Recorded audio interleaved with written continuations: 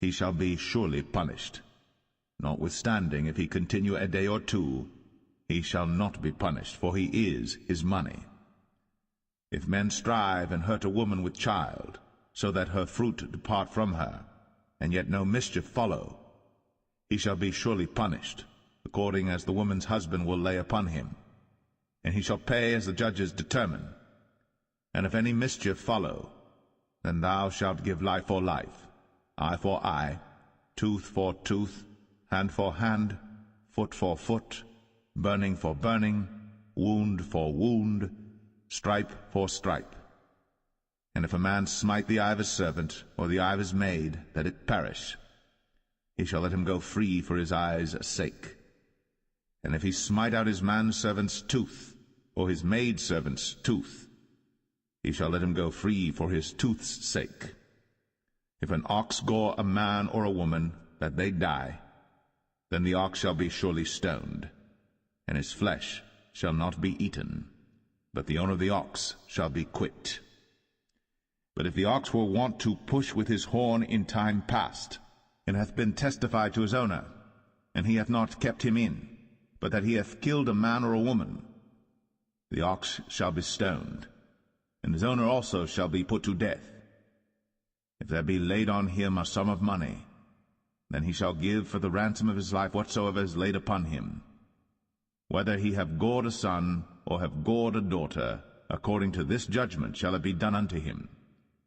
If the ox shall push a manservant or a maidservant, he shall give unto their master 30 shekels of silver, and the ox shall be stoned. And if a man shall open a pit, or if a man shall dig a pit, and not cover it, and an ox or an ass fall therein, the owner of the pit shall make it good, and give money unto the owner of them, and the dead beast shall be his. And if one man's ox hurt another's, that he die, then they shall sell the live ox, and divide the money of it, and the dead ox also they shall divide. For if it be known that the ox hath used to push in time past, and his owner hath not kept him in, he shall surely pay ox for ox, and the dead shall be his own.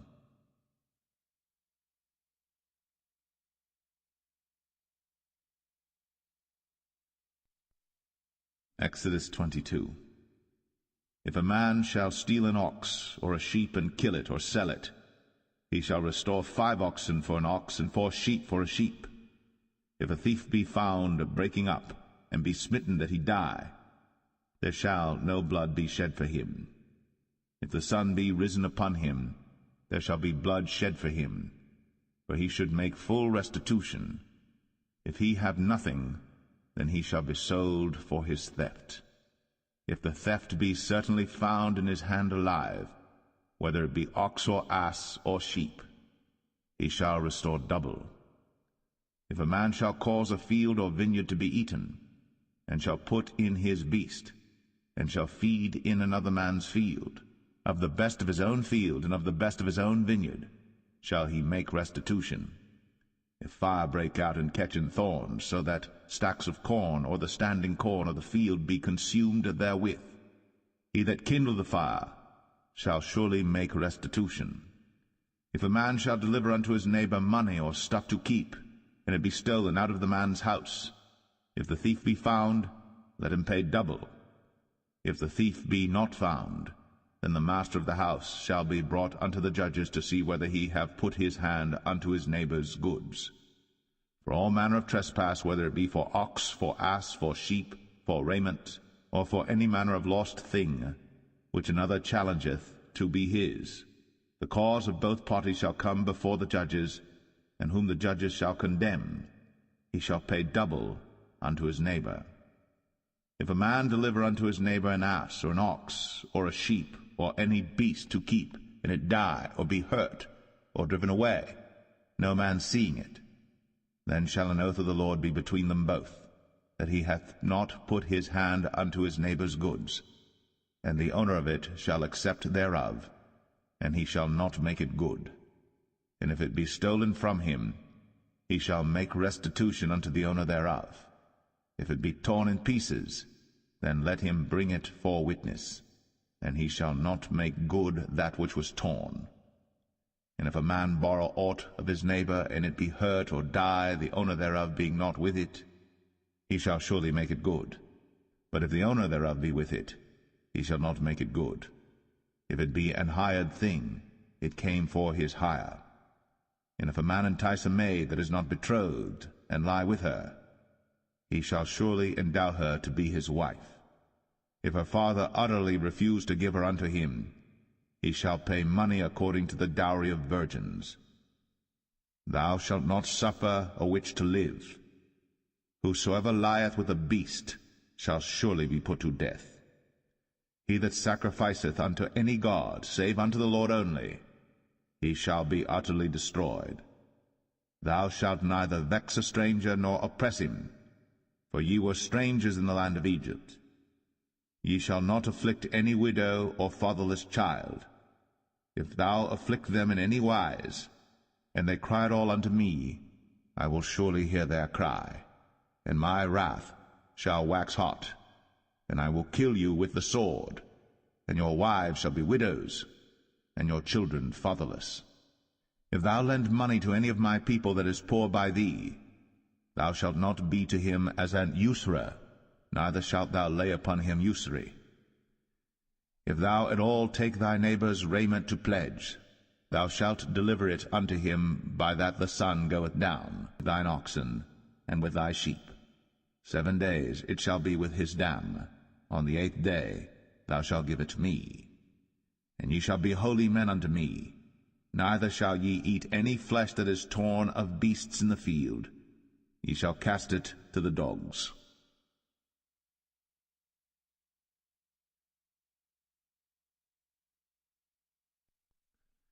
Exodus 23. Thou shalt not raise a false report. Put not thine hand with the wicked to be an unrighteous witness. Thou shalt not follow a multitude to do evil. Neither shalt thou speak in a cause to decline after many to wrest judgment. Neither shalt thou countenance a poor man in his cause. If thou meet thine enemy's ox or his ass going astray, thou shalt surely bring it back to him again. If thou see the ass of him that hateth thee lying under his burden, and wouldest forbear to help him, thou shalt surely help with him. Thou shalt not wrest the judgment of thy poor in his cause. Keep thee far from a false matter, and the innocent and righteous slay thou not, for I will not justify the wicked. And thou shalt take no gift, for the gift blindeth the wise, and perverteth the words of the righteous. Also, thou shalt not oppress a stranger, for ye know the heart of a stranger, seeing ye were strangers in the land of Egypt. And 6 years thou shalt sow thy land, and shalt gather in the fruits thereof. But the 7th year thou shalt let it rest and lie still, that the poor of thy people may eat, and what they leave the beasts of the field shall eat. In like manner thou shalt deal with thy vineyard, and with thy oliveyard. 6 days thou shalt do thy work, and on the 7th day thou shalt rest, that thine ox and thine ass may rest, and the son of thy handmaid, and the stranger may be refreshed. And in all things to you be circumspect, and make no mention of the name of other gods, neither let it be heard out of thy mouth. 3 times thou shalt keep a feast unto me in the year. Thou shalt keep the feast of unleavened bread. Thou shalt eat unleavened bread 7 days, as I commanded thee, in the time appointed of the month Abib. For in it thou camest out from Egypt, and none shall appear before me empty. And the feast of harvest, the firstfruits of thy labors, which thou hast sown in the field, and the feast of ingathering, which is in the end of the year, when thou hast gathered in thy labors out of the field. 3 times in the year all thy males shall appear before the Lord God. Thou shalt not offer the blood of my sacrifice with leavened bread, neither shall the fat of my sacrifice remain until the morning. The first of the firstfruits of thy land thou shalt bring into the house of the Lord thy God. Thou shalt not see the kid in his mother's milk. Behold, I send an angel before thee, to keep thee in the way, and to bring thee into the place which I have prepared. Beware of him, and obey his voice. Provoke him not, for he will not pardon your transgressions, for my name is in him. But if thou shalt indeed obey his voice, and do all that I speak, then I will be an enemy unto thine enemies, and an adversary unto thine adversaries. For mine angel shall go before thee, and bring thee in unto the Amorites, and the Hittites, and the Perizzites, and the Canaanites, the Hivites, and the Jebusites, and I will cut them off. Thou shalt not bow down to their gods, nor serve them, nor do after their works, but thou shalt utterly overthrow them, and quite break down their images. And ye shall serve the Lord your God, and he shall bless thy bread and thy water, and I will take sickness away from the midst of thee. There shall nothing cast their young, nor be barren in thy land. The number of thy days I will fulfill.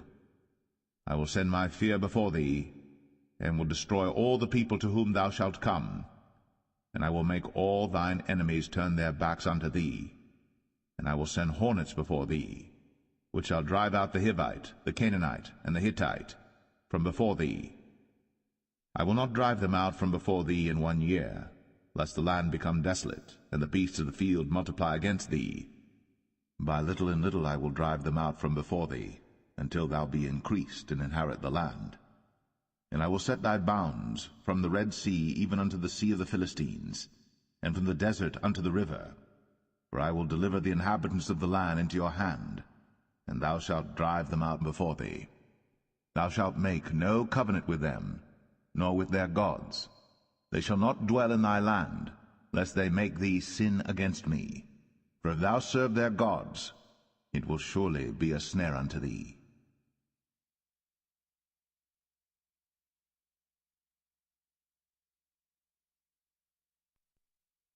Exodus 24. And he said unto Moses, Come up unto the Lord, thou and Aaron, Nadab and Abihu, and 70 of the elders of Israel, and worship ye afar off. And Moses alone shall come near the Lord, but they shall not come nigh, neither shall the people go up with him. And Moses came, and told the people all the words of the Lord, and all the judgments, and all the people answered with one voice, and said, All the words which the Lord hath said will we do. And Moses wrote all the words of the Lord, and rose up early in the morning, and builded an altar under the hill, and 12 pillars according to the 12 tribes of Israel. And he sent young men of the children of Israel, which offered burnt offerings, and sacrificed peace offerings of oxen unto the Lord. And Moses took half of the blood, and put it in basins, and half of the blood he sprinkled on the altar.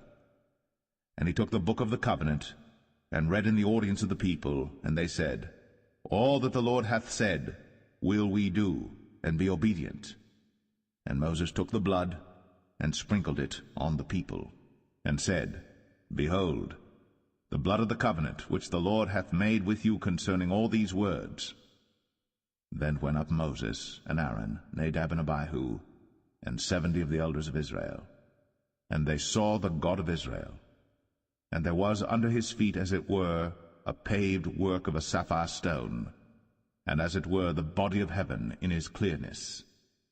And upon the nobles of the children of Israel he laid not his hand. Also they saw God, and did eat and drink. And the Lord said unto Moses, Come up to me into the mount, and be there. And I will give thee tables of stone, and a law and commandments which I have written, that thou mayest teach them. And Moses rose up, and his minister Joshua, and Moses went up into the mount of God. And he said unto the elders, Tarry ye here for us, until we come again unto you. And behold, Aaron and Hur are with you. If any man have any matters to do, let him come unto them. And Moses went up into the mount, and a cloud covered the mount. And the glory of the Lord abode upon Mount Sinai, and the cloud covered it 6 days. And the 7th day he called unto Moses out of the midst of the cloud. And the sight of the glory of the Lord was like devouring fire on the top of the mount in the eyes of the children of Israel. And Moses went into the midst of the cloud, and gat him up into the mount. And Moses was in the mount 40 days, 40 nights.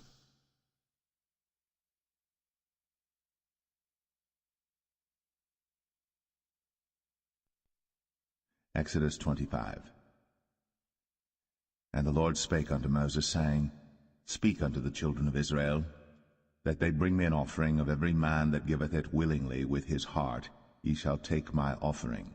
And this is the offering which ye shall take of them: gold, and silver, and brass, and blue, and purple, and scarlet, and fine linen, and goat's hair, and rams' skins dyed red, and badgers' skins, and shittim wood, oil for the light, spices for anointing oil, and for sweet incense, onyx stones, and stones to be set and in the breastplate.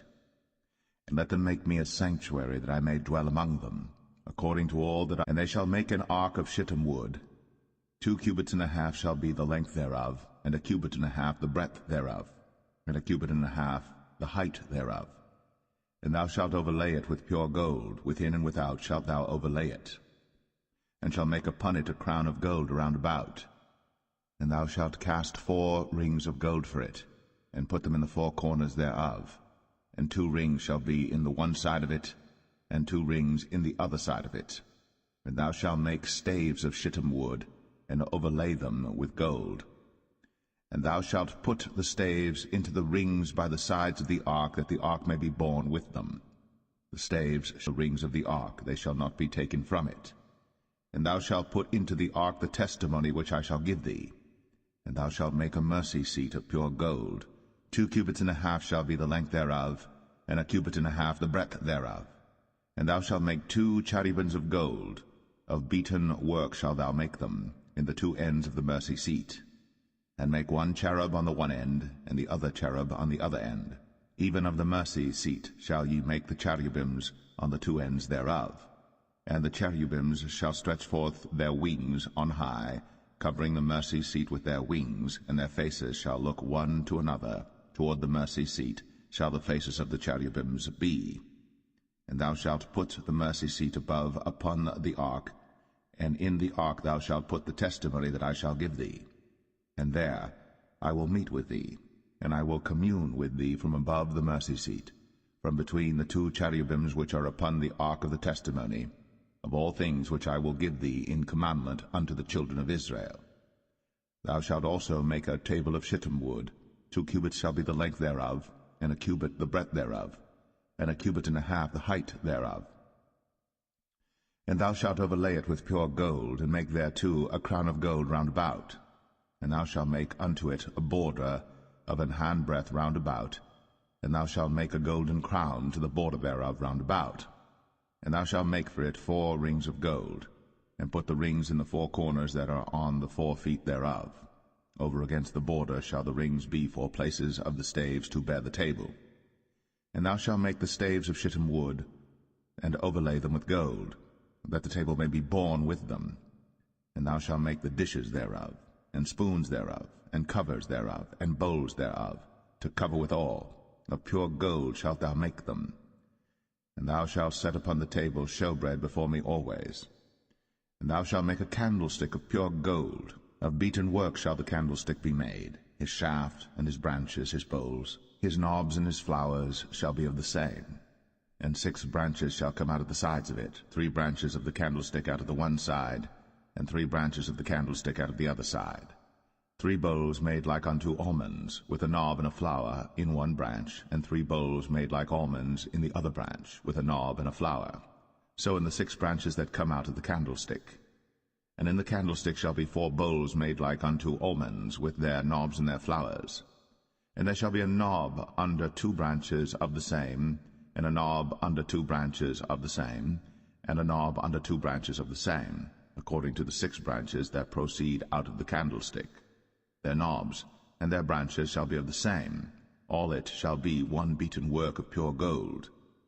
And thou shalt make the 7 lamps thereof, and they shall light the lamps thereof, that they may give light over against it. And the tongs thereof, and the snuff dishes thereof, shall be of pure gold. Of a talent of pure gold shall he make it with all these vessels.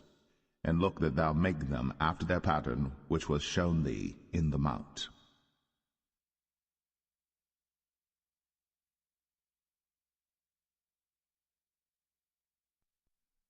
Exodus 26.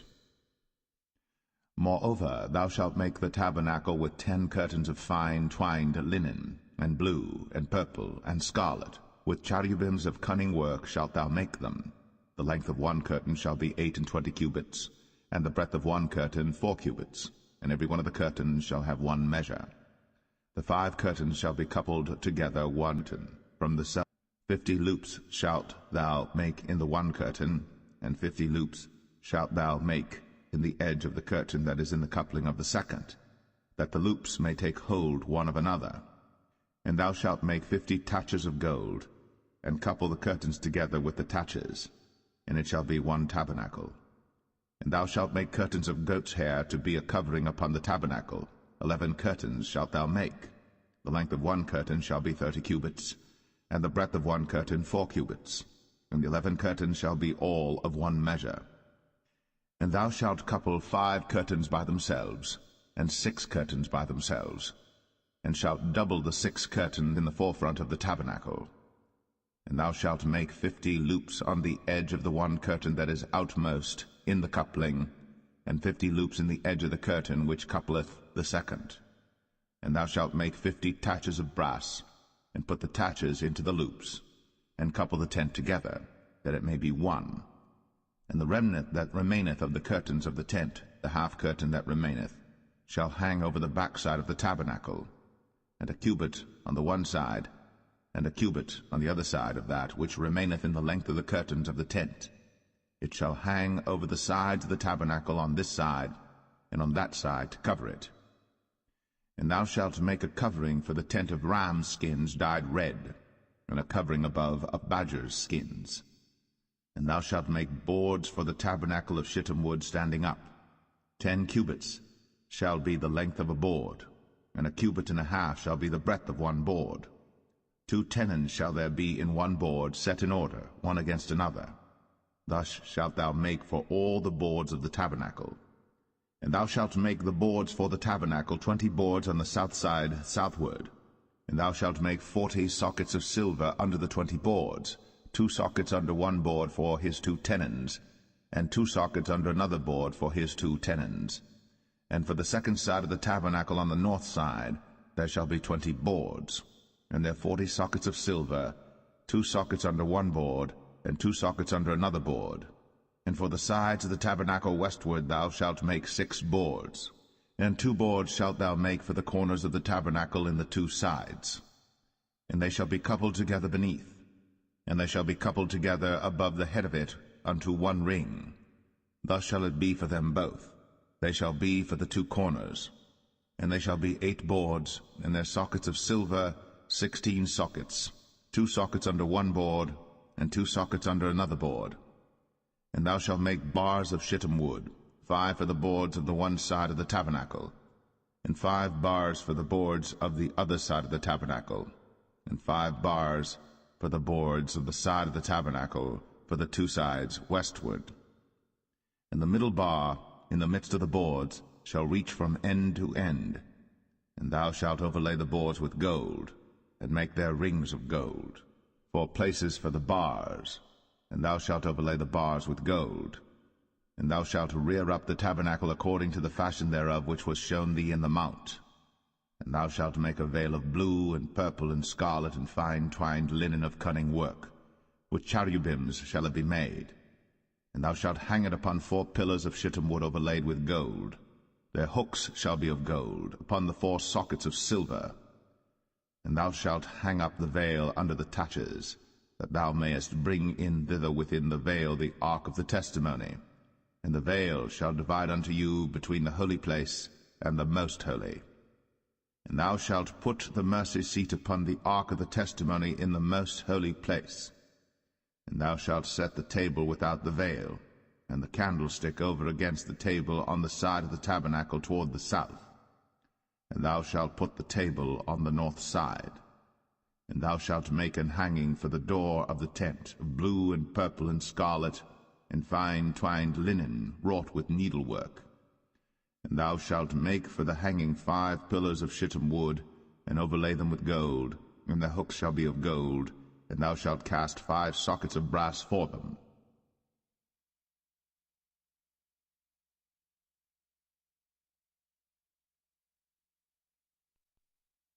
Exodus 27. And thou shalt make an altar of shittim wood, 5 cubits long and 5 cubits broad. The altar shall be 4 square, and the height thereof shall be 3 cubits. And thou shalt make the horns of it upon the 4 corners thereof. His horns shall be of the same, and thou shalt overlay it with brass. And thou shalt make his pans to receive his ashes, and his shovels, and his basins, and his flesh hooks, and his fire pans. All the vessels thereof thou shalt make of brass. And thou shalt make for it a grate of network of brass, and upon the net shalt thou make 4 brazen rings in the 4 corners thereof. And thou shalt put it under the compass of the altar beneath, that the net may be even to the midst of the altar. And thou shalt make staves for the altar, staves of shittim wood, and overlay them with brass. And the staves shall be put into the rings, and the staves shall be upon the 2 sides of the altar to bear it. Hollow with boards shalt thou make it, as it was shown thee in the mount, so shall they make it. And thou shalt make the court of the tabernacle for the south side. Southward there shall be hangings for the court of fine twined linen, of 100 cubits long for one side. And the 20 pillars thereof, and their 20 sockets shall be of brass. The hooks of the pillars, and their fillets, shall be of silver. And likewise for the north side in length there shall be hangings of 100 cubits long, and his 20 pillars, and their 20 sockets of brass, the hooks of the pillars, and their fillets of silver. And for the breadth of the court on the west side shall be hangings of 50 cubits, their pillars 10, and their sockets 10. And the breadth of the court on the east side eastward shall be 50 cubits. The hangings of one side of the gate shall be 15 cubits, their pillars 3, and their sockets 3. And on the other side shall be hangings 15 cubits, their pillars 3, and their sockets 3. And for the gate of the court shall be an hanging of 20 cubits of blue, and purple, and scarlet, and fine twined linen, wrought with needlework, and their pillars shall be 4, and their sockets 4. All the pillars round about the court shall be filleted with silver. Their hooks shall be of silver, and their sockets of brass. The length of the court shall be 100 cubits, and the breadth 50 everywhere, and the height 5 cubits of fine twined linen, and their sockets of brass. All the vessels of the tabernacle, and all the service thereof, and all the pins thereof, and all the pins of the court shall be of brass. And thou shalt command the children of Israel that they bring thee pure oil, olive beaten for the light, to cause the lamp to burn always. In the tabernacle of the congregation without the veil, which is before the testimony, Aaron and his sons shall order it from evening to morning before the Lord. It shall be a statute forever unto their generations on the behalf of the children of Israel.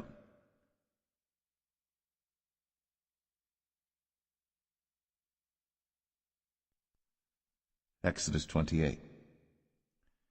And take thou unto thee Aaron thy brother, and his sons with him, from among the children of Israel, that he may minister unto me in the priest's office, even Aaron, Nadab, and Abihu, Eleazar, and Ithamar, Aaron's sons. And thou shalt make holy garments for Aaron thy brother, for glory and for beauty. And thou shalt speak unto all that are wise-hearted, whom I have filled with the spirit of wisdom, that they may make Aaron's garments to consecrate him, that he may minister unto me in the priest's office.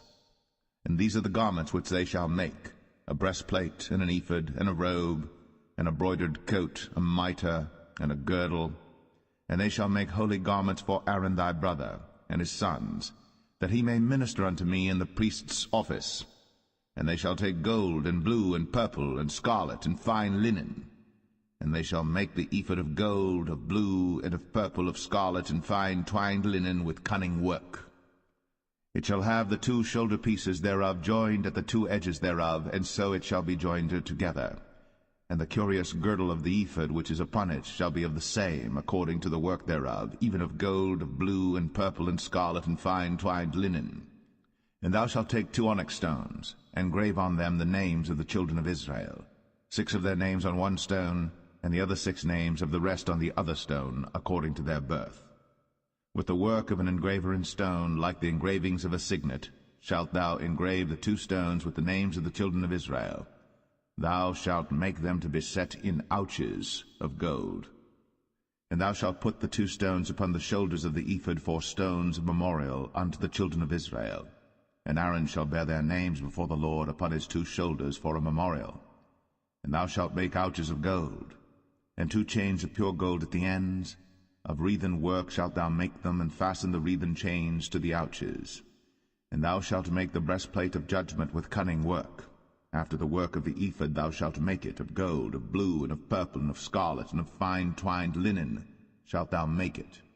4 square it shall be, being doubled. A span shall be the length thereof, and a span shall be the breadth thereof.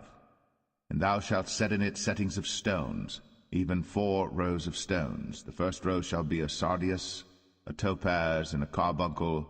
This shall be the first row. And the second row shall be an emerald, a sapphire, and a diamond. And the third row a ligure, an agate, and an amethyst.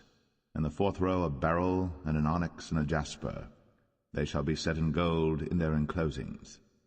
And the stone shall be with the names of the children of Israel, 12 according to their names, like the engravings of a signet. Every one with his name shall they be according to the 12 tribes. And thou shalt make upon the breastplate chains at the ends of wreathen work of pure gold.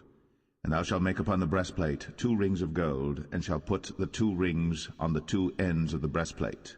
And thou shalt put the 2 wreathen chains of gold in the 2 rings which are on the ends of the breastplate. And the other 2 ends of the 2 wreathen chains thou shalt fasten in the 2 ouches, and put them on the shoulder pieces of the ephod before it. And thou shalt make 2 rings of gold, and thou shalt put them upon the 2 ends of the breastplate, in the border thereof, which is in the side of the ephod inward. And 2 other rings of gold thou shalt make, and shalt put them on the 2 sides of the ephod underneath, toward the forepart thereof, over against the other coupling thereof, above the curious girdle of the ephod.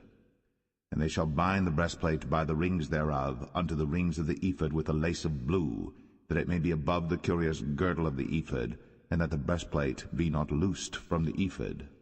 And Aaron shall bear the names of the children of Israel in the breastplate of judgment upon his heart, when he goeth in unto the holy place for a memorial before the Lord continually.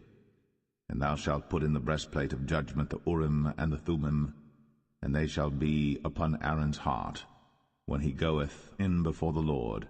And Aaron shall bear the judgment of the children of Israel upon his heart before the Lord continually. And thou shalt make the robe of the ephod all of blue. And there shall be an hole in the top of it, in the midst thereof. It shall have a binding of woven work round about the whole of it, as it were the whole of an habergeon, that it be not rent. And beneath upon the hem of it thou shalt make pomegranates of blue, and of purple, and of scarlet round about the hem thereof, and bells of gold between them round about. A golden bell and a pomegranate, a golden bell and a pomegranate, upon the hem of the robe round about. And it shall be upon Aaron to minister, and his sound shall be heard when he goeth in unto the holy place before the Lord, and when he cometh out, that he die not. And thou shalt make a plate of pure gold, and grave upon it, like the engravings of a signet, holiness to the Lord. And thou shalt put it on a blue lace, that it may be upon the mitre, upon the forefront of the mitre it shall be. And it shall be upon Aaron's forehead, that Aaron may bear the iniquity of the holy things, which the children of Israel shall hallow in all their holy gifts. And it shall be always upon his forehead, that they may be accepted before the Lord. And thou shalt embroider the coat of fine linen, and thou shalt make the mitre of fine linen, and thou shalt make the girdle of needlework. And for Aaron's sons thou shalt make coats, and thou shalt make for them girdles, and bonnets shalt thou make for them for glory and for beauty. And thou shalt put them upon Aaron thy brother, and his sons with him, and shalt anoint them, and consecrate them, and sanctify them, that they may minister unto me in the priest's office. And thou shalt make them linen breeches to cover their nakedness. From the loins even unto the thighs they shall reach. And they shall be upon Aaron and upon his sons when they come in unto the tabernacle of the congregation, or when they come near unto the altar to minister in the holy place, that they bear not iniquity and die. It shall be a statute for ever unto him and his seed after him.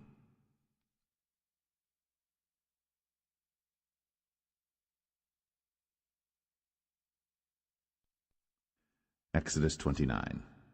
And this is the thing that thou shalt do unto them to hallow them, to minister unto me in the priest's office. Take 1 young bullock, and 2 rams without blemish, and unleavened bread and cakes unleavened, tempered with oil, and wafers unleavened, anointed with oil, of wheaten flour, shalt thou make them. And thou shalt put them into one basket, and bring them in the basket, with the bullock and the 2 rams. And Aaron and his sons thou shalt bring unto the door of the tabernacle of the congregation, and shalt wash them with water. And thou shalt take the garments, and put upon Aaron the coat, and the robe of the ephod, and the breastplate, and gird him with the curious girdle of the ephod. And thou shalt put the mitre upon his head, and put the holy crown upon the mitre. Then shalt thou take the anointing oil, and pour it upon his head, and anoint him. And thou shalt bring his sons, and put coats upon them. And thou shalt gird them with girdles, Aaron and his sons, and put the bonnets on them, and the priest's office shall be theirs for a perpetual statute. And thou shalt consecrate Aaron and his sons.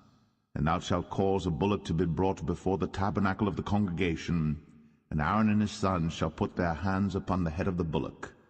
And thou shalt kill the bullock before the Lord, by the door of the tabernacle of the congregation.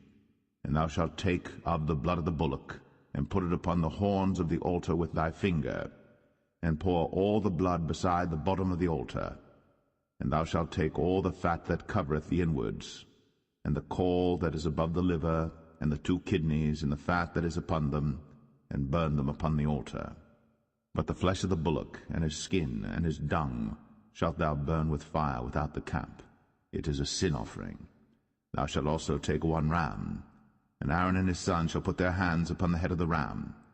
And thou shalt slay the ram, and thou shalt take his blood, and sprinkle it round about upon the altar.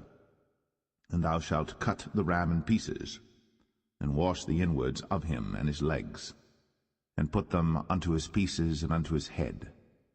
And thou shalt burn the whole ram upon the altar. It is a burnt offering unto the Lord. It is a sweet savour, an offering made by fire unto the Lord. And thou shalt take the other ram, and Aaron and his sons shall put their hands upon the head of the ram. Then shalt thou kill the ram, and take of his blood, and put it upon the tip of the right ear of Aaron, and upon the tip of the right ear of his sons, and upon the thumb of their right hand, and upon the great toe of their right foot, and sprinkle the blood upon the altar round about. And thou shalt take of the blood that is upon the altar, and of the anointing oil, and sprinkle it upon Aaron, and upon his garments, and upon his sons, and upon the garments of his sons with him. And he shall be hallowed, and his garments, and his sons' garments with him. Also thou shalt take of the ram the fat and the rump, and the fat that covereth the inwards, and the caul above the liver, and the 2 kidneys, and the fat that is upon them, and the right shoulder, for it is a ram of consecration. And 1 loaf of bread, and 1 cake of oiled bread, and 1 wafer out of the basket of the unleavened bread that is before the Lord. And thou shalt put all in the hands of Aaron, and in the hands of his sons, and shalt wave them for a wave offering before the Lord. And thou shalt receive them of their hands, and burn them upon the altar for a burnt offering, for a sweet savour before the Lord. It is an offering made by fire unto the Lord. And thou shalt take the breast of the ram of Aaron's consecration, and wave it for a wave offering before the Lord, and it shall be thy part. And thou shalt sanctify the breast of the wave offering, and the shoulder of the heave offering, which is waved, and which is heaved up, of the ram of the consecration, even of that which is for Aaron, and of that which is for his sons. And it shall be Aaron's and his sons by a statute for ever from the children of Israel. For it is an heave offering, and it shall be an heave offering from the children of Israel of the sacrifice of their peace offerings, even their heave offering unto the Lord. And the holy garments of Aaron shall be his sons after him, to be anointed therein, and to be consecrated in them. And that son that is priest in his stead shall put them on 7 days, when he cometh into the tabernacle of the congregation to minister in the holy place. And thou shalt take the ram of the consecration, and seethe his flesh in the holy place. And Aaron and his sons shall eat the flesh of the ram, and the bread that is in the basket by the door of the tabernacle of the congregation. And they shall eat those things wherewith the atonement was made, to consecrate and to sanctify them. But a stranger shall not eat thereof, because they are holy. And if aught of the flesh of the consecrations, or of the bread, remain unto the morning, then thou shalt burn the remainder with fire. It shall not be eaten, because it is holy. And thus shalt thou do unto Aaron and to his sons, according to all things which I have commanded thee. 7 days shalt thou consecrate them. And thou shalt offer every day a bullock for a sin offering, for atonement. And thou shalt cleanse the altar, when thou hast made an atonement for it. And thou shalt anoint it, to sanctify it. 7 days thou shalt make an atonement for the altar, and sanctify it. And it shall be an altar most holy. Whatsoever toucheth the altar shall be holy. Now this is that which thou shalt offer upon the altar: 2 lambs of the first year, day by day, continually. The one lamb thou shalt offer in the morning, and the other lamb thou shalt offer at even. And with the one lamb 1/10 deal of flour mingled with the 4th part of an hin of beaten oil, and the 4th part of an hin of wine for a drink offering. And the other lamb thou shalt offer at even, and shalt do thereto according to the meat offering of the morning, and according to the drink offering thereof, for a sweet savour, an offering made by fire unto the Lord.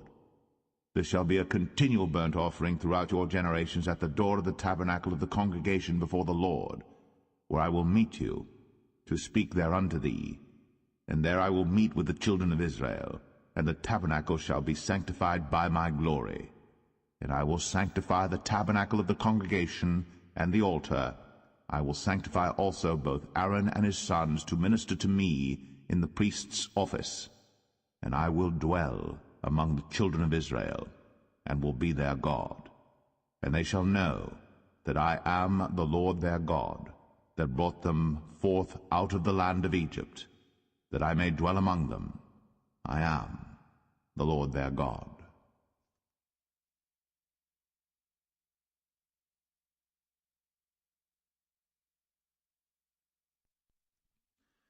Exodus 30. And thou shalt make an altar to burn incense upon.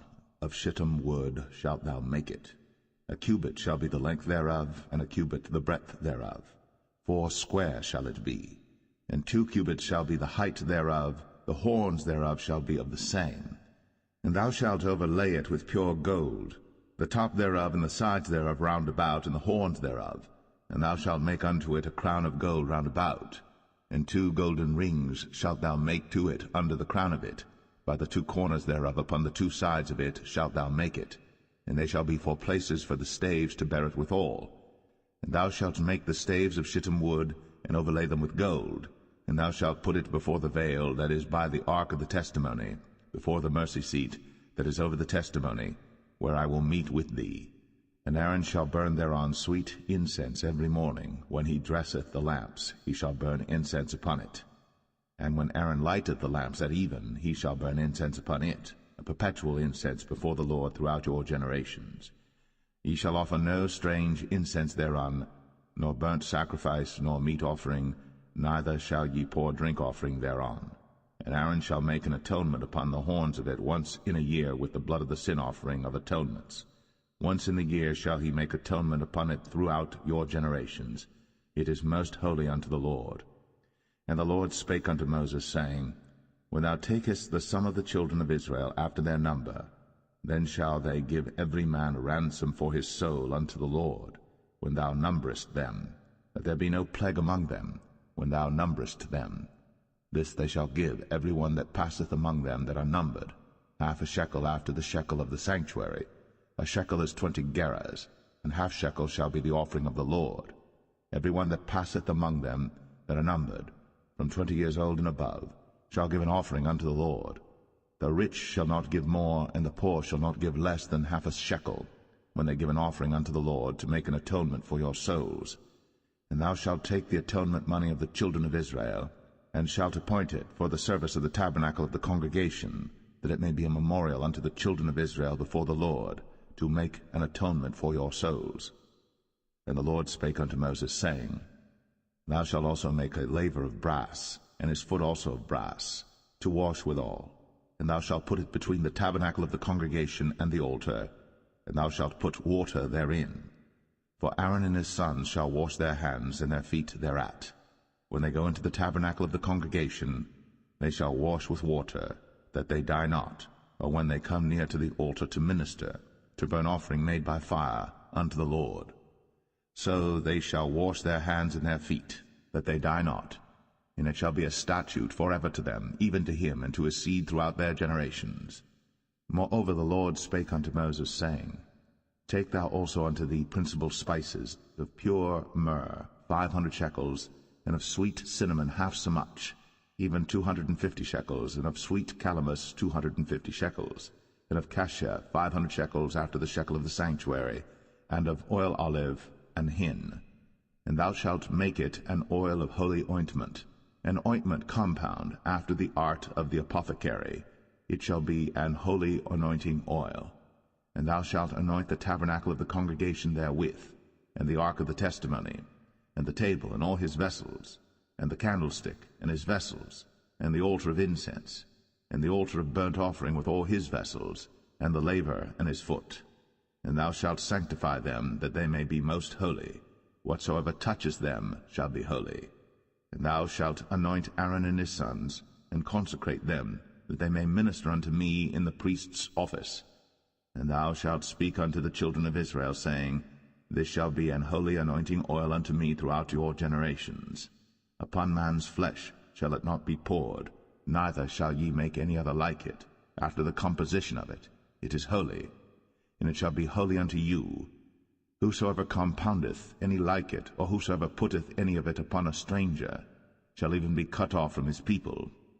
And the Lord said unto Moses, Take unto thee sweet spices, stacte, and onycha, and galbanum, these sweet spices with pure frankincense, of each shall there be a like weight. And thou shalt make it a perfume, a confection after the art of the apothecary, tempered together, pure and holy. And thou shalt beat some of it very small, and put of it before the testimony in the tabernacle of the congregation, where I will meet with thee. It shall be unto you most holy. And as for the perfume which thou shalt make, ye shall not make to yourselves according to the composition thereof. It shall be unto thee holy for the Lord. Whosoever shall make like unto that, to smell thereto, shall even be cut off from his people.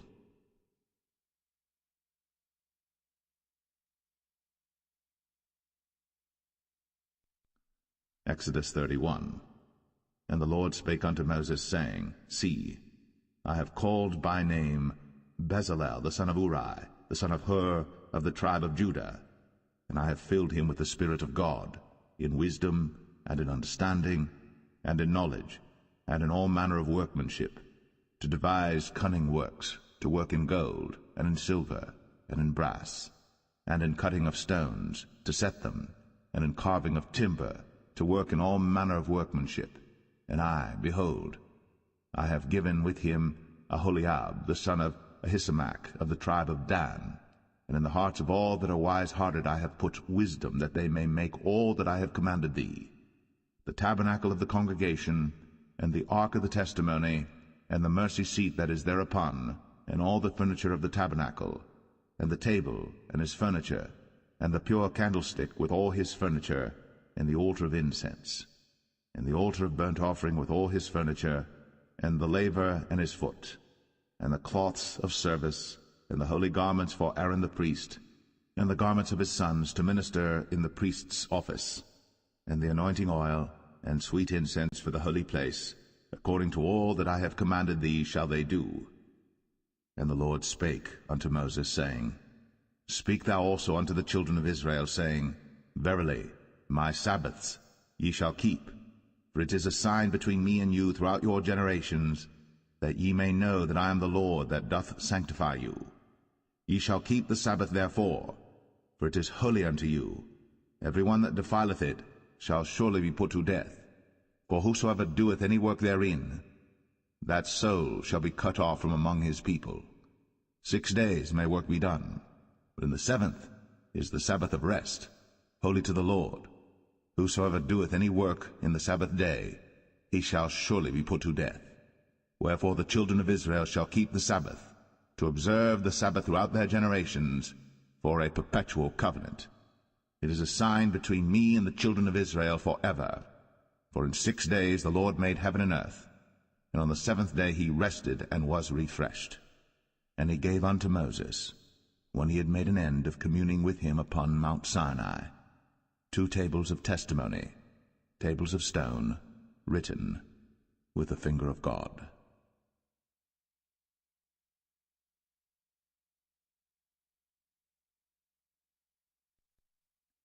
Exodus 32. And when the people saw that Moses delayed to come down out of the mount, the people gathered themselves together unto Aaron, and said unto him, Up, make us gods, which shall go before us. For as for this Moses, the man that brought us up out of the land of Egypt, we wot not what is become of him. And Aaron said unto them, Break off the golden earrings which are in the ears of your wives, of your sons, and of your daughters, and bring them unto me. And all the people brake off the golden earrings which were in their ears, and brought them unto Aaron.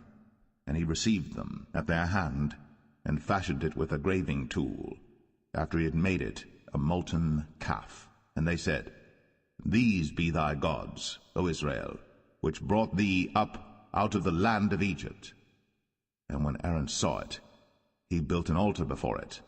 And Aaron made proclamation and said, Tomorrow is a feast to the Lord. And they rose up early on the morrow, and offered burnt offerings, and brought peace offerings. And the people sat down to eat and to drink, and rose up to play. And the Lord said unto Moses, Go, get thee down, for thy people, which thou broughtest out of the land of Egypt, have corrupted themselves. They have turned aside quickly out of the way which I commanded them. They have made them a molten calf, and have worshipped it, and have sacrificed thereunto, and said, These be thy gods, O Israel, which have brought thee up out of the land of Egypt.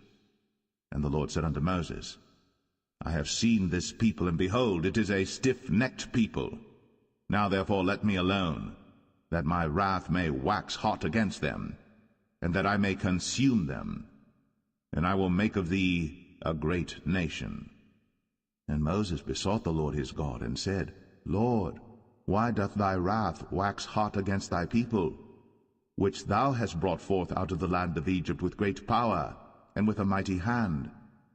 Wherefore should the Egyptians speak and say, For mischief did he bring them out, to slay them in the mountains, and to consume them from the face of the earth?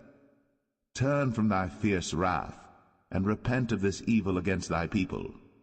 Remember Abraham, Isaac, and Israel, thy servants, to whom thou swarest by thine own self, and saidst unto them, I will multiply your seed as the stars of heaven. And all this land that I have spoken of will I give unto your seed, and they shall inherit it forever. And the Lord repented of the evil which he thought to do unto his people. And Moses turned, and went down from the mount, and the 2 tables of the testimony were in his hand. The tables were written on both their sides. On the one side and on the other were they written. And the tables were the work of God, and the writing was the writing of God, graven upon the tables. And when Joshua heard the noise of the people as they shouted, he said unto Moses, There is a noise of war in the camp. And he said, It is not the voice of them that shout for mastery, neither is it the voice of them that cry for being overcome, but the noise of them that sing do I hear. And it came to pass, as soon as he came nigh unto the camp, that he saw the calf and the dancing. And Moses' anger waxed hot, and he cast the tables out of his hands, and brake them beneath the mount. And he took the calf which they had made, and burnt it in the fire, and ground it to powder, and strawed it upon the water, and made the children of Israel drink of it. And Moses said unto Aaron, What did this people unto thee, that thou hast brought so great a sin upon them? And Aaron said, Let not the anger of my Lord wax hot. Thou knowest the people, that they are set on mischief. For they said unto me, Make us gods, which shall go before us. For as for this Moses, the man that brought us up out of the land of Egypt, we wot not what is become of him. And I said unto them, Whosoever hath any gold, let them break it off. So they gave it to me. Then I cast it into the fire, and there came out this calf.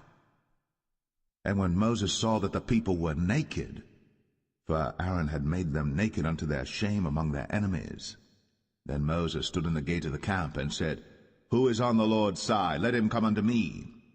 And all the sons of Levi gathered themselves together unto him.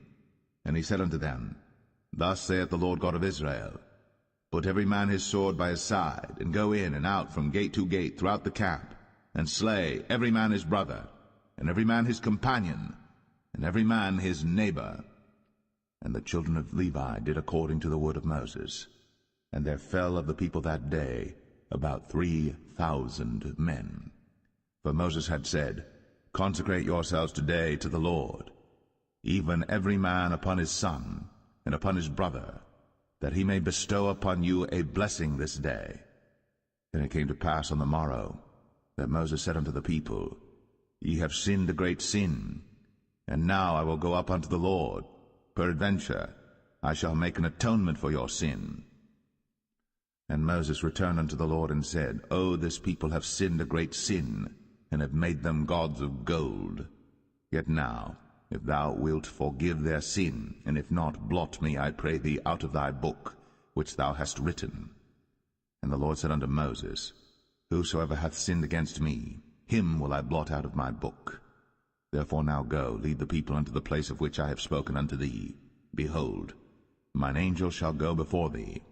Nevertheless, in the day when I visit, I will visit their sin upon them.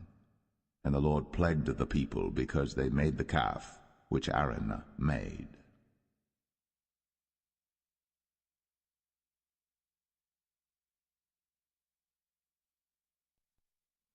Exodus 33. And the Lord said unto Moses, Depart, and go up hence, thou and the people which thou hast brought up out of the land of Egypt, unto the land which I sware unto Abraham, to Isaac, and to Jacob, saying, Unto thy seed will I give it. And I will send an angel before thee, and I will drive out the Canaanite, the Amorite, and the Hittite, and the Perizzite, the Hivite, and the Jebusite, unto a land flowing with milk and honey. For I will not go up in the midst of thee, for thou art a stiff-necked people, lest I consume thee in the way. And when the people heard these evil tidings, they mourned, and no man did put on him his ornaments. For the Lord had said unto Moses, Say unto the children of Israel, Ye are a stiff-necked people. I will come up into the midst of thee in a moment, and consume thee. Therefore now put off thy ornaments from thee, that I may know what to do unto thee. And the children of Israel stripped themselves of their ornaments by the Mount Horeb. And Moses took the tabernacle, and pitched it without the camp, afar off from the camp, and called it the tabernacle of the congregation. And it came to pass that every one which sought the Lord went out unto the tabernacle of the congregation, which was without the camp. And it came to pass, when Moses went out unto the tabernacle, that all the people rose up, and stood every man at his tent door, and looked after Moses, until he was gone into the tabernacle. And it came to pass, as Moses entered into the tabernacle, the cloudy pillar descended, and stood at the door of the tabernacle, and the Lord talked with Moses. And all the people saw the cloudy pillar stand at the tabernacle door. And all the people rose up and worshipped, every man in his tent door. And the Lord spake unto Moses face to face, as a man speaketh unto his friend. And he turned again into the camp. But his servant Joshua the son of Nun, a young man, departed not out of the tabernacle. And Moses said unto the Lord, See, thou sayest unto me, Bring up this people, and thou hast not let me know whom thou wilt send with me. Yet thou hast said, I know thee by name, and thou hast also found grace in my sight. Now therefore, I pray thee, if I have found grace in thy sight, show me now thy way, that I may know thee, that I may find grace in thy sight, and consider that this nation is thy people. And he said, My presence shall go with thee, and I will give thee rest. And he said unto him, If thy presence go not with me, carry us not up hence. For wherein shall it be known here that I and thy people have found grace in thy sight? Is it not in that thou goest with us? So shall we be separated, I and thy people, from all the people that are upon the face of the earth. And the Lord said unto Moses, I will do this thing also that thou hast spoken, for thou hast found grace in my sight, and I know thee by name. And he said, I beseech thee, show me thy glory. And he said, I will make all my goodness pass before thee, and I will proclaim the name of the Lord before thee, and will be gracious to whom I will be gracious, and will show mercy on whom I will show mercy. And he said, Thou canst not see my face, for there shall no man see me and live. And the Lord said, Behold, there is a place by me, and thou shalt stand upon a rock. And it shall come to pass, while my glory passeth by, that I will put thee in a cleft of the rock, and will cover thee with my hand while I pass by. And I will take away mine hand, and thou shalt see my back parts, but my face shall not be seen.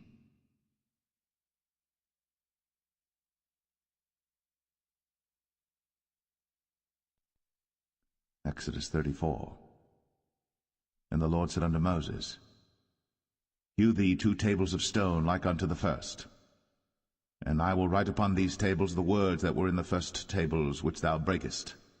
And be ready in the morning, and come up in the morning unto Mount Sinai, and present thyself there to me in the top of the mount. And no man shall come up with thee, neither let any man be seen throughout all the mount. Neither let the flocks nor herds feed before that mount.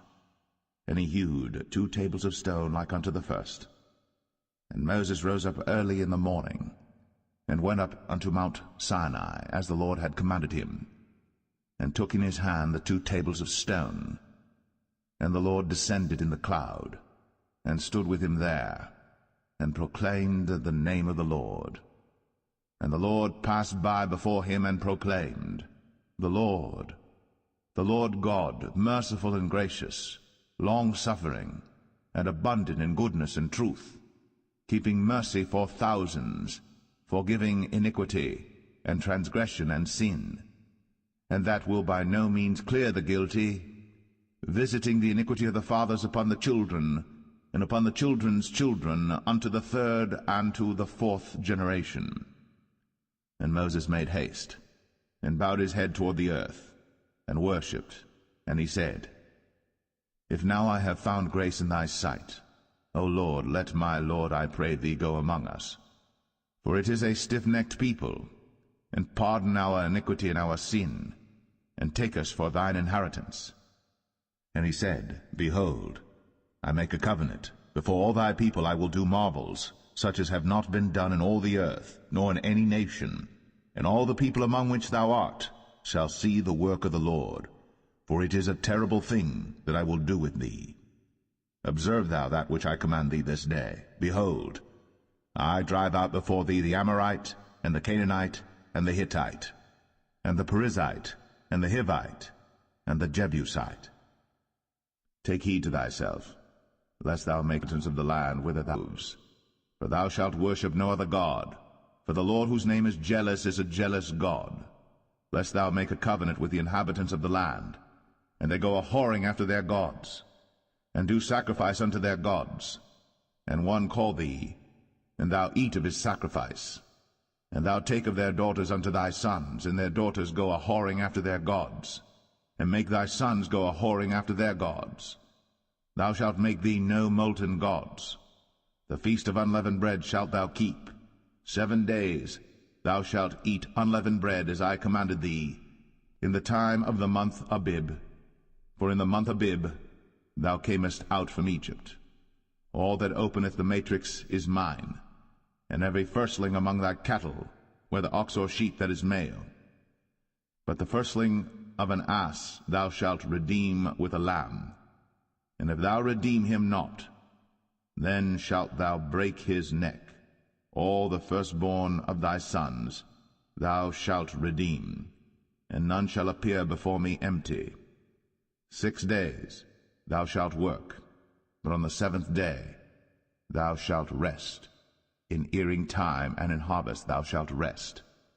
And thou shalt observe the feast of weeks, of the firstfruits of wheat harvest, and the feast of ingathering at the year's end. Thrice in the year shall all your men-children appear before the Lord God, the God of Israel. For I will cast out the nations before thee, and enlarge thy borders. Neither shall any man desire thy land, when thou shalt go up to appear before the Lord thy God thrice in the year. Thou shalt not offer the blood of my sacrifice with leaven, neither shall the sacrifice of the feast of the Passover be left unto the morning. The first of the firstfruits of thy land thou shalt bring unto the house of the Lord thy God. Thou shalt not see the kid in his mother's milk. And the Lord said unto Moses, Write thou these words, for after the tenor of these words I have made a covenant with thee and with Israel. And he was there with the Lord 40 days and 40 nights. He did neither eat bread nor drink water. And he wrote upon the tables the words of the covenant, the 10 commandments. And it came to pass, when Moses came down from Mount Sinai, with the 2 tables of testimony in Moses' hand, when he came down from the mount, that Moses wist not that the skin of his face shone, while he talked with them. And when Aaron and all the children of Israel saw Moses, behold, the skin of his face shone, and they were afraid to come nigh him. And Moses called unto them, and Aaron and all the rulers of the congregation returned unto him. And Moses talked with them, and afterward all the children of Israel came nigh, and he gave them in commandment all that the Lord had spoken with him in Mount Sinai. Until Moses had done speaking with them, he put a veil on his face.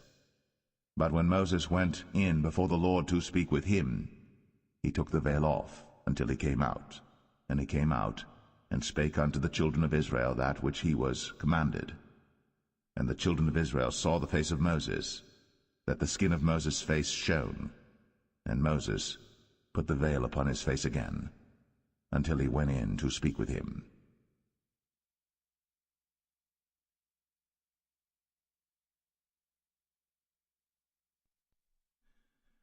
Exodus 35. And Moses gathered all the congregation of the children of Israel together, and said unto them, These are the words which the Lord hath commanded, that ye should do them. 6 days shall work be done, but on the 7th day there shall be to you an holy day, a Sabbath of rest to the Lord. Whosoever doeth work therein shall be put to death. Ye shall kindle no fire throughout your habitations upon the Sabbath day. And Moses spake unto all the congregation of the children of Israel, saying, This is the thing which the Lord commanded, saying, Take ye from among you an offering unto the Lord. Whosoever is of a willing heart, let him bring it, an offering of the Lord, gold and silver and brass, and blue and purple and scarlet and fine linen and goat's hair, and rams' skins dyed red, and badgers' skins, and shittim wood, and oil for the light, and spices for anointing oil, and for the sweet incense, and onyx stones, and stones to be set for the ephod and for the breastplate. And every wise-hearted among you shall come, and make all that the Lord hath commanded, the tabernacle, his tent, and his covering, his taches, and his boards, his bars, his pillars, and his sockets, the ark and the staves thereof, with the mercy seat and the veil of the covering, the table and his staves, and all his vessels, and the showbread, the candlestick also for the light, and his furniture, and his lamps, with the oil for the light, and the incense altar, and his staves, and the anointing oil, and the sweet incense, and the hanging for the door at the entering in of the tabernacle, the altar of burnt offering, with his brazen grate, his staves, and all his vessels, the laver and his foot, the hangings of the court, his pillars, and their sockets, and the hanging for the door of the court, the pins of the tabernacle, and the pins of the court, and their cords, the cloths of service, to do service in the holy place, the holy garments for Aaron the priest, and the garments of his sons to minister in the priest's office. And all the congregation of the children of Israel departed from the presence of Moses. And they came, every one whose heart stirred him up, and every one whom his spirit made willing. And they brought the Lord's offering to the work of the tabernacle of the congregation, and for all his service, and for the holy garments. And they came, both men and women, as many as were willing-hearted, and brought bracelets and earrings and rings and tablets, all jewels of gold. And every man that offered an offering of gold unto the Lord. And every man with whom was found blue and purple and scarlet and fine linen and goat's hair, and red skins of rams and badgers' skins brought them. Every one that did offer an offering of silver and brass brought the Lord's offering, And every man with whom was found shittim wood for any work of the service brought it. And all the women that were wise-hearted did spin with their hands, and brought that which they had spun, both of blue and of purple and of scarlet and of fine linen. And all the women whose heart stirred them up in wisdom spun goat's hair. And the rulers brought onyx stones, and stones to be set for the ephod and for the breastplate, and spice, and oil for the light, and for the anointing oil, and for the sweet incense. The children of Israel brought a willing offering unto the Lord, every man and woman whose heart made them willing to bring for all manner of work, which the Lord had commanded to be made by the hand of Moses. And Moses said unto the children of Israel, See, the Lord hath called by name Bezalel the son of Uri, the son of Hur, of the tribe of Judah. And he hath filled him with the Spirit of God in wisdom, in understanding, and in knowledge, and in all manner of workmanship, and to devise curious works, to work in gold, and in silver, and in brass, and in the cutting of stones, to set them, and in carving of wood, to make any manner of cunning work. And he hath put in his heart that he may teach, both he and Aholiab, the son of Ahisamach, of the tribe of Dan. Them hath he filled with wisdom of heart, to work all manner of work, of the engraver, and of the cunning workman, and of the embroiderer, in blue, and in purple, and scarlet, and in fine linen, and of the weaver, even of them that do any work, and of those that devise cunning work.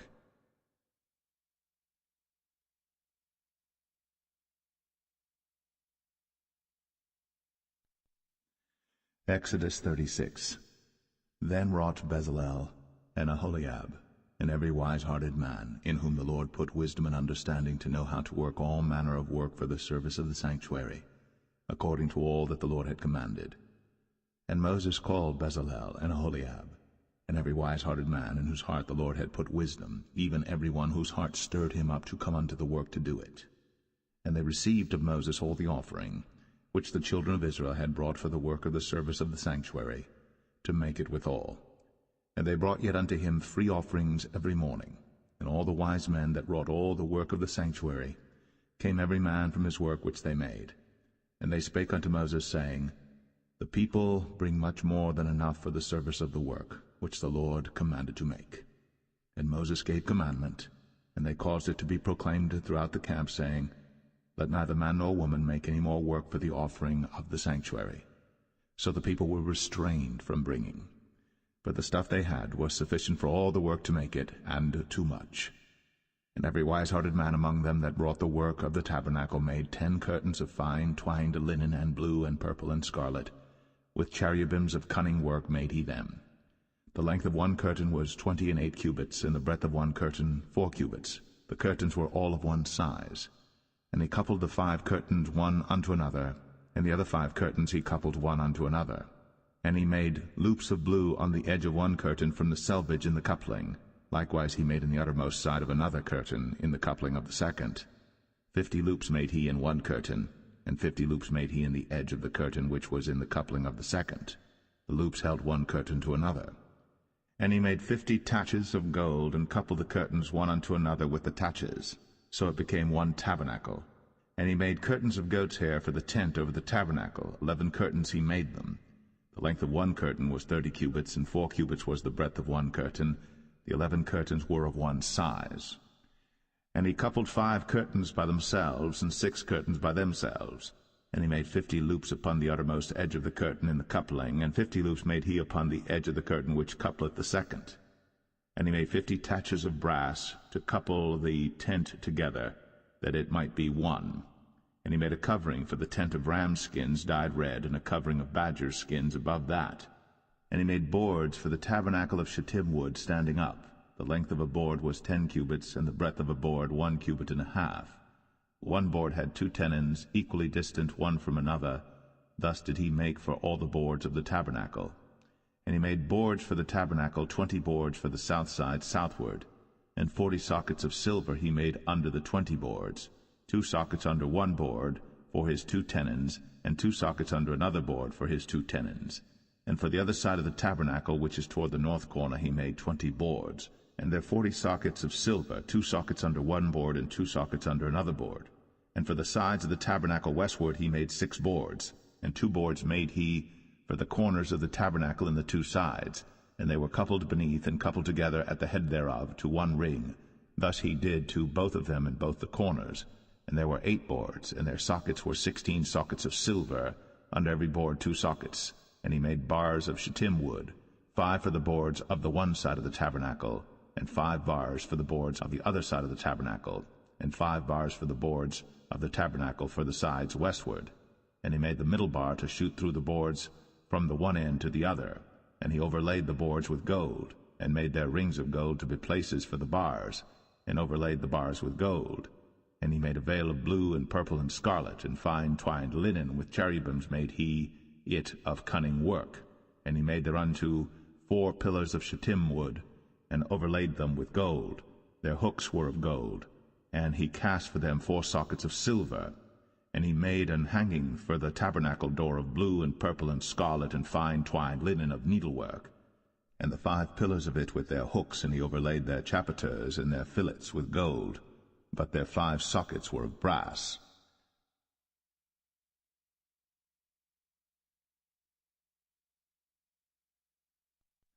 Exodus 37.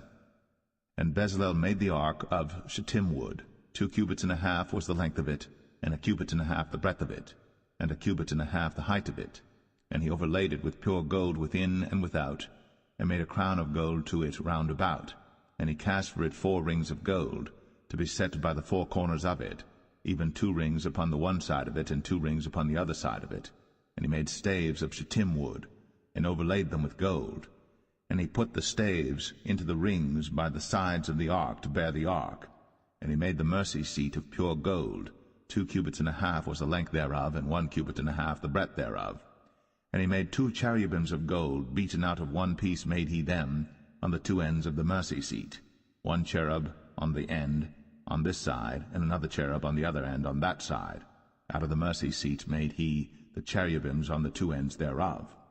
And the cherubims spread out their wings on high, and covered with their wings over the mercy seat, with their faces one to another. Even to the mercy seatward were the faces of the cherubims. And he made the table of shittim wood. 2 cubits was the length thereof, and a cubit the breadth thereof, and a cubit and a half the height thereof. And he overlaid it with pure gold, and made thereunto a crown of gold round about. Also he made thereunto a border of an handbreadth round about, and made a crown of gold for the border thereof round about. And he cast for it 4 rings of gold, and put the rings upon the 4 corners that were in the 4 feet thereof. Over against the border were the rings, the places for the staves to bear the table.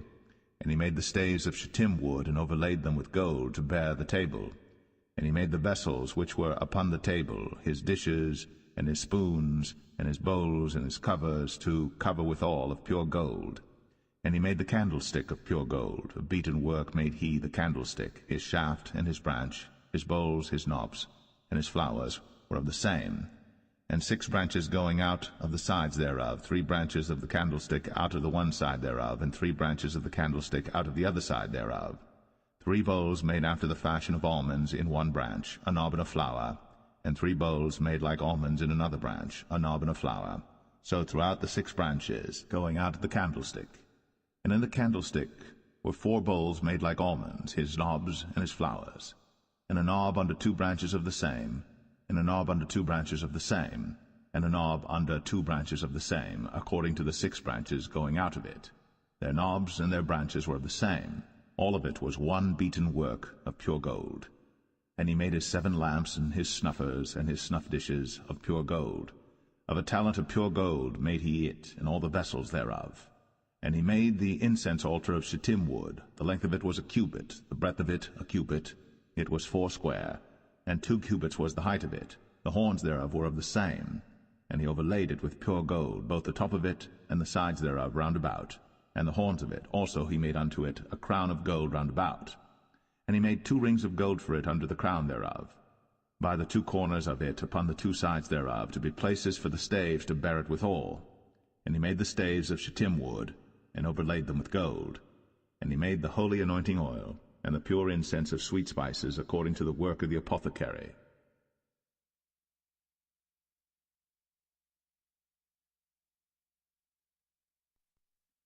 Exodus 38. And he made the altar of burnt offering of shittim wood. 5 cubits was the length thereof, and 5 cubits the breadth thereof. It was foursquare, and 3 cubits the height thereof. And he made the horns thereof on the 4 corners of it. The horns thereof were of the same, and he overlaid it with brass. And he made all the vessels of the altar, the pots and the shovels and the basins and the flesh hooks, and the firepans, all the vessels thereof made he of brass. And he made for the altar a brazen grate of network under the compass thereof, beneath unto the midst of it. And he cast 4 rings for the 4 ends of the grate of brass, to be places for the staves. And he made the staves of shittim wood, and overlaid them with brass. And he put the staves into the rings on the sides of the altar, to bear it withal. He made the altar hollow with boards. And he made the laver of brass, and the foot of it of brass, of the looking glasses of the women assembling, which assembled at the door of the tabernacle of the congregation. And he made the court. On the south side southward the hangings of the court were of fine twined linen, 100 cubits. Their pillars were 20, and their brazen sockets 20. The hooks of the pillars and their fillets were of silver. And for the north side the hangings were 100 cubits, their pillars were 20, and their sockets of brass 20. The hooks of the pillars and their fillets of silver. And for the west side were hangings of 50 cubits, their pillars 10, and their sockets 10, the hooks of the pillars and their fillets of silver. And for the east side eastward 50 cubits. The hangings of the one side of the gate were 15 cubits, their pillars 3, and their sockets 3. And for the other side of the court gate, on this hand and that hand, were hangings of 15 cubits, their pillars 3, and their sockets 3. All the hangings of the court round about were of fine twined linen, and the sockets for the pillars were of brass, the hooks of the pillars and their fillets of silver, and the overlaying of their chapiters of silver, and all the pillars of the court were filleted with silver. And the hanging for the gate of the court was needlework, of blue and purple and scarlet and fine twined linen, and 20 cubits was the length, and the height and the breadth was 5 cubits, answerable to the hangings of the court. And their pillars were 4, and their sockets of brass 4, their hooks of silver, and the overlaying of their chapiters and their fillets of silver. And all the pins of the tabernacle and of the court round about were of brass. This is the sum of the tabernacle, even of the tabernacle of testimony, as it was counted, according to the commandment of Moses, for the service of the Levites, by the hand of Ithamar, son to Aaron the priest. And Bezalel, the son of Uri, the son of Hur, of the tribe of Judah, made all that the Lord commanded Moses. And with him was Aholiab, son of Ahisamach, of the tribe of Dan, an engraver, and a cunning workman, and an embroiderer in blue, and in purple, and in scarlet, and fine linen. All the gold that was occupied for the work, and all the work of the holy place, even the gold of the offering, was 29 talents, and 730 shekels after the shekel of the sanctuary. And the silver of them that were numbered of the congregation was 100 talents, and 1,760 shekels after the shekel of the sanctuary. A bekah for every man, that is, half a shekel, after the shekel of the sanctuary, for every one that went to be numbered, from 20 years old and upward, for 600,000 and 3,550 men. And of the 100 talents of silver were cast the sockets of the sanctuary, and the sockets of the veil, and 100 sockets of the 100 talents, a talent for a socket. And of the 1,775 shekels he made hooks for the pillars, and overlaid their chapiters, and filleted them. And the brass of the offering was 70 talents, and 2,400 shekels. And therewith he made the sockets to the door of the tabernacle of the congregation, and the brazen altar, and the brazen grate for it, and all the vessels of the altar, and the sockets of the court round about, and the sockets of the court gate, and all the pins of the tabernacle, and all the pins of the court round about.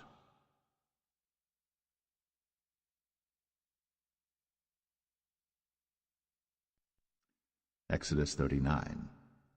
And of the blue, and purple, and scarlet they made cloths of service, to do service in the holy place, and made the holy garments for Aaron, as the Lord commanded Moses. And he made the ephod of gold, blue, and purple, and scarlet, and fine twined linen. And they did beat the gold into thin plates, and cut it into wires, to work it in the blue, and in the purple, and in the scarlet, and in the fine linen, with cunning work. They made shoulder pieces for it, to couple it together. By the 2 edges was it coupled together. And the curious girdle of his ephod that was upon it was of the same, according to the work thereof, of gold, blue, and purple, and scarlet, and fine twined linen, as the Lord commanded Moses. And they wrought onyx stones enclosed in ouches of gold, graven as signets are graven, with the names of the children of Israel.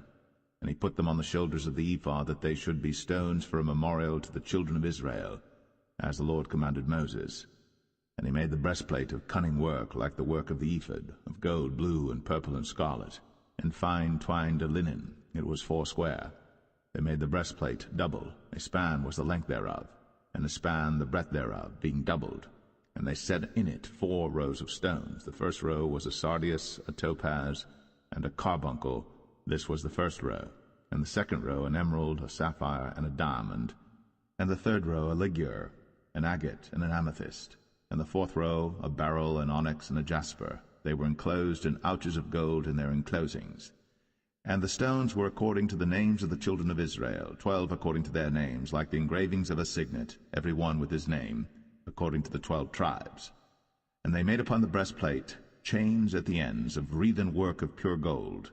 And they made 2 ouches of gold and 2 gold rings, and put the 2 rings in the 2 ends of the breastplate. And they put the 2 wreathen chains of gold in the 2 rings on the ends of the breastplate. And the 2 ends of the 2 wreathen chains they fastened in the 2 ouches, and put them on the shoulder pieces of the ephod before it. And they made 2 rings of gold, and put them on the 2 ends of the breastplate, upon the border of it, which was on the side of the ephod inward. And they made 2 other golden rings, and put them on the 2 sides of the ephod underneath, toward the forepart of it, over against the other coupling thereof, above the curious girdle of the ephod. And they did bind the breastplate by his rings unto the rings of the ephod with a lace of blue, that it might be above the curious girdle of the ephod, and that the breastplate might not be loosed from the ephod, as the Lord commanded Moses. And he made the robe of the ephod of woven work, all of blue. And there was an hole in the midst of the robe, as the hole of an habergeon, with a band round about the hole, that it should not rend. And they made upon the hems of the robe pomegranates of blue and purple and scarlet, and twined linen. And they made bells of pure gold, and put the bells between the pomegranates upon the hem of the robe, round about between the pomegranates. A bell and a pomegranate, a bell and a pomegranate, round about the hem of the robe to minister in, as the Lord commanded Moses. And they made coats of fine linen of woven work for Aaron and for his sons, and a mitre of fine linen, and goodly bonnets of fine linen, and linen breeches of fine twined linen, and a girdle of fine twined linen, and blue and purple and scarlet of needlework, as the Lord commanded Moses.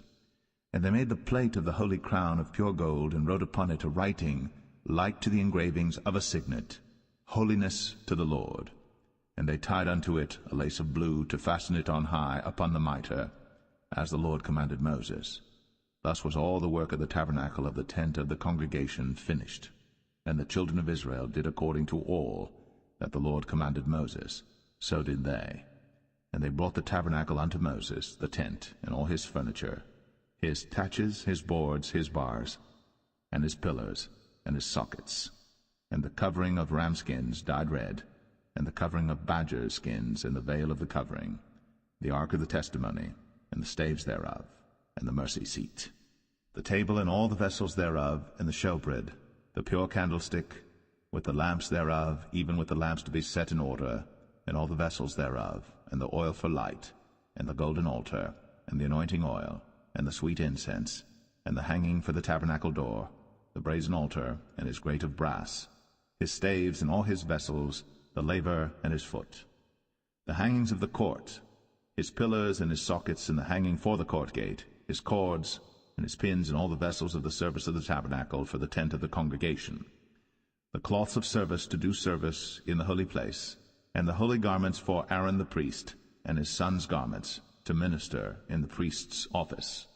According to all that the Lord commanded Moses, so the children of Israel made all the work.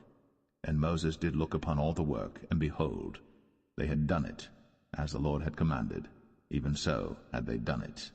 And Moses blessed them.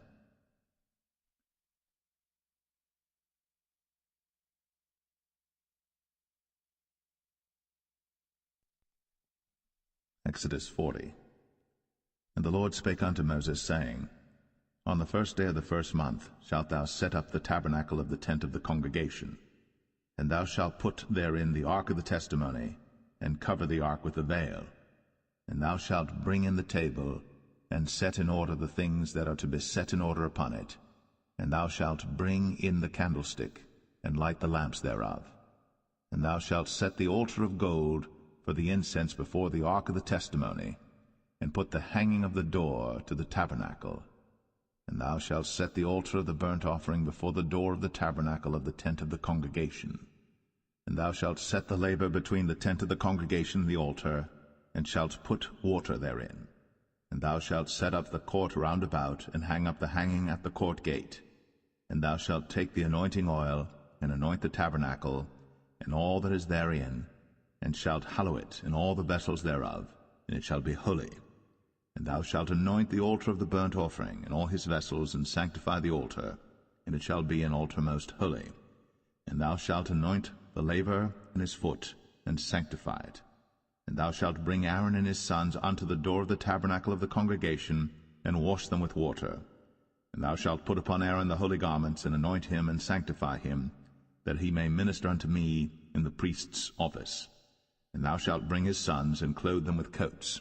And thou shalt anoint them, as thou didst anoint their father, that they may minister unto me in the priest's office, for their anointing shall surely be an everlasting priesthood throughout their generations. Thus did Moses. According to all that the Lord commanded him, so did he. And it came to pass in the 1st month, in the 2nd year, on the 1st day of the month, that the tabernacle was reared up. And Moses reared up the tabernacle, and fastened his sockets, and set up the boards thereof, and put in the bars thereof, and reared up his pillars. And he spread abroad the tent over the tabernacle, and put the covering of the tent above upon it, as the Lord commanded Moses. And he took and put the testimony into the ark, and set the staves on the ark, and put the mercy seat above upon the ark. And he brought the ark into the tabernacle, and set up the veil of the covering, and covered the ark of the testimony, as the Lord commanded Moses. And he put the table in the tent of the congregation upon the side of the tabernacle northward without the veil. And he set the bread in order upon it before the Lord, as the Lord had commanded Moses. And he put the candlestick in the tent of the congregation over against the table on the side of the tabernacle southward. And he lighted the lamps before the Lord, as the Lord commanded Moses. And he put the golden altar in the tent of the congregation before the veil. And he burnt sweet incense thereon, as the Lord commanded Moses. And he set up the hanging at the door of the tabernacle.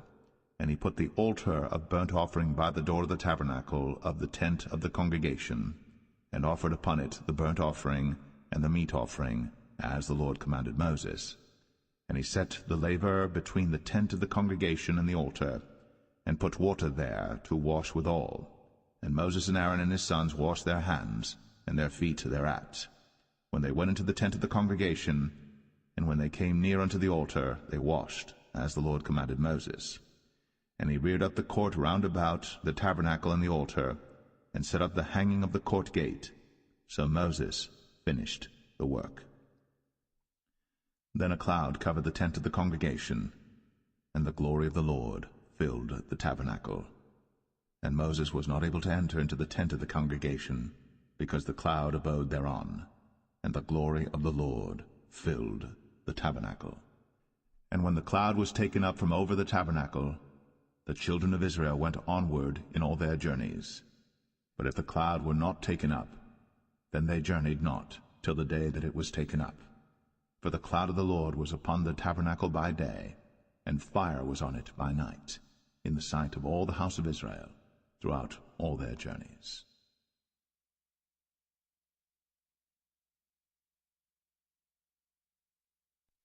The Book of Leviticus, chapter 1.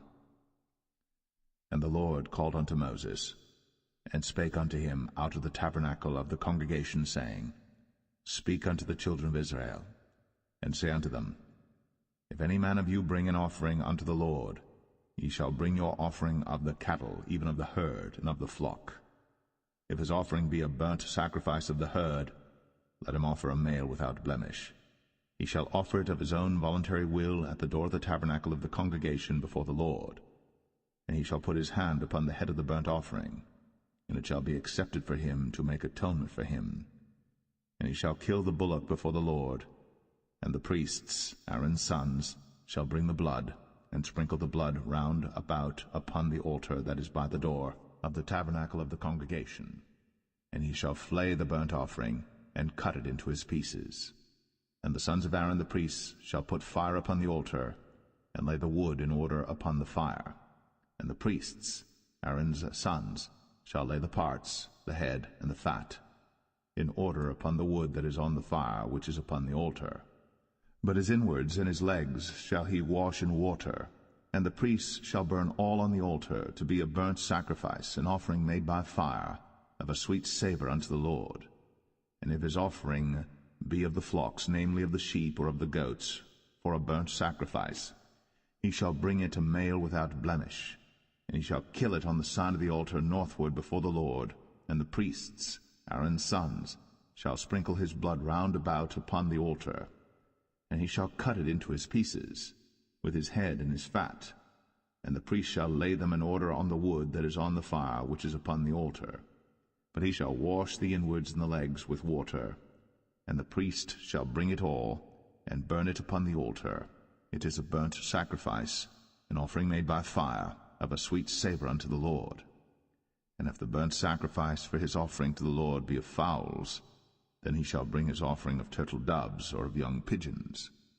And the priest shall bring it unto the altar, and wring off his head, and burn it on the altar, and the blood thereof shall be wrung out at the side of the altar. And he shall pluck away his crop with his feathers, and cast it beside the altar on the east part, by the place of the ashes. And he shall cleave it with the wings thereof, but shall not divide it asunder, and the priest shall burn it upon the altar, upon the wood that is upon the fire. It is a burnt sacrifice, an offering made by fire, of a sweet savour unto the Lord.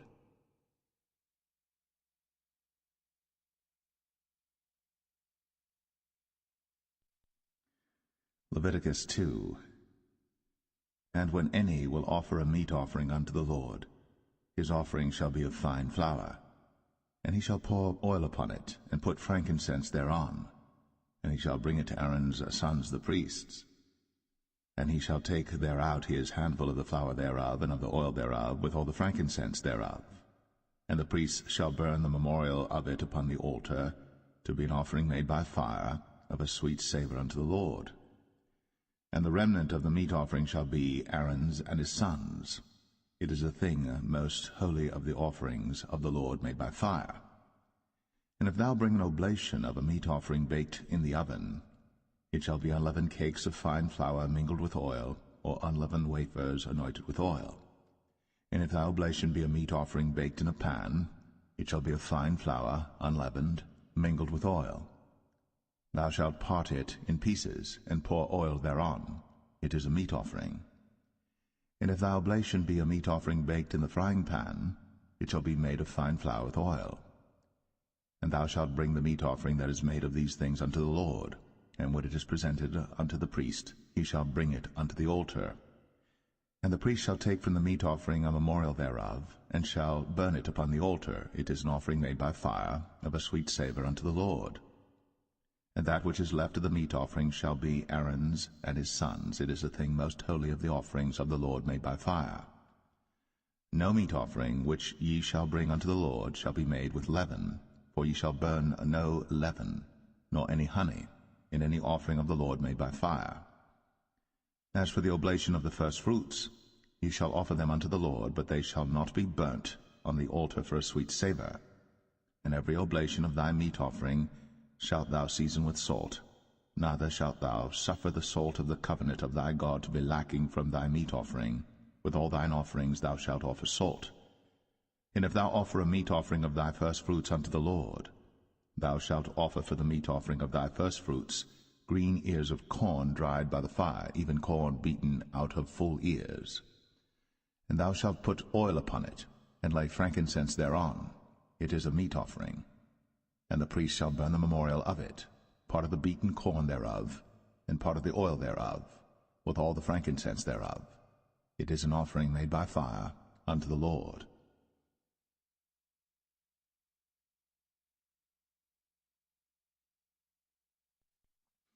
Leviticus 3. And if his oblation be a sacrifice of peace offering, If he offer it of the herd, whether it be a male or female, he shall offer it without blemish before the Lord. And he shall lay his hand upon the head of his offering, and kill it at the door of the tabernacle of the congregation. And Aaron's sons the priests shall sprinkle the blood upon the altar round about. And he shall offer of the sacrifice of the peace offering an offering made by fire unto the Lord, the fat that covereth the inwards, and all the fat that is upon the inwards, and the 2 kidneys, and the fat that is on them, which is by the flanks, and the caul above the liver, with the kidneys, it shall he take away. And Aaron's sons shall burn it on the altar upon the burnt sacrifice which is upon the wood that is on the fire. It is an offering made by fire, of a sweet savour unto the Lord. And if his offering for a sacrifice of peace offering unto the Lord be of the flock, male or female, he shall offer it without blemish. If he offer a lamb for his offering, then shall he offer it before the Lord. And he shall lay his hand upon the head of his offering, and kill it before the tabernacle of the congregation.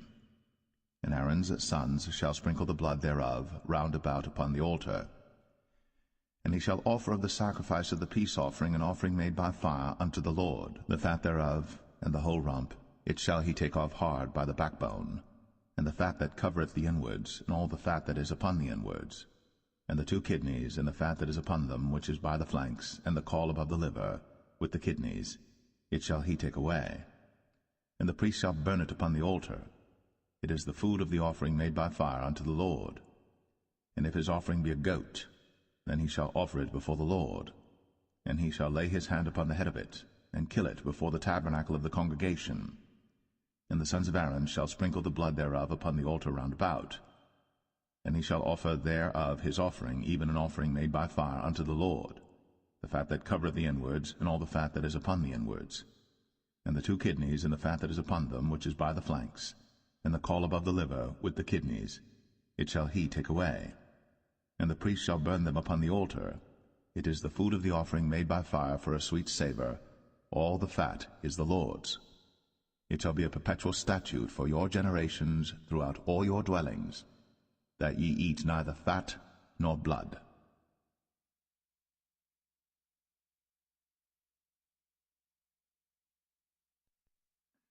Leviticus 4.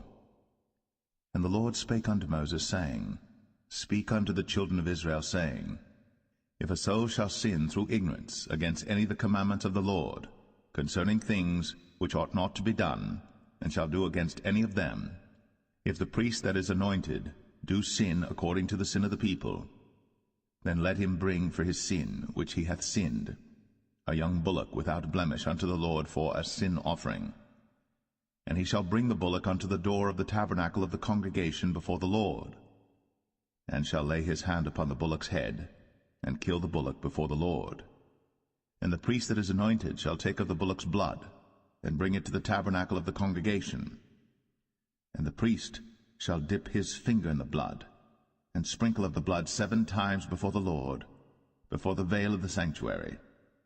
And the priest shall put some of the blood upon the horns of the altar of sweet incense before the Lord, which is in the tabernacle of the congregation, and shall pour all the blood of the bullock at the bottom of the altar of the burnt offering, which is at the door of the tabernacle of the congregation. And he shall take off from it all the fat of the bullock for the sin offering, the fat that covereth the inwards, and all the fat that is upon the inwards, and the 2 kidneys, and the fat that is upon them, which is by the flanks, and the caul above the liver, with the kidneys, it shall he take away, as it was taken off from the bullock of the sacrifice of peace offerings. And the priest shall burn them upon the altar of the burnt offering. And the skin of the bullock, and all his flesh, with his head, and with his legs, and his inwards, and his dung, even the whole bullock shall he carry forth without the camp unto a clean place, where the ashes are poured out, and burn him on the wood with fire. Where the ashes are poured out shall he be burnt. And if the whole congregation of Israel sin through ignorance, and the thing be hid from the eyes of the assembly, and they have done somewhat against any of the commandments of the Lord concerning things which should not be done, and are guilty, when the sin which they have sinned against it is known, then the congregation shall offer a young bullock for the sin, and bring him before the tabernacle of the congregation. And the elders of the congregation shall lay their hands upon the head of the bullock before the Lord, and the bullock shall be killed before the Lord. And the priest that is anointed shall bring of the bullock's blood to the tabernacle of the congregation. And the priest shall dip his finger in some of the blood, and sprinkle it 7 times before the Lord, even before the veil. And he shall put some of the blood upon the horns of the altar which is before the Lord, that is, in the tabernacle of the congregation, and shall pour out all the blood at the bottom of the altar of the burnt offering, which is at the door of the tabernacle of the congregation. And he shall take all his fat from him, and burn it upon the altar. And he shall do with the bullock as he did with the bullock for a sin offering. So shall he do with this. And the priest shall make an atonement for them, and it shall be forgiven them. And he shall carry forth the bullock without the camp, and burn him as he burned the first bullock. It is a sin offering for the congregation. When a ruler hath sinned, and done somewhat through ignorance against any of the commandments of the Lord his God, concerning things which should not be done, and is guilty, or if his sin, wherein he hath sinned, come to his knowledge, he shall bring his offering, a kid of the goats, a male without blemish. And he shall lay his hand upon the head of the goat, and kill it in the place where they killed the burnt offering before the Lord. It is a sin offering. And the priest shall take of the blood of the sin offering with his finger, and put it upon the horns of the altar of burnt offering, and shall pour out his blood at the bottom of the altar of burnt offering. And he shall burn all his fat upon the altar, as the fat of the sacrifice of peace offerings. And the priest shall make an atonement for him as concerning his sin, and it shall be forgiven him. And if any one of the common people sin through ignorance, while he doeth somewhat against any of the commandments of the Lord concerning things which ought not to be done, and be guilty, or if his sin, which he hath sinned, come to his knowledge, then he shall bring his offering, a kid of the goats, a female without blemish, for his sin, which he hath sinned. And he shall lay his hand upon the head of the sin offering, and slay the sin offering in the place of the burnt offering. And the priest shall take of the blood thereof with his finger, and put it upon the horns of the altar of burnt offering, and shall pour out all the blood thereof at the bottom of the altar. And he shall take away all the fat thereof, as the fat is taken away from off the sacrifice of peace offerings. And the priest shall burn it upon the altar for a sweet savour unto the Lord. And the priest shall make an atonement for him, and it shall be forgiven him. And if he bring a lamb for a sin offering, he shall bring it a female without blemish. And he shall lay his hand upon the head of the sin offering, and slay it for a sin offering in the place where they kill the burnt offering. And the priest shall take of the blood of the sin offering with his finger, and put it upon the horns of the altar of burnt offering, and shall pour out all the blood thereof at the bottom of the altar. And he shall take away all the fat thereof, as the fat of the lamb is taken away from the sacrifice of the peace offerings. And the priest shall burn them upon the altar according to the offerings made by fire unto the Lord. And the priest shall make an atonement for his sin that he hath committed, and it shall be forgiven him.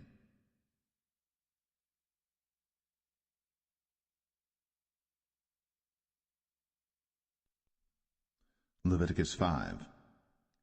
And if a soul sin, and hear the voice of swearing, and is a witness, whether he hath seen or known of it, if he do not utter it, then he shall bear his iniquity. Or if a soul touch any unclean thing, whether it be a carcass of an unclean beast, or a carcass of unclean cattle, or the carcass of unclean creeping things, and if it be hidden from him, he also shall be unclean and guilty. Or if he touch the uncleanness of man, whatsoever uncleanness it be that a man shall be defiled withal, and it be hid from him, when he knoweth of it, then he shall be guilty. Or if a soul swear, pronouncing with his lips to do evil, or to do good, whatsoever it be that a man shall pronounce with an oath, and it be hid from him, when he knoweth of it, then he shall be guilty in one of these. And it shall be, when he shall be guilty in one of these things, that he shall confess that he hath sinned in that thing. And he shall bring his trespass offering unto the Lord for his sin which he hath sinned, a female from the flock, a lamb or a kid of the goats, for a sin offering, and the priest shall make an atonement for him concerning his sin. And if he be not able to bring a lamb, then he shall bring for his trespass which he hath committed 2 turtle doves, or 2 young pigeons unto the Lord, one for a sin offering, and the other for a burnt offering. And he shall bring them unto the priest, who shall offer that which is for the sin offering first, and wring off his head from his neck, but shall not divide it asunder. And he shall sprinkle of the blood of the sin offering upon the side of the altar, and the rest of the blood shall be wrung out at the bottom of the altar. It is a sin offering. And he shall offer the second for a burnt offering according to the manner, and the priest shall make an atonement for him for his sin which he hath sinned, and it shall be forgiven him. But if he be not able to bring 2 turtle doves or 2 young pigeons, then he that sinned shall bring for his offering the 10th part of an ephah of fine flour for a sin offering. He shall put no oil upon it, neither shall he put any frankincense thereon, for it is a sin offering. Then shall he bring it to the priest, and the priest shall take his handful of it, even a memorial thereof, and burn it on the altar, according to the offerings made by fire unto the Lord. It is a sin offering. And the priest shall make an atonement for him as touching his sin that he hath sinned in one of these, and it shall be forgiven him. And the remnant shall be the priest's, as a meat offering. And the Lord spake unto Moses, saying, If a soul commit a trespass, and sin through ignorance in the holy things of the Lord, then he shall bring for his trespass unto the Lord a ram without blemish out of the flocks, with thy estimation by shekels of silver, after the shekel of the sanctuary, for a trespass offering. And he shall make amends for the harm that he hath done in the holy thing, and shall add the 5th part thereto, and give it unto the priest. And the priest shall make an atonement for him with the ram of the trespass offering, and it shall be forgiven him. And if a soul sin, and commit any of these things which are forbidden to be done by the commandments of the Lord, though he wist it not, yet is he guilty, and shall bear his iniquity. And he shall bring a ram without blemish out of the flock, with thy estimation, for a trespass offering unto the priest.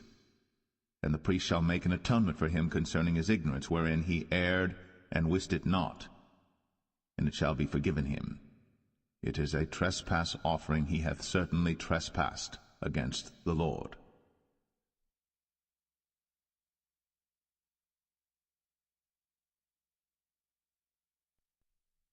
Leviticus 6.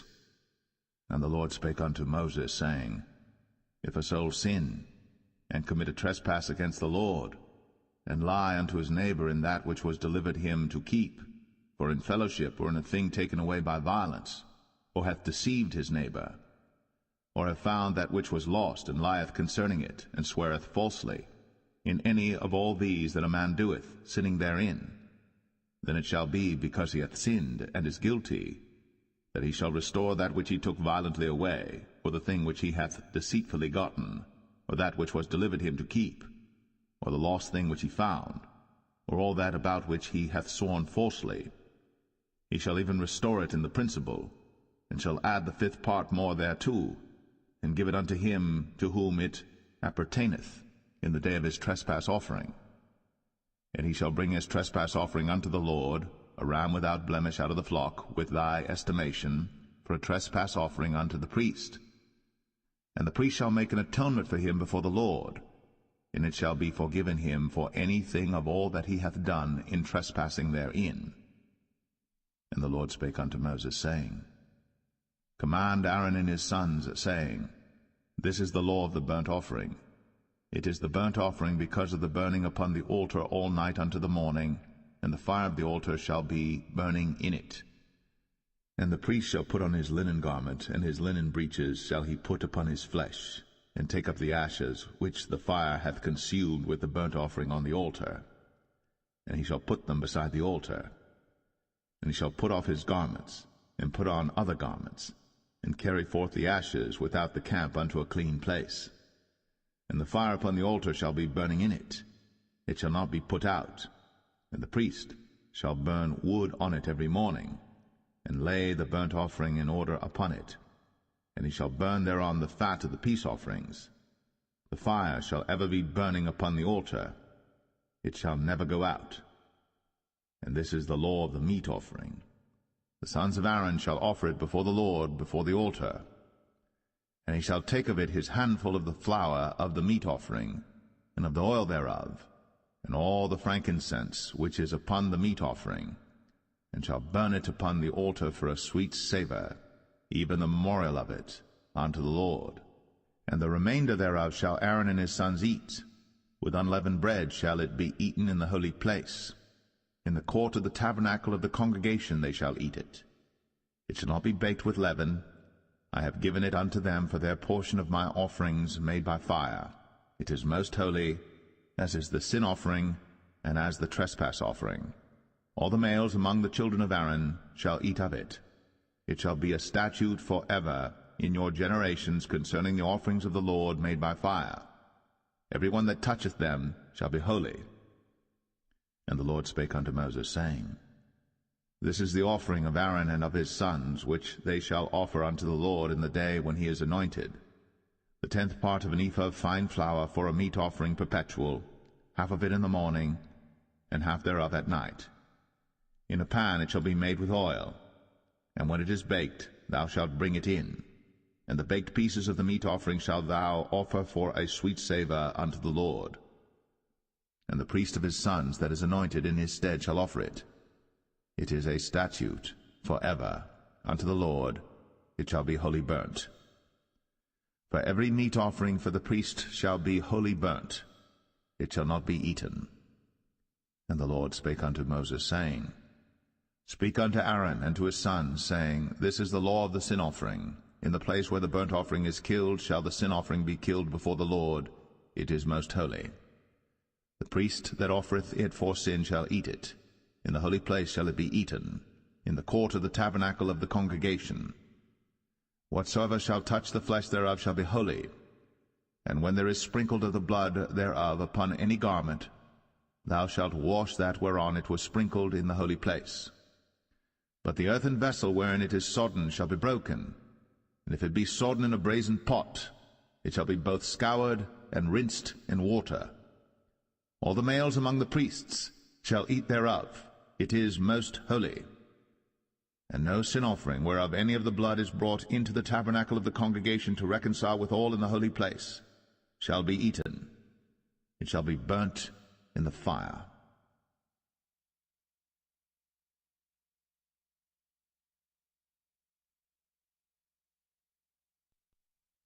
Leviticus 7. Likewise, this is the law of the trespass offering. It is most holy. In the place where they kill the burnt offering shall they kill the trespass offering, and the blood thereof shall he sprinkle round about upon the altar. And he shall offer of it all the fat thereof, the rump, and the fat that covereth the inwards, and the 2 kidneys, and the fat that is on them, which is by the flanks, and the caul that is above the liver, with the kidneys, it shall he take away. And the priest shall burn them upon the altar for an offering made by fire unto the Lord. It is a trespass offering. Every male among the priests shall eat thereof. It shall be eaten in the holy place. It is most holy. As the sin offering is, so is the trespass offering. There is one law for them. The priest that maketh atonement therewith shall have it. And the priest that offereth any man's burnt offering, even the priest, shall have to himself the skin of the burnt offering which he hath offered. And all the meat offering that is baked in the oven, and all that is dressed in the frying pan, and in the pan, shall be the priest's that offereth it. And every meat offering mingled with oil and dry shall all the sons of Aaron have, one as much as another. And this is the law of the sacrifice of peace offerings which he shall offer unto the Lord. If he offer it for a thanksgiving, then he shall offer with the sacrifice of thanksgiving unleavened cakes mingled with oil, and unleavened wafers anointed with oil, and cakes mingled with oil of fine flour fried. Besides the cakes, he shall offer for his offering leavened bread with the sacrifice of thanksgiving of his peace offerings, and of it he shall offer one out of the whole oblation for an heave offering unto the Lord, and it shall be the priest's that sprinkleth the blood of the peace offerings. And the flesh of the sacrifice of his peace offerings for thanksgiving shall be eaten the same day that it is offered. He shall not leave any of it until the morning. But if the sacrifice of his offering be a vow or a voluntary offering, it shall be eaten the same day that he offereth his sacrifice, and on the morrow also the remainder of it shall be eaten. But the remainder of the flesh of the sacrifice on the third day shall be burnt with fire.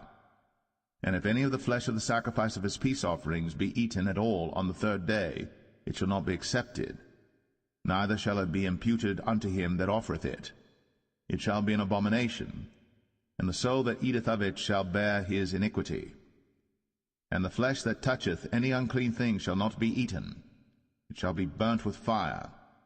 And as for the flesh, all that be clean shall eat thereof. But the soul that eateth of the flesh of the sacrifice of peace offerings that pertain unto the Lord, having his uncleanness upon him, even that soul shall be cut off from his people. Moreover, the soul that shall touch any unclean thing, as the uncleanness of man, or any unclean beast, or any abominable unclean thing, and eat of the flesh of the sacrifice of peace offerings, which pertain unto the Lord, even that soul shall be cut off from his people. And the Lord spake unto Moses, saying, Speak unto the children of Israel, saying, Ye shall eat no manner of fat, of ox, or of sheep, or of goat, and the fat of the beast that dieth of itself, and the fat of that which is torn with beasts, may be used in any other use, but ye shall in no wise eat of it. For whosoever eateth the fat of the beast, of which men offer an offering made by fire unto the Lord, even the soul that eateth it shall be cut off from his people. Moreover, ye shall eat no manner of blood, whether it be of fowl or of beast, in any of your dwellings. Whatsoever soul it be that eateth any manner of blood, even that soul shall be cut off from his people. And the Lord spake unto Moses, saying, Speak unto the children of Israel, saying, He that offereth the sacrifice of his peace offerings unto the Lord shall bring his oblation unto the Lord the sacrifice of his peace offerings. His own hands shall bring the offerings of the Lord made by fire, the fat with the breast. It shall he bring, that the breast may be waved for a wave offering before the Lord. And the priest shall burn the fat upon the altar, but the breast shall be Aaron's and his sons'. And the right shoulder shall ye give unto the priest for an heave offering of the sacrifices of your peace offerings. He among the sons of Aaron that offereth the blood of the peace offerings, and the fat, shall have the right shoulder for his part. For the wave breast and the heave shoulder have I taken of the children of Israel from off the sacrifices of their peace offerings, and have given them unto Aaron the priest, and unto his sons by a statute forever from among the children of Israel. This is the portion of the anointing of Aaron, and of the anointing of his sons, out of the offerings of the Lord made by fire, in the day when he presented them to minister unto the Lord in the priest's office, which the Lord commanded to be given them of the children of Israel, in the day that he anointed them, by a statute forever throughout their generations. This is the law of the burnt offering, of the meat offering, and of the sin offering, and of the trespass offering, and of the consecrations, and of the sacrifice of the peace offerings, which the Lord commanded Moses in Mount Sinai, in the day that he commanded the children of Israel to offer their oblations unto the Lord in the wilderness of Sinai.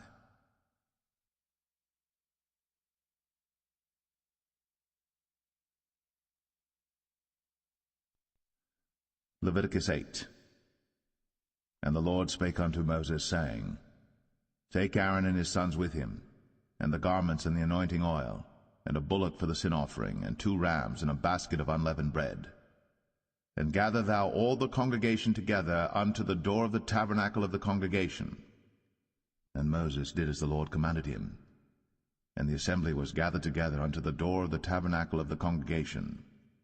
And Moses said unto the congregation, This is the thing which the Lord commanded to be done.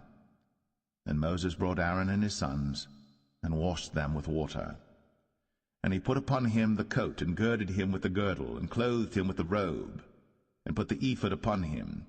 And he girded him with the curious girdle of the ephod, and bound it unto him therewith. And he put the breastplate upon him. Also he put in the breastplate the Urim and the Thummim. And he put the mitre upon his head. Also upon the mitre, even upon his forefront, did he put the golden plate, the holy crown, as the Lord commanded Moses. And Moses took the anointing oil, and anointed the tabernacle and all that was therein, and sanctified them. And he sprinkled thereof upon the altar 7 times, and anointed the altar and all his vessels, both the laver and his foot, to sanctify them. And he poured of the anointing oil upon Aaron's head, and anointed him, to sanctify him. And Moses brought Aaron's sons, and put coats upon them, and girded them with girdles, and put bonnets upon them, as the Lord commanded Moses.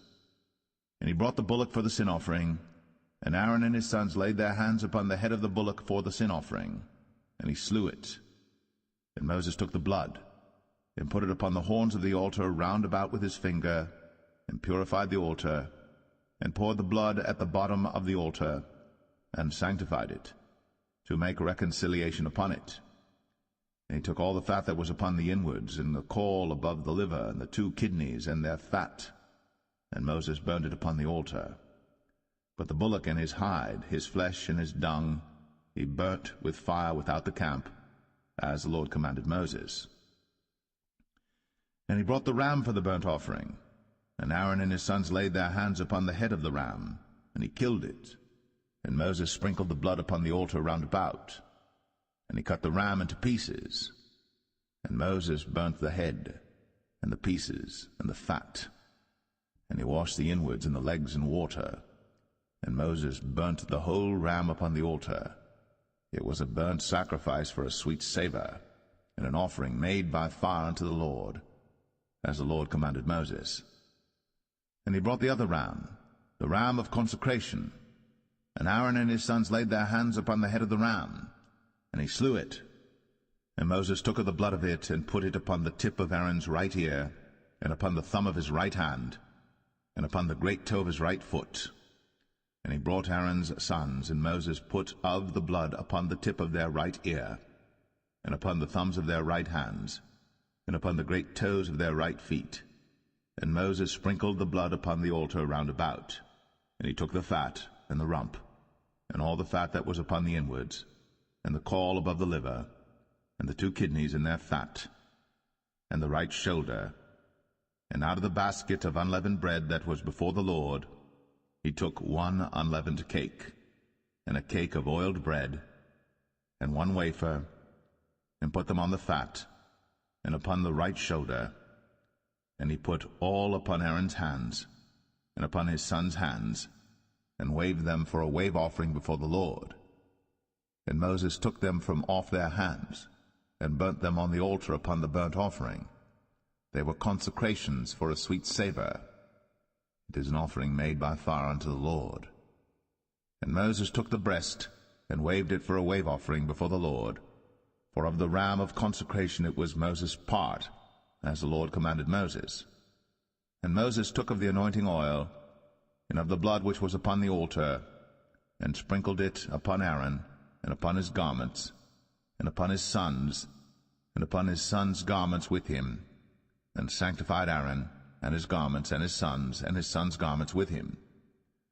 And Moses said unto Aaron and to his sons, Boil the flesh at the door of the tabernacle of the congregation, and there eat it with the bread that is in the basket of consecrations, as I commanded, saying, Aaron and his sons shall eat it. And that which remaineth of the flesh and of the bread shall ye burn with fire. And ye shall not go out of the door of the tabernacle of the congregation in 7 days, until the days of your consecration be at an end. For 7 days shall he consecrate you, as he hath done this day, so the Lord hath commanded to do, to make an atonement for you.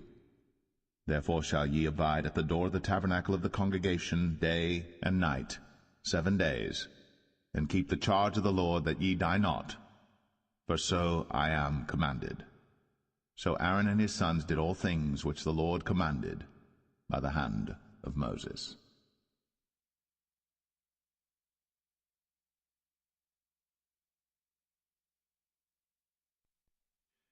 Leviticus 9.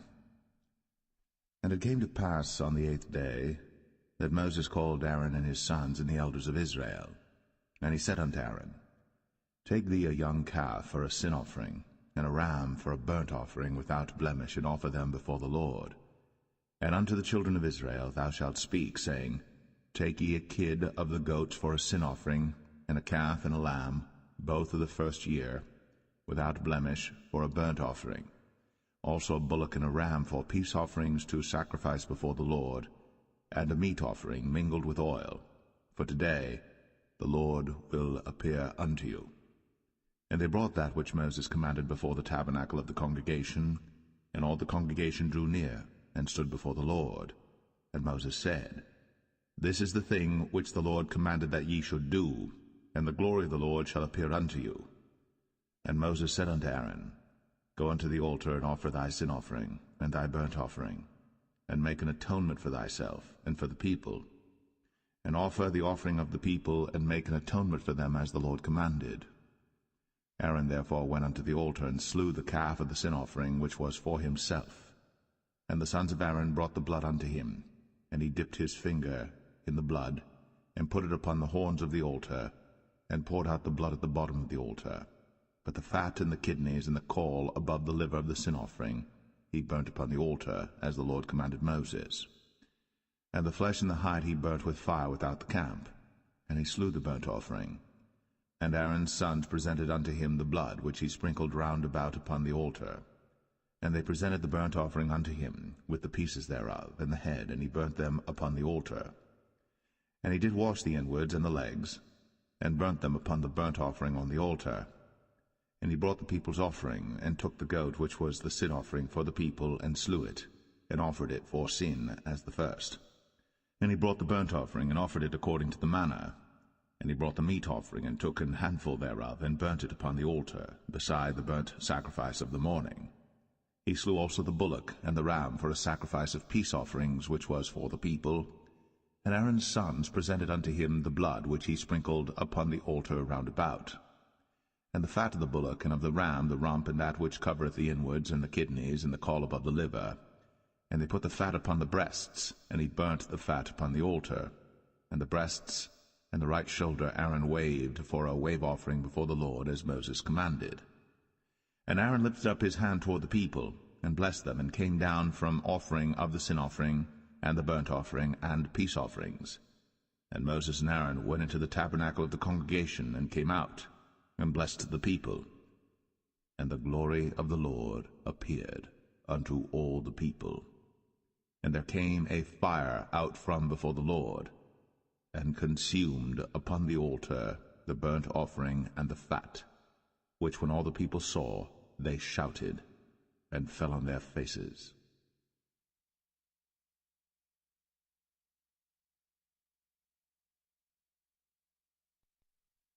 Leviticus 10.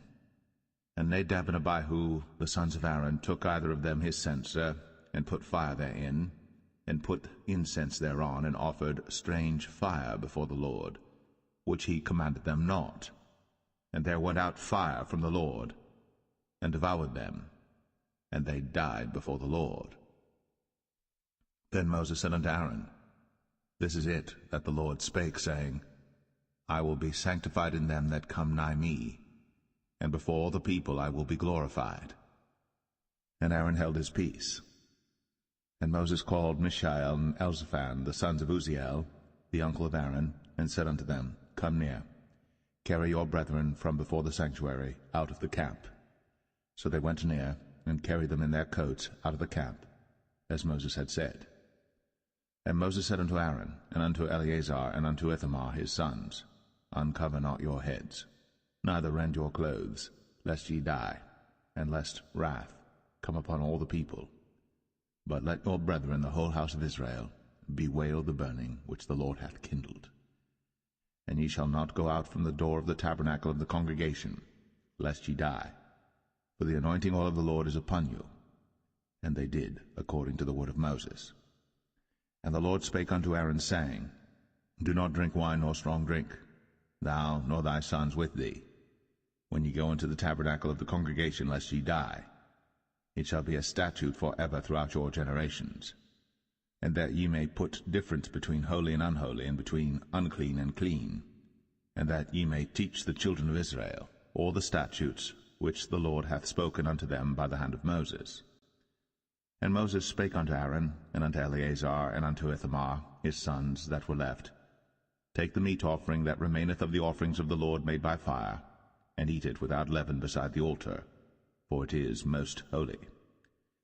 And ye shall eat it in the holy place, because it is thy due, and thy son's due, of the sacrifices of the Lord made by fire, for so I am commanded. And the wave breast and heave shoulder shall ye eat in a clean place, thou and thy sons, and thy daughters with thee, for they be thy due, and thy son's due, which are given out of the sacrifices of peace offerings of the children of Israel. The heave shoulder and the wave breast shall they bring with the offerings made by fire of the fat, to wave it for a wave offering before the Lord, and it shall be thine, and thy sons with thee, by a statute for ever, as the Lord hath commanded. And Moses diligently sought the goat of the sin offering, and behold, it was burnt. And he was angry with Eleazar and Ithamar, the sons of Aaron, which were left alive, saying, Wherefore have ye not eaten the sin offering in the holy place, seeing it is most holy? And God hath given it you to bear the iniquity of the congregation, to make atonement for them before the Lord. Behold, the blood of it was not brought in within the holy place. Ye should indeed have eaten it in the holy place, as I commanded. And Aaron said unto Moses, Behold, this day have they offered their sin offering and their burnt offering before the Lord. And such things have befallen me. And if I had eaten the sin offering today, should it have been accepted in the sight of the Lord? And when Moses heard that, he was content.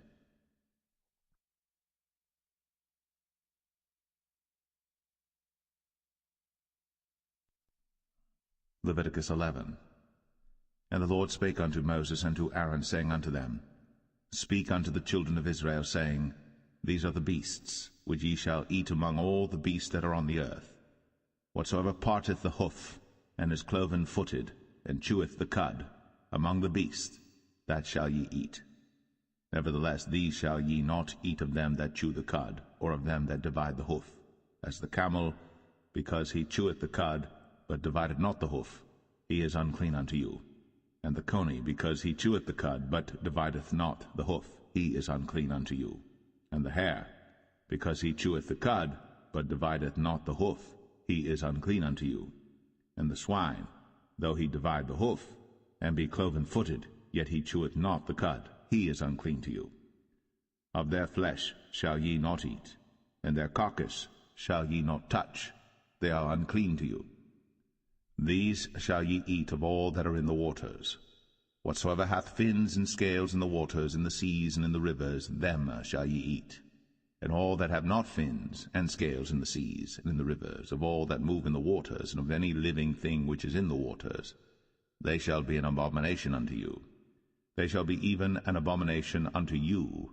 Ye shall not eat of their flesh, but ye shall have their carcasses in abomination.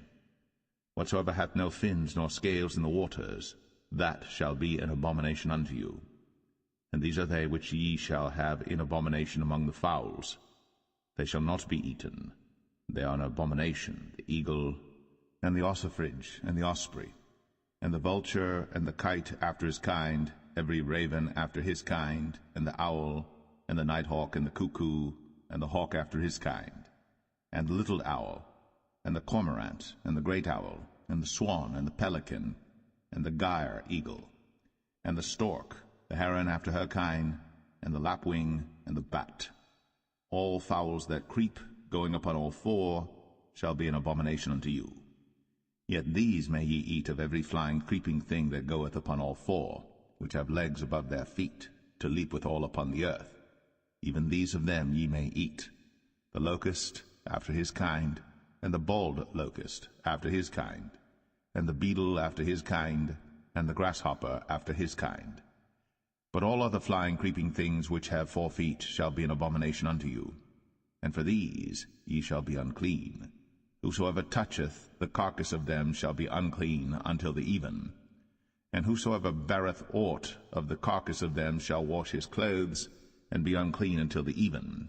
The carcasses of every beast which divideth the hoof, and is not cloven-footed, nor cheweth the cud, are unclean unto you. Every one that toucheth them shall be unclean. And whatsoever goeth upon his paws among all manner of beasts that go on all four, those are unclean unto you. Whoso toucheth their carcass shall be unclean until the even. And he that beareth the carcass of them shall wash his clothes, and be unclean until the even. They are unclean unto you. These also shall be unclean unto you among the creeping things that creep upon the earth, the weasel, and the mouse, and the tortoise after his kind, and the ferret, and the chameleon, and the lizard, and the snail, and the mole.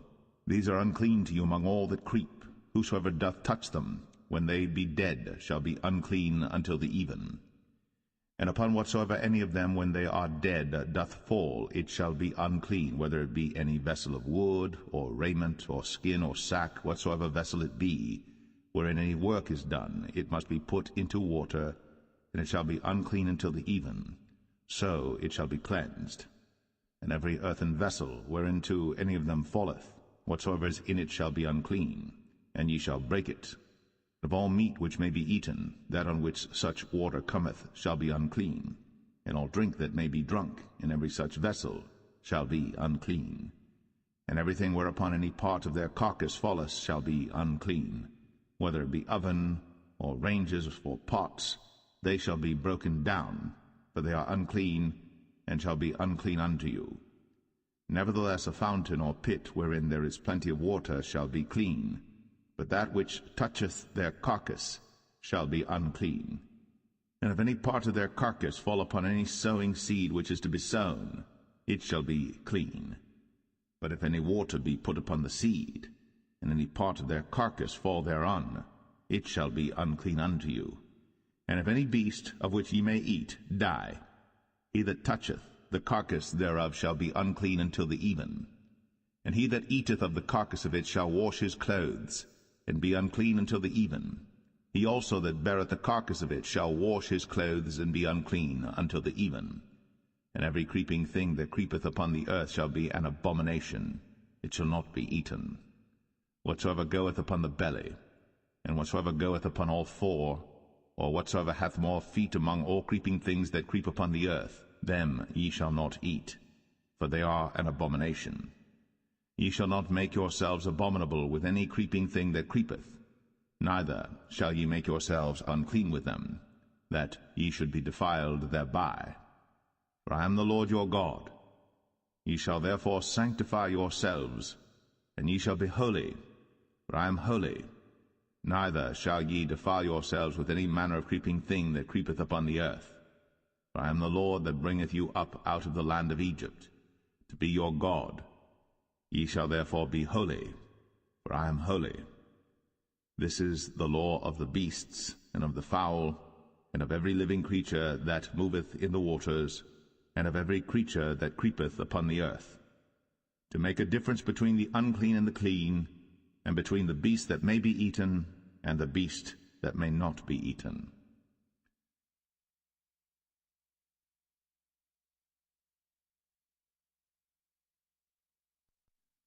Leviticus 12.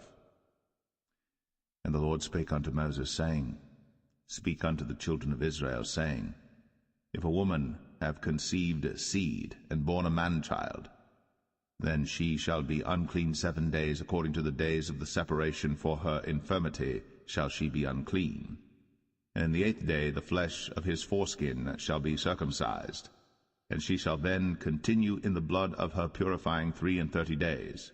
She shall touch no hallowed thing, nor come into the sanctuary until the days of her purifying be fulfilled. And if she bear a maid child, then she shall be unclean 2 weeks, as in her separation, and she shall continue in the blood of her purifying 66 days.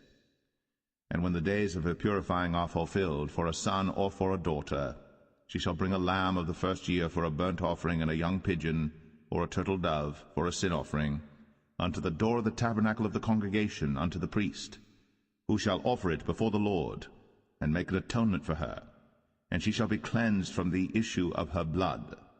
This is the law for her that hath borne a male or a female.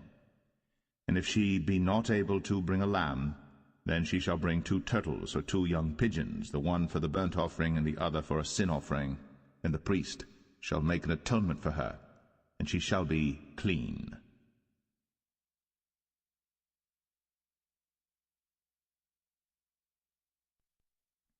Leviticus 13. And the Lord spake unto Moses and Aaron, saying, When a man shall have in the skin of his flesh a rising, a scab, or bright spot, and it be in the skin of his flesh like the plague of leprosy, then he shall be brought unto Aaron the priest, or unto one of his sons the priests. And the priest shall look on the plague in the skin of the flesh, and when the hair in the plague is turned to white, and the plague in sight be deeper than the skin of his flesh, it is a plague of leprosy, and the priest shall look on him and pronounce him unclean. If the bright spot be white in the skin of his flesh, and in sight be not deeper than the skin, and the hair thereof be not turned white, then the priest shall shut up him that hath the plague 7 days. And the priest shall look on him the 7th day, and behold, if the plague in his sight be at a stay, and the plague spread not in the skin, then the priest shall shut him up 7 days more. And the priest shall look on him again the 7th day, and behold, if the plague be somewhat dark, and the plague spread not in the skin, the priest shall pronounce him clean. It is but a scab, and he shall wash his clothes, and be clean. But if the scab spread much abroad in the skin, after that he hath been seen of the priest for his cleansing, he shall be seen of the priest again. And if the priest see that, behold, the scab spreadeth in the skin, then the priest shall pronounce him unclean. It is a leprosy. When the plague of leprosy is in a man, then he shall be brought unto the priest. And the priest shall see him, and behold, if the rising be white in the skin, and it have turned the hair white, and there be quick raw flesh in the rising, it is an old leprosy in the skin of his flesh. And the priest shall pronounce him unclean, and shall not shut him up, for he is unclean. And if a leprosy break out abroad in the skin, and the leprosy cover all the skin of him that hath the plague from his head even to his foot, wheresoever the priest looketh, then the priest shall consider, and behold, if the leprosy have covered all his flesh, he shall pronounce him clean that hath the plague. It is all turned white, he is clean. But when raw flesh appeareth in him, he shall be unclean. And the priest shall see the raw flesh, and pronounce him to be unclean. For the raw flesh is unclean, it is a leprosy. Or if the raw flesh turn again, and be changed unto white, he shall come unto the priest. And the priest shall see him, and behold, if the plague be turned into white, then the priest shall pronounce him clean that hath the plague. He is clean. The flesh also, in which even in the skin thereof was a boil, and is healed, and in the place of the boil there be a white rising, or a bright spot, white and somewhat reddish, and it be shown to the priest. And if, when the priest seeth it, behold, it be in sight lower than the skin, and the hair thereof be turned white, the priest shall pronounce him unclean. It is a plague of leprosy broken out of the boil. But if the priest look on it, and behold, there be no white hairs therein, and if it be not lower than the skin, but be somewhat dark, then the priest shall shut him up 7 days. And if it spread much abroad in the skin, then the priest shall pronounce him unclean. It is a plague. But if the bright spot stay in his place, and spread not, it is a burning boil, and the priest shall pronounce him clean. Or if there be any flesh in the skin whereof there is a hot burning, and the quick flesh that burneth have a white bright spot, somewhat reddish or white, then the priest shall look upon it, and behold, if the hair in the bright spot be turned white, and it be in sight deeper than the skin, it is a leprosy broken out of the burning. Wherefore the priest shall pronounce him unclean. It is the plague of leprosy. But if the priest look on it, and behold, there be no white hair in the bright spot, and it be no lower than the other skin, but be somewhat dark, then the priest shall shut him up 7 days. And the priest shall look upon him the 7th day, and if it be spread much abroad in the skin, then the priest shall pronounce him unclean. It is the plague of leprosy. And if the bright spot stay in his place, and spread not in the skin, but it be somewhat dark, it is a rising of the burning, and the priest shall pronounce him clean, for it is an inflammation of the burning. If a man or woman have a plague upon the head or the beard, then the priest shall see the plague, and behold, if it be in sight deeper than the skin, and there be in it a yellow thin hair, then the priest shall pronounce him unclean. It is a dry scall, even a leprosy upon the head or beard. And if the priest look on the plague of the scall, and behold, it be not in sight deeper than the skin, and that there is no black hair in it, then the priest shall shut up him that hath the plague of the scall 7 days. And in the 7th day the priest shall look on the plague, and behold, if the scall spread not, and there be in it no yellow hair, and the scall be not in sight deeper than the skin, he shall be shaven, but the scall shall he not shave, and the priest shall shut up him that hath the scall 7 days more. And in the 7th day the priest shall look on the scall, and behold, if the scall be not spread in the skin, nor be in sight deeper than the skin, then the priest shall pronounce him clean, and he shall wash his clothes, and be clean. But if the scall spread much in the skin after his cleansing, then the priest shall look on him, and behold, if the scall be spread in the skin, the priest shall not seek for yellow hair, he is unclean. But if the scall be in his sight at a stay, and that there is black hair grown up therein, the scall is healed, he is clean, and the priest shall pronounce him clean. If a man also or a woman have in the skin of their flesh bright spots, even white bright spots, then the priest shall look, and behold, if the bright spots in the skin of their flesh be darkish white, it is a freckled spot that groweth in the skin, he is clean. And the man whose hair is fallen off his head, he is bald, yet is he clean. And he that hath his hair fallen off from the part of his head toward his face, he is forehead bald, yet is he clean. And if there be in the bald head or bald forehead a white reddish sore, it is a leprosy sprung up in his bald head, or his bald forehead. Then the priest shall look upon it, and behold, if the rising of the sore be white, reddish in his bald head, or in his bald forehead, as the leprosy appeareth in the skin of the flesh, he is a leprous man. He is unclean. The priest shall pronounce him utterly unclean. His plague is in his head. And the leper in whom the plague is, his clothes shall be rent, and his head bare, and he shall put a covering upon his upper lip, and shall cry, Unclean, unclean. All the days wherein the plague shall be in him, he shall be defiled. He is unclean. He shall dwell alone. Without the camp shall his habitation be. The garment also that the plague of leprosy is in, whether it be a woolen garment or a linen garment, whether it be in the warp or woof of linen or of woolen, whether in a skin or in anything made of skin, and if the plague be greenish or reddish in the garment or in the skin, either in the warp or in the woof or in anything of skin, it is a plague of leprosy, and shall be shown unto the priest.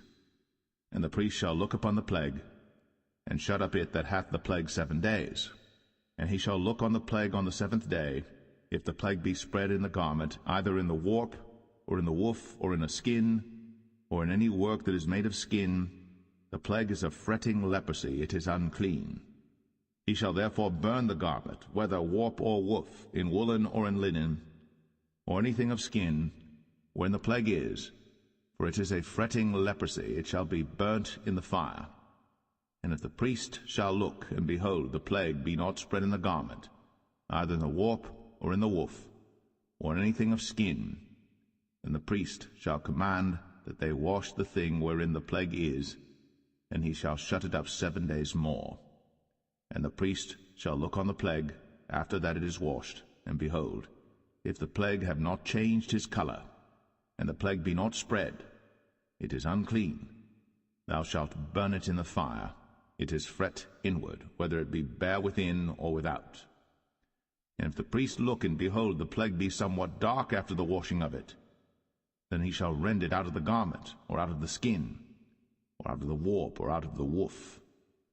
And if it appear still in the garment, either in the warp or in the woof, or in anything of skin, it is a spreading plague. Thou shalt burn that wherein the plague is with fire. And the garment either warp or woof, or whatsoever thing of skin it be, which thou shalt wash, if the plague be departed from them, then it shall be washed the second time, and shall be clean. This is the law of the plague of leprosy in a garment of woolen or linen, either in the warp or woof, or anything of skins, to pronounce it clean, or to pronounce it unclean.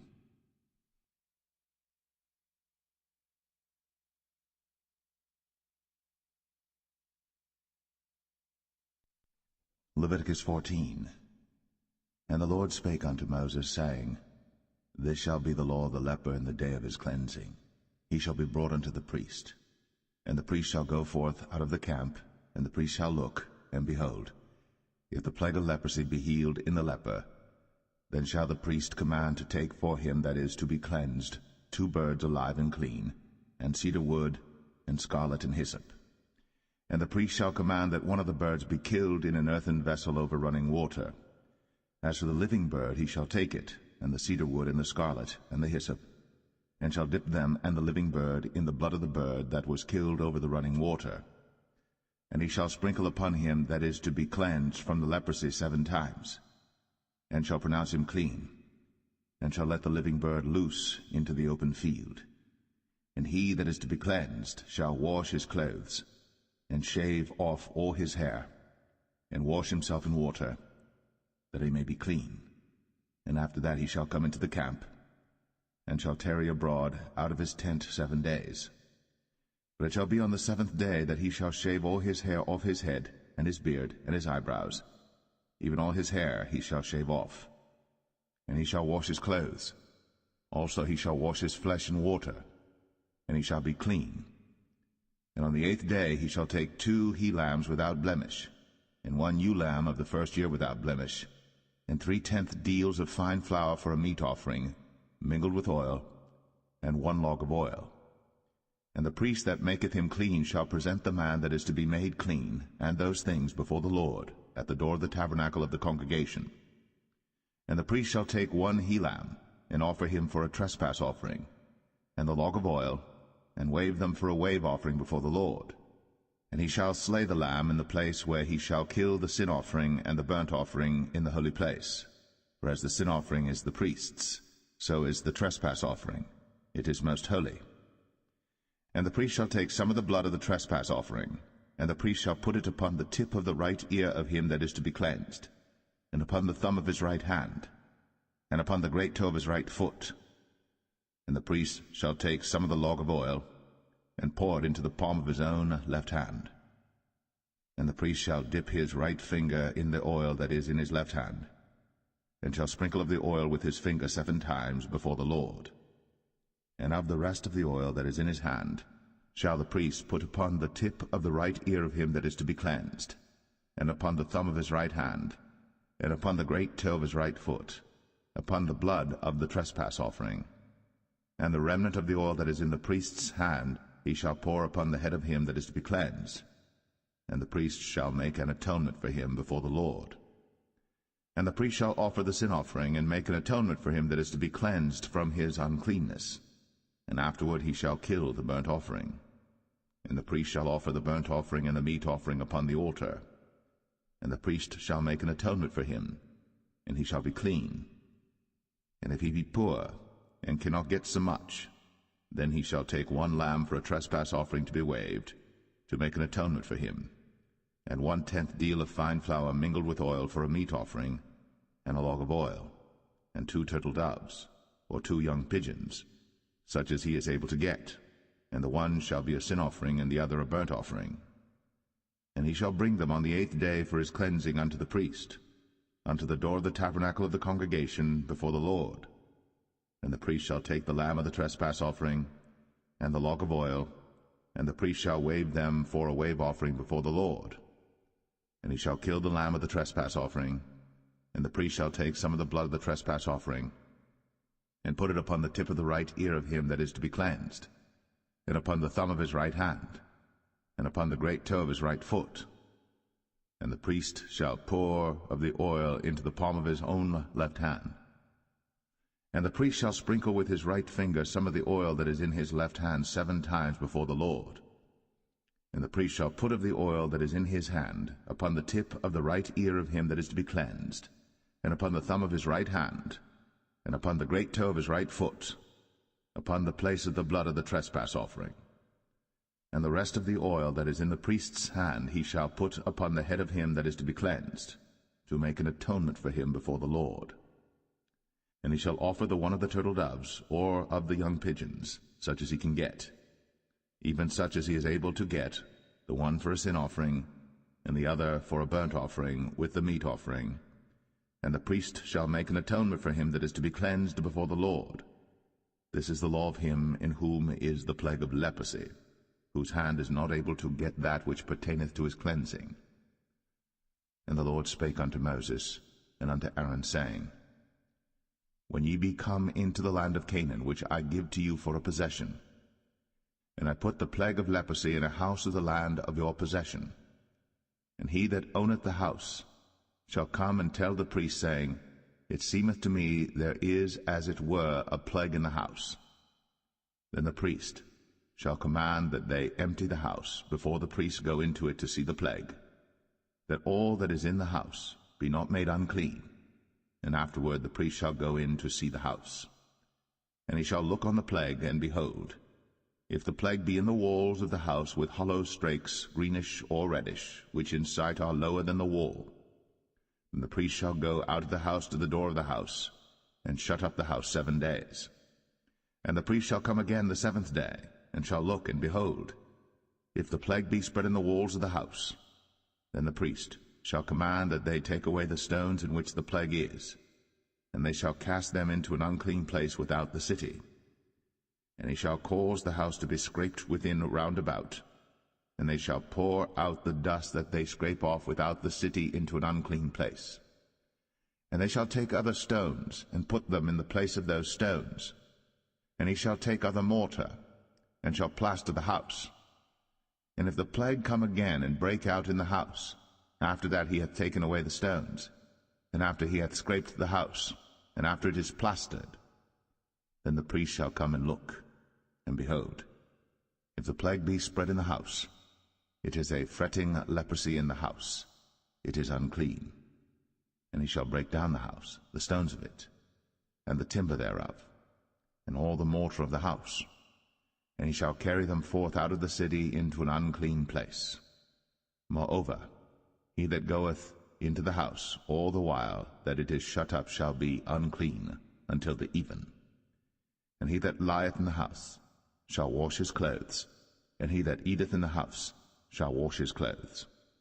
And if the priest shall come in and look upon it, and behold, the plague hath not spread in the house, after the house was plastered, then the priest shall pronounce the house clean, because the plague is healed. And he shall take to cleanse the house 2 birds, and cedar wood, and scarlet, and hyssop. And he shall kill the one of the birds in an earthen vessel over running water. And he shall take the cedar wood, and the hyssop, and the scarlet, and the living bird, and dip them in the blood of the slain bird, and in the running water, and sprinkle the house 7 times. And he shall cleanse the house with the blood of the bird, and with the running water, and with the living bird, and with the cedar wood, and with the hyssop, and with the scarlet. But he shall let go the living bird out of the city into the open fields, and make an atonement for the house, and it shall be clean. This is the law for all manner of plague of leprosy and scald, and for the leprosy of a garment and of a house, and for a rising, and for a scab, and for a bright spot, to teach when it is unclean, and when it is clean. This is the law of leprosy.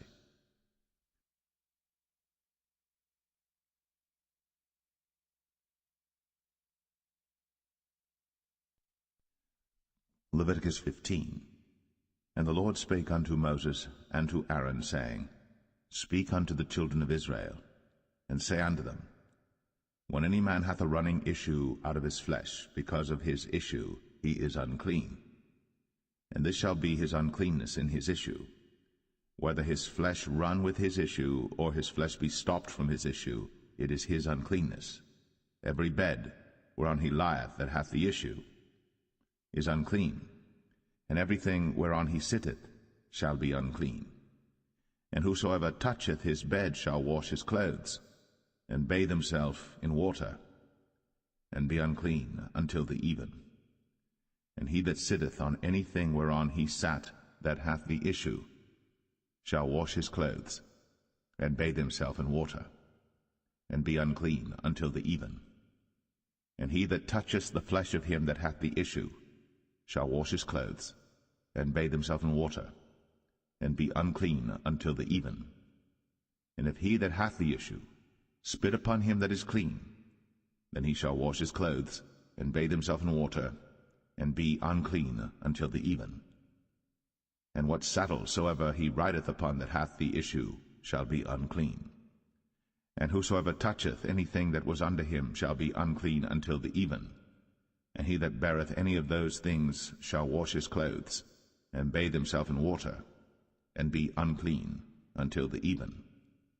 And whomsoever he toucheth that hath the issue, and hath not rinsed his hands in water, he shall wash his clothes, and bathe himself in water, and be unclean until the even. And the vessel of earth that he toucheth, which hath the issue, shall be broken, and every vessel of wood shall be rinsed in water. And when he that hath an issue is cleansed of his issue, then he shall number to himself 7 days for his cleansing, and wash his clothes, and bathe his flesh in running water, and shall be clean. And on the 8th day he shall take to him 2 turtle doves, or 2 young pigeons, and come before the Lord unto the door of the tabernacle of the congregation, and give them unto the priest. And the priest shall offer them, the one for a sin offering, and the other for a burnt offering. And the priest shall make an atonement for him before the Lord for his issue. And if any man's seed of copulation go out from him, then he shall wash all his flesh in water, and be unclean until the even. And every garment and every skin whereon is the seed of copulation shall be washed with water, and be unclean until the even. The woman also with whom man shall lie with seed of copulation, they shall both bathe themselves in water, and be unclean until the even. And if a woman have an issue, and her issue in her flesh be blood, she shall be put apart 7 days, and whosoever toucheth her shall be unclean until the even. And everything that she lieth upon in her separation shall be unclean. Everything also that she sitteth upon shall be unclean. And whosoever toucheth her bed shall wash his clothes, and bathe himself in water, and be unclean until the even. And whosoever toucheth anything that she sat upon shall wash his clothes, and bathe himself in water, and be unclean until the even. And if it be on her bed, or on any thing whereon she sitteth, when he toucheth it, he shall be unclean until the even. And if any man lie with her at all, and her flowers be upon him, he shall be unclean 7 days, and all the bed whereon he lieth shall be unclean.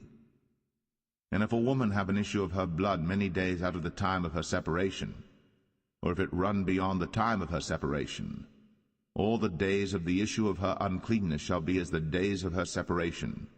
She shall be unclean. Every bed whereon she lieth all the days of her issue shall be unto her as the bed of her separation. And whatsoever she sitteth upon shall be unclean, as the uncleanness of her separation. And whosoever toucheth those things shall be unclean, and shall wash his clothes, and bathe himself in water, and be unclean until the even. But if she be cleansed of her issue, then she shall number to herself 7 days, and after that she shall be clean. And on the 8th day she shall take unto her 2 turtles, or 2 young pigeons, and bring them unto the priest, to the door of the tabernacle of the congregation. And the priest shall offer the one for a sin offering, and the other for a burnt offering, and the priest shall make an atonement for her before the Lord for the issue of her uncleanness. Thus shall ye separate the children of Israel from their uncleanness, that they die not in their uncleanness, when they defile my tabernacle that is among them. This is the law of him that hath an issue, and of him whose seed goeth from him, and is defiled therewith, and of her that is sick of her flowers, and of him that hath an issue, of the man, and of the woman, and of him that lieth with her that is unclean.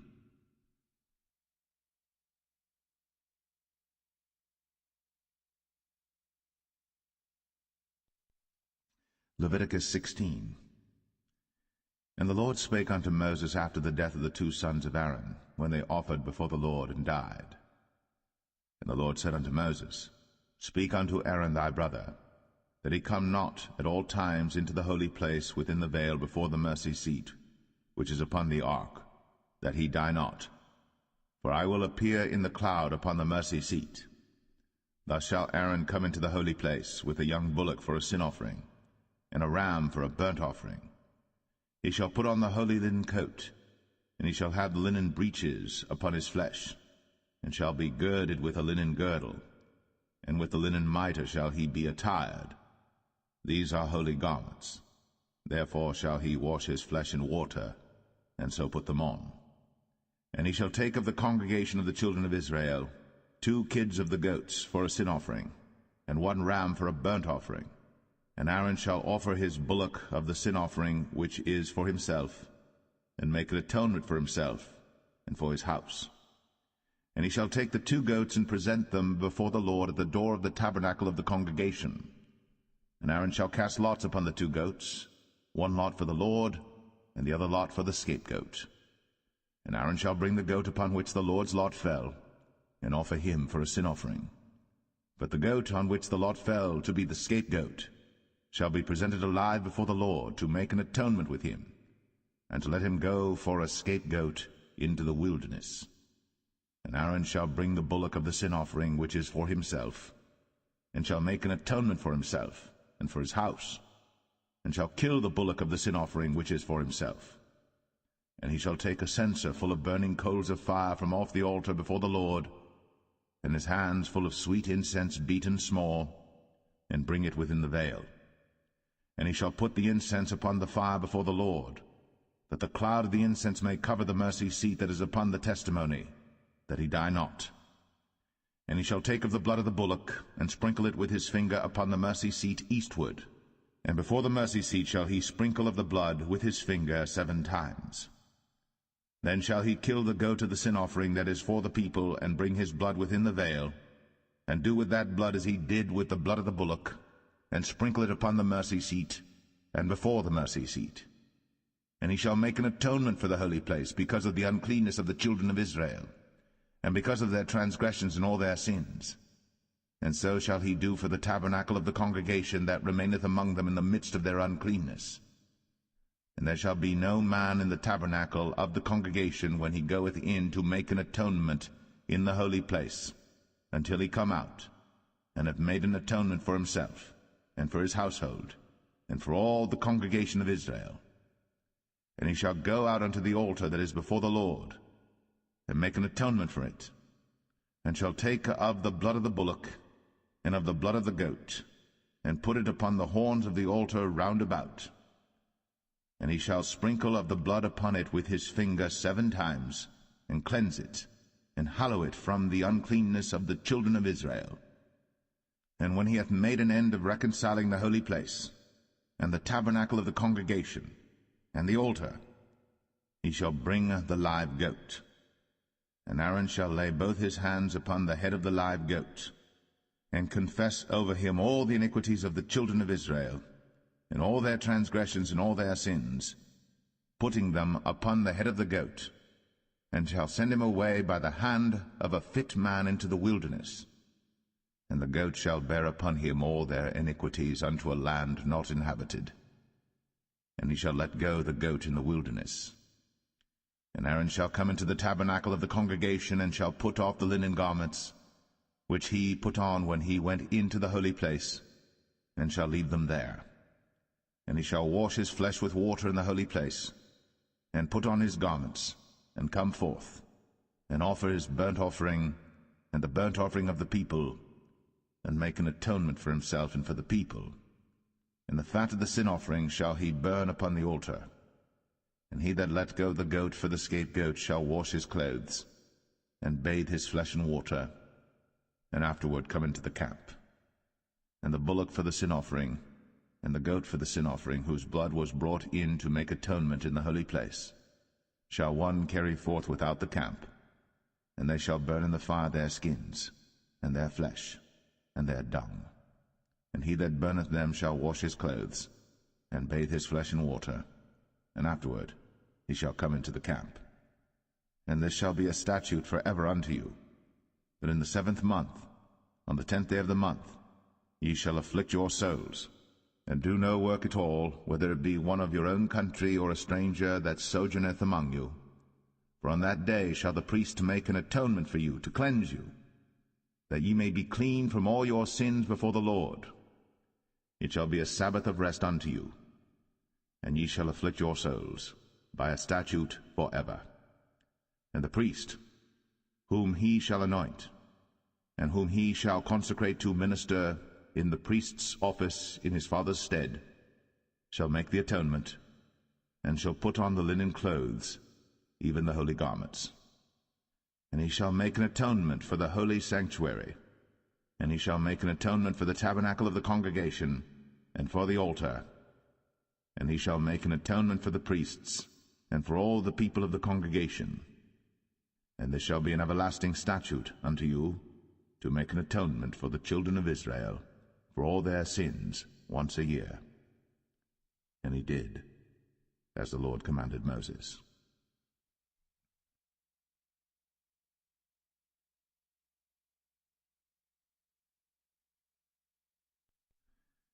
Leviticus 17. And the Lord spake unto Moses, saying, Speak unto Aaron, and unto his sons, and unto all the children of Israel, and say unto them, This is the thing which the Lord hath commanded, saying, What man soever there be of the house of Israel that killeth an ox, or lamb, or goat, in the camp, or that killeth it out of the camp, and bringeth it not unto the door of the tabernacle of the congregation to offer an offering unto the Lord before the tabernacle of the Lord, blood shall be imputed unto that man. He hath shed blood, and that man shall be cut off from among his people. To the end that the children of Israel may bring their sacrifices which they offer in the open field, even that they may bring them unto the Lord, unto the door of the tabernacle of the congregation, unto the priest, and offer them for peace offerings unto the Lord.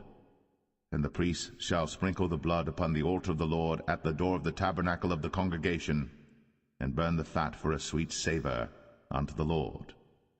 And they shall no more offer their sacrifices unto devils, after whom they have gone a-whoring. This shall be a statute for ever unto them throughout their generations. And thou shalt say unto them, Whatsoever man there be of the house of Israel, or of the strangers which sojourn among you, that offereth a burnt offering or sacrifice, and bringeth it not unto the door of the tabernacle of the congregation, to offer it unto the Lord, even that man shall be cut off from among his people. And whatsoever man there be of the house of Israel, or of the strangers that sojourn among you, that eateth any manner of blood, I will even set my face against that soul that eateth blood, and will cut him off from among his people. For the life of the flesh is in the blood, and I have given it to you upon the altar to make an atonement for your souls. For it is the blood that maketh an atonement for the soul. Therefore I said unto the children of Israel, No soul of you shall eat blood, neither shall any stranger that sojourneth among you eat blood. And whatsoever man there be of the children of Israel, or of the strangers that sojourn among you, which hunteth and catcheth any beast or fowl that may be eaten, he shall even pour out the blood thereof, and cover it with dust. For it is the life of all flesh, the blood of it is for the life thereof. Therefore I said unto the children of Israel, Ye shall eat the blood of no manner of flesh, for the life of all flesh is the blood thereof. Whosoever eateth it shall be cut off. And every soul that eateth that which died of itself, or that which was torn with beasts, whether it be one of your own country or a stranger, he shall both wash his clothes, and bathe himself in water, and be unclean until the even. then shall he be clean. But if he wash them not, nor bathe his flesh, then he shall bear his iniquity.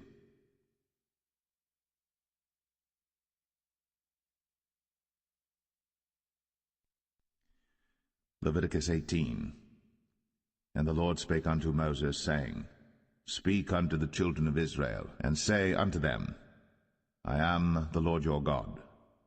After the doings of the land of Egypt, wherein ye dwelt, shall ye not do, and after the doings of the land of Canaan, whither I bring you, shall ye not do, neither shall ye walk in their ordinances. Ye shall do my judgments, and keep mine ordinances, to walk therein. I am the Lord your God. Ye shall therefore keep my statutes and my judgments, which if a man do, he shall live in them. I am the Lord. None of you shall approach to any that is near of kin to him, to uncover their nakedness. I am the Lord. The nakedness of thy father, or the nakedness of thy mother, shalt thou not uncover. She is thy mother, thou shalt not uncover her nakedness. The nakedness of thy father's wife shalt thou not uncover. It is thy father's nakedness. The nakedness of thy sister, the daughter of thy father, or daughter of thy mother, whether she be born at home or born abroad, even their nakedness thou shalt not uncover. The nakedness of thy son's daughter, or of thy daughter's daughter, even their nakedness thou shalt not uncover, for theirs is thine own nakedness. The nakedness of thy father's wife's daughter, begotten of thy father, she is thy sister, thou shalt not uncover her nakedness. Thou shalt not uncover the nakedness of thy father's sister, she is thy father's near kinswoman. Thou shalt not uncover the nakedness of thy mother's sister, for she is thy mother's near kinswoman. Thou shalt not uncover the nakedness of thy father's brother. Thou shalt not approach to his wife, she is thine aunt. Thou shalt not uncover the nakedness of thy daughter-in-law, she is thy son's wife. Thou shalt not uncover her nakedness. Thou shalt not uncover the nakedness of thy brother's wife, it is thy brother's nakedness. Thou shalt not uncover the nakedness of a woman and her daughter, neither shalt thou take her son's daughter, or her daughter's daughter, to uncover her nakedness, for they are her near kinswoman. It is wickedness. Neither shalt thou take a wife to her sister, to vex her, to uncover her nakedness, beside the other in her lifetime. Also thou shalt not approach unto a woman to uncover her nakedness, as long as she is put apart for her uncleanness. Moreover, thou shalt not lie carnally with thy neighbor's wife, to defile thyself with her. And thou shalt not let any of thy seed pass through the fire to Moloch, neither shalt thou profane the name of thy God. I am the Lord. Thou shalt not lie with mankind as with womankind. It is abomination. Neither shalt thou lie with any beast, to defile thyself therewith. Neither shall any woman stand before a beast to lie down thereto. It is confusion. Defile not ye yourselves in any of these things.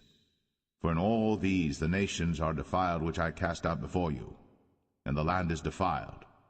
Therefore I do visit the iniquity thereof upon it, and the land itself vomiteth out her inhabitants. Ye shall therefore keep my statutes and my judgments, and shall not commit any of these abominations, neither any of your own nation, nor any stranger that sojourneth among you. For all these abominations have the men of the land done, which were before you, and the land is defiled, that the land spew not you out also, when ye defile it, as it spewed out the nations that were before you. For whosoever shall commit any of these abominations, even the souls that commit them, shall be cut off from among their people. Therefore shall ye keep mine ordinance, that ye commit not any one of these abominable customs, which were committed before you, and that ye defile not yourselves therein. I am the Lord your God.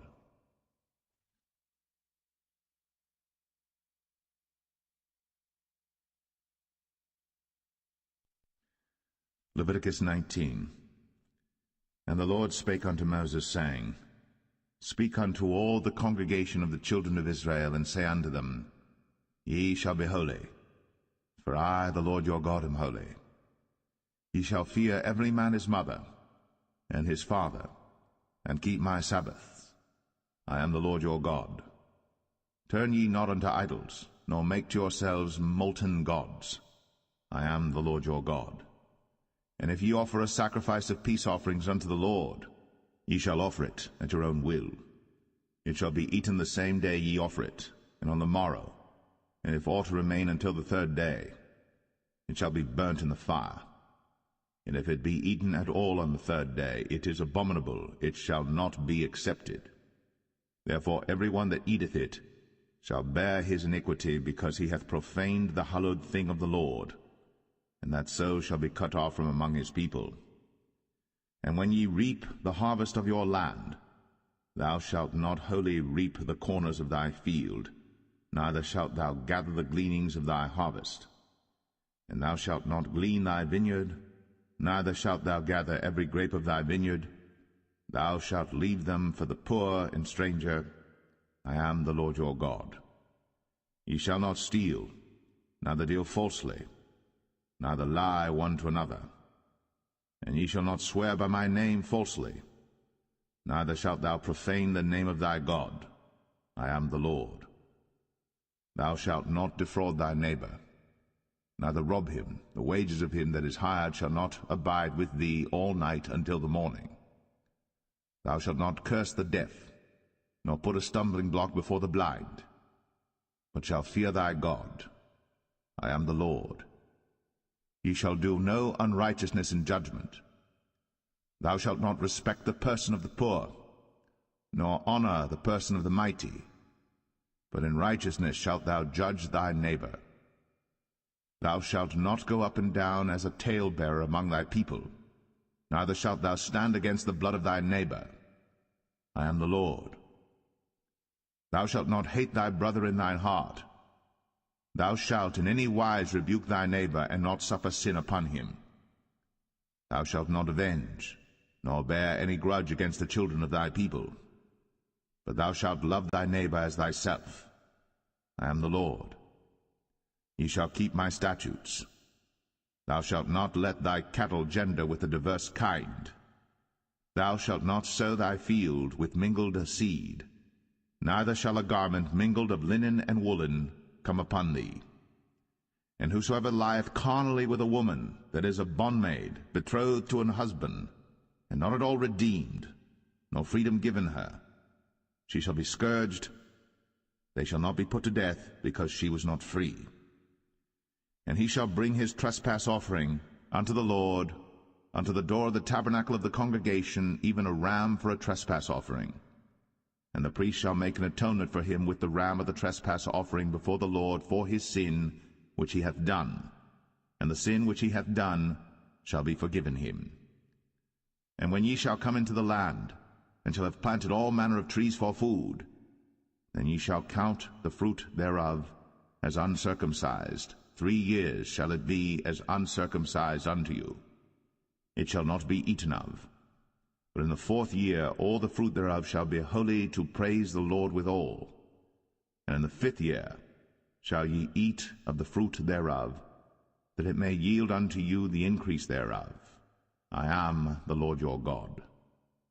Ye shall not eat anything with the blood, neither shall ye use enchantment, nor observe times. Ye shall not round the corners of your heads, neither shalt thou mar the corners of thy beard. Ye shall not make any cuttings in your flesh for the dead, nor print any marks upon you. I am the Lord. Do not prostitute thy daughter to cause her to be a whore, lest the land fall to whoredom, and the land become full of wickedness. Ye shall keep my Sabbaths, and reverence my sanctuary. I am the Lord. Regard not them that have familiar spirits, neither seek after wizards, to be defiled by them. I am the Lord your God. Thou shalt rise up before the hoary head, and honor the face of the old man, and fear thy God. I am the Lord. And if a stranger sojourn with thee in your land, ye shall not vex him. But the stranger that dwelleth with you shall be unto you as one born among you, and thou shalt love him as thyself. For ye were strangers in the land of Egypt.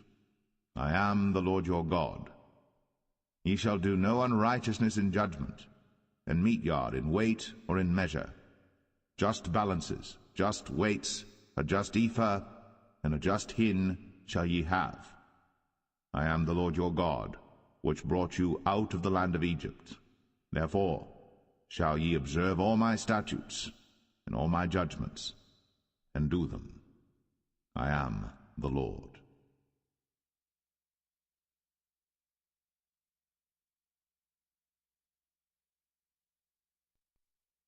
Leviticus 20. And the Lord spake unto Moses, saying, Again, thou shalt say to the children of Israel, Whosoever he be of the children of Israel, or of the strangers that sojourn in Israel, that giveth any of his seed unto Moloch, he shall surely be put to death.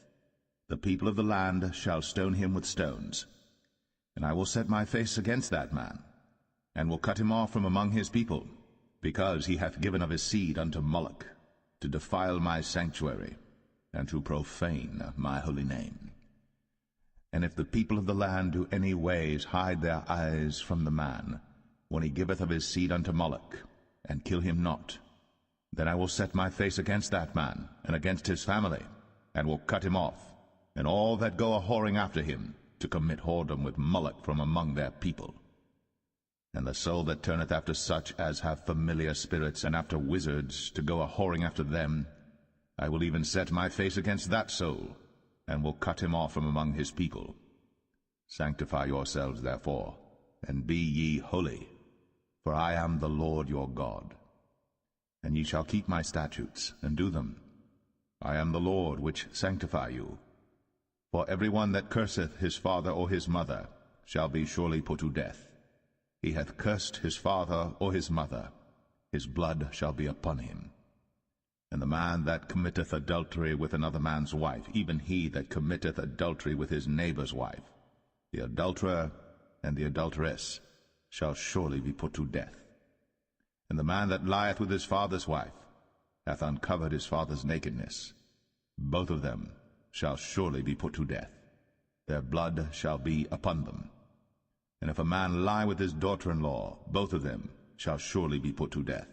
They have wrought confusion. Their blood shall be upon them. If a man also lie with mankind, as he lieth with a woman, both of them have committed an abomination. They shall surely be put to death. Their blood shall be upon them. And if a man take a wife and her mother, it is wickedness. They shall be burnt with fire, both he and they, that there be no wickedness among you. And if a man lie with a beast, he shall surely be put to death, and ye shall slay the beast. And if a woman approach unto any beast, and lie down thereto, thou shalt kill the woman and the beast. They shall surely be put to death. Their blood shall be upon them. And if a man shall take his sister, his father's daughter, or his mother's daughter, and see her nakedness, and she see his nakedness, it is a wicked thing, when they shall be cut off in the sight of their people. He hath uncovered his sister's nakedness, he shall bear his iniquity. And if a man shall lie with a woman having her sickness, and shall uncover her nakedness, he hath discovered her fountain, and she hath uncovered the fountain of her blood, and both of them shall be cut off from among their people. And thou shalt not uncover the nakedness of thy mother's sister, nor of thy father's sister, for he uncovereth his near kin, they shall bear their iniquity. And if a man shall lie with his uncle's wife, he hath uncovered his uncle's nakedness, they shall bear their sin, they shall die childless. And if a man shall take his brother's wife, it is an unclean thing. He hath uncovered his brother's nakedness, they shall be childless. Ye shall therefore keep all my statutes and all my judgments, and do them, that the land, whither I bring you to dwell therein, spew you not out. And ye shall not walk in the manners of the nation, which I cast out before you, for they committed all these things, and therefore I abhorred them. But I have said unto you, Ye shall inherit their land, and I will give it unto you to possess it, a land that floweth with milk and honey. I am the Lord your God, which have separated you from other people. Ye shall therefore put difference between clean beasts and unclean, and between unclean fowls and clean. And ye shall not make your souls abominable by beast, or by fowl, or by any manner of living thing that creepeth on the ground, which I have separated from you as unclean. And ye shall be holy unto me, for I the Lord am holy, and have severed you from other people, that ye should be mine. A man also, or woman that hath a familiar spirit, or that is a wizard, shall surely be put to death. They shall stone them with stones, their blood shall be upon them.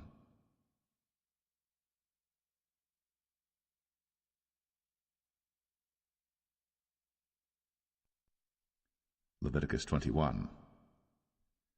And the Lord said unto Moses, Speak unto the priests, the sons of Aaron, and say unto them, There shall none be defiled for the dead among his people. But for his kin that is near unto him, that is, for his mother, and for his father, and for his son, and for his daughter, and for his brother, and for his sister a virgin, that is nigh unto him, which hath had no husband, for her may he be defiled. But he shall not defile himself, being a chief man among his people, to profane himself. They shall not make baldness upon their head, neither shall they shave off the corner of their beard, nor make any cuttings in their flesh. They shall be holy unto their God, and not profane the name of their God, for the offerings of the Lord made by fire, and the bread of their God they do offer, therefore they shall be holy. They shall not take a wife that is a whore, or profane, neither shall they take a woman put away from her husband, for he is holy unto his God. Thou shalt sanctify him therefore, for he offereth the bread of thy God. He shall be holy unto thee.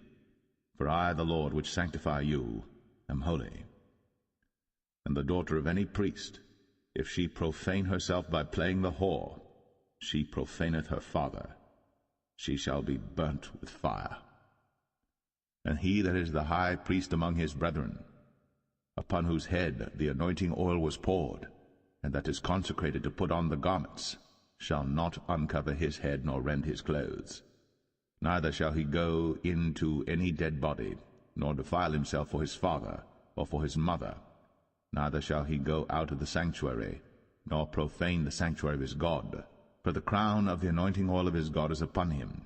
I am the Lord. And he shall take a wife in her virginity, a widow, or a divorced woman, or profane, or an harlot. These shall he not take, but he shall take a virgin of his own people to wife. Neither shall he profane his seed among his people, for I the Lord do sanctify him. And the Lord spake unto Moses, saying, Speak unto Aaron, saying, Whosoever he be of thy seed in their generations that hath any blemish, let him not approach to offer the bread of his God.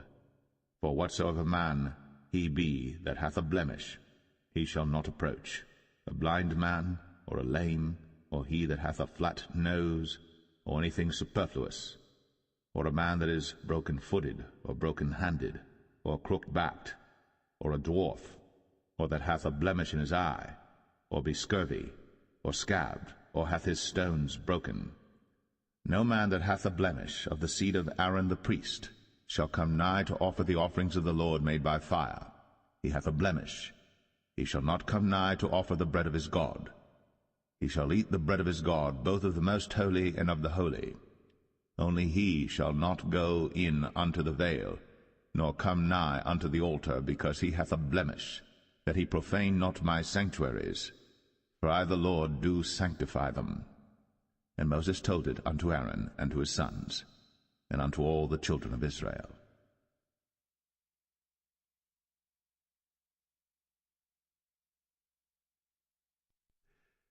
Leviticus 22. And the Lord spake unto Moses, saying, Speak unto Aaron and to his sons, that they separate themselves from the holy things of the children of Israel, and that they profane not my holy name in those things which they hallow unto me. I am the Lord. Say unto them, Whosoever he be of all your seed among your generations, that goeth unto the holy things, which the children of Israel hallow unto the Lord, having his uncleanness upon him, that soul shall be cut off from my presence. I am the Lord. What man soever of the seed of Aaron is a leper, or hath a running issue, he shall not eat of the holy things until he be clean. And whoso toucheth anything that is unclean by the dead, or a man whose seed goeth from him, or whosoever toucheth any creeping thing, whereby he may be made unclean, or a man of whom he may take uncleanness, whatsoever uncleanness he hath, the soul which hath touched any such shall be unclean until even, and shall not eat of the holy things, unless he wash his flesh with water. And when the sun is down, he shall be clean, and shall afterward eat of the holy things, because it is his food. That which dieth of itself, or is torn with beasts, he shall not eat to defile himself therewith. I am the Lord. They shall therefore keep mine ordinance, lest they bear sin for it, and die therefore, if they profane it. I the Lord do sanctify them. There shall no stranger eat of the holy thing. A sojourner of the priest, or an hired servant, shall not eat of the holy thing. But if the priest buy any soul with his money, he shall eat of it. And he that is born in his house, they shall eat of his meat. If the priest's daughter also be married unto a stranger, she may not eat of an offering of the holy things. But if the priest's daughter be a widow, or divorced, and have no child, and is returned unto her father's house, as in her youth, she shall eat of her father's meat, but there shall no stranger eat thereof. And if a man eat of the holy thing unwittingly, then he shall put the fifth part thereof unto it, and shall give it unto the priest with the holy thing. And they shall not profane the holy things of the children of Israel, which they offer unto the Lord, or suffer them to bear the iniquity of trespass, when they eat their holy things, for I the Lord do sanctify them. And the Lord spake unto Moses, saying, Speak unto Aaron, and to his sons, and unto all the children of Israel, and say unto them, Whatsoever he be of the house of Israel, or of the strangers in Israel, that will offer his oblation for all his vows, and for all his freewill offerings, which they will offer unto the Lord for a burnt offering, ye shall offer at your own will a male without blemish, of the beeves, of the sheep, or of the goats.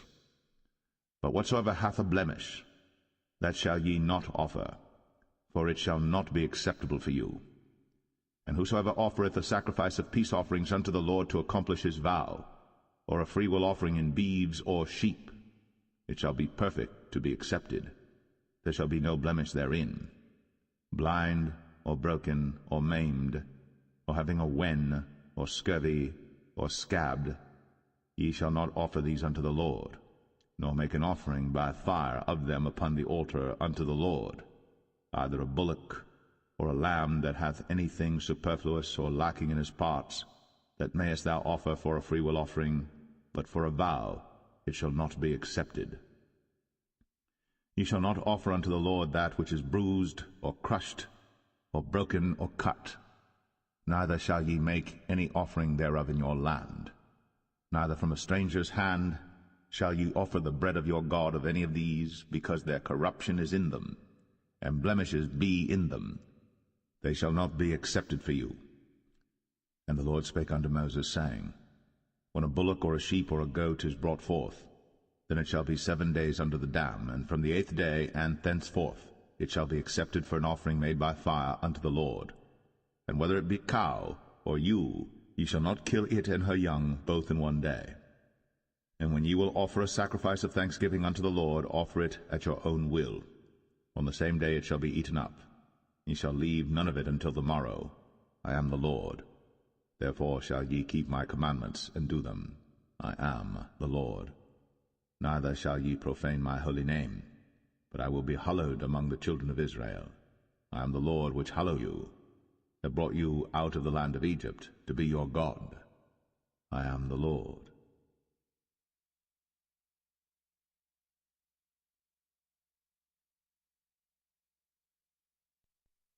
Leviticus 23. And the Lord spake unto Moses, saying, Speak unto the children of Israel, and say unto them, Concerning the feasts of the Lord, which ye shall proclaim to be holy convocations, even these are my feasts. 6 days shall work be done, but the 7th day is the Sabbath of rest, and holy convocation. Ye shall do no work therein. It is the Sabbath of the Lord in all your dwellings. These are the feasts of the Lord, even holy convocations, which ye shall proclaim in their seasons. In the 14th day of the 1st month at even is the Lord's Passover, and on the 15th day of the same month is the feast of unleavened bread unto the Lord. 7 days ye must eat unleavened bread. In the 1st day ye shall have an holy convocation. Ye shall do no servile work therein, but ye shall offer an offering made by fire unto the Lord 7 days.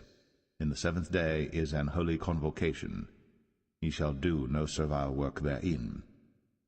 And the Lord spake unto Moses, saying, Speak unto the children of Israel, and say unto them, When ye be come into the land which I give unto you, and shall reap the harvest thereof, then ye shall bring a sheaf of the first fruits of your harvest unto the priest. And he shall wave the sheaf before the Lord, to be accepted for you. On the morrow after the Sabbath the priest shall wave it. And ye shall offer that day, when ye wave the sheaf, an he-lamb without blemish of the 1st year for a burnt offering unto the Lord. And the meat offering thereof shall be 2/10 deals of fine flour mingled with oil, an offering made by fire unto the Lord for a sweet savour. And the drink offering thereof shall be of wine, the 4th part of an hin. And ye shall eat neither bread, nor parched corn, nor green ears, until the selfsame day that ye have brought an offering unto your God. It shall be a statute for ever throughout your generations in all your dwellings. And ye shall count unto you from the morrow after the Sabbath, from the day that ye brought the sheaf of the wave offering, 7 Sabbaths shall be complete. Even unto the morrow after the 7th Sabbath shall ye number 50 days. And ye shall offer a new meat offering unto the Lord. Ye shall bring out of your habitations 2 wave loaves of 2/10 deals. They shall be of fine flour. They shall be baked with leaven. They are the first fruits unto the Lord. And ye shall offer with the bread 7 lambs without blemish of the 1st year, and 1 young bullock, and 2 rams. They shall be for a burnt offering unto the Lord, with their meat offering, and their drink offerings, even an offering made by fire of sweet savour unto the Lord. Then ye shall sacrifice 1 kid of the goats for a sin offering, and 2 lambs of the 1st year for a sacrifice of peace offerings. And the priest shall wave them with the bread of the first fruits for a wave offering before the Lord. With the 2 lambs they shall be holy to the Lord for the priests. And ye shall proclaim on the selfsame day, that it may be an holy convocation unto you. Ye shall do no servile work therein. It shall be a statute for ever in all your dwellings throughout your generations. And when ye reap the harvest of your land, thou shalt not make clean riddance of the corners of thy field when thou reapest, neither shalt thou gather any gleanings of thy harvest. Thou shalt leave them unto the poor, and to the stranger. I am the Lord your God.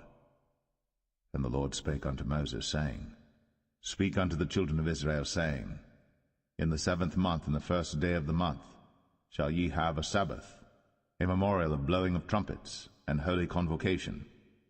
Ye shall do no servile work therein, but ye shall offer an offering made by fire unto the Lord. And the Lord spake unto Moses, saying, Also on the 10th day of this 7th month there shall be a day of atonement. It shall be an holy convocation unto you.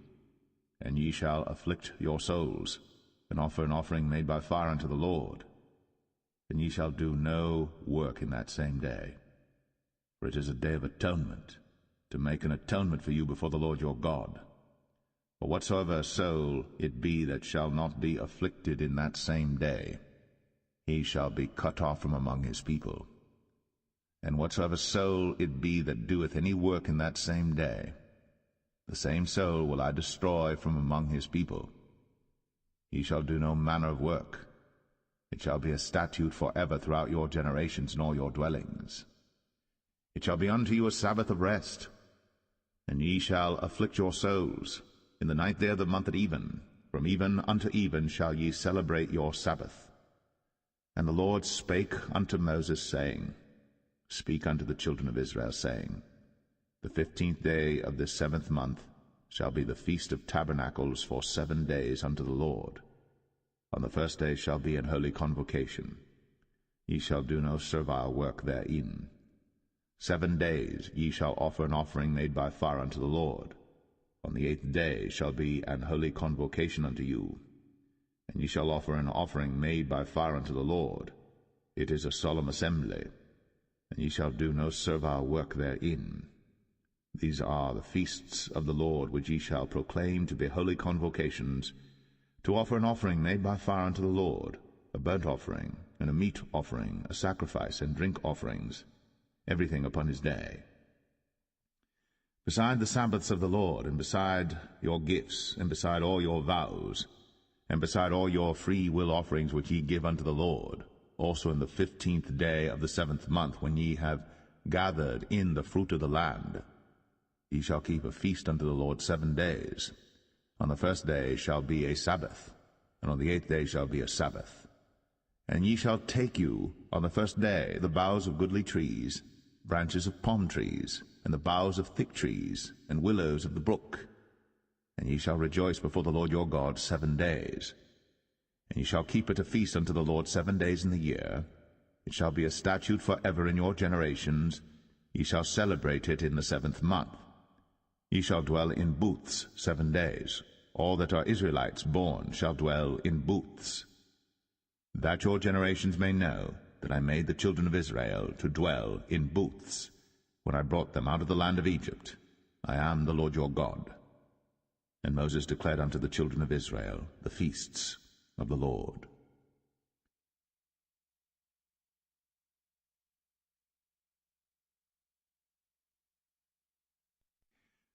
Leviticus 24. And the Lord spake unto Moses, saying, Command the children of Israel, that they bring unto thee pure oil olive beaten for the light, to cause the lamps to burn continually. Without the veil of the testimony, in the tabernacle of the congregation, shall Aaron order it from the evening unto the morning before the Lord continually. It shall be a statute for ever in your generations. He shall order the lamps upon the pure candlestick before the Lord continually. And thou shalt take fine flour, and bake 12 cakes thereof. 2 tenth deals shall be in 1 cake. And thou shalt set them in 2 rows, 6 in a row, upon the pure table before the Lord. And thou shalt put pure frankincense upon each row, that it may be on the bread for a memorial, even an offering made by fire unto the Lord. Every Sabbath he shall set it in order before the Lord continually, being taken from the children of Israel by an everlasting covenant. And it shall be Aaron's and his sons, and they shall eat it in the holy place. For it is most holy unto him of the offerings of the Lord made by fire, by a perpetual statute. And the son of an Israelitish woman, whose father was an Egyptian, went out among the children of Israel. And this son of the Israelitish woman and a man of Israel strove together in the camp. And the Israelitish woman's son blasphemed the name of the Lord, and cursed. And they brought him unto Moses. And his mother's name was Shilemeth, the daughter of Dibri of the tribe of Dan. And they put him in ward, that the mind of the Lord might be shown them. And the Lord spake unto Moses, saying, Bring forth him that hath cursed without the camp, and let all that heard him lay their hands upon his head, and let all the congregation stone him. And thou shalt speak unto the children of Israel, saying, Whosoever curseth his God shall bear his sin. And he that blasphemeth the name of the Lord, he shall surely be put to death. And all the congregation shall certainly stone him, as well the stranger, as he that is born in the land, when he blasphemeth the name of the Lord, shall be put to death. And he that killeth any man shall surely be put to death. And he that killeth a beast shall make it good, beast for beast. And if a man cause a blemish in his neighbor, as he hath done, so shall it be done to him. Breach for breach, eye for eye, tooth for tooth. As he hath caused a blemish in a man, so shall it be done to him again. And he that killeth a beast, he shall restore it. And he that killeth a man, he shall be put to death. Ye shall have one manner of law, as well for the stranger as for one of your own country. for I am the Lord your God. And Moses spake to the children of Israel, that they should bring forth him that had cursed out of the camp, and stone him with stones. And the children of Israel did as the Lord commanded Moses.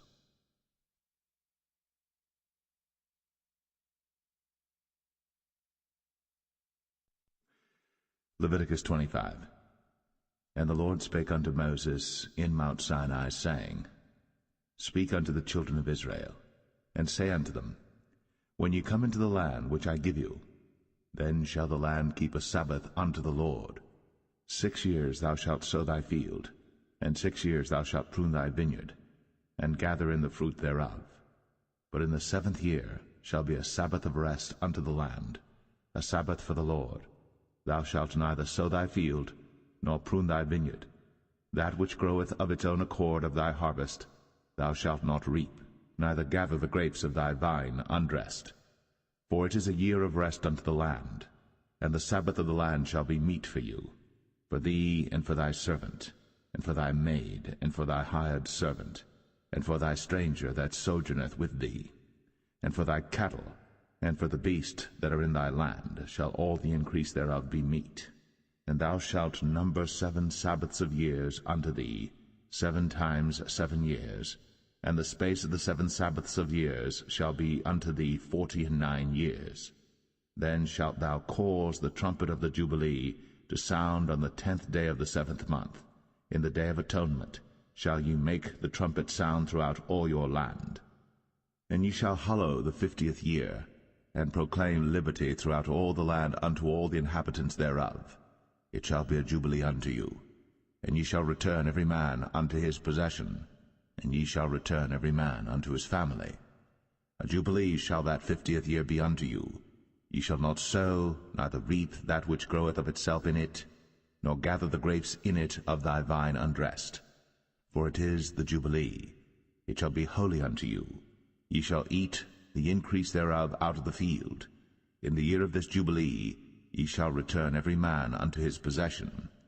And if thou sell aught unto thy neighbor, or buyest aught of thy neighbor's hand, ye shall not oppress one another. According to the number of years after the jubilee thou shalt buy of thy neighbor, and according unto the number of years of the fruits he shall sell unto thee.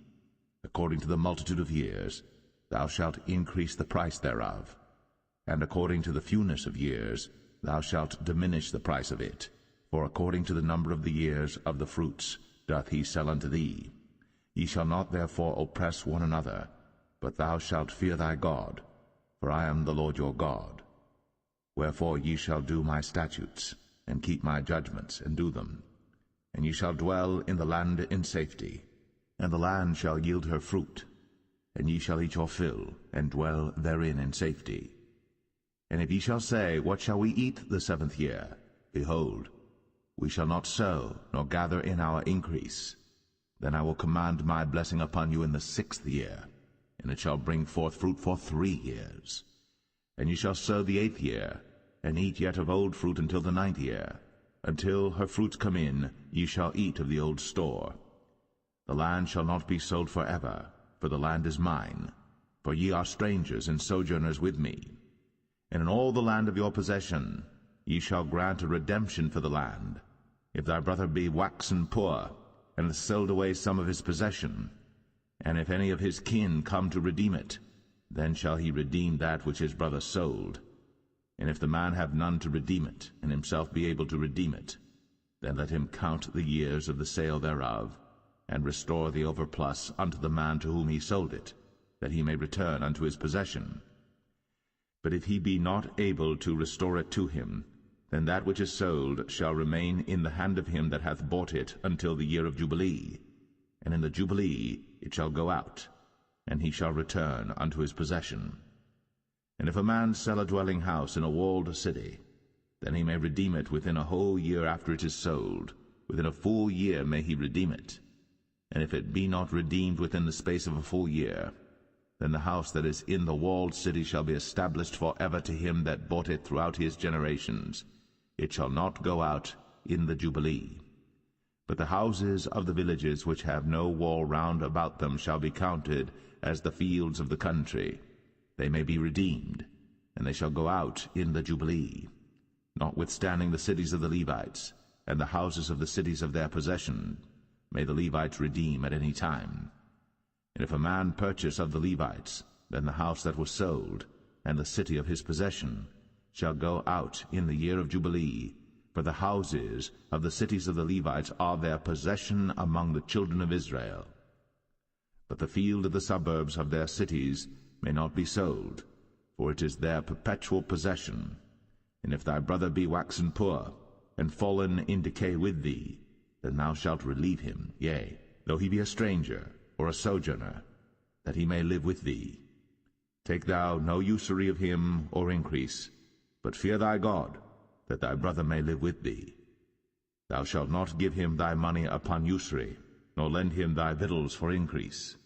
I am the Lord your God, which brought you forth out of the land of Egypt, to give you the land of Canaan, and to be your God. And if thy brother that dwelleth by thee be waxen poor, and be sold unto thee, thou shalt not compel him to serve as a bondservant, but as an hired servant, and as a sojourner. He shall be with thee, and shall serve thee unto the year of Jubilee. And then shall he depart from thee, both he and his children with him, and shall return unto his own family, and unto the possession of his fathers shall he return. For they are my servants, which I brought forth out of the land of Egypt. They shall not be sold as bondmen. Thou shalt not rule over him with rigor, but shalt fear thy God. Both thy bondmen and thy bondmaids, which thou shalt have, shall be of the heathen that are round about you. Of them shall ye buy bondmen and bondmaids. Moreover, of the children of the strangers that do sojourn among you, of them shall ye buy, and of their families that are with you, which they begat in your land, and they shall be your possession.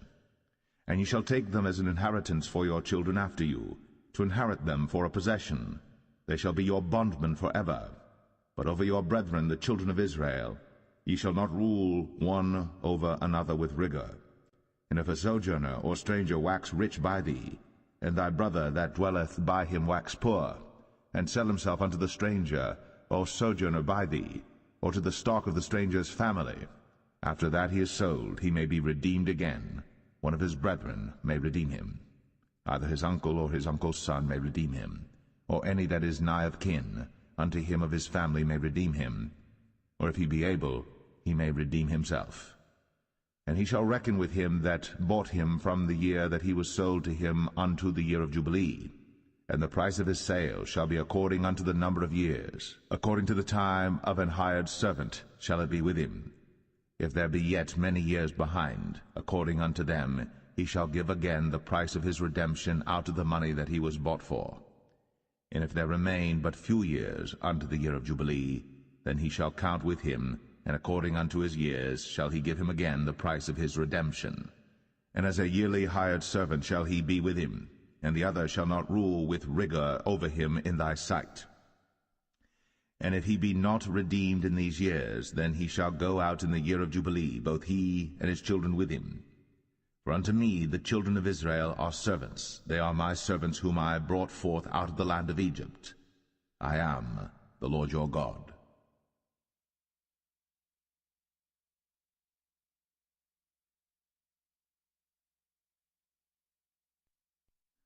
Leviticus 26.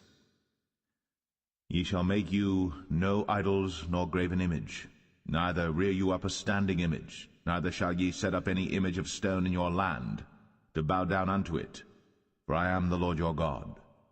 Ye shall keep my Sabbaths, and reverence my sanctuary. I am the Lord. If ye walk in my statutes, and keep my commandments, and do them, then I will give you rain in due season, and the land shall yield her increase, and the trees of the field shall yield their fruit. And your threshing shall reach unto the vintage, and the vintage shall reach unto the sowing time. And ye shall eat your bread to the full, and dwell in your land safely. And I will give peace in the land, and ye shall lie down, and none shall make you afraid. And I will rid evil beasts out of the land, neither shall the sword go through your land. And ye shall chase your enemies, and they shall fall before you by the sword. and 5 of you shall chase 100, and 100 of you shall put 10,000 to flight, and your enemies shall fall before you by the sword. For I will have respect unto you, and make you fruitful, and multiply you, and establish my covenant with you.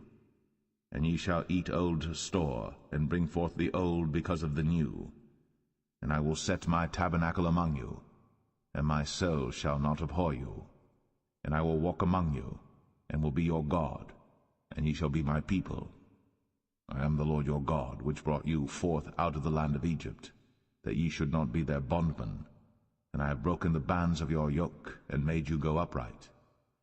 But if ye will not hearken unto me, and will not do all these commandments, and if ye shall despise my statutes, or if your soul abhor my judgments, so that ye will not do all my commandments, but that ye break my covenant, I also will do this unto you.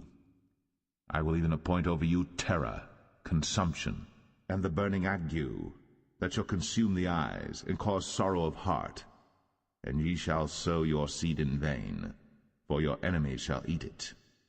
And I will set my face against you, and ye shall be slain before your enemies. They that hate you shall reign over you, and ye shall flee when none pursueth you. And if ye will not yet for all this hearken unto me, then I will punish you 7 times more for your sins. And I will break the pride of your power, and I will make your heaven as iron, and your earth as brass, and your strength shall be spent in vain. For your land shall not yield her increase, neither shall the trees of the land yield their fruits. And if ye walk contrary unto me, and will not hearken unto me, I will bring 7 times more plagues upon you according to your sins. I will also send wild beasts among you, which shall rob you of your children, and destroy your cattle, and make you few in number, and your highways shall be desolate. And if ye will not be reformed by me by these things, but will walk contrary unto me, then will I also walk contrary unto you, and will punish you yet 7 times for your sins. And I will bring a sword upon you, that shall avenge the quarrel of my covenant. And when ye are gathered together within your cities, I will send the pestilence among you, and ye shall be delivered into the hand of the enemy. And when I have broken the staff of your bread, 10 women shall bake your bread in 1 oven, and they shall deliver you your bread again by weight, and ye shall eat and not be satisfied. And if ye will not for all this hearken unto me, but walk contrary unto me, then I will walk contrary unto you also in fury, and I, even I, will chastise you 7 times for your sins. And ye shall eat the flesh of your sons, and the flesh of your daughters shall ye eat. And I will destroy your high places, and cut down your images, and cast your carcasses upon the carcasses of your idols. And my soul shall abhor you. And I will make your cities waste, and bring your sanctuaries unto desolation, and I will not smell the savour of your sweet odours. And I will bring the land into desolation, and your enemies which dwell therein shall be astonished at it. And I will scatter you among the heathen, and will draw out a sword after you, and your land shall be desolate, and your cities waste. Then shall the land enjoy her Sabbaths, as long as it lieth desolate, and ye be in your enemy's land, even then shall the land rest, and enjoy her Sabbaths. As long as it lieth desolate it shall rest, because it did not rest in your Sabbaths, when ye dwelt upon it. And upon them that are left alive of you I will send a faintness into their hearts in the lands of their enemies, and the sound of a shaken leaf shall chase them, and they shall flee, as fleeing from a sword, and they shall fall when none pursueth. And they shall fall one upon another, as it were before a sword, when none pursueth. And ye shall have no power to stand before your enemies, and ye shall perish among the heathen. And the land of your enemies shall eat you up, and they that are left of you shall pine away in their iniquity in your enemies' lands, and also in the iniquities of their fathers shall they pine away with them. If they shall confess their iniquity, and the iniquity of their fathers, with their trespass which they trespassed against me, and that also they have walked contrary unto me, and that I also have walked contrary unto them, and have brought them into the land of their enemies, if then their uncircumcised hearts be humbled, and they then accept of the punishment of their iniquity, then will I remember my covenant with Jacob, and also my covenant with Isaac, and also my covenant with Abraham will I remember, and I will remember the land.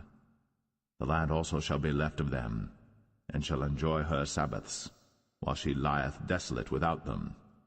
And they shall accept of the punishment of their iniquity, even because they despised my judgments, and because their soul abhorred my statutes. And yet for all that, when they be in the land of their enemies, I will not cast them away, neither will I abhor them to destroy them utterly, and to break my covenant with them, for I am the Lord their God. But I will for their sakes remember the covenant of their ancestors, whom I brought forth out of the land of Egypt, in the sight of the heathen, that I might be their God. I am the Lord. These are the statutes and judgments and laws which the Lord made between him and the children of Israel in Mount Sinai by the hand of Moses.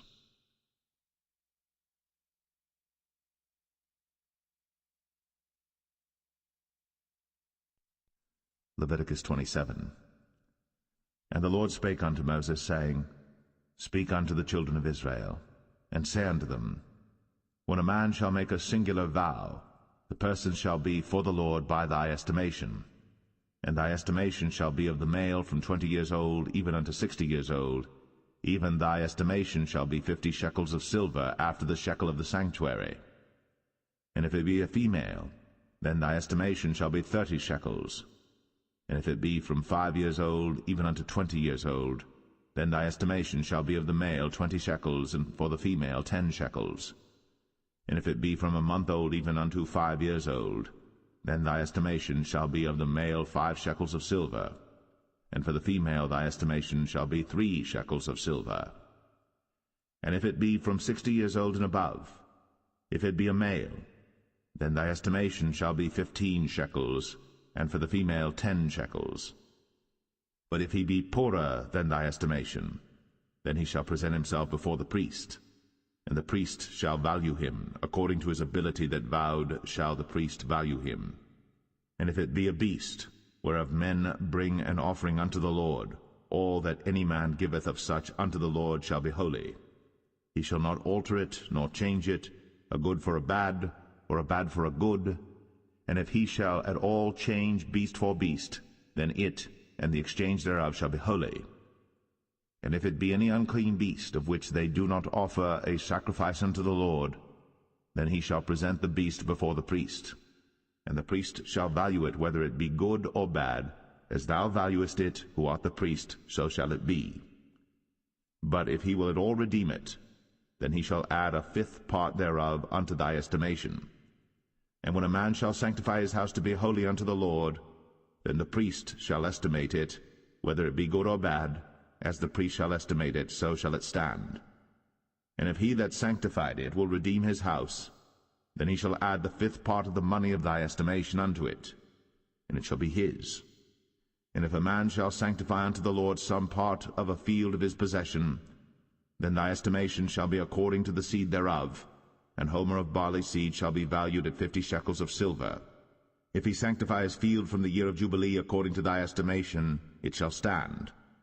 But if he sanctify his field after the Jubilee, then the priest shall reckon unto him the money according to the years that remain, even unto the year of the Jubilee, and it shall be abated from thy estimation. And if he that sanctified the field will in any wise redeem it, then he shall add 1/5 part of the money of thy estimation unto it, and it shall be assured to him. And if he will not redeem the field, or if he have sold the field to another man, it shall not be redeemed any more. But the field, when it goeth out in the Jubilee, shall be holy unto the Lord, as a field devoted. The possession thereof shall be the priest's. And if a man sanctify unto the Lord a field which he hath bought, which is not of the fields of his possession, then the priest shall reckon unto him the worth of thy estimation, even unto the year of the Jubilee, and he shall give thine estimation in that day as a holy thing unto the Lord. In the year of the Jubilee the field shall return unto him of whom it was bought, even to him to whom the possession of the land did belong. And all thy estimation shall be according to the shekel of the sanctuary. 20 gerahs shall be the shekel. Only the firstling of the beasts, which should be the Lord's firstling, no man shall sanctify it, whether it be ox or sheep, it is the Lord's. And if it be of an unclean beast, then he shall redeem it according to thine estimation, and shall add a 5th part of it thereto. Or if it be not redeemed, then it shall be sold according to thy estimation. Notwithstanding no devoted thing, that a man shall devote unto the Lord of all that he hath, both of man and beast, and of the field of his possession, shall be sold or redeemed. Every devoted thing is most holy unto the Lord. None devoted, which shall be devoted of men, shall be redeemed, but shall surely be put to death. And all the tithe of the land, whether of the seed of the land or of the fruit of the tree, is the Lord's. It is holy unto the Lord. And if a man will at all redeem aught of his tithes, he shall add thereto the 5th part thereof. And concerning the tithe of the herd or of the flock, even of whatsoever passeth under the rod, the 10th shall be holy unto the Lord. He shall not search whether it be good or bad, neither shall he change it. And if he change it at all, then both it and the change thereof shall be holy. It shall not be redeemed. These are the commandments which the Lord commanded Moses for the children of Israel in Mount Sinai.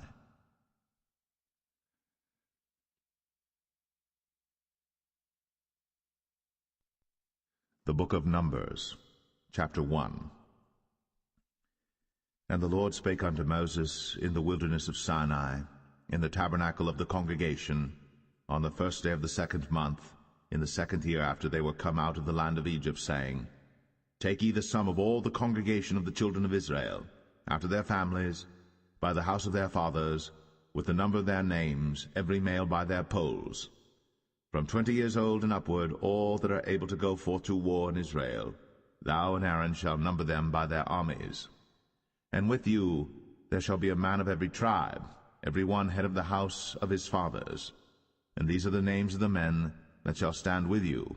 Of the tribe of Reuben, Elizur the son of Shadur; of Simeon, Shelumiel the son of Zurishaddai; of Judah, Nahshon the son of Amminadab; of Issachar, Nethanel the son of Zuar; of Zebulun, Eliab the son of Helon; of the children of Joseph; of Ephraim, Elishama the son of Ammihud; of Manasseh, Gamaliel the son of Pedazur; of Benjamin, Abidan the son of Gideoni; of Dan, Ahiezer the son of Ammishaddai; of Asher, Pagiel the son of Ochran; of Gad, Eliasaph the son of Duel; of Naphtali, Ahira the son of Enan. These were the renowned of the congregation, princes of the tribes of their fathers, heads of thousands in Israel. And Moses and Aaron took these men, which are expressed by their names, and they assembled all the congregation together on the 1st day of the 2nd month. And they declared their pedigrees after their families, by the house of their fathers, according to the number of the names, from 20 years old and upward, by their polls. As the Lord commanded Moses, so he numbered them in the wilderness of Sinai. And the children of Reuben, Israel's eldest son, by their generations, after their families, by the house of their fathers, according to the number of the names, by their polls, every male from 20 years old and upward, all that were able to go forth to war. Those that were numbered of them, even of the tribe of Reuben, were 46,500. Of the children of Simeon by their generations, after their families, by the house of their fathers, those that were numbered of them, according to the number of the names, by their polls, every male from 20 years old and upward, all that were able to go forth to war. Those that were numbered of them, even of the tribe of Simeon, were 59,300. Of the children of Gad, by their generations, after their families, by the house of their fathers, according to the number of the names, from 20 years old and upward, all that were able to go forth to war. Those that were numbered of them, even of the tribe of Gad, were 45,650. Of the children of Judah, by their generations, after their families, by the house of their fathers, according to the number of the names, from 20 years old and upward, all that were able to go forth to war. Those that were numbered of them, even of the tribe of Judah, were threescore and 14,600. Of the children of Issachar, by their generations, after their families, by the house of their fathers, according to the number of the names, from 20 years old and upward, all that were able to go forth to war, those that were numbered of them, even of the tribe of Issachar, were 50,004,400. Of the children of Zebulun, by their generations, after their families, by the house of their fathers, according to the number of the names, from 20 years old and upward, all that were able to go forth to war, those that were numbered of them, even of the tribe of Zebulun, were 57,400.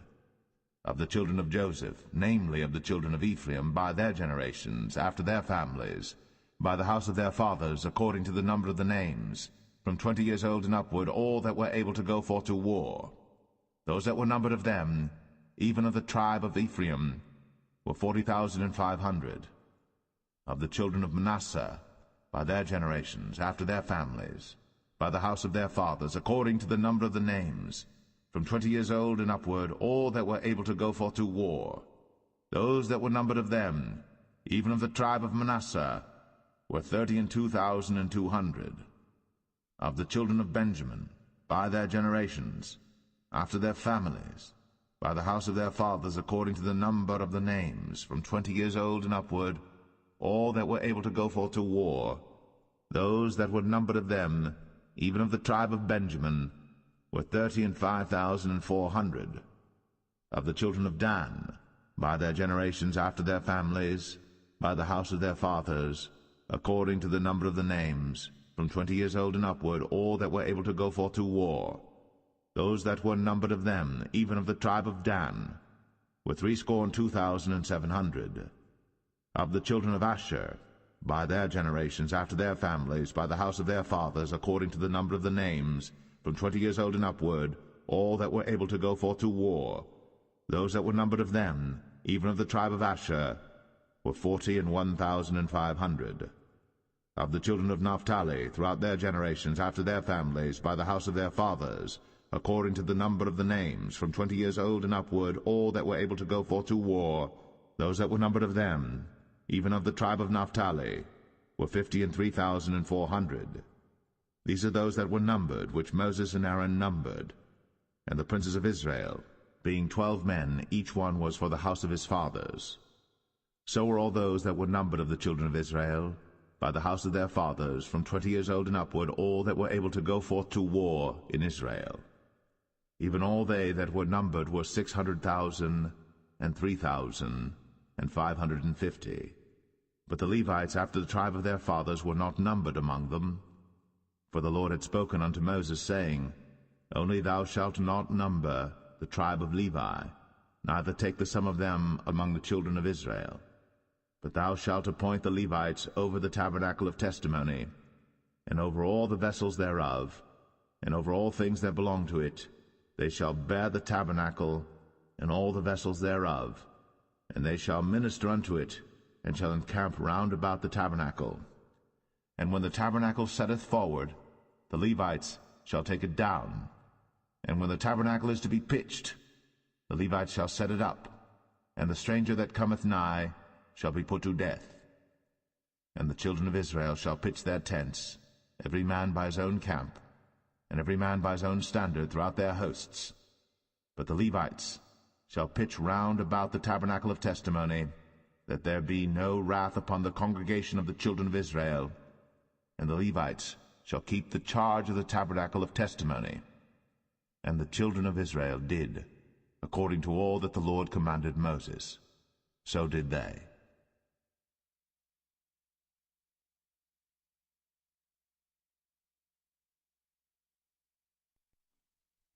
Numbers 2. And the Lord spake unto Moses and unto Aaron, saying, Every man of the children of Israel shall pitch by his own standard, with the ensign of their father's house. Far off about the tabernacle of the congregation shall they pitch. And on the east side toward the rising of the sun shall they of the standard of the camp of Judah pitch throughout their armies. And Nahshon the son of Amminadab shall be captain of the children of Judah. And his host, and those that were numbered of them, were 314,600. and those that do pitch next unto him shall be the tribe of Issachar. And Nathaniel, the son of Zuar, shall be captain of the children of Issachar, and his host, and those that were numbered thereof, were 54,400. Then the tribe of Zebulun, and Eliab, the son of Helon, shall be captain of the children of Zebulun, and his host, and those that were numbered thereof, were 57,400.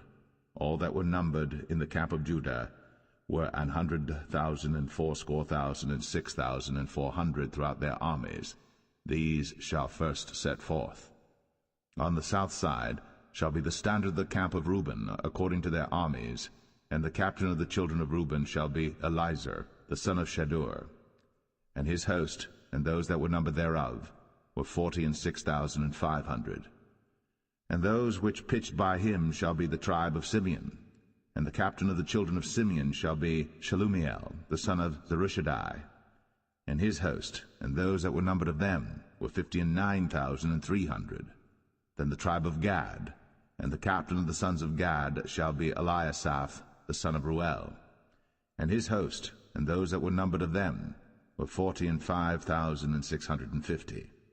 All that were numbered in the camp of Reuben were 100,050 and 1,450 throughout their armies, and they shall set forth in the second rank. Then the tabernacle of the congregation shall set forward with the camp of the Levites, in the midst of the camp, as they encamp, so shall they set forward, every man in his place by their standards. On the west side shall be the standard of the camp of Ephraim, according to their armies, and the captain of the sons of Ephraim shall be Elishama, the son of Ammihud, and his host, and those that were numbered of them were 40,500. And by him shall be the tribe of Manasseh, and the captain of the children of Manasseh shall be Gamaliel, the son of Pedazur, and his host, and those that were numbered of them were 32,200. Then the tribe of Benjamin, and the captain of the sons of Benjamin shall be Abidan, the son of Gideoni, and his host, and those that were numbered of them were 35,400. All that were numbered of the camp of Ephraim were 100,000 and 8,000 and 100 throughout their armies, and they shall go forward in the third rank. The standard of the camp of Dan shall be on the north side by their armies, and the captain of the children of Dan shall be Ahiezer, the son of Ammishaddai, and his host, and those that were numbered of them were 62,700. And those that encamp by him shall be the tribe of Asher, and the captain of the children of Asher shall be Pagiel, the son of Ochran, and his host, and those that were numbered of them were 41,500. Then the tribe of Naphtali, and the captain of the children of Naphtali shall be Ahira, the son of Enan, and his host, and those that were numbered of them were 53,400. All they that were numbered in the camp of Dan were 100,050 and 7,600. They shall go hindmost with their standards. These are those which were numbered of the children of Israel, by the house of their fathers. All those that were numbered of the camps throughout their hosts were 600,000 and 3,550. But the Levites were not numbered among the children of Israel, as the Lord commanded Moses. And the children of Israel did according to all that the Lord commanded Moses. So they pitched by their standards, and so they set forward, every one after their families, according to the house of their fathers.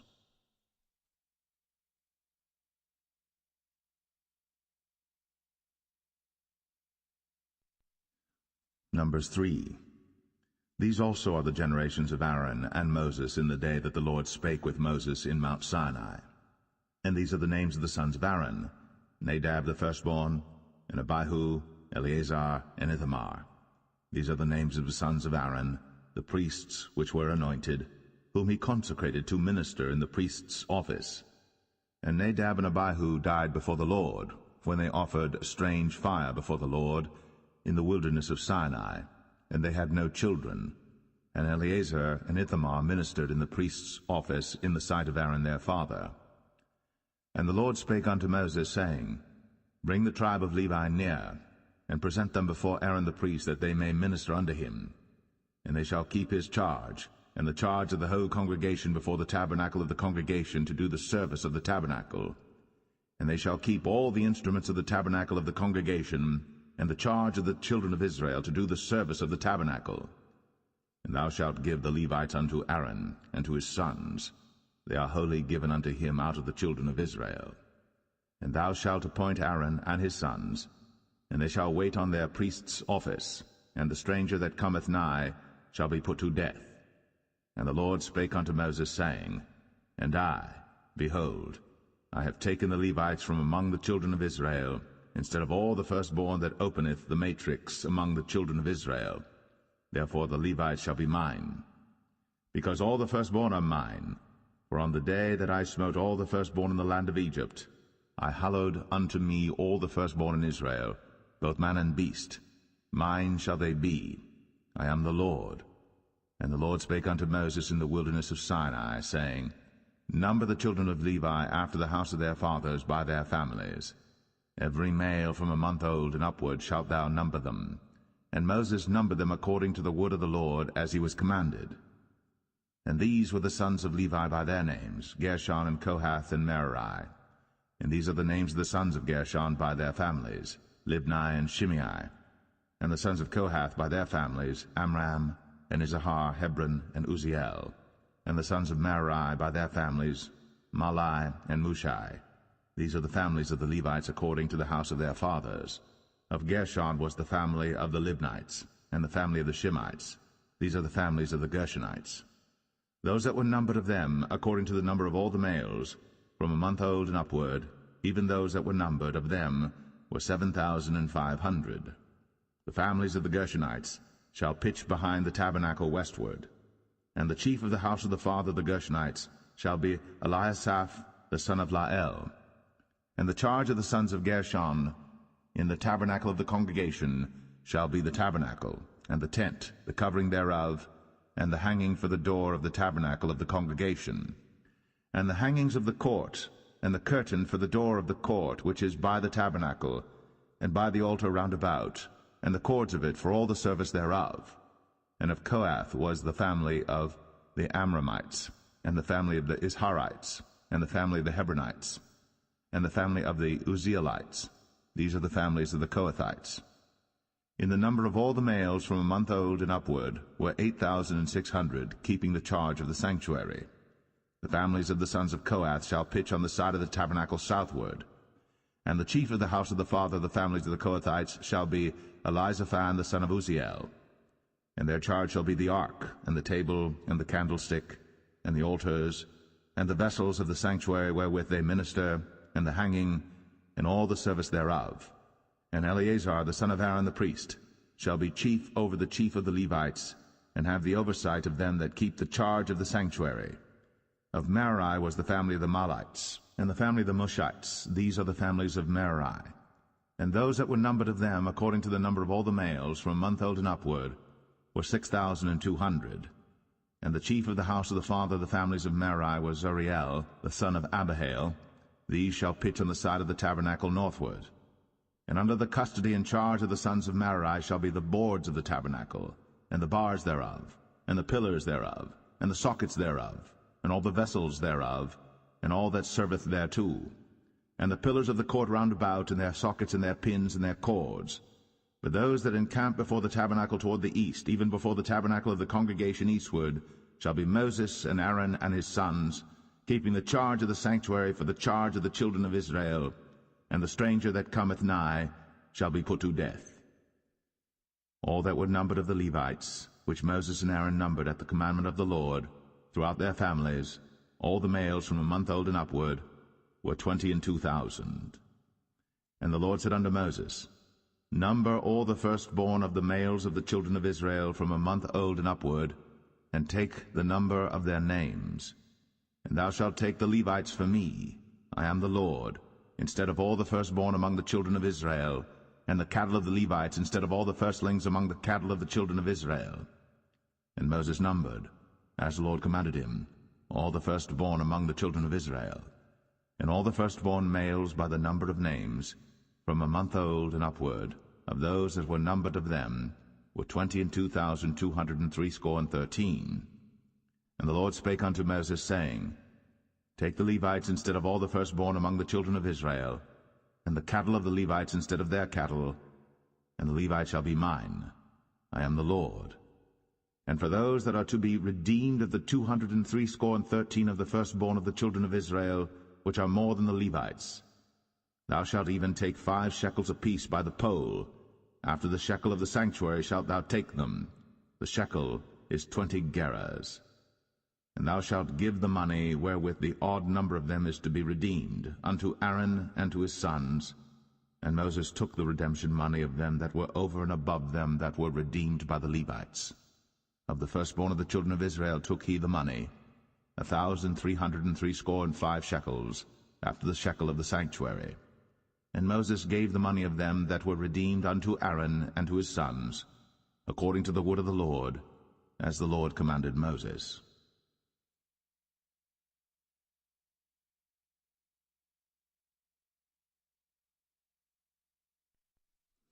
Numbers 4. And the Lord spake unto Moses and unto Aaron, saying, Take the sum of the sons of Kohath from among the sons of Levi after their families, by the house of their fathers, from 30 years old and upward, even until 50 years old, all that enter into the host, to do the work in the tabernacle of the congregation. This shall be the service of the sons of Kohath in the tabernacle of the congregation about the most holy things. And when the camp setteth forward, Aaron shall come, and his sons, and they shall take down the covering veil, and cover the ark of the testimony with it, and shall put thereon the covering of badgers' skins, and shall spread over it a cloth wholly of blue, and shall put in the staves thereof. And upon the table of showbread they shall spread a cloth of blue, and put thereon the dishes, and the spoons, and the bowls, and covers to cover withal, and the continual bread shall be thereon. And they shall spread upon them a cloth of scarlet, and cover the same with the covering of badgers' skins, and shall put in the staves thereof. And they shall take a cloth of blue, and cover the candlestick of the light, and his lamps, and his tongs, and his snuff dishes, and all the oil vessels thereof, wherewith they minister unto it. And they shall put it and all the vessels thereof within a covering of badgers' skins, and shall put it upon a bar. And upon the golden altar they shall spread a cloth of blue, and cover it with a covering of badgers' skins, and shall put to the staves thereof. And they shall take all the instruments of ministry, wherewith they minister in the sanctuary, and put them in a cloth of blue, and cover them with a covering of badgers' skins, and shall put them on a bar. And they shall take away the ashes from the altar, and spread a purple cloth thereon. And they shall put upon it all the vessels thereof, wherewith they minister about it, even the censers, the flesh hooks, and the shovels, and the basins, all the vessels of the altar. And they shall spread upon it a covering of badgers' skins, and put to the staves of it. And when Aaron and his sons have made an end of covering the sanctuary, and all the vessels of the sanctuary as the camp is to set forward, after that the sons of Kohath shall come to bear it. But they shall not touch any holy thing, lest they die. These things are the burden of the sons of Kohath in the tabernacle of the congregation. And to the office of Eleazar the son of Aaron the priest pertaineth the oil for the light, and the sweet incense, and the daily meat offering, and the anointing oil, and the oversight of all the tabernacle, and of all that therein is, in the sanctuary, and in the vessels thereof. And the Lord spake unto Moses and unto Aaron, saying, Cut ye not off the tribe of the families of the Kohathites from among the Levites, but thus do unto them, that they may live and not die, when they approach unto the most holy things. Aaron and his sons shall go in, and appoint them every one to his service and to his burden. But they shall not go in to see when the holy things are covered, lest they die. And the Lord spake unto Moses, saying, Take also the sum of the sons of Gershon, throughout the houses of their fathers by their families. From 30 years old and upward until 50 years old shalt thou number them, all that enter in to perform the service, to do the work in the tabernacle of the congregation. This is the service of the families of the Gershonites, to serve and for burdens. And they shall bear the curtains of the tabernacle, and the tabernacle of the congregation, his covering, and the covering of the badger skins that is above upon it, and the hanging for the door of the tabernacle of the congregation, and the hangings of the court, and the hanging for the door of the gate of the court, which is by the tabernacle, and by the altar round about, and their cords, and all the instruments of their service, and all that is made for them, so shall they serve. At the appointment of Aaron and his sons shall be all the service of the sons of the Gershonites, in all their burdens, and in all their service. And ye shall appoint unto them in charge all their burdens. This is the service of the families of the sons of Gershon, in the tabernacle of the congregation, and their charge shall be under the hand of Ithamar the son of Aaron the priest. As for the sons of Merari, thou shalt number them after their families by the house of their fathers. From 30 years old and upward, even unto 50 years old, shalt thou number them, every one that entereth into the service, to do the work of the tabernacle of the congregation. And this is the charge of their burden, according to all their service in the tabernacle of the congregation, the boards of the tabernacle, and the bars thereof, and the pillars thereof, and sockets thereof. And the pillars of the court round about, and their sockets, and their pins, and their cords, with all their instruments, and with all their service. And by name ye shall reckon the instruments of the charge of their burden. This is the service of the families of the sons of Merari, according to all their service, in the tabernacle of the congregation under the hand of Ithamar the son of Aaron the priest. And Moses and Aaron, and the chief of the congregation, numbered the sons of the Kohathites after their families, and after the house of their fathers, from 30 years old and upward, even unto 50 years old, every one that entereth into the service, for the work in the tabernacle of the congregation. And those that were numbered of them by their families were 2,750. These were they that were numbered of the families of the Kohathites, all that might do service in the tabernacle of the congregation, which Moses and Aaron did number, according to the commandment of the Lord, by the hand of Moses. And those that were numbered of the sons of Gershon, throughout their families, and by the house of their fathers, from 30 years old and upward, even unto 50 years old, every one that entereth into the service, for the work in the tabernacle of the congregation, even those that were numbered of them, throughout their families, by the house of their fathers, were 2,630. These are they that were numbered of the families of the sons of Gershon, of all that might do service in the tabernacle of the congregation, whom Moses and Aaron did number according to the commandment of the Lord. And those that were numbered of the families of the sons of Merari, throughout their families, by the house of their fathers, from 30 years old and upward, even unto 50 years old, every one that entereth into the service, for the work in the tabernacle of the congregation, even those that were numbered of them after their families, were 3,200. These be those that were numbered of the families of the sons of Merari, whom Moses and Aaron numbered according to the word of the Lord by the hand of Moses.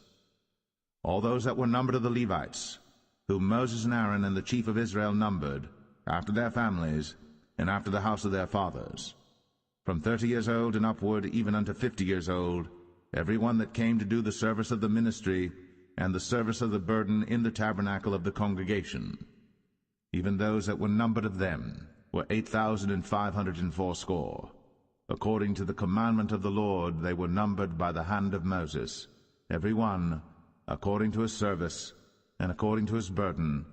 Thus were they numbered of him, as the Lord commanded Moses.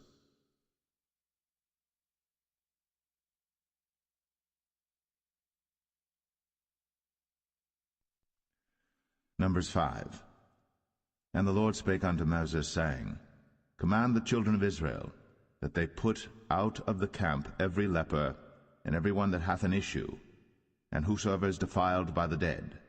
Both male and female shall ye put out, without the camp shall ye put them, that they defile not their camps, in the midst whereof I dwell. And the children of Israel did so, and put them out without the camp, as the Lord spake unto Moses. So did the children of Israel. And the Lord spake unto Moses, saying, Speak unto the children of Israel, when a man or woman shall commit any sin that men commit, to do a trespass against the Lord, and that person be guilty, then they shall confess their sin which they have done, and he shall recompense his trespass with the principal thereof, and add unto it the 5th part thereof, and give it unto him against whom he hath trespassed.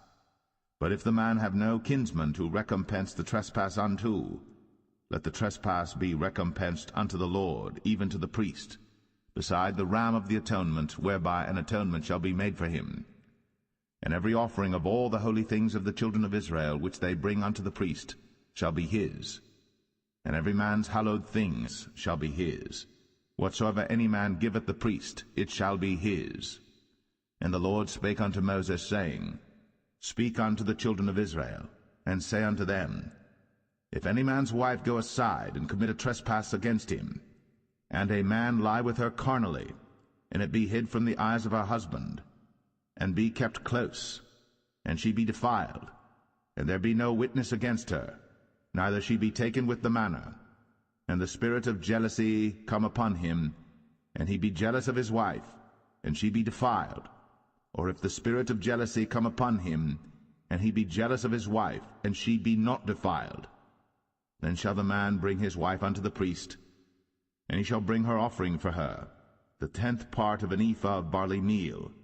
He shall pour no oil upon it, nor put frankincense thereon, for it is an offering of jealousy, an offering of memorial, bringing iniquity to remembrance. And the priest shall bring her near, and set her before the Lord. And the priest shall take holy water in an earthen vessel, and of the dust that is in the floor of the tabernacle the priest shall take, and put it into the water. And the priest shall set the woman before the Lord, and uncover the woman's head, and put the offering of memorial in her hands, which is the jealousy offering. And the priest shall have in his hand the bitter water that causeth the curse. And the priest shall charge her by an oath, and say unto the woman, If no man have lain with thee, and if thou hast not gone aside to uncleanness with another instead of thy husband, be thou free from this bitter water that causeth the curse.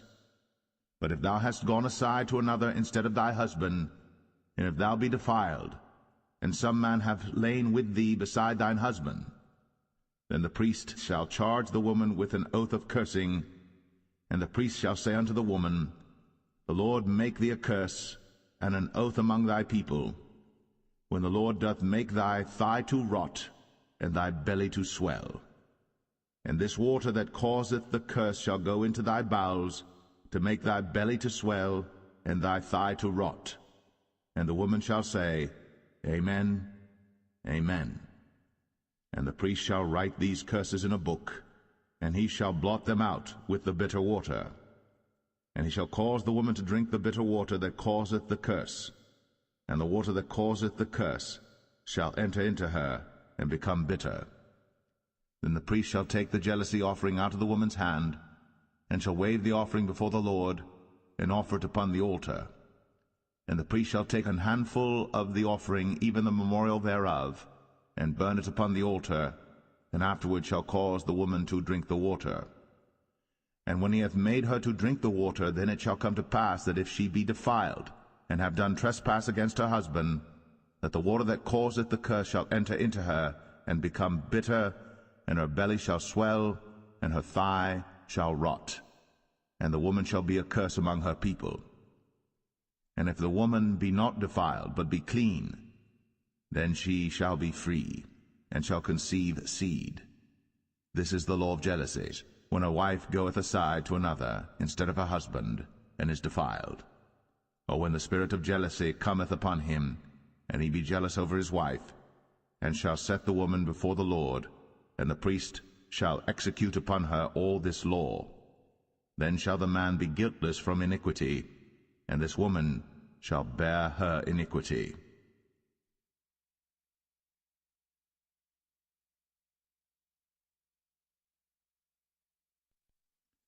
Number 6. And the Lord spake unto Moses, saying, Speak unto the children of Israel, and say unto them, When either man or woman shall separate themselves to vow a vow of a Nazarite, to separate themselves unto the Lord, he shall separate himself from wine and strong drink, and shall drink no vinegar of wine, or vinegar of strong drink. Neither shall he drink any liquor of grapes, nor eat moist grapes or dried. All the days of his separation shall he eat nothing that is made of the vine tree, from the kernels even to the husk. All the days of the vow of his separation, there shall no razor come upon his head, until the days be fulfilled, in the which he separateth himself unto the Lord. He shall be holy, and shall let the locks of the hair of his head grow. All the days that he separateth himself unto the Lord, he shall come at no dead body. He shall not make himself unclean for his father, or for his mother, for his brother, or for his sister, when they die, because the consecration of his God is upon his head. All the days of his separation he is holy unto the Lord. And if any man die very suddenly by him, and he hath defiled the head of his consecration, then he shall shave his head in the day of his cleansing. On the 7th day shall he shave it. And on the 8th day he shall bring 2 turtles, or 2 young pigeons, to the priest, to the door of the tabernacle of the congregation, and the priest shall offer the one for a sin offering, and the other for a burnt offering, and make an atonement for him, for that he sinned by the dead, and shall hallow his head that same day. And he shall consecrate unto the Lord the days of his separation, and shall bring a lamb of the first year for a trespass offering. But the days that were before shall be lost, because his separation was defiled. And this is the law of the Nazarite. When the days of his separation are fulfilled, he shall be brought unto the door of the tabernacle of the congregation, and he shall offer his offering unto the Lord, 1 he-lamb of the first year without blemish for a burnt offering, and 1 ewe-lamb of the first year without blemish for a sin offering, and 1 ram without blemish for peace offerings, and a basket of unleavened bread, cakes of fine flour mingled with oil, and wafers of unleavened bread anointed with oil, and their meat offering, and their drink offerings. And the priest shall bring them before the Lord, and shall offer his sin offering and his burnt offering. And he shall offer the ram for a sacrifice of peace offerings unto the Lord, with the basket of unleavened bread. The priest shall offer also his meat offering and his drink offering. And the Nazarite shall shave the head of his separation at the door of the tabernacle of the congregation, and shall take the hair of the head of his separation, and put it in the fire which is under the sacrifice of the peace offerings. And the priest shall take the sodden shoulder of the ram, and 1 unleavened cake out of the basket, and 1 unleavened wafer, and shall put them upon the hands of the Nazarite, after the hair of his separation is shaven. And the priest shall wave them for a wave offering before the Lord. This is holy for the priest, with the waved breast and heaved shoulder. And after that the Nazarite may drink wine. This is the law of the Nazarite, who hath vowed, and of his offering unto the Lord for his separation, beside that his hand shall get, according to the vow which he vowed, so he must do after the law of his separation. And the Lord spake unto Moses, saying, Speak unto Aaron and unto his sons, saying, On this wise ye shall bless the children of Israel, saying unto them, The Lord bless thee, and keep thee.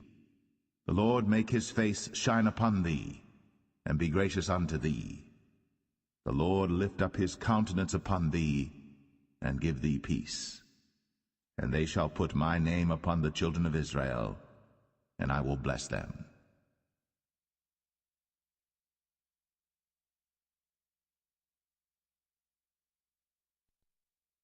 Number 7. And it came to pass on the day that Moses had fully set up the tabernacle, and had anointed it, and sanctified it, and all the instruments thereof, both the altar and all the vessels thereof, and had anointed them and sanctified them, that the princes of Israel, heads of the house of their fathers, who were the princes of the tribes, and were over them that were numbered, offered. And they brought their offering before the Lord, 6 covered wagons, and 12 oxen, a wagon for 2 of the princes, and for each one an ox. And they brought them before the tabernacle. And the Lord spake unto Moses, saying, Take it of them, that they may be to do the service of the tabernacle of the congregation, and thou shalt give them unto the Levites, to every man according to his service. And Moses took the wagons and the oxen, and gave them unto the Levites. 2 wagons and 4 oxen he gave unto the sons of Gershon, according to their service. And 4 wagons and 8 oxen he gave unto the sons of Merari, according unto their service, under the hand of Ithamar the son of Aaron the priest. But unto the sons of Kohath he gave none, because the service of the sanctuary belonging unto them was that they should bear upon their shoulders. And the princes offered for dedicating of the altar in the day that it was anointed. Even the princes offered their offering before the altar. And the Lord said unto Moses, They shall offer their offering, each prince on his day, for the dedicating of the altar. And he that offered his offering the first day was Nahshon the son of Amminadab of the tribe of Judah. And his offering was 1 silver charger, the weight thereof was 130 shekels, 1 silver bowl of 70 shekels after the shekel of the sanctuary. Both of them were full of fine flour, mingled with oil, for a meat offering. 1 spoon of 10 shekels of gold, full of incense. 1 young bullock, 1 ram, 1 lamb of the first year, for a burnt offering. 1 kid of the goats for a sin offering, and for a sacrifice of peace offerings. 2 oxen, 5 rams, 5 he-goats, 5 lambs of the first year. This was the offering of Nahshon the son of Amminadab. On the second day, Nathaniel the son of Zuar, prince of Issachar, did offer. He offered for his offering 1 silver charger, the weight whereof was 130 shekels, 1 silver bowl of 70 shekels after the shekel of the sanctuary, both of them full of fine flour, mingled with oil, for a meat offering. 1 spoon of gold of 10 shekels, full of incense. 1 young bullock, 1 ram, 1 lamb of the first year, for a burnt offering. 1 kid of the goats for a sin offering. And for a sacrifice of peace offerings, 2 oxen, 5 rams, 5 he-goats, 5 lambs of the first year. This was the offering of Nathaniel the son of Zuar. On the third day Eliab the son of Helon, prince of the children of Zebulun, did offer. His offering was 1 silver charger, the weight whereof was 130 shekels, 1 silver bowl of 70 shekels after the shekel of the sanctuary, both of them full of fine flour, mingled with oil, for a meat offering. 1 golden spoon of 10 shekels, full of incense. 1 young bullock, 1 ram, 1 lamb of the first year, for a burnt offering. 1 kid of the goats for a sin offering, and for a sacrifice of peace offerings, 2 oxen, 5 rams, 5 he-goats, 5 lambs of the first year. This was the offering of Eliab the son of Helon. On the fourth day Eleazar the son of Shadur, prince of the children of Reuben, did offer. His offering was 1 silver charger of the weight of 130 shekels, 1 silver bowl of 70 shekels after the shekel of the sanctuary, both of them full of fine flour, mingled with oil, for a meat offering. 1 golden spoon of 10 shekels, full of incense. 1 young bullock, 1 ram, 1 lamb of the first year, for a burnt offering. 1 kid of the goats for a sin offering.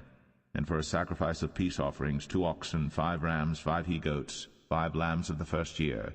This was the offering of Elizur the son of Shadur.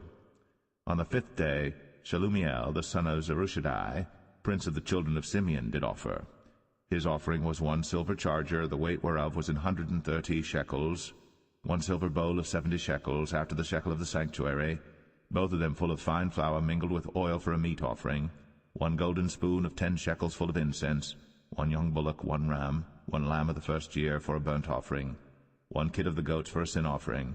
And for a sacrifice of peace offerings, 2 oxen, 5 rams, 5 he-goats, 5 lambs of the first year. This was the offering of Shelumiel the son of Zerushadai. On the sixth day Eliasaph the son of Deuel, prince of the children of Gad, offered. His offering was 1 silver charger of the weight of 130 shekels, a silver bowl of 70 shekels after the shekel of the sanctuary, both of them full of fine flour, mingled with oil, for a meat offering.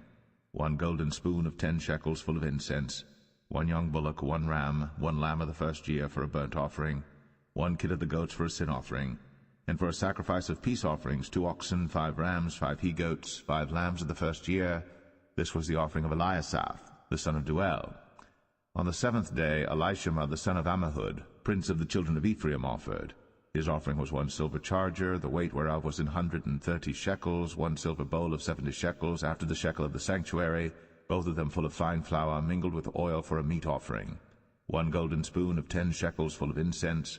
1 young bullock, 1 ram, 1 lamb of the first year, for a burnt offering. 1 kid of the goats for a sin offering. And for a sacrifice of peace offerings, 2 oxen, 5 rams, 5 he-goats, 5 lambs of the first year. This was the offering of Elishama the son of Ammihud. On the eighth day offered Gamaliel the son of Pedahzur, prince of the children of Manasseh. His offering was 1 silver charger of the weight of 130 shekels, 1 silver bowl of 70 shekels after the shekel of the sanctuary, both of them full of fine flour, mingled with oil, for a meat offering. 1 golden spoon of 10 shekels, full of incense. 1 young bullock, 1 ram, 1 lamb of the first year, for a burnt offering. 1 kid of the goats for a sin offering. And for a sacrifice of peace offerings, 2 oxen, 5 rams, 5 he-goats, 5 lambs of the first year. This was the offering of Gamaliel, the son of Pedazur. On the 9th day, Abidan, the son of Gideoni, prince of the children of Benjamin, offered. His offering was 1 silver charger, the weight whereof was 130 shekels, 1 silver bowl of 70 shekels, after the shekel of the sanctuary, both of them full of fine flour mingled with oil for a meat offering, 1 golden spoon of 10 shekels full of incense, 1 young bullock, 1 ram, 1 lamb of the first year for a burnt offering, 1 kid of the goats for a sin offering, and for a sacrifice of peace offerings 2 oxen, 5 rams, 5 he-goats, 5 lambs of the first year. This was the offering of Abidan, the son of Gideoni. On the 10th day, Ahiezer, the son of Ammishaddai, prince of the children of Dan, offered. His offering was 1 silver charger, the weight whereof was 130 shekels, 1 silver bowl of 70 shekels, after the shekel of the sanctuary, both of them full of fine flour mingled with oil for a meat offering, 1 golden spoon of 10 shekels full of incense, 1 young bullock, 1 ram, 1 lamb of the first year for a burnt offering, 1 kid of the goats for a sin offering, and for a sacrifice of peace offerings 2 oxen, 5 rams, 5 he-goats, 5 lambs of the first year. This was the offering of Ahiezer, the son of Ammishaddai. On the 11th day, Pagiel, the son of Ochran, prince of the children of Asher, offered. His offering was 1 silver charger, the weight whereof was 130 shekels, 1 silver bowl of 70 shekels, after the shekel of the sanctuary, both of them full of fine flour mingled with oil for a meat offering, 1 golden spoon of 10 shekels full of incense, 1 young bullock, 1 ram, 1 lamb of the first year for a burnt offering, 1 kid of the goats for a sin offering, and for a sacrifice of peace offerings 2 oxen, 5 rams, 5 he-goats, 5 lambs of the first year. This was the offering of Pagiel, the son of Ochran. On the 12th day, Ahira, the son of Anan, prince of the children of Naphtali, offered. His offering was 1 silver charger, the weight whereof was 130 shekels, 1 silver bowl of 70 shekels, after the shekel of the sanctuary, both of them full of fine flour mingled with oil for a meat offering, 1 golden spoon of 10 shekels full of incense, 1 young bullock, 1 ram, 1 lamb of the first year for a burnt offering, 1 kid of the goats for a sin offering, and for a sacrifice of peace offerings 2 oxen, 5 rams, 5 he-goats, 5 lambs of the first year. This was the offering of Ahira, the son of Anan. This was the dedication of the altar in the day when it was anointed by the princes of Israel. 12 chargers of silver, 12 silver bowls, 12 spoons of gold, each charger of silver weighing 130 shekels, each bowl 70. All the silver vessels weighed 2,400 shekels after the shekel of the sanctuary. The golden spoons were 12, full of incense, weighing 10 shekels apiece, after the shekel of the sanctuary. All the gold of the spoons was 120 shekels. All the oxen for the burnt offering were 12 bullocks, the rams 12, the lambs of the first year 12, with their meat offering, and the kids of the goats for sin offering 12. And all the oxen for the sacrifice of the peace offerings were 24 bullocks, the rams 60, the he-goats 60, the lambs of the first year 60. This was the dedication of the altar. After that it was anointed. And when Moses was gone into the tabernacle of the congregation to speak with him, then he heard the voice of one speaking unto him from off the mercy seat, that was upon the ark of testimony, from between the 2 cherubims, and he spake unto him.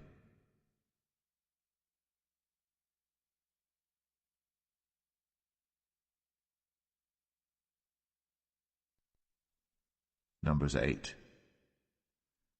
And the Lord spake unto Moses, saying, Speak unto Aaron, and say unto him, When thou lightest the lamps, the 7 lamps shall give light over against the candlestick. And Aaron did so. He lighted the lamps thereof over against the candlestick, as the Lord commanded Moses. And this work of the candlestick was of beaten gold, unto the shaft thereof, unto the flowers thereof was beaten work, according unto the pattern which the Lord had shown Moses. So he made the candlestick.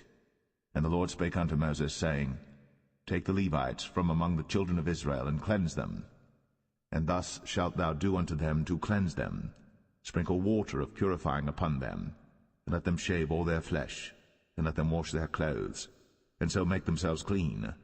Then let them take a young bullock with his meat offering, even fine flour mingled with oil, and another young bullock shalt thou take for a sin offering.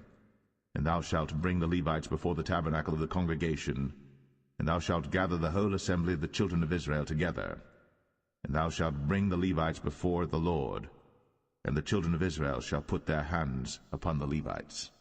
And Aaron shall offer the Levites before the Lord for an offering of the children of Israel, that they may execute the service of the Lord.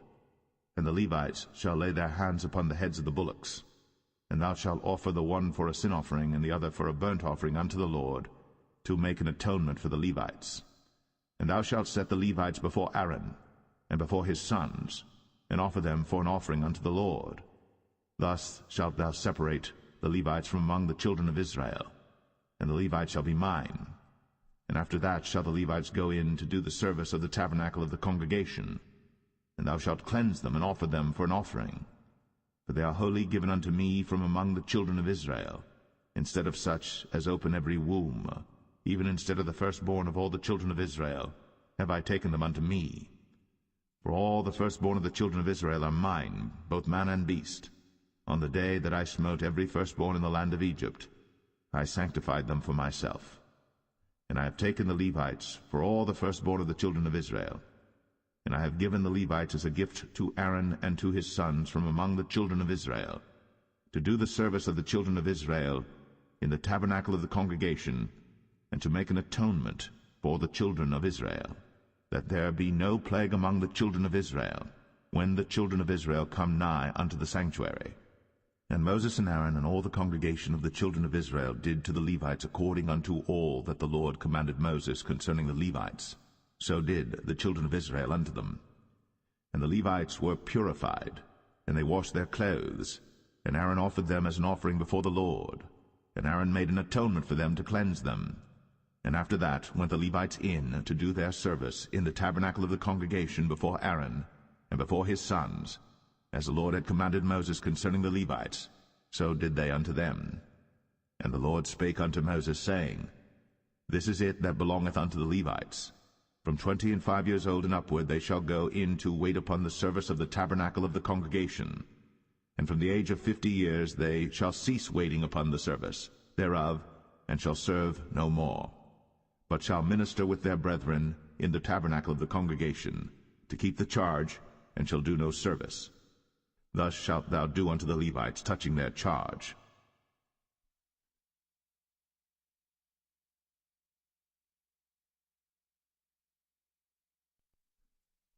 Numbers 9. And the Lord spake unto Moses in the wilderness of Sinai, in the first month of the 2nd year, after they were come out of the land of Egypt, saying, Let the children of Israel also keep the Passover at his appointed season.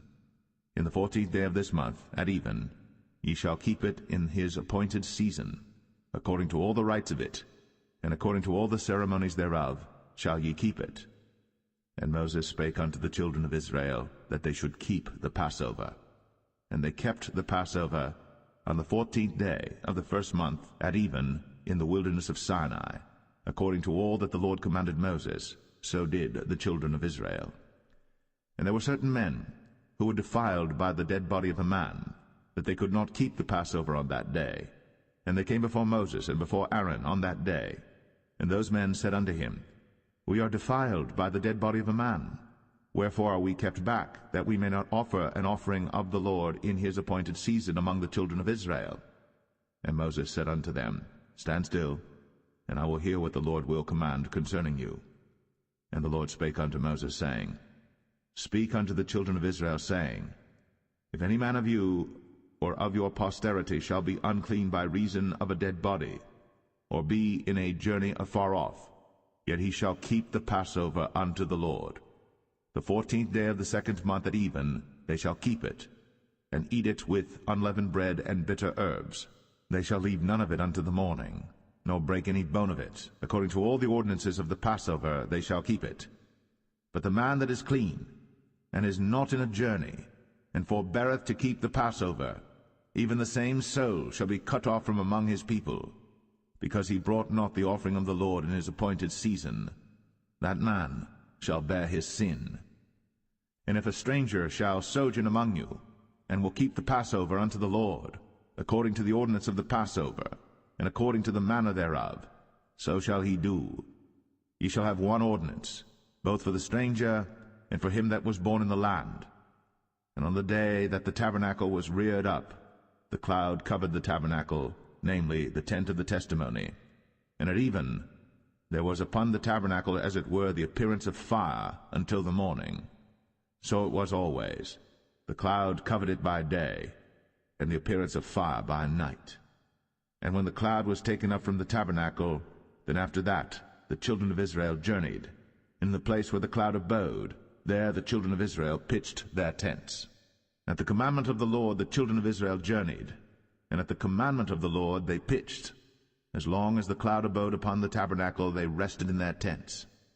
And when the cloud tarried long upon the tabernacle many days, then the children of Israel kept the charge of the Lord, and journeyed not. And so it was, when the cloud was a few days upon the tabernacle, according to the commandment of the Lord, they abode in their tents, and according to the commandment of the Lord they journeyed. And so it was, when the cloud abode from even unto the morning, and that the cloud was taken up in the morning, then they journeyed. Whether it was by day or by night that the cloud was taken up, they journeyed. Or whether it were 2 days, or a month, or a year, that the cloud tarried upon the tabernacle, remaining thereon, the children of Israel abode in their tents, and journeyed not. But when it was taken up, they journeyed.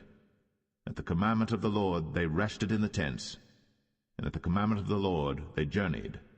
They kept the charge of the Lord, at the commandment of the Lord, by the hand of Moses.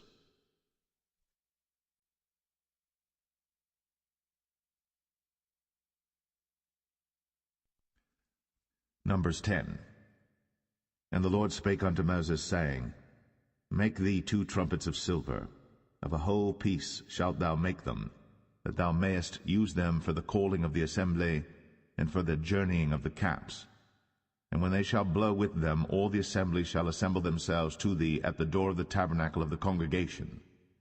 And if they blow but with 1 trumpet, then the princes, which are heads of the thousands of Israel, shall gather themselves unto thee. When ye blow an alarm, then the camps that lie on the east parts shall go forward. When ye blow an alarm the 2nd time, then the camps that lie on the south side shall take their journey. They shall blow an alarm for their journeys. But when the congregation is to be gathered together, ye shall blow, but ye shall not sound an alarm. And the sons of Aaron the priests shall blow with the trumpets, and they shall be to you for an ordinance forever throughout your generations. And if ye go to war in your land against the enemy that oppresseth you, then ye shall blow an alarm with the trumpets, and ye shall be remembered before the Lord your God, and ye shall be saved from your enemies. Also in the day of your gladness, and in your solemn days, in the beginnings of your months, ye shall blow with the trumpets over your burnt offerings, and over the sacrifices of your peace offerings, that they may be to you for a memorial before your God. I am the Lord your God. And it came to pass on the 20th day of the 2nd month, in the 2nd year, that the cloud was taken up from off the tabernacle of the testimony. And the children of Israel took their journeys out of the wilderness of Sinai, and the cloud rested in the wilderness of Paran. And they first took their journey according to the commandment of the Lord by the hand of Moses. In the first place went the standard of the camp of the children of Judah according to their armies, and over his host was Nahshon the son of Amminadab. And over the host of the tribe of the children of Issachar was Nethaniel the son of Zuar. And over the host of the tribe of the children of Zebulun was Eliab the son of Helon. And the tabernacle was taken down, and the sons of Gershon and the sons of Merari set forward, bearing the tabernacle. And the standard of the camp of Reuben set forward according to their armies. And over his host was Elizur the son of Shadur. And over the host of the tribe of the children of Simeon was Shelumiel the son of Zerushadai. And over the host of the tribe of the children of Gad was Eliasaph the son of Duel. And the Kohathites set forward, bearing the sanctuary, and the other did set up the tabernacle against they came. And the standard of the camp of the children of Ephraim set forward according to their armies, and over his host was Elishama the son of Ammihud. And over the host of the tribe of the children of Manasseh was Gamaliel the son of Pedazur. And over the host of the tribe of the children of Benjamin was Abidan the son of Gideoni. And the standard of the camp of the children of Dan set forward which was the rearward of all the camps throughout their hosts. And over his host was Ahiezer, the son of Ammishaddai. And over the host of the tribe of the children of Asher was Pagiel, the son of Ochran. And over the host of the tribe of the children of Naphtali was Ahira, the son of Enan. Thus were the journeyings of the children of Israel according to their armies, when they set forward. And Moses said unto Hobab, the son of Raguel the Midianite, Moses' father-in-law, We are journeying unto the place of which the Lord said, I will give it you. Come thou with us, and we will do thee good. For the Lord hath spoken good concerning Israel. And he said unto him, I will not go, but I will depart to mine own land, and to my kindred. And he said, Leave us not, I pray thee, for as much as thou knowest how we are to encamp in the wilderness, and thou mayest be to us instead of eyes. And it shall be, if thou go with us, yea, it shall be that what goodness the Lord shall do unto us, the same will we do unto thee. And they departed from the mount of the Lord 3 days' journey. And the ark of the covenant of the Lord went before them in the 3 days' journey, to search out a resting place for them. And the cloud of the Lord was upon them by day, when they went out of the camp. And it came to pass, when the ark set forward, that Moses said, Rise up, Lord, and let thine enemies be scattered, and let them that hate thee flee before thee. And when it rested, he said, Return, O Lord, unto the many thousands of Israel.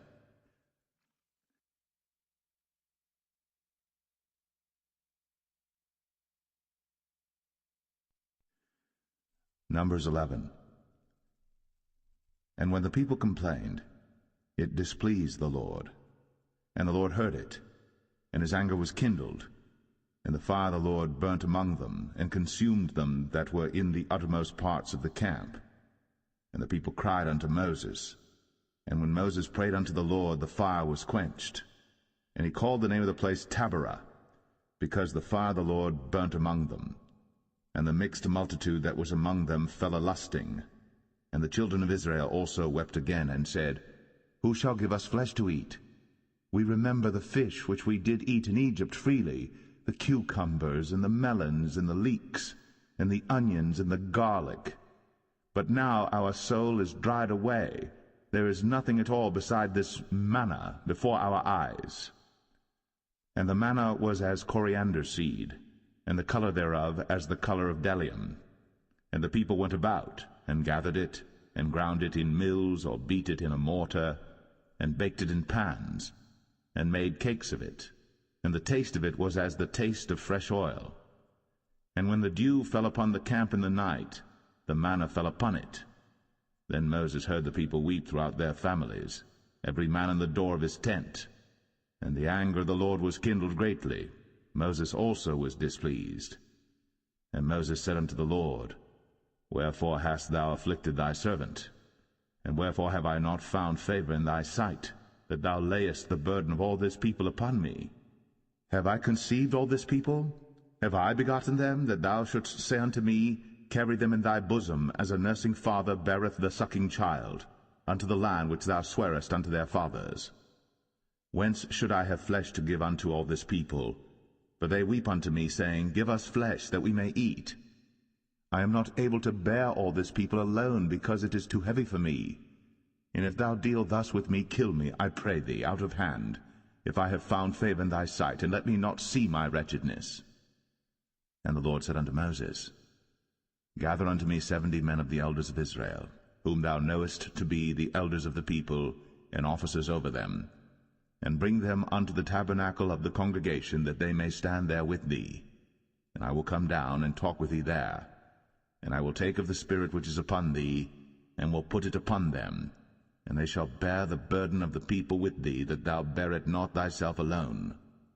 And say thou unto the people, Sanctify yourselves against tomorrow, and ye shall eat flesh. For ye have wept in the ears of the Lord, saying, Who shall give us flesh to eat? For it was well with us in Egypt. Therefore the Lord will give you flesh, and ye shall eat. Ye shall not eat 1 day, nor 2 days, nor 5 days, neither 10 days, nor 20 days, but even a whole month, until it come out at your nostrils, and it be loathsome unto you. because that ye have despised the Lord which is among you, and have wept before him, saying, Why came we forth out of Egypt? And Moses said, The people among whom I am are 600,000 footmen, and thou hast said, I will give them flesh, that they may eat a whole month. Shall the flocks and the herds be slain for them to suffice them?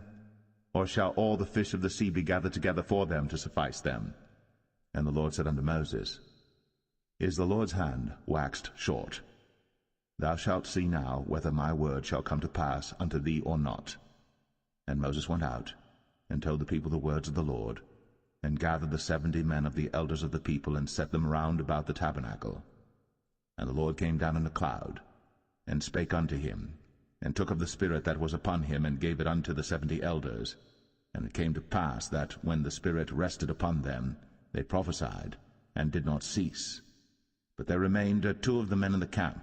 The name of the one was Eldad, and the name of the other Medad. And the Spirit rested upon them, and they were of them that were written, but went not out unto the tabernacle, and they prophesied in the camp. And there ran a young man, and told Moses, and said, Eldad and Medad do prophesy in the camp. And Joshua the son of Nun, the servant of Moses, one of his young men, answered and said, My lord Moses, forbid them. And Moses said unto him, Enviest thou for my sake? Would God that all the Lord's people were prophets, and that the Lord would put his Spirit upon them. And Moses gat him into the camp, he and the elders of Israel. And there went forth a wind from the Lord, and brought quails from the sea, and let them fall by the camp, as it were a day's journey on this side, and as it were a day's journey on the other side, round about the camp, and as it were 2 cubits high upon the face of the earth. And the people stood up all that day, and all that night, and all the next day. And they gathered the quails, he that gathered least gathered 10 homers, and they spread them all abroad for themselves round about the camp. And while the flesh was yet between their teeth, ere it was chewed, the wrath of the Lord was kindled against the people, and the Lord smote the people with a very great plague. And he called the name of that place Kibroth Hattaavah, because there they buried the people that lusted. And the people journeyed from Kibroth Hattaavah unto Hazeroth, and abode at Hazeroth.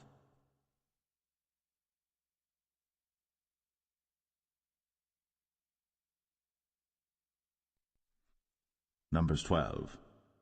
And Miriam and Aaron spake against Moses because of the Ethiopian woman whom he had married, for he had married an Ethiopian woman. And they said, Hath the Lord indeed spoken only by Moses? Hath he not spoken also by us? And the Lord heard it. Now the man Moses was very meek, above all the men which were upon the face of the earth. And the Lord spake suddenly unto Moses, and unto Aaron, and unto Miriam, Come out ye 3 unto the tabernacle of the congregation. And they 3 came out. And the Lord came down in the pillar of the cloud, and stood in the door of the tabernacle, and called Aaron and Miriam. And they both came forth. And he said, Hear now my words. If there be a prophet among you, I the Lord will make myself known unto him in a vision, and will speak unto him in a dream. My servant Moses is not so, who is faithful in all mine house. With him will I speak mouth to mouth, even apparently, and not in dark speeches. And the similitude of the Lord shall he behold. Wherefore then were ye not afraid to speak against my servant Moses? And the anger of the Lord was kindled against them, and he departed. And the cloud departed from off the tabernacle, and behold, Miriam became leprous, white as snow. And Aaron looked upon Miriam, and behold, she was leprous. And Aaron said unto Moses, Alas, my Lord, I beseech thee, lay not the sin upon us, wherein we have done foolishly, and wherein we have sinned. Let her not be as one dead, of whom the flesh is half consumed, when he cometh out of his mother's womb. And Moses cried unto the Lord, saying, Heal her now, O God, I beseech thee. And the Lord said unto Moses, If her father had but spit in her face, should she not be ashamed 7 days? Let her be shut out from the camp 7 days, and after that let her be received in again. And Miriam was shut out from the camp 7 days. And the people journeyed not till Miriam was brought in again. And afterward the people removed from Hazeroth, and pitched in the wilderness of Paran.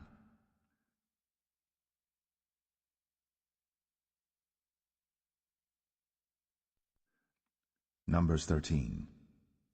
And the Lord spake unto Moses, saying, Send thou men, that they may search the land of Canaan, which I give unto the children of Israel. Of every tribe of their fathers shall ye send a man, every one a ruler among them. And Moses, by the commandment of the Lord, sent them from the wilderness of Paran. All those men were heads of the children of Israel, and these were their names: of the tribe of Reuben, Shammua the son of Zakur; of the tribe of Simeon, Shaphat the son of Hori; of the tribe of Judah, Caleb the son of Jephunneh; of the tribe of Issachar, Igal the son of Joseph; of the tribe of Ephraim, Hoshea the son of Nun; of the tribe of Benjamin, Palti the son of Raphu; of the tribe of Zebulun, Gadiel the son of Sodai; of the tribe of Joseph, namely of the tribe of Manasseh, Gadai the son of Susai; of the tribe of Dan, Amiel the son of Gamaliel; of the tribe of Asher, Sethar the son of Michael; of the tribe of Naphtali, Nabai the son of Vophsi; of the tribe of Gad, Geuel the son of Machi. These are the names of the men which Moses sent to spy out the land. And Moses called Hoshea the son of Nun, Jehoshua. And Moses sent them to spy out the land of Canaan, and said unto them, Get you up this way southward, and go up into the mountain, and see the land what it is, and the people that dwelleth therein, whether they be strong or weak, few or many, and what the land is that they dwell in, whether it be good or bad, and what cities they be that they dwell in, whether in tents or in strongholds, and what the land is, whether it be fat or lean, whether there be wood therein or not. And be ye of good courage, and bring of the fruit of the land. Now the time was the time of the first ripe grapes. So they went up and searched the land from the wilderness of Zin unto Rehob, as men come to Hamath. And they ascended by the south, and came unto Hebron, where Ahiman, Sheshai, and Talmai, the children of Anak, were. Now Hebron was built 7 years before Zoan in Egypt. And they came unto the brook of Eshcol, and cut down from thence a branch, with one cluster of grapes, and they bare it between two upon a staff. And they brought of the pomegranates and of the figs. The place was called the brook Eshcol, because of the cluster of grapes which the children of Israel cut down from thence. And they returned from searching of the land after 40 days. And they went and came to Moses, and to Aaron, and to all the congregation of the children of Israel, unto the wilderness of Paran, to Kadesh, and brought back word unto them, and unto all the congregation, and showed them the fruit of the land.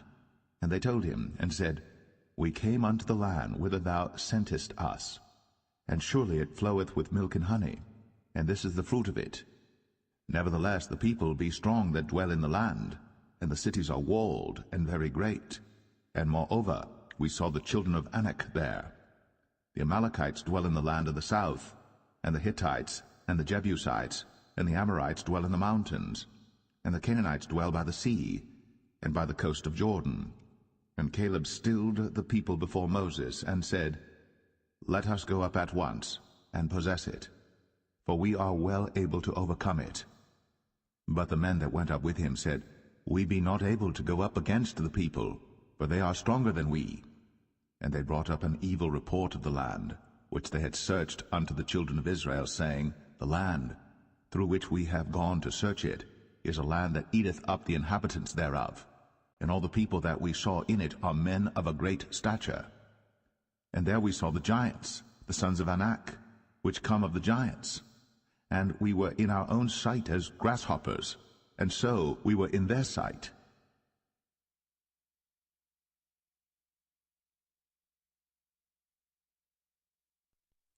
Numbers 14. And all the congregation lifted up their voice, and cried, and the people wept that night. And all the children of Israel murmured against Moses, and against Aaron. And the whole congregation said unto them, Would God that we had died in the land of Egypt, or would God we had died in this wilderness? And wherefore hath the Lord brought us unto this land, to fall by the sword, that our wives and our children should be a prey? Were it not better for us to return into Egypt?" And they said one to another, "Let us make a captain, and let us return into Egypt." Then Moses and Aaron fell on their faces before all the assembly of the congregation of the children of Israel. And Joshua, the son of Nun, and Caleb, the son of Jephunneh, which were of them that searched the land, rent their clothes. And they spake unto all the company of the children of Israel, saying, "The land, which we passed through to search it, is an exceeding good land. If the Lord delight in us, then he will bring us into this land, and give it us, a land which floweth with milk and honey. Only rebel not ye against the Lord, neither fear ye the people of the land, for they are bread for us. Their defense is departed from them, and the Lord is with us. Fear them not." But all the congregation bade stone them with stones. And the glory of the Lord appeared in the tabernacle of the congregation before all the children of Israel. And the Lord said unto Moses, "How long will this people provoke me? And how long will it be ere they believe me, for all the signs which I have shown among them? I will smite them with the pestilence, and disinherit them, and will make of thee a greater nation, and mightier than they." And Moses said unto the Lord, "Then the Egyptians shall hear it, for thou broughtest up this people in thy might from among them, and they will tell it to the inhabitants of this land. For they have heard that thou, Lord, art among this people, that thou, Lord, art seen face to face, and that thy cloud standeth over them, and that thou goest before them by daytime in a pillar of a cloud, and in a pillar of fire by night. Now if thou shalt kill all this people as one man, then the nations which have heard the fame of thee will speak, saying, Because the Lord was not able to bring this people into the land which he sware unto them, therefore he hath slain them in the wilderness. And now I beseech thee, let the power of my Lord be great, according as thou hast spoken, saying, The Lord is longsuffering, and of great mercy, forgiving iniquity and transgression, and by no means clearing the guilty, visiting the iniquity of the fathers upon the children unto the third and fourth generation. Pardon, I beseech thee, the iniquity of this people according unto the greatness of thy mercy, and as thou hast forgiven this people from Egypt even until now. And the Lord said, I have pardoned according to thy word. But as truly as I live, all the earth shall be filled with the glory of the Lord, because all those men which have seen my glory and my miracles, which I did in Egypt and in the wilderness, and have tempted me now these 10 times, and have not hearkened to my voice, surely they shall not see the land which I sware unto their fathers, neither shall any of them that provoked me see it. But my servant Caleb, because he had another spirit with him, and hath followed me fully, him will I bring into the land whereinto he went, and his seed shall possess it. Now the Amalekites and the Canaanites dwelt in the valley. Tomorrow turn you and get you into the wilderness by the way of the Red Sea. And the Lord spake unto Moses and unto Aaron, saying, How long shall I bear with this evil congregation, which murmur against me? I have heard the murmurings of the children of Israel, which they murmur against me. Say unto them, As truly as I live, saith the Lord, as ye have spoken in mine ears, so will I do to you.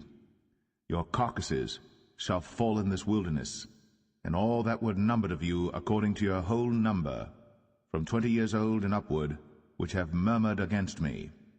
Doubtless ye shall not come into the land, concerning which I swear to make you dwell therein, save Caleb the son of Jephunneh, and Joshua the son of Nun. But your little ones, which ye said should be a prey, them will I bring in, and they shall know the land which ye have despised.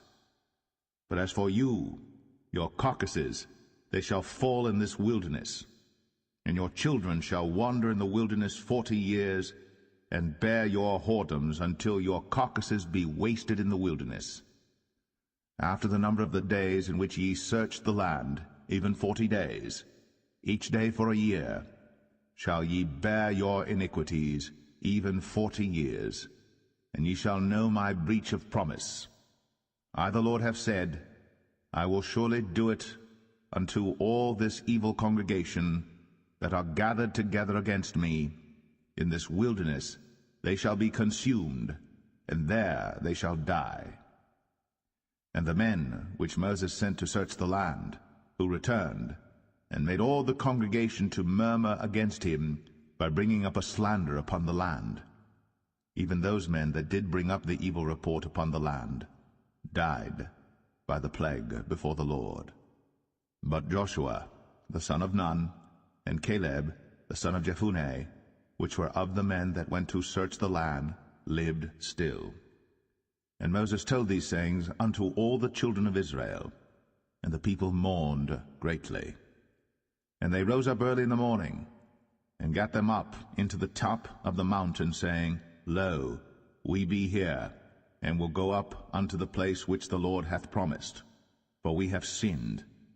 And Moses said, Wherefore now do ye transgress the commandment of the Lord? But it shall not prosper. Go not up, for the Lord is not among you, that ye be not smitten before your enemies.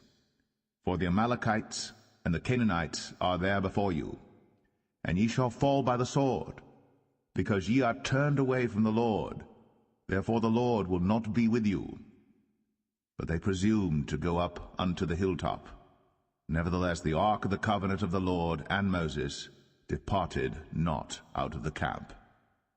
Then the Amalekites came down, and the Canaanites which dwelt in that hill, and smote them, and discomfited them, even unto Hormah.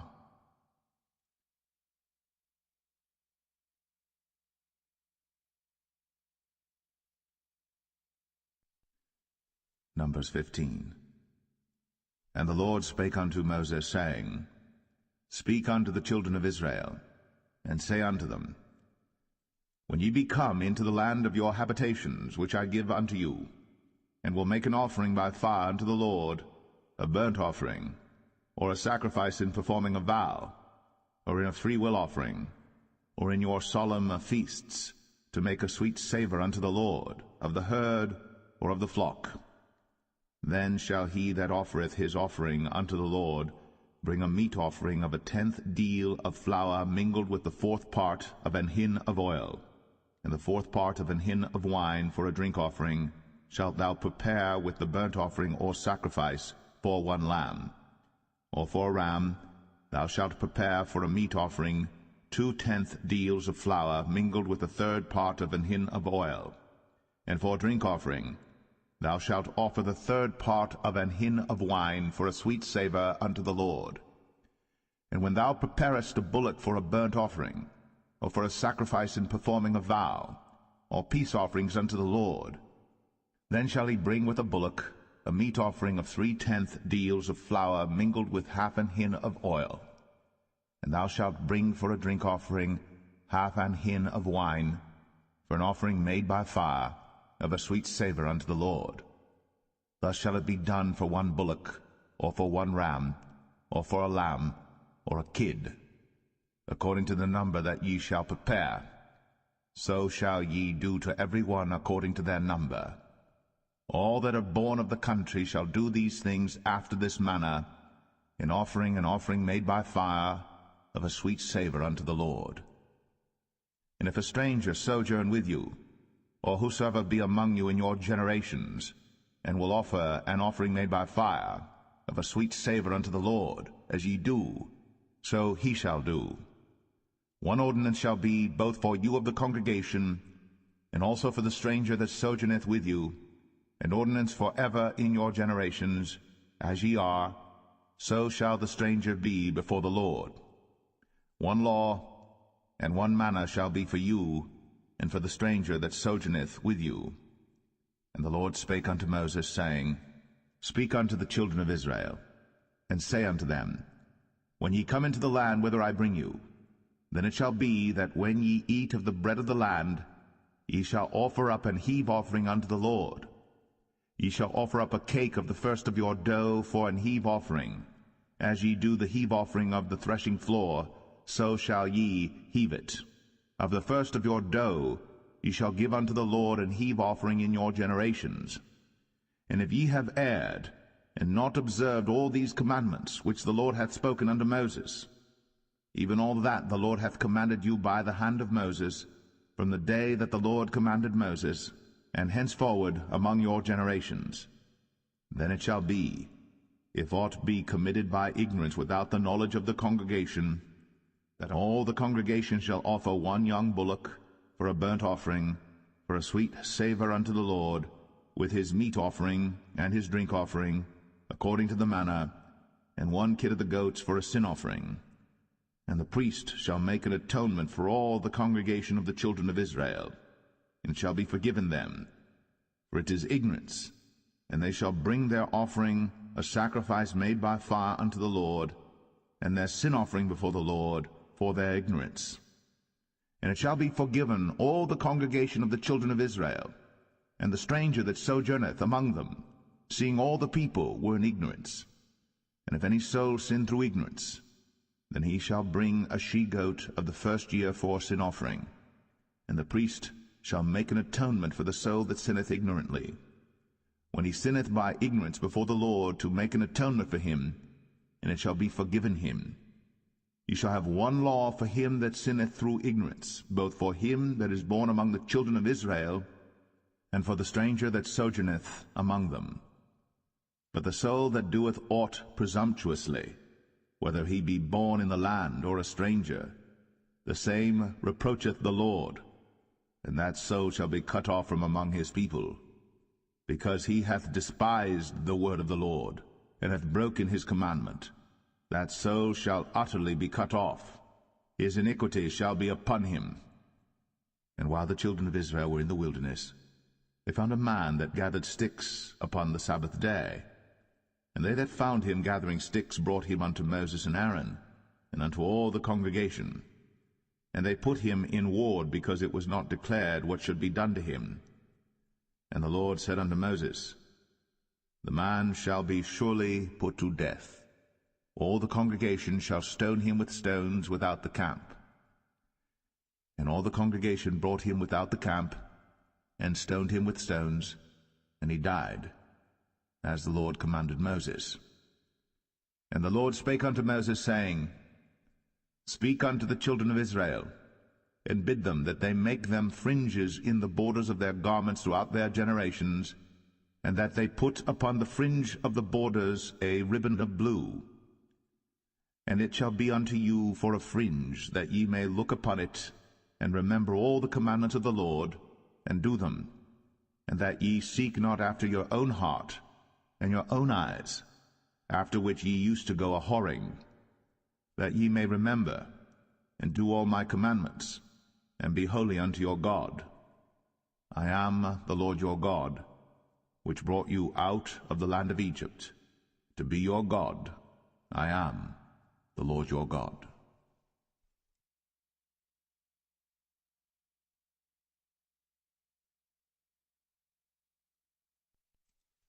Numbers 16. Now Korah the son of Izhar, the son of Kohath, the son of Levi, and Dathan and Abiram, the sons of Eliab, and On, the son of Paulett, sons of Reuben, took men. And they rose up before Moses with certain of the children of Israel, 250 princes of the assembly, famous in the congregation, men of renown. And they gathered themselves together against Moses and against Aaron, and said unto them, Ye take too much upon you, seeing all the congregation are holy, every one of them, and the Lord is among them. Wherefore then lift ye up yourselves above the congregation of the Lord. And when Moses heard it, he fell upon his face. And he spake unto Korah and unto all his company, saying, Even tomorrow the Lord will show who are his, and who is holy, and will cause him to come near unto him. Even him whom he hath chosen will he cause to come near unto him. This do, take your censers, Korah, and all his company, and put fire therein, and put incense in them before the Lord tomorrow.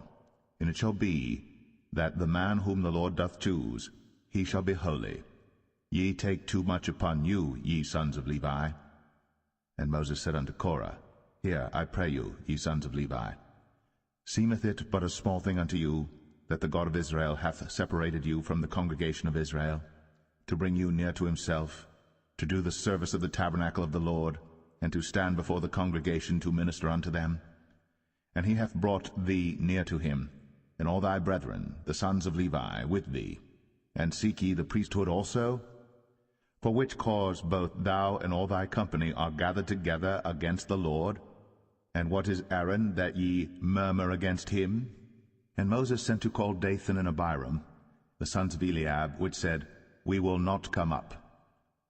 Is it a small thing that thou hast brought us up out of the land that floweth with milk and honey, to kill us in the wilderness, except thou make thyself altogether a prince over us?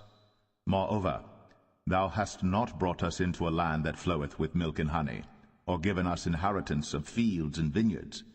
Wilt thou put out the eyes of these men? We will not come up. And Moses was very wroth, and said unto the Lord, Respect not thou their offering. I have not taken one ass from them, neither have I hurt one of them. And Moses said unto Korah, Be thou and all thy company before the Lord, thou and they, and Aaron tomorrow. And take every man his censer, and put incense in them, and bring ye before the Lord every man his censer, 250 censers, thou also, and Aaron, each of you his censer. And they took every man his censer, and put fire in them, and laid incense thereon, and stood in the door of the tabernacle of the congregation with Moses and Aaron. And Korah gathered all the congregation against them unto the door of the tabernacle of the congregation. And the glory of the Lord appeared unto all the congregation. And the Lord spake unto Moses and unto Aaron, saying, Separate yourselves from among this congregation, that I may consume them in a moment. And they fell upon their faces, and said, O God, the God of the spirits of all flesh, shall one man sin, and wilt thou be wroth with all the congregation? And the Lord spake unto Moses, saying, Speak unto the congregation, saying, Get you up from about the tabernacle of Korah, Dathan, and Abiram. And Moses rose up, and went unto Dathan and Abiram, and the elders of Israel followed him. And he spake unto the congregation, saying, Depart, I pray you, from the tents of these wicked men, and touch nothing of theirs, lest ye be consumed in all their sins. So they gat up from the tabernacle of Korah, Dathan and Abiram, on every side. And Dathan and Abiram came out, and stood in the door of their tents, and their wives and their sons, and their little children. And Moses said, Hereby ye shall know that the Lord hath sent me to do all these works, for I have not done them of mine own mind. If these men die the common death of all men, or if they be visited after the visitation of all men, then the Lord hath not sent me.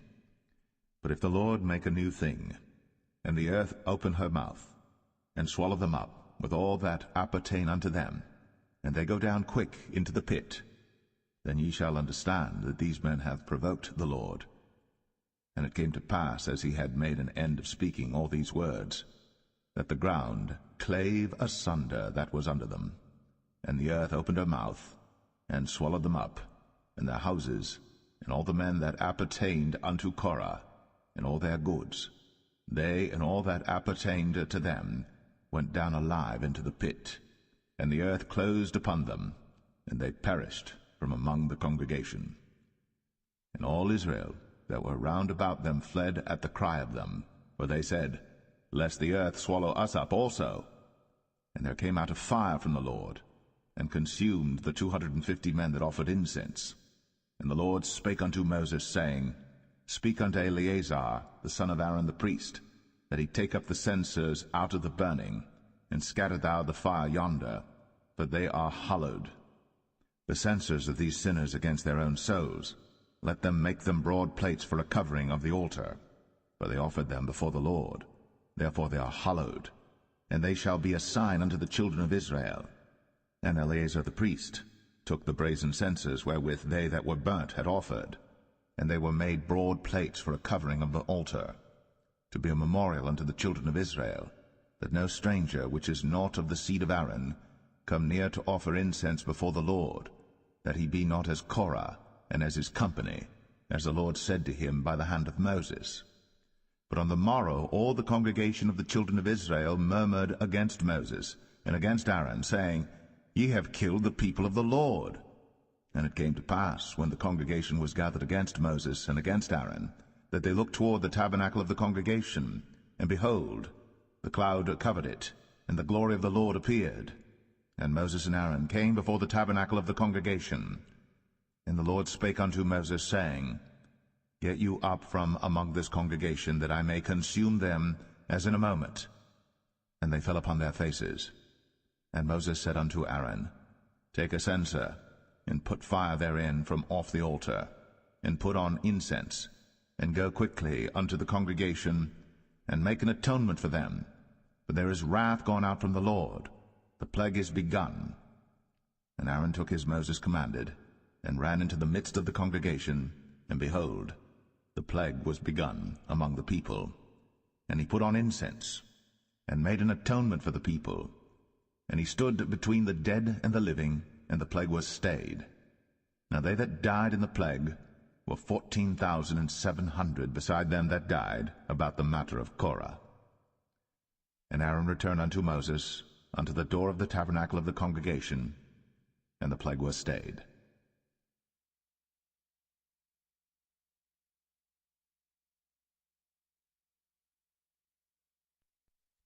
Number 17. And the Lord spake unto Moses, saying, Speak unto the children of Israel, and take of every one of them a rod according to the house of their fathers, of all their princes according to the house of their fathers 12 rods. Write thou every man's name upon his rod. And thou shalt write Aaron's name upon the rod of Levi. For 1 rod shall be for the head of the house of their fathers. And thou shalt lay them up in the tabernacle of the congregation before the testimony, where I will meet with you. And it shall come to pass that the man's rod, whom I shall choose, shall blossom, and I will make to cease from me the murmurings of the children of Israel, whereby they murmur against you. And Moses spake unto the children of Israel, and every one of their princes gave him a rod apiece, for each prince 1 according to their fathers' houses, even 12 rods, and the rod of Aaron was among their rods. And Moses laid up the rods before the Lord in the tabernacle of witness. And it came to pass that on the morrow Moses went into the tabernacle of witness, and behold, the rod of Aaron for the house of Levi was budded, and brought forth buds, and bloomed blossoms, and yielded almonds. And Moses brought out all the rods from before the Lord unto all the children of Israel. And they looked, and took every man his rod. And the Lord said unto Moses, Bring Aaron's rod again before the testimony, to be kept for a token against the rebels. And thou shalt quite take away their murmurings from me, that they die not. And Moses did so. As the Lord commanded him, so did he. And the children of Israel spake unto Moses, saying, Behold, we die, we perish, we all perish. Whosoever cometh anything near unto the tabernacle of the Lord shall die. Shall we be consumed with dying?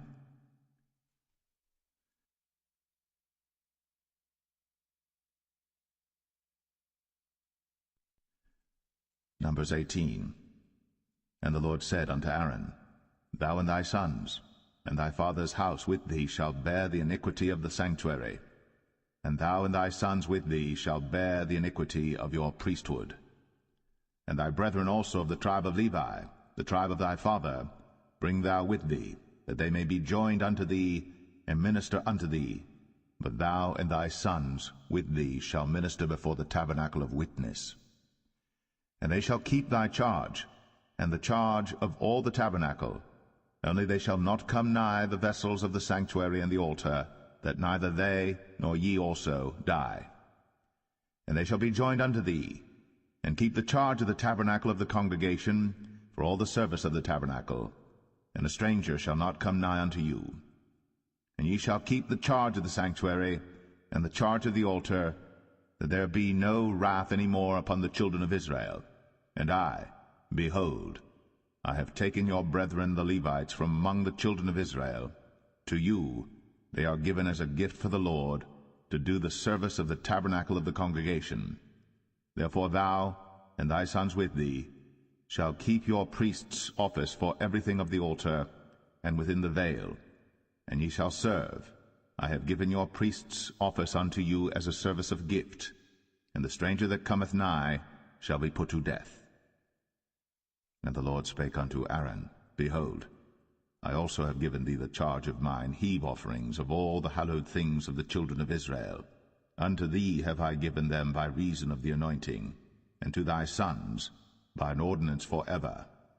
This shall be thine of the most holy things, reserved from the fire, every oblation of theirs, every meat offering of theirs, and every sin offering of theirs, and every trespass offering of theirs, which they shall render unto me, shall be most holy for thee, and for thy sons.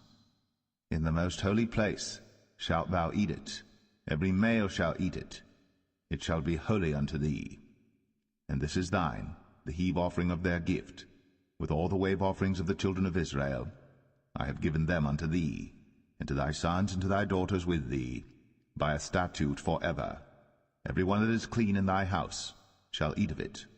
All the best of the oil, all the best of the wine, and of the wheat, the first fruits of them which they shall offer unto the Lord, them have I given thee. And whatsoever is first ripe in the land, which they shall bring unto the Lord, shall be thine. Every one that is clean in thine house shall eat of it. Everything devoted in Israel shall be thine. Everything that openeth the matrix in all flesh, which they bring unto the Lord, whether it be of men or beasts, shall be thine. Nevertheless, the firstborn of man shalt thou surely redeem, and the firstling of unclean beasts shalt thou redeem. And those that are to be redeemed from a month old shalt thou redeem, according to thine estimation, for the money of 5 shekels, after the shekel of the sanctuary, which is 20 gerahs. But the firstling of a cow, or the firstling of a sheep, or the firstling of a goat, thou shalt not redeem. They are holy. Thou shalt sprinkle their blood upon the altar, and shalt burn their fat for an offering made by fire, for a sweet savour unto the Lord. And the flesh of them shall be thine, as the wave breast and as the right shoulder are thine. All the heave offerings of the holy things which the children of Israel offer unto the Lord have I given thee, and thy sons and thy daughters with thee, by a statute for ever. It is a covenant of salt for ever before the Lord unto thee, and to thy seed with thee. And the Lord spake unto Aaron, Thou shalt have no inheritance in their land, neither shalt thou have any part among them. I am thy part, and thine inheritance among the children of Israel. And behold, I have given the children of Levi all the 10th in Israel for an inheritance, for their service which they serve, even the service of the tabernacle of the congregation. Neither must the children of Israel henceforth come nigh the tabernacle of the congregation, lest they bear sin and die.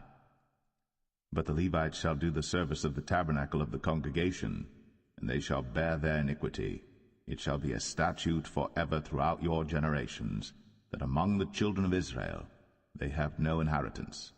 But the tithes of the children of Israel, which they offer as an heave offering unto the Lord, I have given to the Levites to inherit. Therefore I have said unto them, Among the children of Israel they shall have no inheritance. And the Lord spake unto Moses, saying, Thus speak unto the Levites, and say unto them, When ye take of the children of Israel the tithes which I have given you from them for your inheritance, then ye shall offer up an heave offering of it for the Lord, even a 10th part of the tithe. And this your heave offering shall be reckoned unto you, as though it were the corn of the threshing floor, and as the fullness of the winepress. Thus ye also shall offer an heave offering unto the Lord of all your tithes, which ye receive of the children of Israel, and ye shall give thereof of the Lord's heave offering to Aaron the priest. Out of all your gifts ye shall offer every heave offering of the Lord, of all the best thereof, even the hallowed part thereof out of it. Therefore thou shalt say unto them, When ye have heaved the best thereof from it, then it shall be counted unto the Levites as the increase of the threshing floor, and as the increase of the winepress. And ye shall eat it in every place, ye and your households. For it is your reward for your service in the tabernacle of the congregation, and ye shall bear no sin by reason of it, when ye have heaved from it the best of it. Neither shall ye pollute the holy things of the children of Israel, lest ye die.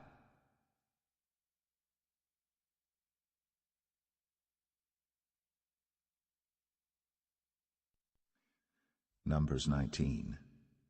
And the Lord spake unto Moses and unto Aaron, saying, This is the ordinance of the law which the Lord hath commanded, saying, Speak unto the children of Israel, that they bring thee a red heifer without spot, wherein is no blemish, and upon which never came a yoke. And ye shall give her unto Eleazar the priest, that he may bring her forth without the camp, and one shall slay her before his face. And Eleazar the priest shall take of her blood with his finger, and sprinkle of her blood directly before the tabernacle of the congregation 7 times. And one shall burn the heifer in his sight, her skin and her flesh and her blood, with her dung shall he burn. And the priest shall take cedar wood and hyssop and scarlet, and cast it into the midst of the burning of the heifer. Then the priest shall wash his clothes, and he shall bathe his flesh in water, and afterward he shall come into the camp, and the priest shall be unclean until the even. And he that burneth her shall wash his clothes in water, and bathe his flesh in water, and shall be unclean until the even. And the man that is clean shall gather up the ashes of the heifer, and lay them up without the camp in a clean place. And it shall be kept for the congregation of the children of Israel for a water of separation. It is a purification for sin. And he that gathereth the ashes of the heifer shall wash his clothes, and be unclean until the even. And it shall be unto the children of Israel, and unto the stranger that sojourneth among them, for a statute for ever. He that toucheth the dead body of any man shall be unclean 7 days. He shall purify himself with it on the 3rd day, and on the 7th day he shall be clean. But if he purify not himself the 3rd day, then the 7th day he shall not be clean. Whosoever toucheth the dead body of any man that is dead, and purifieth not himself, defileth the tabernacle of the Lord, and that soul shall be cut off from Israel, because the water of separation was not sprinkled upon him. He shall be unclean, his uncleanness is yet upon him. This is the law when a man dieth in a tent. All that come into the tent, and all that is in the tent, shall be unclean 7 days. And every open vessel which hath no covering bound upon it is unclean. And whosoever toucheth one that is slain with a sword in the open fields, or a dead body, or a bone of a man, or a grave, shall be unclean 7 days. And for an unclean person they shall take of the ashes of the burnt heifer, of purification for sin, and running water shall be put thereto in a vessel. And a clean person shall take hyssop, and dip it in the water, and sprinkle it upon the tent, and upon all the vessels, and upon the persons that were there, and upon him that touched a bone, or one slain, or one dead, or a grave. And the clean person shall sprinkle upon the unclean on the 3rd day, and on the 7th day. And on the 7th day he shall purify himself, and wash his clothes, and bathe himself in water, and shall be clean at even. But the man that shall be unclean, and shall not purify himself, that soul shall be cut off from among the congregation, because he hath defiled the sanctuary of the Lord. The water of separation hath not been sprinkled upon him. He is unclean. And it shall be a perpetual statute unto them, that he that sprinkleth the water of separation shall wash his clothes, and he that toucheth the water of separation shall be unclean until even. And whatsoever the unclean person toucheth shall be unclean, and the soul that toucheth it shall be unclean until even.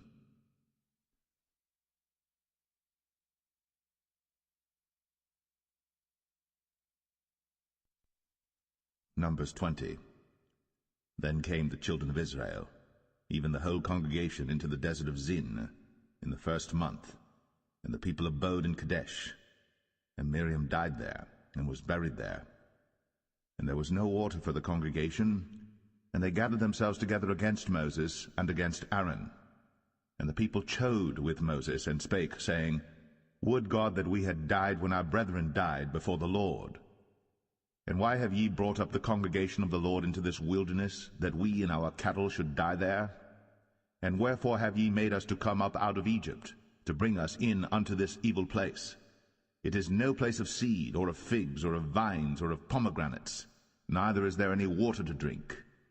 Then Moses and Aaron went from the presence of the assembly unto the door of the tabernacle of the congregation, and they fell upon their faces, and the glory of the Lord appeared unto them. And the Lord spake unto Moses, saying, Take the rod, and gather thou the assembly together, thou and Aaron thy brother, and speak ye unto the rock before their eyes, and it shall give forth his water. And thou shalt bring forth to them water out of the rock, so thou shalt give the congregation and their beasts drink. And Moses took the rod from before the Lord, as he commanded him. And Moses and Aaron gathered the congregation together before the rock, and he said unto them, Hear now, ye rebels, must we fetch you water out of this rock?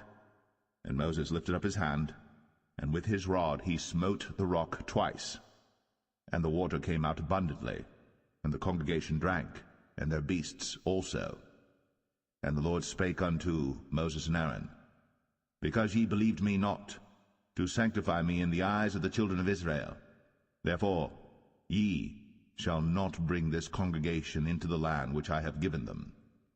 This is the water of Meribah, because the children of Israel strove with the Lord, and he was sanctified in them. And Moses sent messengers from Kadesh unto the king of Edom.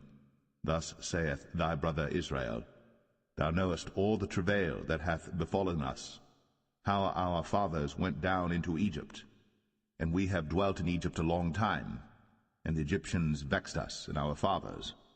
And when we cried unto the Lord, he heard our voice, and sent an angel, and hath brought us forth out of Egypt. And behold, we are in Kadesh, a city in the uttermost of thy border. Let us pass, I pray thee, through thy country. We will not pass through the fields, or through the vineyards, neither will we drink of the water of the wells. We will go by the king's highway.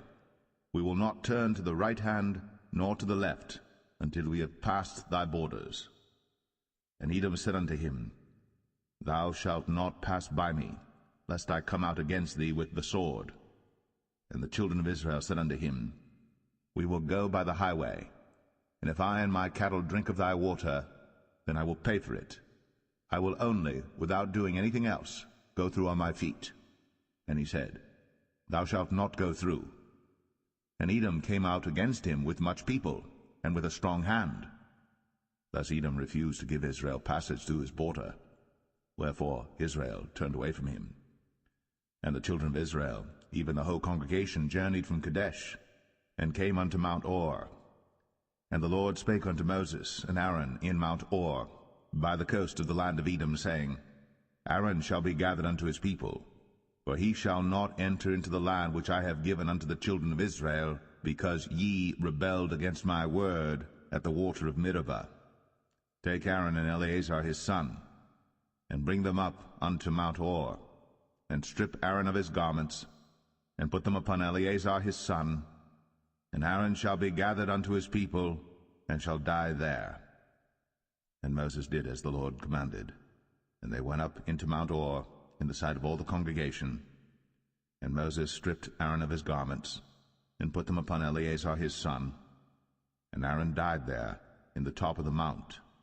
And Moses and Eleazar came down from the mount.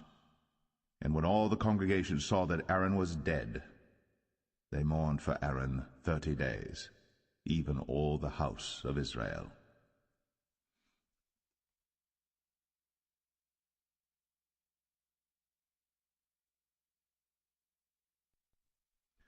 Numbers 21. And when King Arad, the Canaanite, which dwelt in the south, heard tell that Israel came by the way of the spies, then he fought against Israel, and took some of them prisoners. And Israel vowed a vow unto the Lord, and said, If thou wilt indeed deliver this people into my hand, then I will utterly destroy their cities. And the Lord hearkened to the voice of Israel, and delivered up the Canaanites, and they utterly destroyed them in their cities. And he called the name of the place Ormah. And they journeyed from Mount Or by the way of the Red Sea to compass the land of Edom. And the soul of the people was much discouraged because of the way. And the people spake against God and against Moses. Wherefore have ye brought us up out of Egypt to die in the wilderness? For there is no bread, neither is there any water, and our soul loatheth this light bread. And the Lord sent fiery serpents among the people, and they bit the people, and much people of Israel died. Therefore the people came to Moses and said, We have sinned, for we have spoken against the Lord, and against thee. Pray unto the Lord that he take away the serpents from us. And Moses prayed for the people. And the Lord said unto Moses, Make thee a fiery serpent, and set it upon a pole. And it shall come to pass, that every one that is bitten, when he looketh upon it, shall live.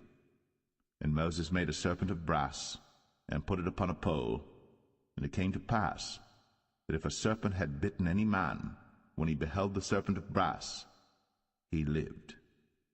And the children of Israel set forward, and pitched in Oboth. And they journeyed from Oboth, and pitched at Abarim, in the wilderness which is before Moab, toward the sunrising. From thence they removed, and pitched in the valley of Zered. From thence they removed, and pitched on the other side of Arnon, which is in the wilderness that cometh out of the coasts of the Amorites. For Arnon is the border of Moab, between Moab and the Amorites.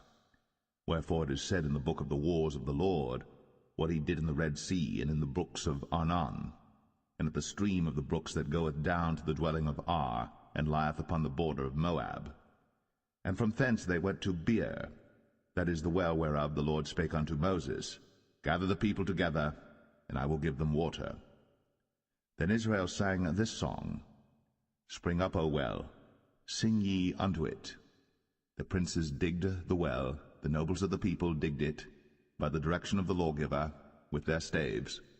And from the wilderness they went to Mattanah, and from Mattanah to Nahaliel, and from Nahaliel to Bamoth, and from Bamoth in the valley, that is in the country of Moab, to the top of Pisgah, which looketh toward Jeshimon. And Israel sent messengers unto Sihon, king of the Amorites, saying, Let me pass through thy land.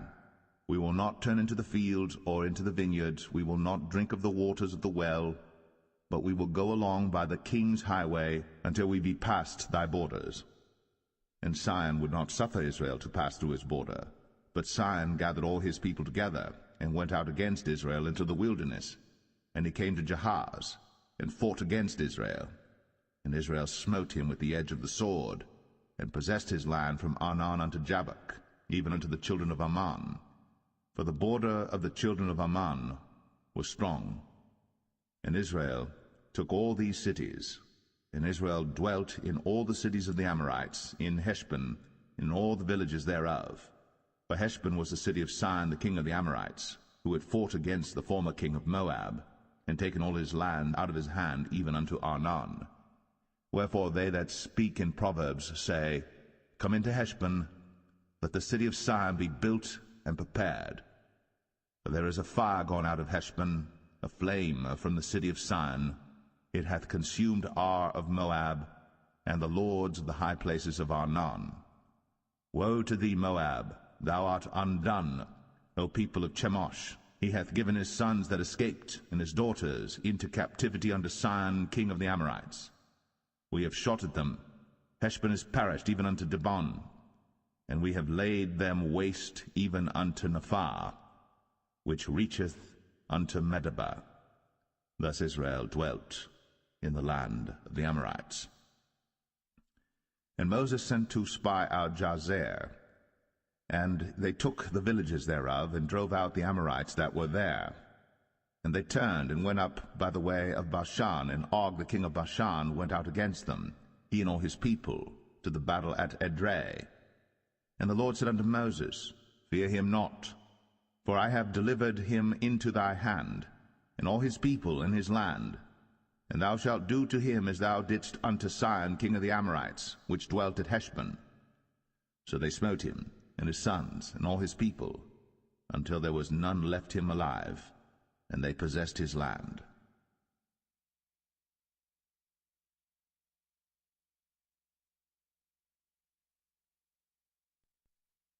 Numbers 22. And the children of Israel set forward, and pitched in the plains of Moab, on this side Jordan, by Jericho. And Balak the son of Zippor saw all that Israel had done to the Amorites. And Moab was sore afraid of the people, because they were many. And Moab was distressed because of the children of Israel. And Moab said unto the elders of Midian, Now shall this company lick up all that are round about us, as the ox licketh up the grass of the field.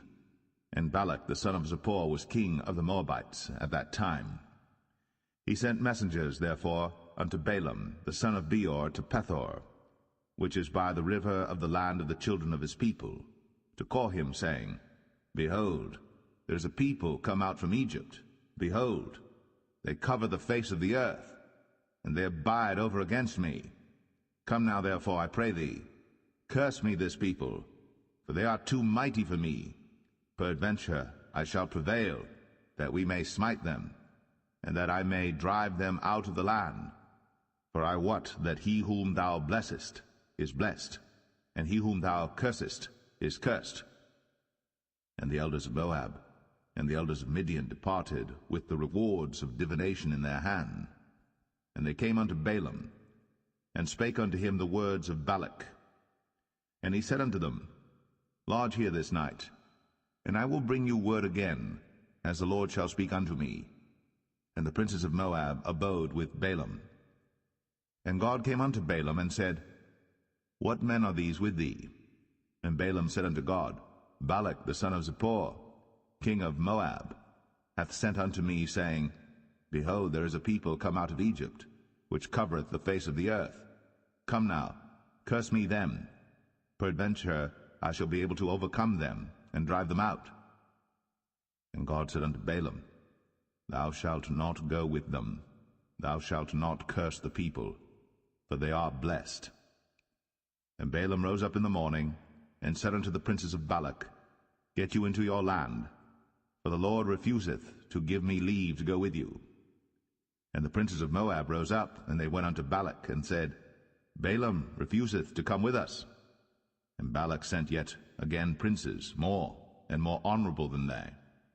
And they came to Balaam, and said to him, Thus saith Balak the son of Zippor, Let nothing, I pray thee, hinder thee from coming unto me. For I will promote thee unto very great honor, and I will do whatsoever thou sayest unto me. Come therefore, I pray thee, curse me this people. And Balaam answered and said unto the servants of Balak, If Balak would give me his house full of silver and gold, I cannot go beyond the word of the Lord my God, to do less or more. Now therefore I pray you, tarry ye also here this night, that I may know what the Lord will say unto me more. And God came unto Balaam at night, and said unto him, If the men come to call thee, rise up and go with them. But yet the word which I shall say unto thee, that shalt thou do. And Balaam rose up in the morning, and saddled his ass, and went with the princes of Moab. And God's anger was kindled because he went. And the angel of the Lord stood in the way for an adversary against him. Now he was riding upon his ass, and his 2 servants were with him. And the ass saw the angel of the Lord standing in the way, and his sword drawn in his hand. And the ass turned aside out of the way, and went into the field. And Balaam smote the ass, to turn her into the way. But the angel of the Lord stood in a path of the vineyards, a wall being on this side, and a wall on that side. And when the ass saw the angel of the Lord, she thrust herself unto the wall, and crushed Balaam's foot against the wall. And he smote her again. And the angel of the Lord went further, and stood in a narrow place, where was no way to turn either to the right hand or to the left. And when the ass saw the angel of the Lord, she fell down under Balaam, and Balaam's anger was kindled, and he smote the ass with a staff. And the Lord opened the mouth of the ass, and she said unto Balaam, What have I done unto thee, that thou hast smitten me these 3 times? And Balaam said unto the ass, Because thou hast mocked me, I would there were a sword in mine hand, for now would I kill thee. And the ass said unto Balaam, Am not I thine ass, upon which thou hast ridden ever since I was thine unto this day? Was I ever wont to do so unto thee? And he said, Nay. Then the Lord opened the eyes of Balaam, and he saw the angel of the Lord standing in the way, and his sword drawn in his hand. And he bowed down his head, and fell flat on his face. And the angel of the Lord said unto him, Wherefore hast thou smitten thine ass these 3 times? Behold, I went out to withstand thee, because thy way is perverse before me. And the ass saw me, and turned from me these 3 times. Unless she had turned from me, surely now also I had slain thee, and saved her alive. And Balaam said unto the angel of the Lord, I have sinned, for I knew not that thou stoodest in the way against me. Now therefore, if it displease thee, I will get me back again. And the angel of the Lord said unto Balaam, Go with the men, but only the word that I shall speak unto thee, that thou shalt speak. So Balaam went with the princes of Balak. And when Balak heard that Balaam was come, he went out to meet him unto a city of Moab, which is in the border of Arnon, which is in the utmost coast. And Balak said unto Balaam, Did I not earnestly send unto thee to call thee? Wherefore camest thou not unto me? Am I not able indeed to promote thee to honor? And Balaam said unto Balak, Lo, I am come unto thee. Have I now any power at all to say anything? The word that God putteth in my mouth, that shall I speak. And Balaam went with Balak, and they came unto Kirjath Huzoth. And Balak offered oxen and sheep, and sent to Balaam, and to the princes that were with him. And it came to pass on the morrow that Balak took Balaam, and brought him up into the high places of Baal, that thence he might see the utmost part of the people.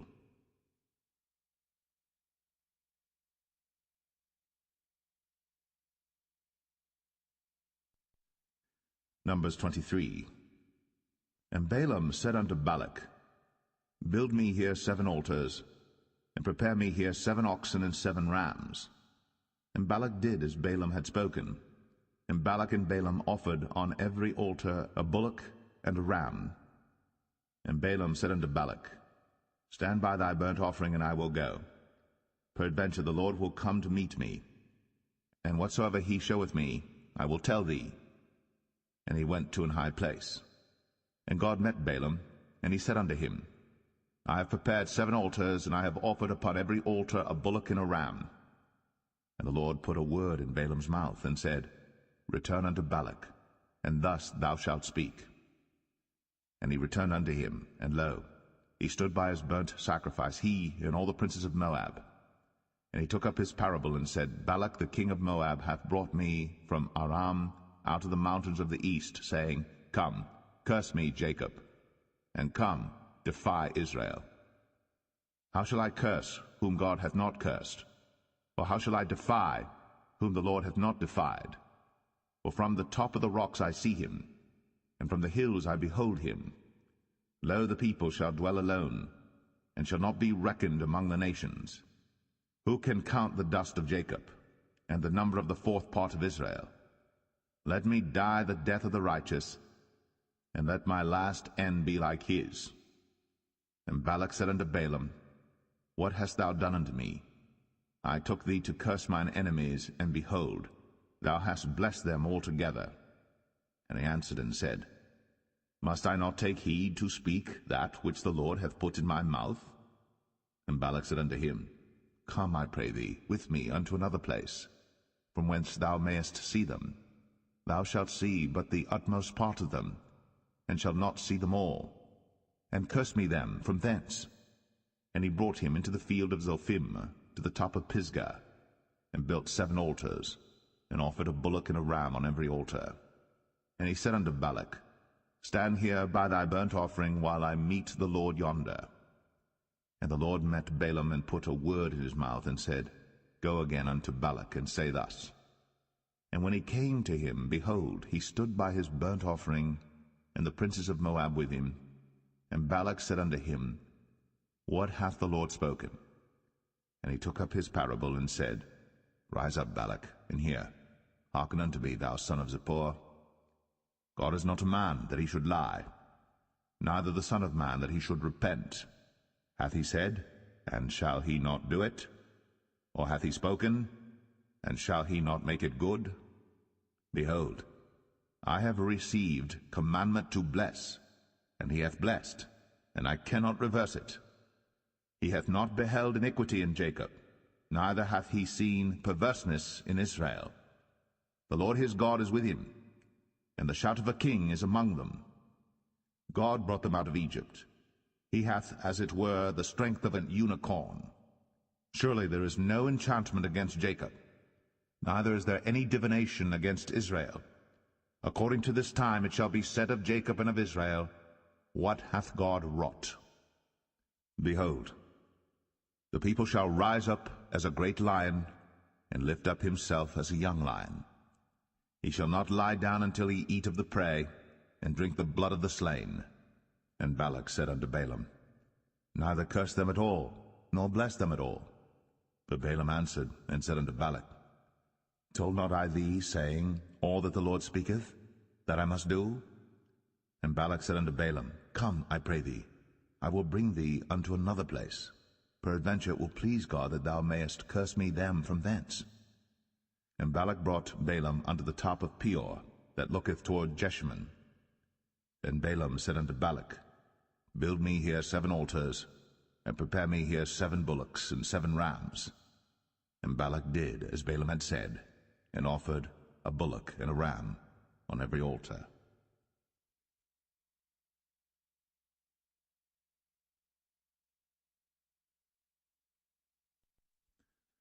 Numbers 24.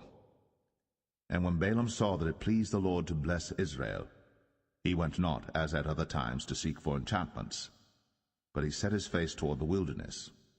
And Balaam lifted up his eyes, and he saw Israel abiding in his tents according to their tribes. And the Spirit of God came upon him.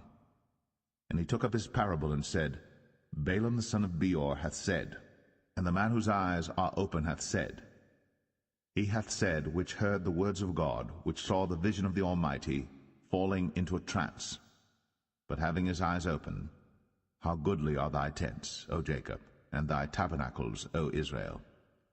As the valleys are they spread forth, as gardens by the river's side, as the trees of lign aloes which the Lord hath planted, and as cedar trees beside the waters.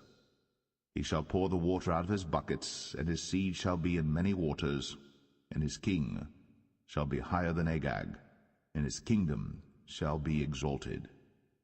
God brought him forth out of Egypt. He hath, as it were, the strength of an unicorn. He shall eat up the nations, his enemies, and shall break their bones and pierce them through with his arrows. He couched, he lay down as a lion, and as a great lion. Who shall stir him up? Blessed is he that blesseth thee, and cursed is he that curseth thee. And Balak's anger was kindled against Balaam, and he smote his hands together. And Balak said unto Balaam, I called thee to curse mine enemies, and behold, thou hast altogether blessed them these 3 times. Therefore now flee thou to thy place. I thought to promote thee unto great honor, but lo, the Lord hath kept thee back from honor. And Balaam said unto Balak, Spake I not also to thy messengers which thou sentest unto me, saying, If Balak would give me his house full of silver and gold, I cannot go beyond the commandment of the Lord, to do either good or bad of mine own mind. But what the Lord saith, that will I speak. And now behold, I go unto my people. Come therefore, and I will advertise thee what this people shall do to thy people in the latter days. And he took up his parable, and said, Balaam the son of Beor hath said, and the man whose eyes are open hath said, He hath said, which heard the words of God, and knew the knowledge of the Most High, which saw the vision of the Almighty, falling into a trance, but having his eyes open. I shall see him, but not now. I shall behold him, but not nigh. There shall come a star out of Jacob, and a scepter shall rise out of Israel. and shall smite the corners of Moab, and destroy all the children of Sheth. And Edom shall be a possession, Sire also shall be a possession for his enemies. And Israel shall do valiantly. Out of Jacob shall come he that shall have dominion, and shall destroy him that remaineth of the city. And when he looked on Amalek, he took up his parable and said, Amalek was the first of the nations, but his latter end shall be that he perish for ever. And he looked on the Kenites, and took up his parable, and said, Strong is thy dwelling place, and thou puttest thy nest in a rock. Nevertheless, the Kenites shall be wasted, until Asshur shall carry thee away captive. And he took up his parable, and said, Alas, who shall live when God doeth this? And ships shall come from the coast of Chittim, and shall afflict Asshur, and shall afflict Eber, and he also shall perish for ever. And Balaam rose up, and went, and returned to his place, and Balak also went his way.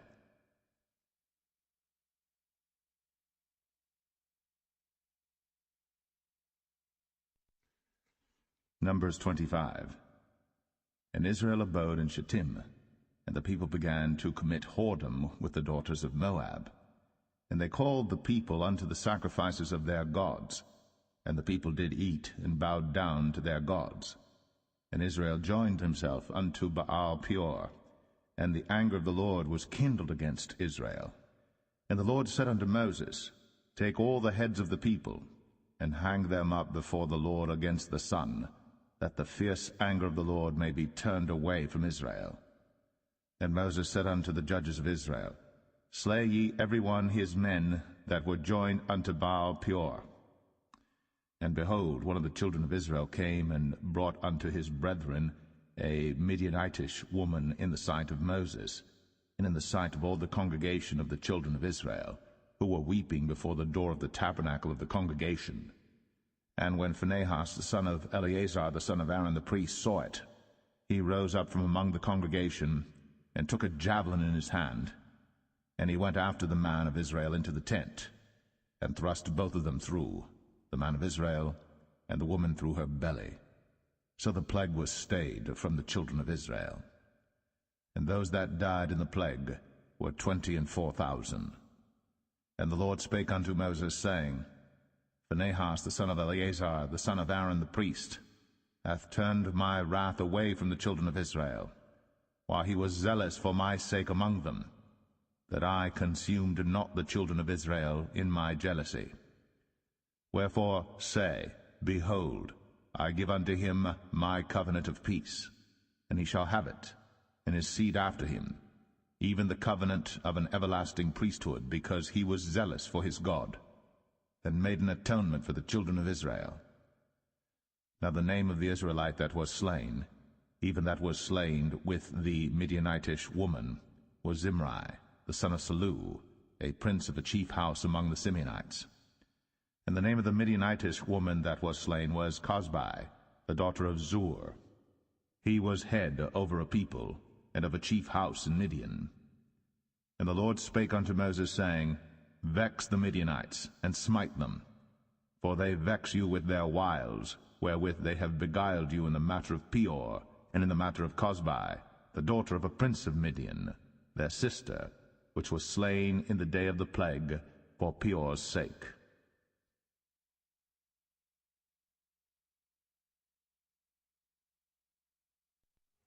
Numbers 26. And it came to pass after the plague, that the Lord spake unto Moses and unto Eleazar the son of Aaron the priest, saying, Take the sum of all the congregation of the children of Israel, from 20 years old and upward, throughout their father's house, all that are able to go to war in Israel. And Moses and Eleazar the priest spake with them in the plains of Moab by Jordan near Jericho, saying, Take the sum of the people from 20 years old and upward, as the Lord commanded Moses and the children of Israel, which went forth out of the land of Egypt. Reuben, the eldest son of Israel, the children of Reuben, Hanok, of whom cometh the family of the Hanokites, of Palu, the family of the Paluites, of Hezron, the family of the Hezronites, of Carmi, the family of the Carmites. These are the families of the Reubenites, and they that were numbered of them were 40,003,730. And the sons of Palu, Eliab, and the sons of Eliab, Nemuel, and Dathan, and Abiram. This is that Dathan and Abiram which were famous in the congregation, who strove against Moses and against Aaron in the company of Korah, when they strove against the Lord. And the earth opened her mouth, and swallowed them up together with Korah, when that company died, what time the fire devoured 250 men, and they became a sign. Notwithstanding, the children of Korah died not. The sons of Simeon after their families, of Nemuel, the family of the Nemuelites, of Jamin, the family of the Jaminites, of Jachin, the family of the Jachinites, of Zerah, the family of the Zarhites, of Shaul, the family of the Shaulites. These are the families of the Simeonites, 22,200. The children of Gad after their families, of Zephon, the family of the Zephonites, of Haggai, the family of the Haggites, of Shuni, the family of the Shunites, of Ozni, the family of the Oznites, of Eri, the family of the Erites, of Arad, the family of the Aradites, of Arali, the family of the Aralites. These are the families of the children of Gad according to those that were numbered of them, 40,500. Sons of Judah were Er and Onan, and Er and Onan died in the land of Canaan. And the sons of Judah after their families were, of Shelah, the family of the Shelonites, of Pharez, the family of the Pharzites, of Zerah, the family of the Zarhites. And the sons of Pharez were, of Hezron, the family of the Hezronites, of Hamul, the family of the Hamulites. These are the families of Judah according to those that were numbered of them, 16,500. Of the sons of Issachar after their families, of Tola, the family of the Tolaites, of Pua, the family of the Punites, of Jashub, the family of the Jashubites, of Shimron, the family of the Shimronites. These are the families of Issachar according to those that were numbered of them, 64,300. Of the sons of Zebulun after their families, of Sered, the family of the Sardites, of Elon, the family of the Elonites, of Jaleel, the family of the Jaleelites. These are the families of the Zebulunites, according to those that were numbered of them, 64,500. The sons of Joseph, after their families, were Manasseh and Ephraim. Of the sons of Manasseh, of Machir, the family of the Machirites, and Machir begat Gilead. Of Gilead come the family of the Gileadites. These are the sons of Gilead. Of Jezer, the family of the Jezerites, of Helek, the family of the Helekites, and of Azriel, the family of the Azrielites, and of Shechem, the family of the Shechemites, and of Shemida, the family of the Shemidites, and of Hepher, the family of the Hepherites. And Zelophehad, the son of Hepher, had no sons, but daughters. And the names of the daughters of Zelophehad were Mahlah and Noah, Hoglah, Milcah, and Tirzah. These are the families of Manasseh, and those that were numbered of them, 52,700. These are the sons of Ephraim after their families. Of Shuthelah, the family of the Shuthalites, of Becher, the family of the Bachrites, of Tahan, the family of the Tahanites. And these are the sons of Shuthelah, of Iran, the family of the Iranites. These are the families of the sons of Ephraim according to those that were numbered of them, 32,500. These are the sons of Joseph after their families. The sons of Benjamin after their families, of Bela, the family of the Belites, of Ashbel, the family of the Ashbelites, of Ahiram, the family of the Ahiramites, of Shepham, the family of the Shuphamites, of Hupham, the family of the Huphamites. And the sons of Bela were Ard and Naaman, of Ard, the family of the Ardites, and of Naaman, the family of the Naamites. These are the sons of Benjamin after their families, and they that were numbered of them were 45,600. These are the sons of Dan after their families, of Shuham, the family of the Shuhamites. These are the families of Dan after their families. All the families of the Shuhamites, according to those that were numbered of them, were 64,400. Of the children of Asher after their families, of Jimnah, the family of the Jimnites, of Jesui, the family of the Jesuites, of Beriah, the family of the Berites. Of the sons of Beriah, of Heber, the family of the Heberites, of Malchiel, the family of the Malchielites. And the name of the daughter of Asher was Sarah. These are the families of the sons of Asher, according to those that were numbered of them, who were 53,400. Of the sons of Naphtali after their families, of Jaziel, the family of the Jazielites, of Gunai, the family of the Gunites, of Jezer, the family of the Jezerites, of Shalem, the family of the Shalemites. These are the families of Naphtali according to their families, and they that were numbered of them were 45,400. These were the numbered of the children of Israel, 600,000 and 1,730. And the Lord spake unto Moses, saying, Unto these the land shall be divided for an inheritance according to the number of names. To many thou shalt give the more inheritance, and to few thou shalt give the less inheritance. To every one shall his inheritance be given according to those that were numbered of him. Notwithstanding the land shall be divided by lot. According to the names of the tribes of their fathers they shall inherit. According to the lot shall the possession thereof be divided between many and few. And these are they that were numbered of the Levites after their families. Of Gershon, the family of the Gershonites. Of Kohath, the family of the Kohathites. Of Merari, the family of the Merarites. These are the families of the Levites. The family of the Libnites. The family of the Hebronites. The family of the Mahlites. The family of the Mushites. The family of the Korathites. And Kohath begat Amram. And the name of Amram's wife was Jochebed, the daughter of Levi, whom her mother bare to Levi in Egypt. And she bare unto Amram Aaron and Moses, and Miriam their sister. And unto Aaron was born Nadab and Abihu, Eleazar and Ithamar. And Nadab and Abihu died when they offered strange fire before the Lord. And those that were numbered of them were 23,000, all males, from a month old and upward. But they were not numbered among the children of Israel, because there was no inheritance given them among the children of Israel. These are they that were numbered by Moses and Eleazar the priest, who numbered the children of Israel in the plains of Moab by Jordan near Jericho. But among these there was not a man of them whom Moses and Aaron the priest numbered, when they numbered the children of Israel in the wilderness of Sinai. For the Lord had said of them, They shall surely die in the wilderness. And there was not left a man of them, save Caleb the son of Jephunneh, and Joshua the son of Nun.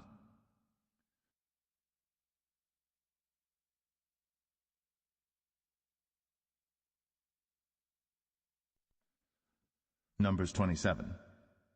Then came the daughters of Zelophehad, the son of Hepher, the son of Gilead, the son of Machir, the son of Manasseh, of the families of Manasseh, the son of Joseph. And these are the names of his daughters, Mahlah, Noah, and Hoglah, and Milcah, and Tirzah. And they stood before Moses, and before Eleazar the priest, and before the princes and all the congregation, by the door of the tabernacle of the congregation, saying, Our father died in the wilderness, and he was not in the company of them that gathered themselves together against the Lord in the company of Korah, but died in his own sin, and had no sons. Why should the name of our father be done away from among his family, because he hath no son? Give unto us therefore possession among the brethren of our father. And Moses brought their cause before the Lord.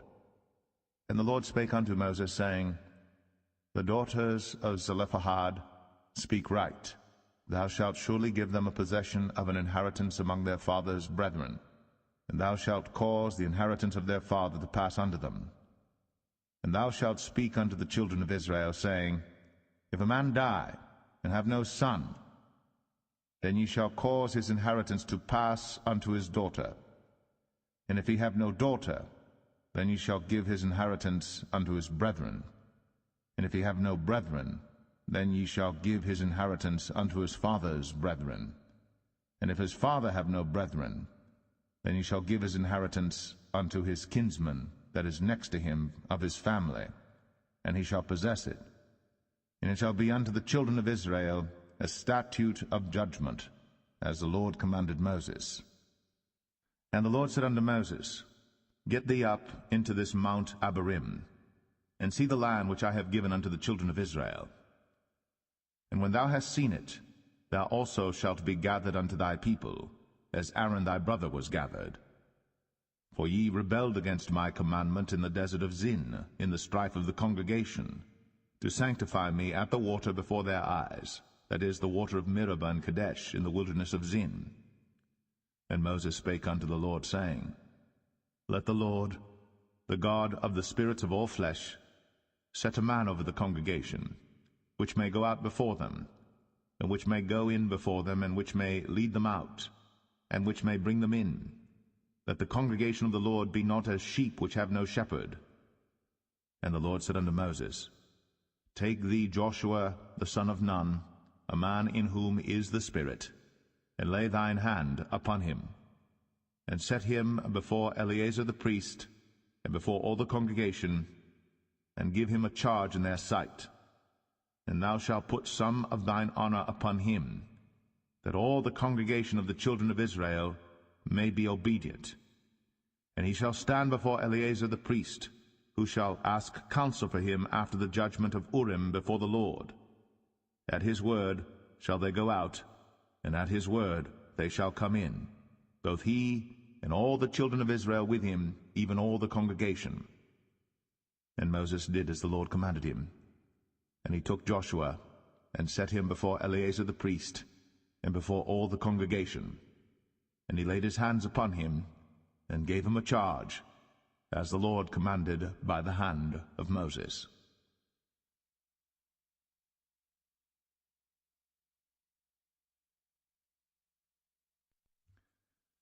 Numbers 28.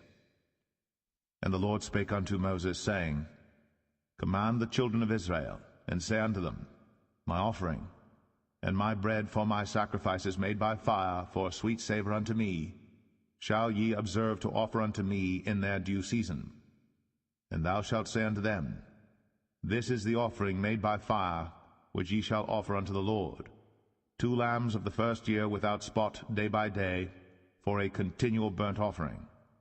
The 1 lamb shalt thou offer in the morning, and the other lamb shalt thou offer at even, and 1/10 part of an ephah of flour for a meat offering, mingled with the 4th part of an hin of beaten oil. It is a continual burnt offering, which was ordained in Mount Sinai for a sweet savour, a sacrifice made by fire unto the Lord. And the drink offering thereof shall be the 4th part of an hin for the 1 lamb. In the holy place shalt thou cause the strong wine to be poured unto the Lord for a drink offering. And the other lamb shalt thou offer at even, as the meat offering of the morning, and as the drink offering thereof. Thou shalt offer it, a sacrifice made by fire, of a sweet savour unto the Lord. And on the Sabbath day 2 lambs of the first year without spot, and 2/10 deals of flour for a meat offering mingled with oil, and the drink offering thereof. This is the burnt offering of every Sabbath, beside the continual burnt offering and his drink offering. And in the beginnings of your months ye shall offer a burnt offering unto the Lord, 2 young bullocks and 1 ram, 7 lambs of the first year without spot, and 3/10 deals of flour for a meat offering mingled with oil for 1 bullock, and 2/10 deals of flour for a meat offering mingled with oil for 1 ram, and a several 10th deal of flour mingled with oil for a meat offering unto 1 lamb, for a burnt offering of a sweet savour, a sacrifice made by fire unto the Lord. And their drink offering shall be 1/2 an hin of wine unto a bullock, and the 3rd part of an hin unto a ram, and a 4th part of an hin unto a lamb. This is the burnt offering of every month throughout the months of the year. And 1 kid of the goats for a sin offering unto the Lord shall be offered, beside the continual burnt offering and his drink offering. And the 14th day of the first month is the Passover of the Lord. And the 15th day of this month is the feast. 7 days shall unleavened bread be eaten. In the first day shall be an holy convocation. Ye shall do no manner of servile work therein. But ye shall offer a sacrifice made by fire for a burnt offering unto the Lord, 2 young bullocks and 1 ram, and 7 lambs of the first year. They shall be unto you without blemish. And their meat offering shall be of flour mingled with oil. 3/10 deals shall ye offer for a bullock, and 2/10 deals for a ram. A several 10th deal shalt thou offer for every lamb throughout the 7 lambs, and 1 goat for a sin offering, to make an atonement for you. Ye shall offer these beside the burnt offering in the morning, which is for a continual burnt offering. After this manner ye shall offer daily throughout the 7 days the meat of the sacrifice made by fire, of a sweet savour unto the Lord. It shall be offered beside the continual burnt offering, and his drink offering. And on the 7th day ye shall have an holy convocation. Ye shall do no servile work. Also in the day of the firstfruits, when ye bring a new meat offering unto the Lord, after your weeks be out, ye shall have an holy convocation. Ye shall do no servile work. But ye shall offer the burnt offering for a sweet savour unto the Lord, 2 young bullocks, 1 ram, 7 lambs of the first year, and their meat offering of flour mingled with oil, 3/10 deals unto 1 bullock, 2/10 deals unto 1 ram, a several tenth deal unto 1 lamb, throughout the 7 lambs, and 1 kid of the goats to make an atonement for you. You shall offer them beside the continual burnt offering and his meat offering. They shall be unto you without blemish, and their drink offerings.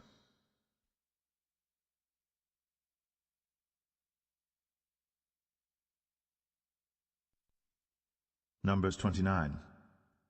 And in the 7th month, on the 1st day of the month, ye shall have an holy convocation.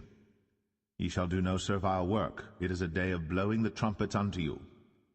And ye shall offer a burnt offering for a sweet savour unto the Lord, 1 young bullock, 1 ram, and 7 lambs of the first year without blemish. And their meat offering shall be of flour mingled with oil, 3/10 deals for a bullock, and 2/10 deals for a ram, and 1/10 deal for 1 lamb throughout the 7 lambs, and 1 kid of the goats for a sin offering, to make an atonement for you, beside the burnt offering of the month, and his meat offering, and the daily burnt offering, and his meat offering, and their drink offerings, according unto their manner, for a sweet savour, a sacrifice made by fire unto the Lord. And ye shall have on the 10th day of this 7th month an holy convocation, and ye shall afflict your souls. Ye shall not do any work therein, but ye shall offer a burnt offering unto the Lord for a sweet savour, 1 young bullock, 1 ram, and 7 lambs of the first year. They shall be unto you without blemish, and their meat offering shall be of flour mingled with oil, 3/10 deals to a bullock, and 2/10 deals to 1 ram, a several tenth deal for 1 lamb throughout the 7 lambs, 1 kid of the goats for a sin offering, beside the sin offering of atonement, and the continual burnt offering, and the meat offering of it, and their drink offerings. And on the 15th day of the 7th month ye shall have an holy convocation. Ye shall do no servile work, and ye shall keep a feast unto the Lord 7 days. And ye shall offer a burnt offering, a sacrifice made by fire, of a sweet savour unto the Lord, 13 young bullocks, 2 rams, and 14 lambs of the first year. They shall be without blemish. And their meat offering shall be of flour mingled with oil, 3/10 deals unto every bullock of the 13 bullocks, 2/10 deals to each ram of the 2 rams, and a several tenth deal to each lamb of the 14 lambs, and 1 kid of the goats for a sin offering, beside the continual burnt offering, his meat offering, and his drink offering. And on the 2nd day ye shall offer 12 young bullocks, 2 rams, 14 lambs of the first year without spot, and their meat offering and their drink offerings for the bullocks, for the rams, and for the lambs shall be according to their number, after the manner, and 1 kid of the goats for a sin offering, beside the continual burnt offering, and the meat offering thereof, and their drink offerings.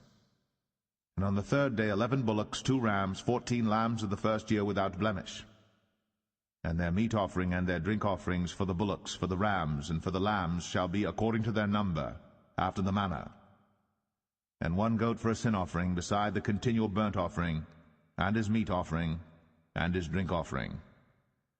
And on the 4th day 10 bullocks, 2 rams, and 14 lambs of the first year without blemish, their meat offering and their drink offerings for the bullocks, for the rams, and for the lambs shall be according to their number, after the manner, and 1 kid of the goats for a sin offering, beside the continual burnt offering, his meat offering, and his drink offering. And on the 5th day 9 bullocks, 2 rams, and 14 lambs of the first year without spot, and their meat offering and their drink offerings for the bullocks, for the rams, and for the lambs shall be according to their number, after the manner.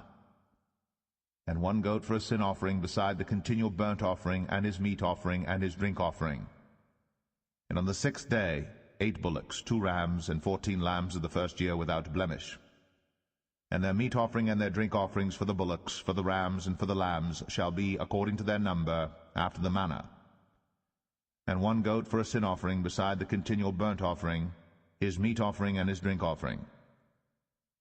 And on the 7th day 7 bullocks, 2 rams, and 14 lambs of the first year without blemish. And their meat offering and their drink offerings for the bullocks, for the rams, and for the lambs shall be according to their number, after the manner. And 1 goat for a sin offering, beside the continual burnt offering, his meat offering, and his drink offering. On the 8th day ye shall have a solemn assembly. Ye shall do no servile work therein.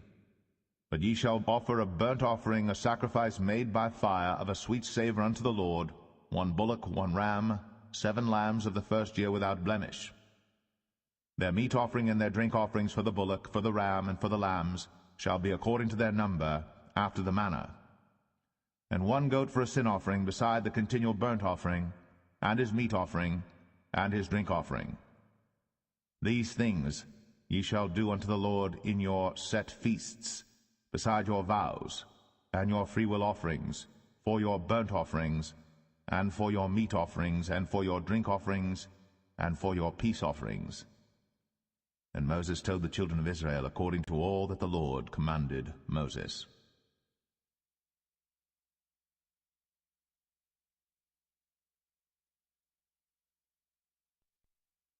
Numbers 30. And Moses spake unto the heads of the tribes concerning the children of Israel, saying, This is the thing which the Lord hath commanded. If a man vow a vow unto the Lord, or swear an oath to bind his soul with a bond, he shall not break his word. He shall do according to all that proceedeth out of his mouth. If a woman also vow a vow unto the Lord, and bind herself by a bond, being in her father's house in her youth, and her father hear her vow, and her bond wherewith she hath bound her soul, and her father shall hold his peace at her, then all her vows shall stand, and every bond wherewith she hath bound her soul shall stand. But if her father disallow her in the day that he heareth, not any of her vows, or of her bonds wherewith she hath bound her soul, shall stand, and the Lord shall forgive her, because her father disallowed her. And if she had at all an husband, when she vowed or uttered aught out of her lips, wherewith she bound her soul, and her husband heard it, and held his peace at her in the day that he heard it, then her vows shall stand, and her bonds wherewith she bound her soul shall stand. But if her husband disallowed her on the day that he heard it, then he shall make her vow which she vowed, and that which she uttered with her lips, wherewith she bound her soul, of none effect, and the Lord shall forgive her. But every vow of a widow, and of her that is divorced, wherewith they have bound their souls, shall stand against her.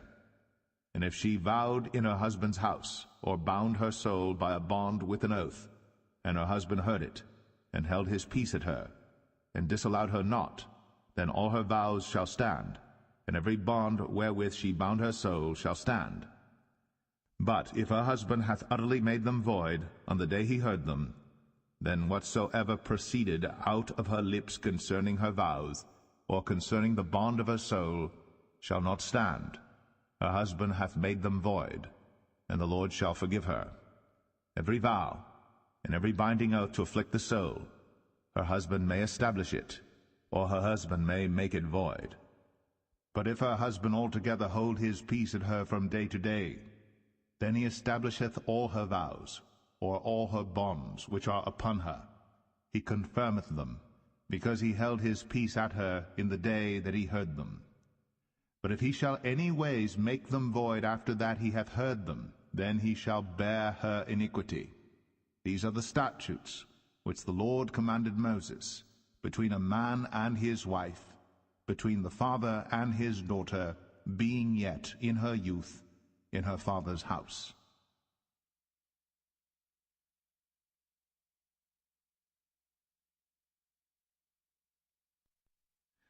Numbers 31.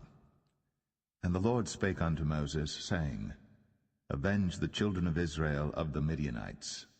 Afterward shalt thou be gathered unto thy people. And Moses spake unto the people, saying, Arm some of yourselves unto the war, and let them go against the Midianites, and avenge the Lord of Midian. Of every tribe 1,000 throughout all the tribes of Israel shall ye send to the war. So there were delivered out of the thousands of Israel 1,000 of every tribe, 12,000 armed for war. And Moses sent them to the war, 1,000 of every tribe, them and Phinehas the son of Eleazar the priest, to the war, with the holy instruments, and the trumpets to blow in his hand. And they warred against the Midianites, as the Lord commanded Moses.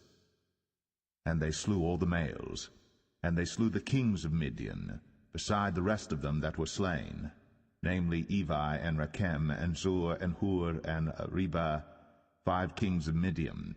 Balaam also, the son of Beor, they slew with the sword. And the children of Israel took all the women of Midian captives, and their little ones, and took the spoil of all their cattle, and all their flocks, and all their goods. And they burnt all their cities wherein they dwelt, and all their goodly castles with fire. And they took all the spoil, and all the prey, both of men and of beasts.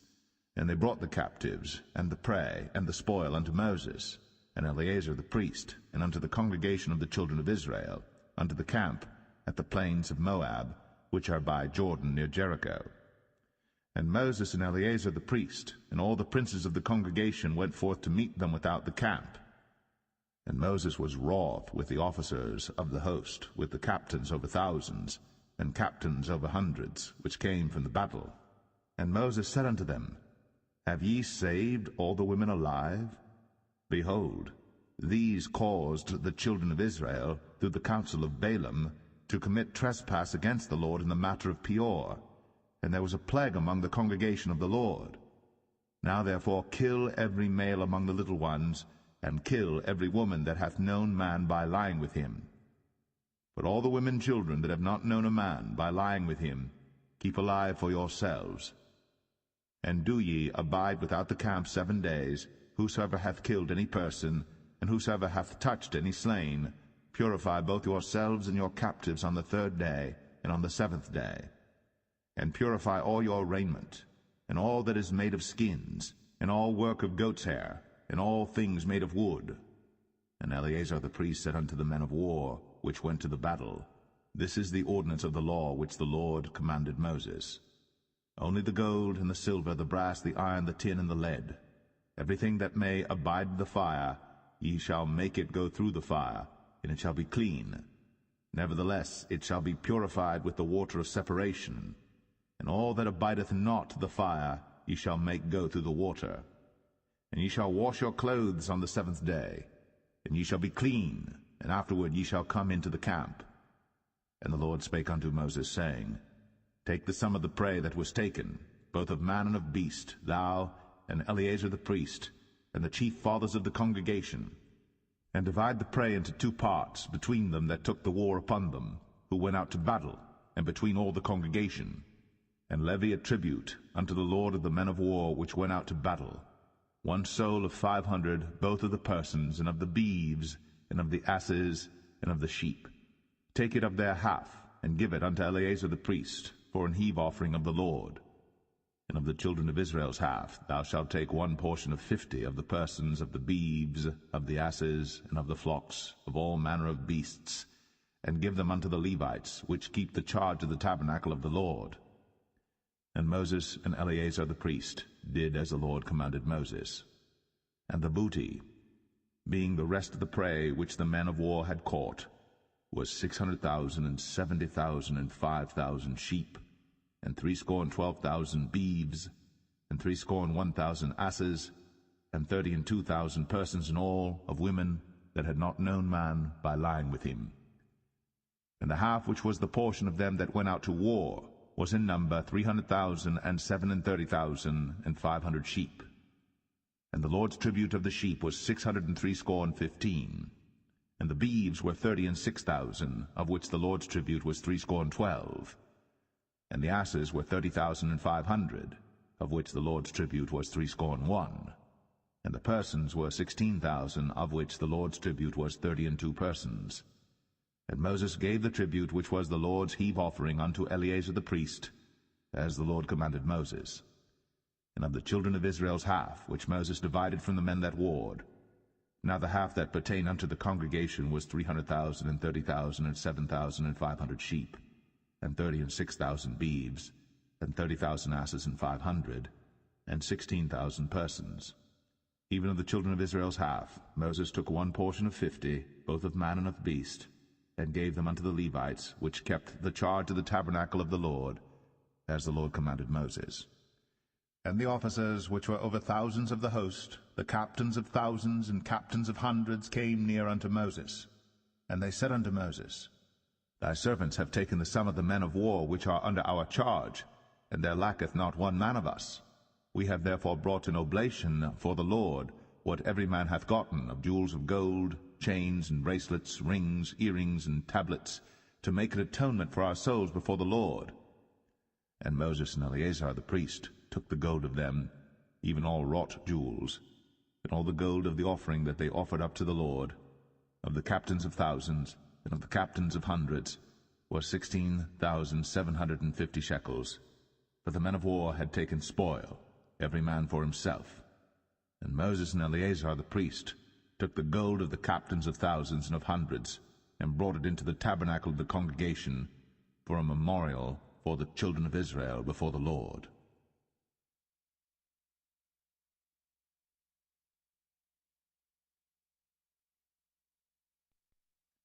Numbers 32. Now the children of Reuben and the children of Gad had a very great multitude of cattle. And when they saw the land of Jazer and the land of Gilead, that, behold, the place was a place for cattle, the children of Gad and the children of Reuben came and spake unto Moses, and to Eleazar the priest, and unto the princes of the congregation, saying, Adareth, and Dibon, and Jazer, and Nimrah, and Heshbon, and Elealeh, and Shebam, and Nebo, and Beon. Even the country which the Lord smote before the congregation of Israel is a land for cattle, and thy servants have cattle. Wherefore said they, If we have found grace in thy sight, let this land be given unto thy servants for a possession, and bring us not over Jordan. And Moses said unto the children of Gad, and to the children of Reuben, Shall your brethren go to war, and shall ye sit here? And wherefore discourage ye the heart of the children of Israel from going over into the land which the Lord hath given them? Thus did your fathers when I sent them from Kadesh-barnea to see the land. For when they went up unto the valley of Eshcol, and saw the land, they discouraged the heart of the children of Israel, that they should not go into the land which the Lord had given them. And the Lord's anger was kindled the same time, and he sware, saying, Surely none of the men that came up out of Egypt from 20 years old and upward shall see the land which I swear unto Abraham, unto Isaac, and unto Jacob, because they have not wholly followed me, save Caleb the son of Jephunneh the Kenizzite, and Joshua the son of Nun, for they have wholly followed the Lord. And the Lord's anger was kindled against Israel, and he made them wander in the wilderness 40 years, until all the generation that had done evil in the sight of the Lord was consumed. And behold, ye are risen up in your father's stead, an increase of sinful men, to augment yet the fierce anger of the Lord toward Israel. For if ye turn away from after him, he will yet again leave them in the wilderness, and ye shall destroy all this people. And they came near unto him, and said, We will build sheepfolds here for our cattle, and cities for our little ones. But we ourselves will go ready armed before the children of Israel, until we have brought them unto their place. And our little ones shall dwell in the fenced cities because of the inhabitants of the land. We will not return unto our houses until the children of Israel have inherited every man his inheritance. For we will not inherit with them on yonder side Jordan, or forward, because our inheritance is fallen to us on this side Jordan eastward. And Moses said unto them, If ye will do this thing, if ye will go armed before the Lord to war, and will go all of you armed over Jordan before the Lord, until he hath driven out his enemies from before him, and the land be subdued before the Lord, Then afterward ye shall return, and be guiltless before the Lord, and before Israel. And this land shall be your possession before the Lord. But if ye will not do so, behold, ye have sinned against the Lord, and be sure your sin will find you out. Build you cities for your little ones, and folds for your sheep, and do that which hath proceeded out of your mouth.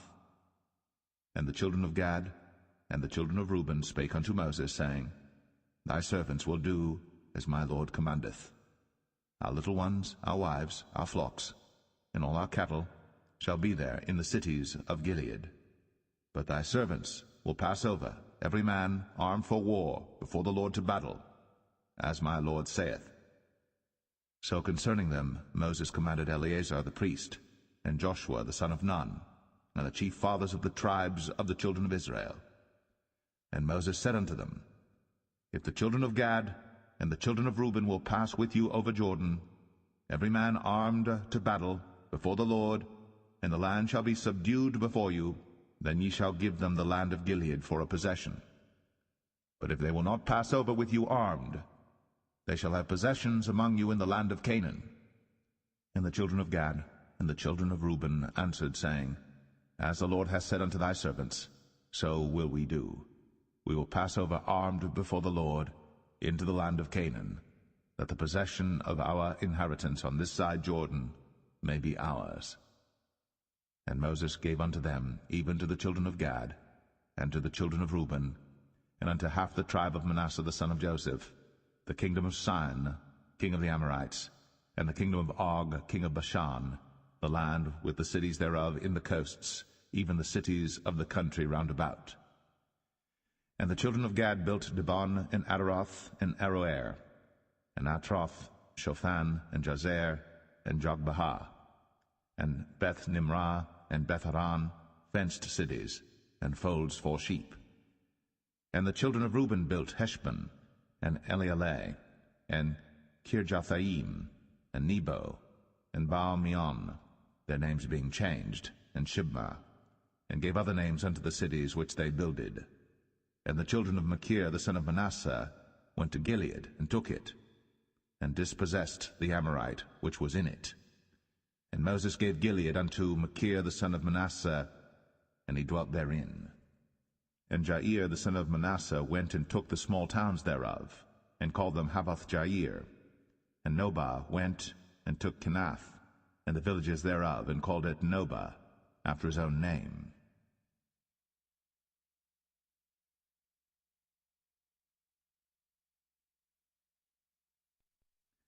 Numbers 33. These are the journeys of the children of Israel, which went forth out of the land of Egypt with their armies under the hand of Moses and Aaron. And Moses wrote their goings out according to their journeys by the commandment of the Lord. And these are their journeys according to their goings out. And they departed from Ramses in the 1st month, on the 15th day of the 1st month.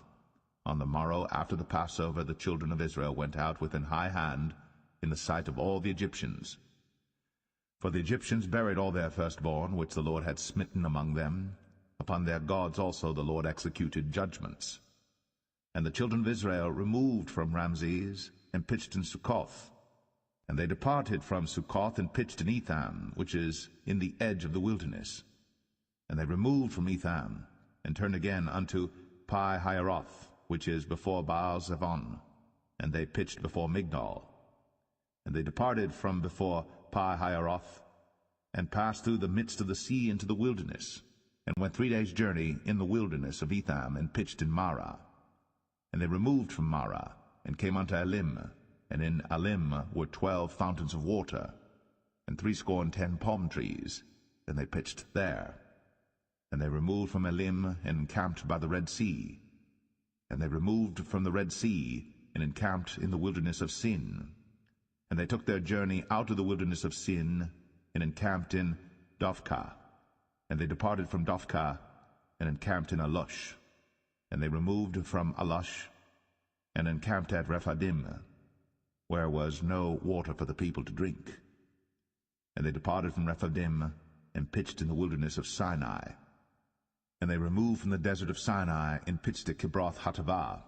And they departed from Kibroth-Hattaavah, and encamped at Hazeroth. And they departed from Hazeroth, and pitched in Rithmah. And they departed from Rithmah, and pitched at Rimmon-Perez.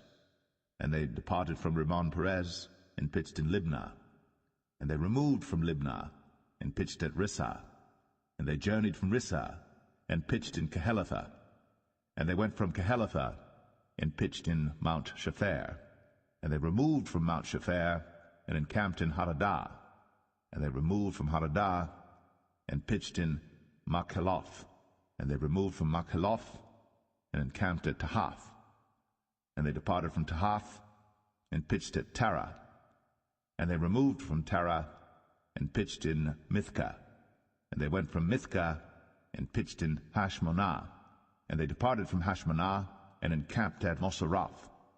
And they departed from Moseroth, and pitched in Bene Jaakan. And they removed from Bene Jaakan, and encamped at Hor-Haggidgad. And they went from Hor-Haggidgad, and pitched in Jotbathah. And they removed from Jotbathah, and encamped at Ebronah. And they departed from Ebronah, and encamped at Ezion-Geber. And they removed from Ezion-Geber, and pitched in the wilderness of Zin, which is Kadesh. And they removed from Kadesh, and pitched in Mount Or, in the edge of the land of Edom. And Aaron the priest went up into Mount Or at the commandment of the Lord, and died there, in the 40th year after the children of Israel were come out of the land of Egypt, in the 1st day of the 5th month. And Aaron was 123 years old when he died in Mount Or. And King Arad, the Canaanite, which dwelt in the south in the land of Canaan, heard of the coming of the children of Israel. And they departed from Mount Or, and pitched in Zalmonah. And they departed from Zalmonah, and pitched in Punon. And they departed from Punon, and pitched in Oboth. And they departed from Oboth, and pitched in Ije-Abarim in the border of Moab. And they departed from Aim, and pitched in Dibon-Gad. And they removed from Dibon-Gad, and encamped in Almon-Diblathaim. And they removed from Almon-Diblathaim, and pitched in the mountains of Abarim before Nebo.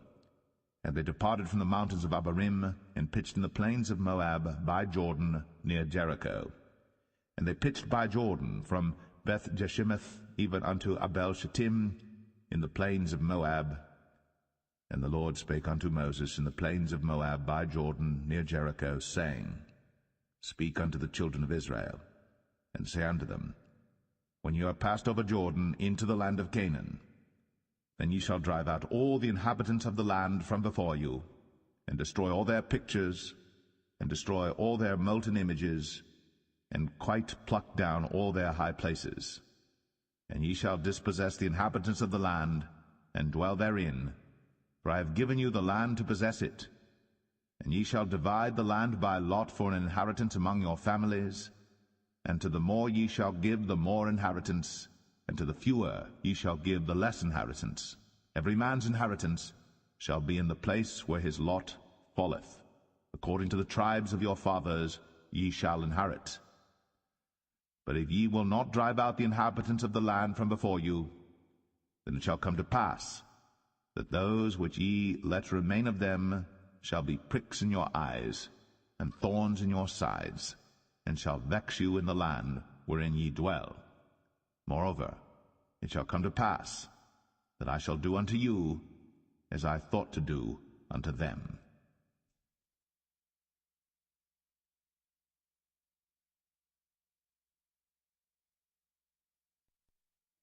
Numbers 34. And the Lord spake unto Moses, saying, Command the children of Israel, and say unto them, When ye come into the land of Canaan, this is the land that shall fall unto you for an inheritance, even the land of Canaan, with the coasts thereof. Then your south quarter shall be from the wilderness of Zin, along by the coast of Edom, and your south border shall be the outmost coast of the salt sea eastward. And your border shall turn from the south to the ascent of Akrabim, and pass on to Zin, and the going forth thereof shall be from the south to Kadesh Barnea, and shall go on to Hazar Adar, and pass on to Asmon. And the border shall fetch a compass from Asmon unto the river of Egypt, and the goings out of it shall be at the sea. And as for the western border, ye shall even have the great sea for a border. This shall be your west border, and this shall be your north border.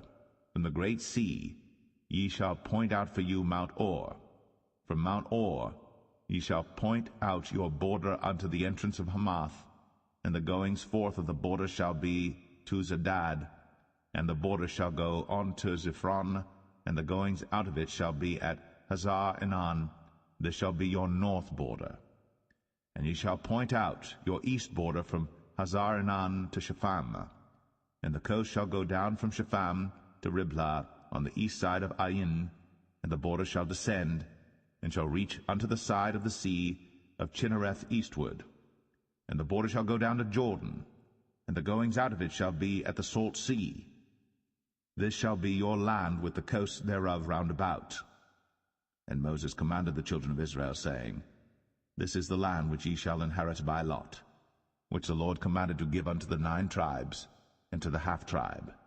For the tribe of the children of Reuben according to the house of their fathers, and the tribe of the children of Gad according to the house of their fathers, have received their inheritance, and half the tribe of Manasseh have received their inheritance. The 2 tribes and the half-tribe have received their inheritance on this side Jordan near Jericho, eastward toward the sunrising. And the Lord spake unto Moses, saying, These are the names of the men which shall divide the land unto you, Eleazar the priest, and Joshua the son of Nun.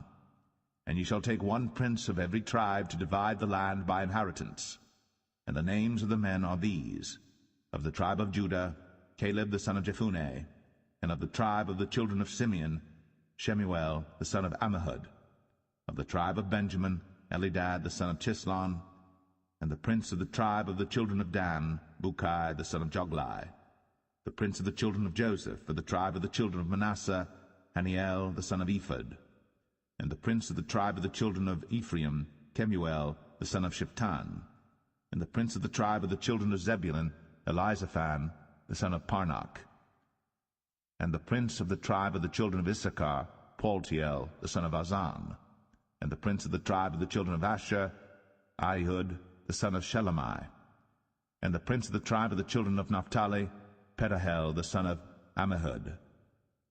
These are they whom the Lord commanded to divide the inheritance unto the children of Israel in the land of Canaan.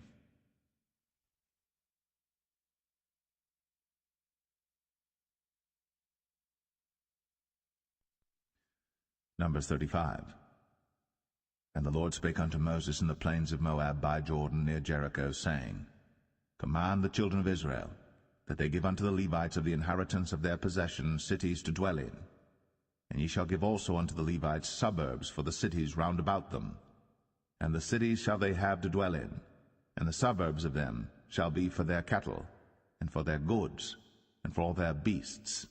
And the suburbs of the cities, which ye shall give unto the Levites, shall reach from the wall of the city and outward 1,000 cubits round about. And ye shall measure from without the city on the east side 2,000 cubits, on the south side 2,000 cubits, on the west side 2,000 cubits, and on the north side 2,000 cubits. And the city shall be in the midst. This shall be to them the suburbs of the cities. And among the cities which ye shall give unto the Levites, there shall be 6 cities for refuge, which ye shall appoint for the manslayer, that he may flee thither. And to them ye shall add 42 cities. So all the cities which ye shall give to the Levites shall be 48 cities.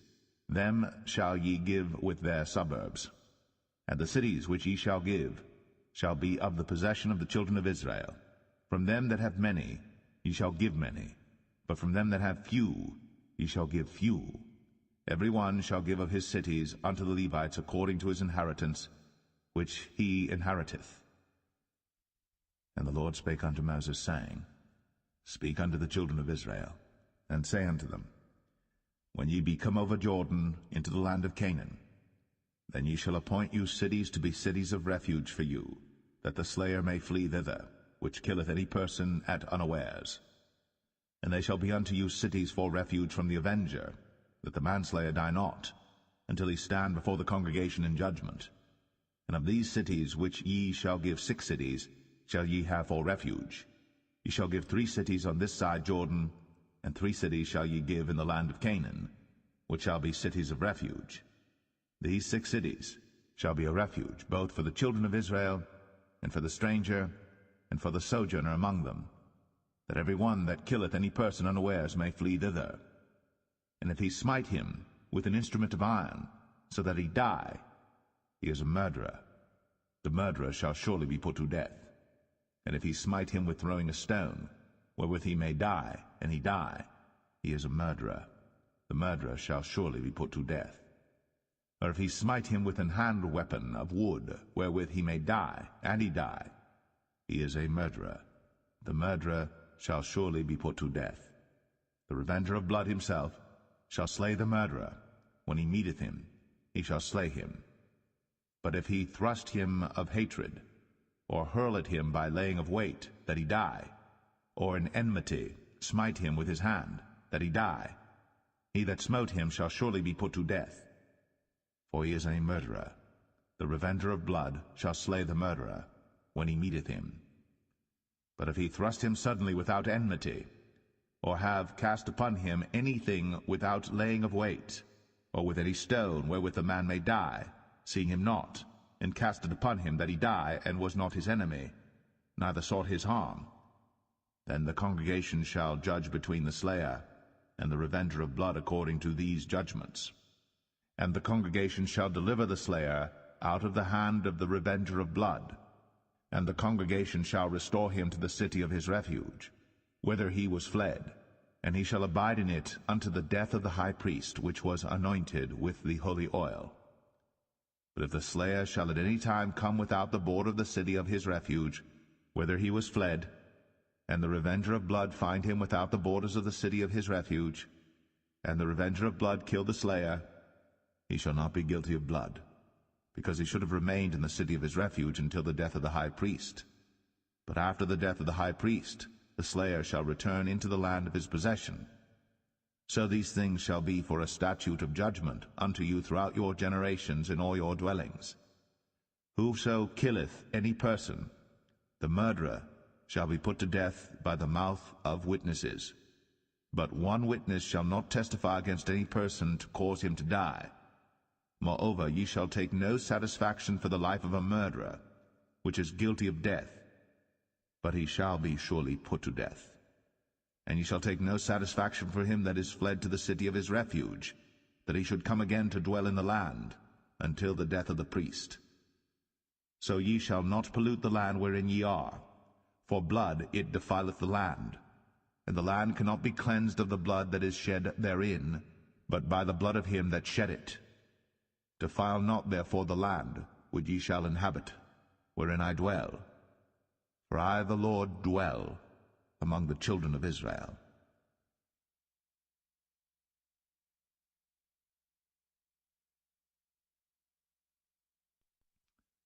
Numbers 36. And the chief fathers of the families of the children of Gilead, the son of Machir, the son of Manasseh, of the families of the sons of Joseph, came near, and spake before Moses, and before the princes, the chief fathers of the children of Israel. And they said, The Lord commanded my Lord to give the land for an inheritance by lot to the children of Israel. And my Lord was commanded by the Lord to give the inheritance of Zelophehad, our brother, unto his daughters.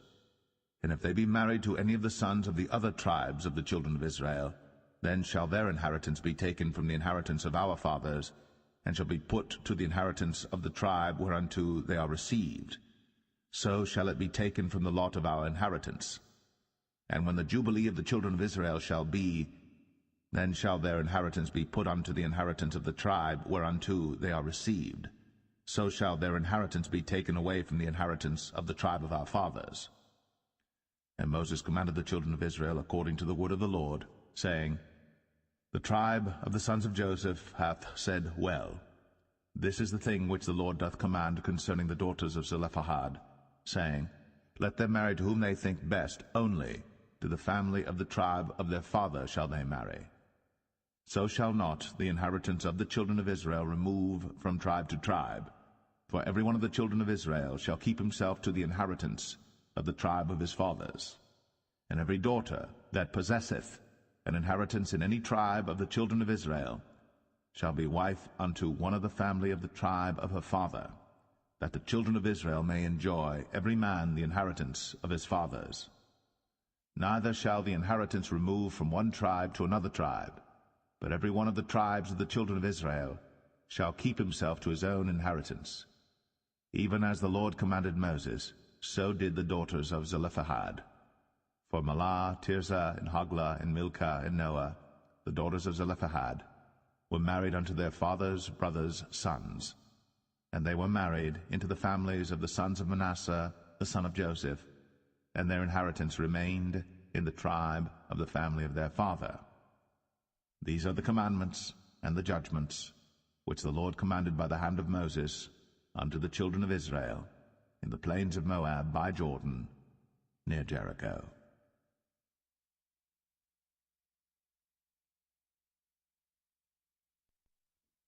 The Book of Deuteronomy, chapter 1. These be the words which Moses spake unto all Israel on this side Jordan in the wilderness, in the plain over against the Red Sea, between Paran and Tophel, and Laban and Hazroth, and Dizahab. There are 11 days' journey from Oreb by the way of Mount Seir unto Kadesh Barnea. And it came to pass in the 40th year, in the 11th month, on the first day of the month, that Moses spake unto the children of Israel according unto all that the Lord had given him in commandment unto them. After he had slain Sihon the king of the Amorites, which dwelt in Heshbon, and Og the king of Bashan, which dwelt at Ashtoreth in Edrei, on this side Jordan, in the land of Moab, began Moses to declare this law, saying, The Lord our God spake unto us in Oreb, saying, Ye have dwelt long enough in this mount. Turn you, and take your journey, and go to the mount of the Amorites, and unto all the places nigh thereunto, in the plain, in the hills, and in the vale, and in the south, and by the seaside to the land of the Canaanites, and unto Lebanon, unto the great river, the river Euphrates. Behold, I have set the land before you. Go in and possess the land which the Lord sware unto your fathers, Abraham, Isaac, and Jacob, to give unto them, and to their seed after them. And I spake unto you at that time, saying, I am not able to bear you myself alone. The Lord your God hath multiplied you, and behold, ye are this day as the stars of heaven for multitude.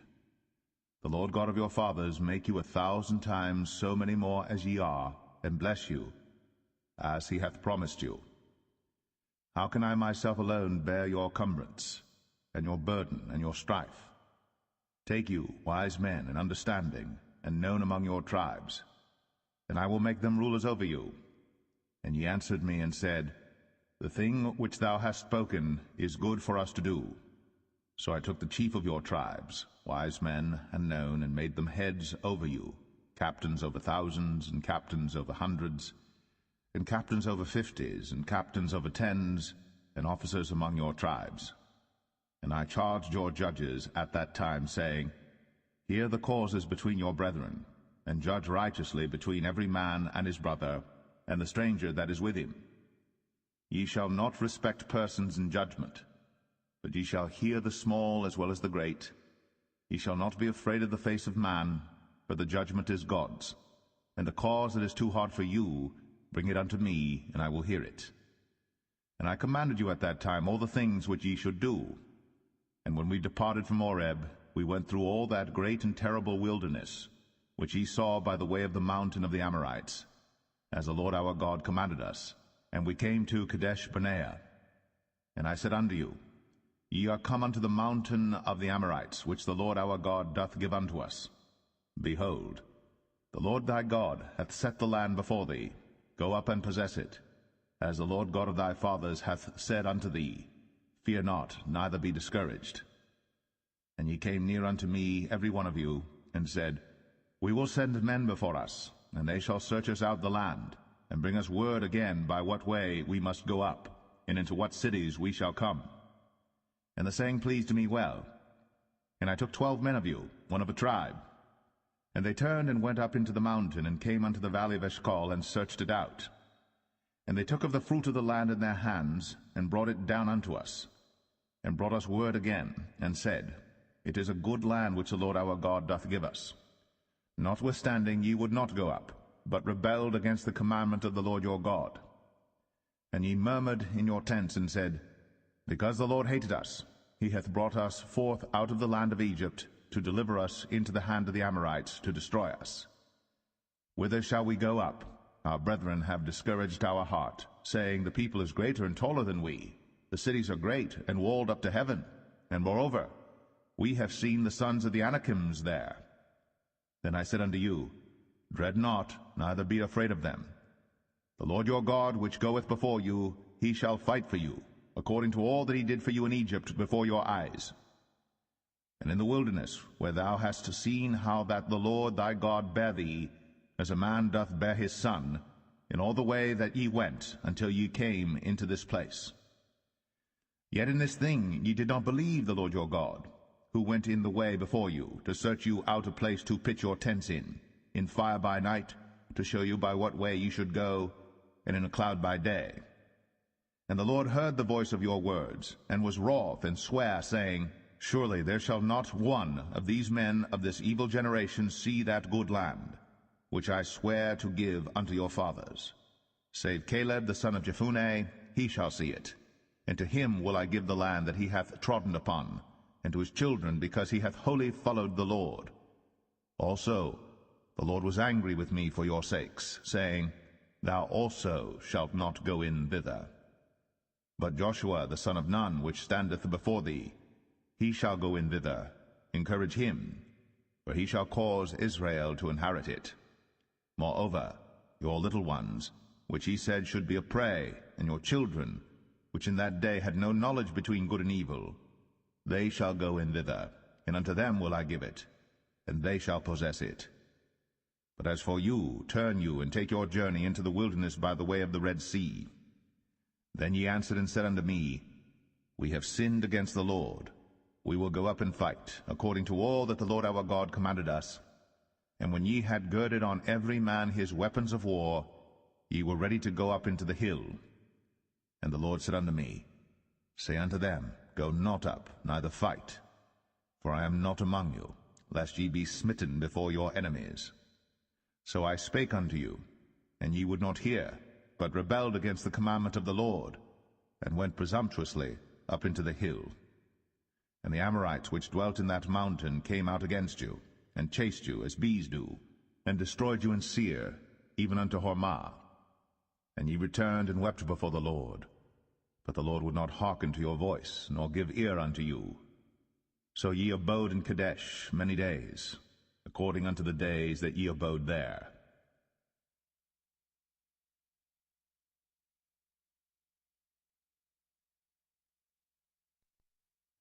Deuteronomy 2. Then we turned and took our journey into the wilderness by the way of the Red Sea, as the Lord spake unto me, and we compassed Mount Seir many days. And the Lord spake unto me, saying, Ye have compassed this mountain long enough. Turn you northward. And command thou the people, saying, Ye are to pass through the coast of your brethren the children of Esau, which dwell in Seir, and they shall be afraid of you. Take ye good heed unto yourselves therefore. Meddle not with them, for I will not give you of their land, no, not so much as a footbreadth, because I have given Mount Seir unto Esau for a possession. Ye shall buy meat of them for money, that ye may eat, and ye shall also buy water of them for money, that ye may drink. For the Lord thy God hath blessed thee in all the works of thy hand. He knoweth thy walking through this great wilderness. These 40 years the Lord thy God hath been with thee. Thou hast lacked nothing. And when we passed by from our brethren the children of Esau, which dwelt in Seir, through the way of the plain from Elath and from Ezion-Geber, we turned and passed by the way of the wilderness of Moab. And the Lord said unto me, Distress not the Moabites, neither contend with them in battle. For I will not give thee of their land for a possession, because I have given Ar unto the children of Lot for a possession. The Emims dwelt therein in times past, a people great and many and tall, as the Anakims, which also were accounted giants, as the Anakims, but the Moabites called them Emims. The Orims also dwelt in Seir beforetime, but the children of Esau succeeded them, when they had destroyed them from before them, and dwelt in their stead, as Israel did unto the land of his possession, which the Lord gave unto them. Now rise up, said I, and get you over the brook Zered. And we went over the brook Zered. And the space in which we came from Kadesh Barnea, until we were come over the brook Zered, was 38 years, until all the generation of the men of war were wasted out from among the host, as the Lord sware unto them. For indeed the hand of the Lord was against them, to destroy them from among the host, until they were consumed. So it came to pass, when all the men of war were consumed, and dead from among the people, that the Lord spake unto me, saying, Thou art to pass over through Ar, the coast of Moab, this day. And when thou comest nigh over against the children of Ammon, distress them not, nor meddle with them. For I will not give thee of the land of the children of Ammon any possession, because I have given it unto the children of Lot for a possession. That also was accounted a land of giants. Giants dwelt therein in old time. And the Ammonites called them Zamzummims, a people great and many and tall, as the Anakims. But the Lord destroyed them before them, and they succeeded them, and dwelt in their stead, as he did to the children of Esau which dwelt in Seir, when he destroyed the Orims from before them, and they succeeded them, and dwelt in their stead, even unto this day. And the Avims, which dwelt in Hazarim, even unto Azar, the Caphtorims, which came forth out of Caphtor, destroyed them, and dwelt in their stead. Rise ye up, take your journey, and pass over the river Arnon. Behold, I have given into thine hand Sihon the Amorite, king of Heshbon, and his land. Begin to possess it, and contend with him in battle. This day will I begin to put the dread of thee, and the fear of thee, upon the nations that are under the whole heaven, who shall hear report of thee, and shall tremble, and be in anguish because of thee.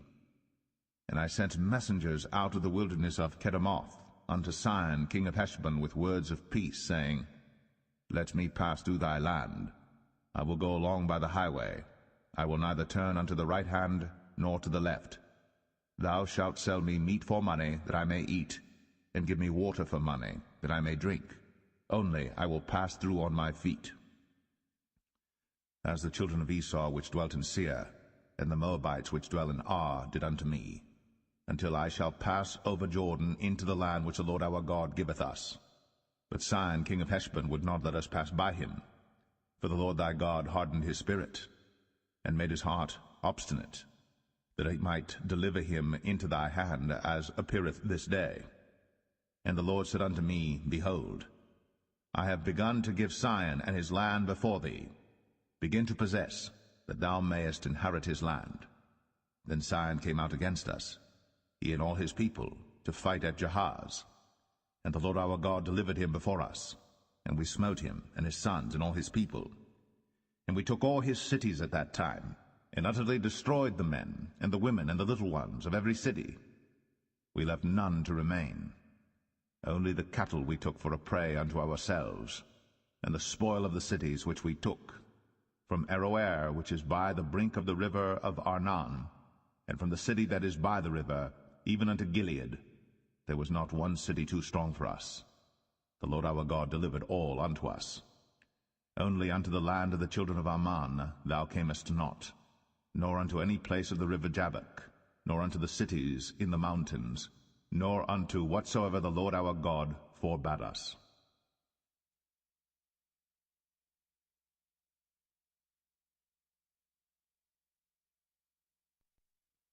Deuteronomy 3.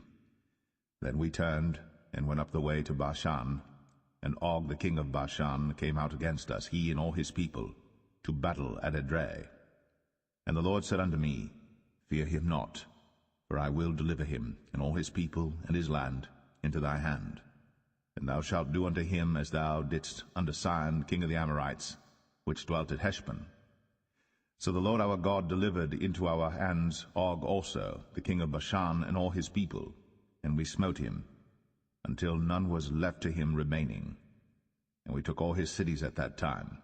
There was not a city which we took not from them, 80 cities, all the region of Argob, the kingdom of Og and Bashan. All these cities were fenced with high walls, gates and bars, beside unwalled towns a great many. And we utterly destroyed them, as we did unto Sihon king of Heshbon, utterly destroying the men, women, and children of every city.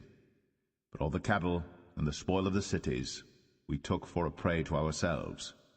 And we took at that time out of the hand of the 2 kings of the Amorites the land that was on this side Jordan, from the river of Arnon unto Mount Hermon, which Hermon the Sidonians call Sirion, and the Amorites call it Shenir.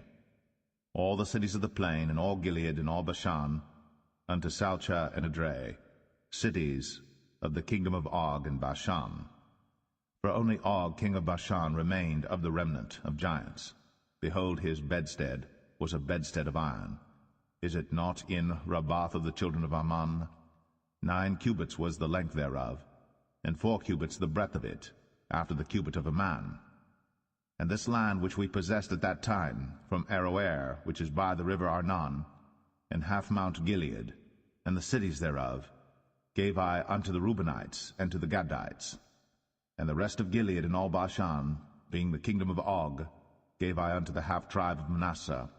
All the region of Argob, with all Bashan, which was called the land of giants. Jair the son of Manasseh took all the country of Argob, unto the coasts of Geshurai and Maacathai, and called them after his own name, Bashan Avoth Jair, unto this day.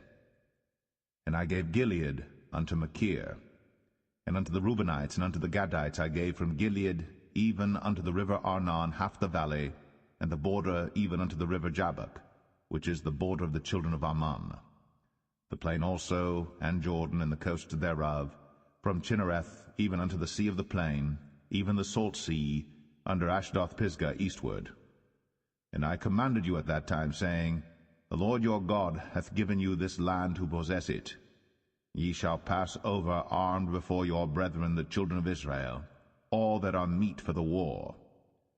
But your wives, and your little ones, and your cattle, for I know that ye have much cattle, shall abide in your cities which I have given you, until the Lord hath given rest unto your brethren, as well as unto you, and until they also possess the land which the Lord your God hath given them beyond Jordan.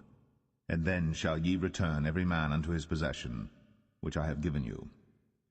And I commanded Joshua at that time, saying, Thine eyes have seen all that the Lord your God hath done unto these 2 kings. So shall the Lord do unto all the kingdoms whither thou passest. Ye shall not fear them, for the Lord your God, he shall fight for you. And I besought the Lord at that time, saying, O Lord God, thou hast begun to show thy servant thy greatness, and thy mighty hand. For what God is there in heaven or in earth that can do according to thy works, and according to thy might? I pray thee, let me go over and see the good land that is beyond Jordan, that goodly mountain, and Lebanon. But the Lord was wroth with me for your sakes, and would not hear me. And the Lord said unto me, Let it suffice thee, speak no more unto me of this matter. Get thee up into the top of Pisgah, and lift up thine eyes westward, and northward, and southward, and eastward, and behold it with thine eyes.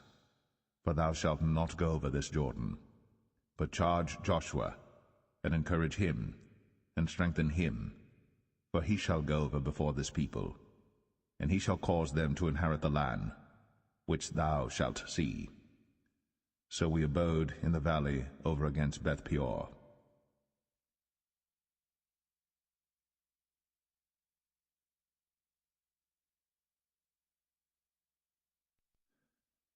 Deuteronomy 4.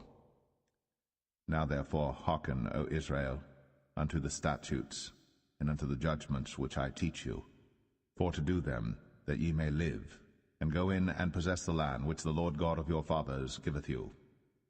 Ye shall not add unto the word which I command you, neither shall ye diminish aught from it, that ye may keep the commandments of the Lord your God which I command you.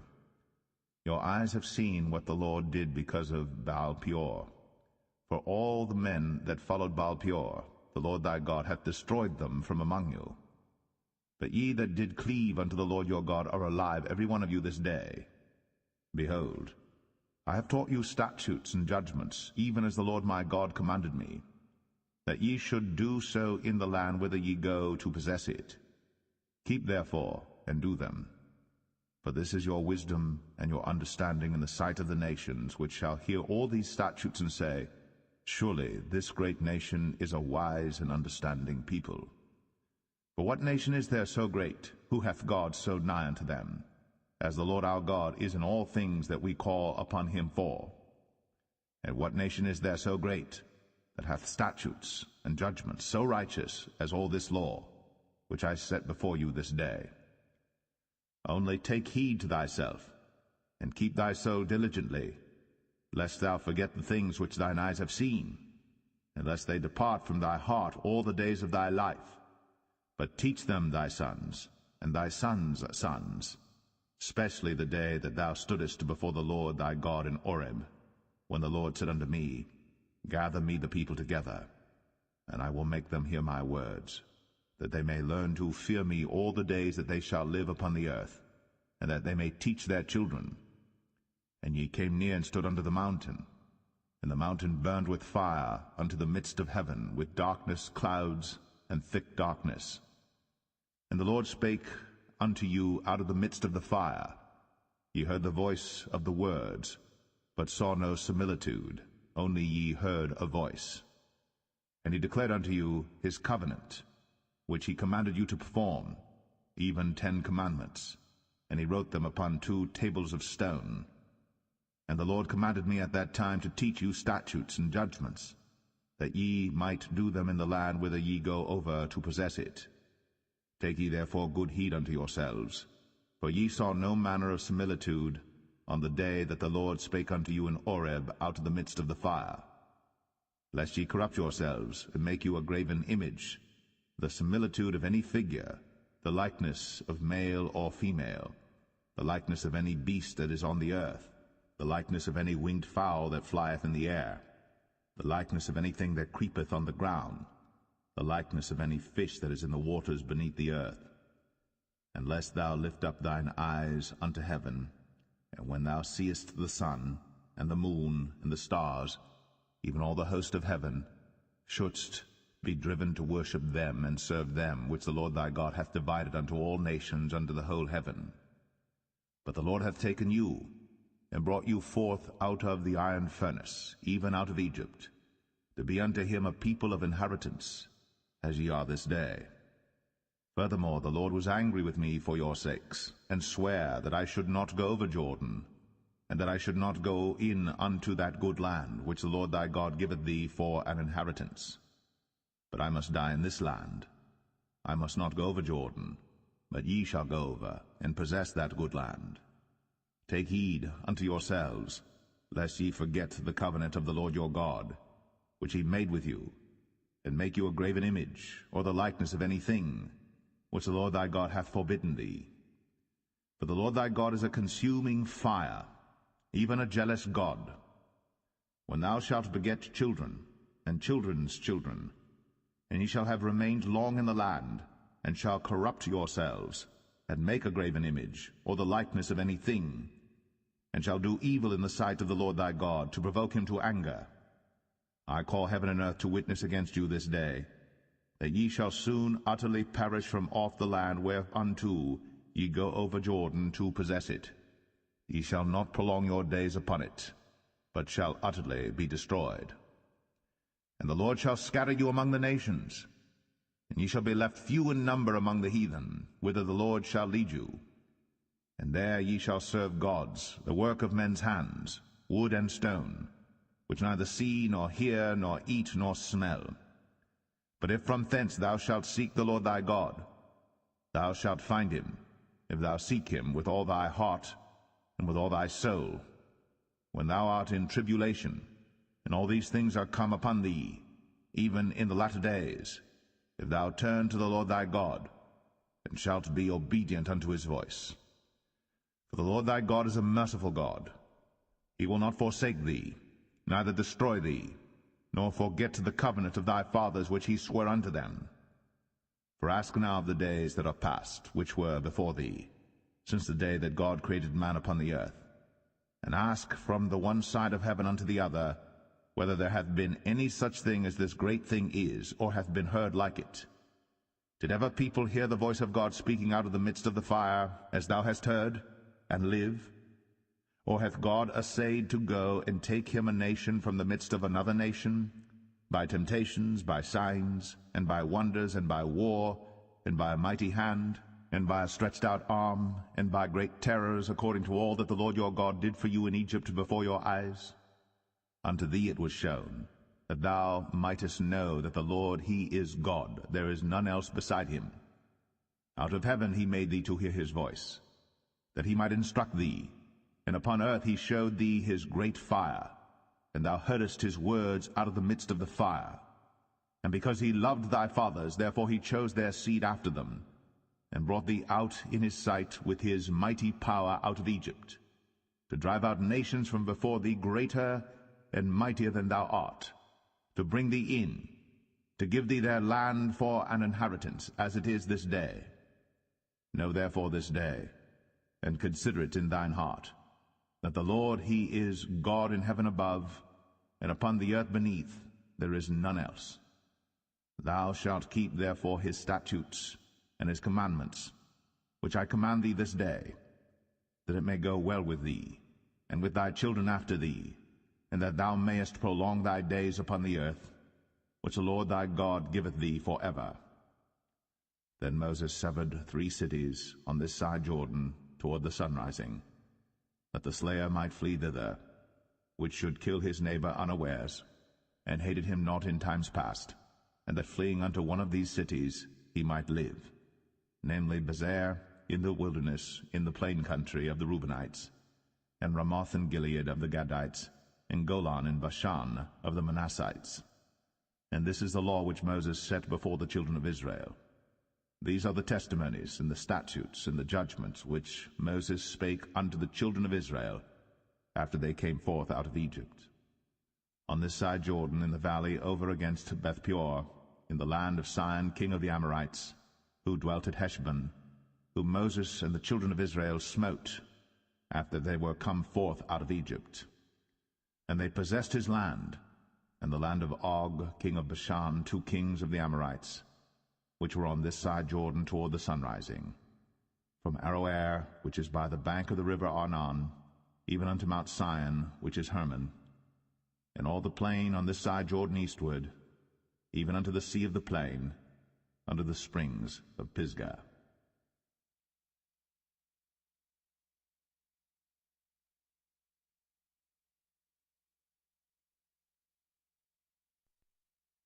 Deuteronomy 5. And Moses called all Israel, and said unto them, Hear, O Israel, the statutes and judgments which I speak in your ears this day, that ye may learn them, and keep and do them. The Lord our God made a covenant with us in Horeb. The Lord made not this covenant with our fathers, but with us, even us, who are all of us here alive this day. The Lord talked with you face to face in the mount out of the midst of the fire. I stood between the Lord and you at that time, to show you the word of the Lord. For ye were afraid by reason of the fire, and went not up into the mount, saying, I am the Lord thy God, which brought thee out of the land of Egypt, from the house of bondage. Thou shalt have none other gods before me. Thou shalt not make thee any graven image, or any likeness of any thing that is in heaven above, or that is in the earth beneath, or that is in the waters beneath the earth. Thou shalt not bow down thyself unto them, nor serve them. For I, the Lord thy God, am a jealous God, visiting the iniquity of the fathers upon the children unto the 3rd and 4th generation of them that hate me, and showing mercy unto thousands of them that love me and keep my commandments. Thou shalt not take the name of the Lord thy God in vain, for the Lord will not hold him guiltless that taketh his name in vain. Keep the Sabbath day to sanctify it, as the Lord thy God hath commanded thee. 6 days thou shalt labor, and do all thy work. But the 7th day is the Sabbath of the Lord thy God. In it thou shalt not do any work, thou, nor thy son, nor thy daughter, nor thy manservant, nor thy maidservant, nor thine ox, nor thine ass, nor any of thy cattle, nor thy stranger that is within thy gates, that thy manservant and thy maidservant may rest as well as thou. And remember that thou wast a servant in the land of Egypt, and that the Lord thy God brought thee out thence through a mighty hand, and by a stretched out arm. Therefore the Lord thy God commanded thee to keep the Sabbath day. Honor thy father and thy mother, as the Lord thy God hath commanded thee, that thy days may be prolonged, and that it may go well with thee in the land which the Lord thy God giveth thee. Thou shalt not kill, neither shalt thou commit adultery, neither shalt thou steal, neither shalt thou bear false witness against thy neighbor, neither shalt thou desire thy neighbor's wife, neither shalt thou covet thy neighbor's house, his field, or his manservant, or his maidservant, his ox, or his ass, or anything that is thy neighbor's. These words the Lord spake unto all your assembly in the mount out of the midst of the fire, of the cloud, and of the thick darkness, with a great voice. And he added no more. And he wrote them in 2 tables of stone, and delivered them unto me. And it came to pass, when ye heard the voice out of the midst of the darkness, for the mountain did burn with fire, that ye came near unto me, even all the heads of your tribes and your elders, and ye said, Behold, the Lord our God hath shown us his glory and his greatness, and we have heard his voice out of the midst of the fire. We have seen this day that God doth talk with man, and he liveth. Now therefore, why should we die? For this great fire will consume us. If we hear the voice of the Lord our God any more, then we shall die. For who is there of all flesh that hath heard the voice of the living God speaking out of the midst of the fire, as we have, and lived? Go thou near, and hear all that the Lord our God shall say. And speak thou unto us all that the Lord our God shall speak unto thee, and we will hear it and do it. And the Lord heard the voice of your words, when ye spake unto me. And the Lord said unto me, I have heard the voice of the words of this people, which they have spoken unto thee. They have well said all that they have spoken. Oh, that there were such an heart in them, that they would fear me, and keep all my commandments always, that it might be well with them, and with their children forever. Go say to them, Get you into your tents again. But as for thee, stand thou here by me, and I will speak unto thee all the commandments and the statutes and the judgments, which thou shalt teach them, that they may do them in the land which I give them to possess it. Ye shall observe to do therefore as the Lord your God hath commanded you. Ye shall not turn aside to the right hand or to the left. Ye shall walk in all the ways which the Lord your God hath commanded you, that ye may live, and that it may be well with you, and that ye may prolong your days in the land which ye shall possess.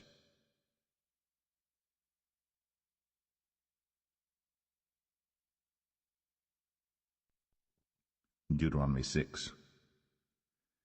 Now these are the commandments, the statutes, and the judgments, which the Lord your God commanded to teach you, that ye might do them in the land whither ye go to possess it, that thou mightest fear the Lord thy God, to keep all his statutes and his commandments which I command thee, thou and thy son, and thy son's son, all the days of thy life, and that thy days may be prolonged. Hear therefore, O Israel, and observe to do it, that it may be well with thee, and that ye may increase mightily, as the Lord God of thy fathers hath promised thee, in the land that floweth with milk and honey. Hear, O Israel, the Lord our God is one Lord. And thou shalt love the Lord thy God with all thine heart, and with all thy soul, and with all thy might.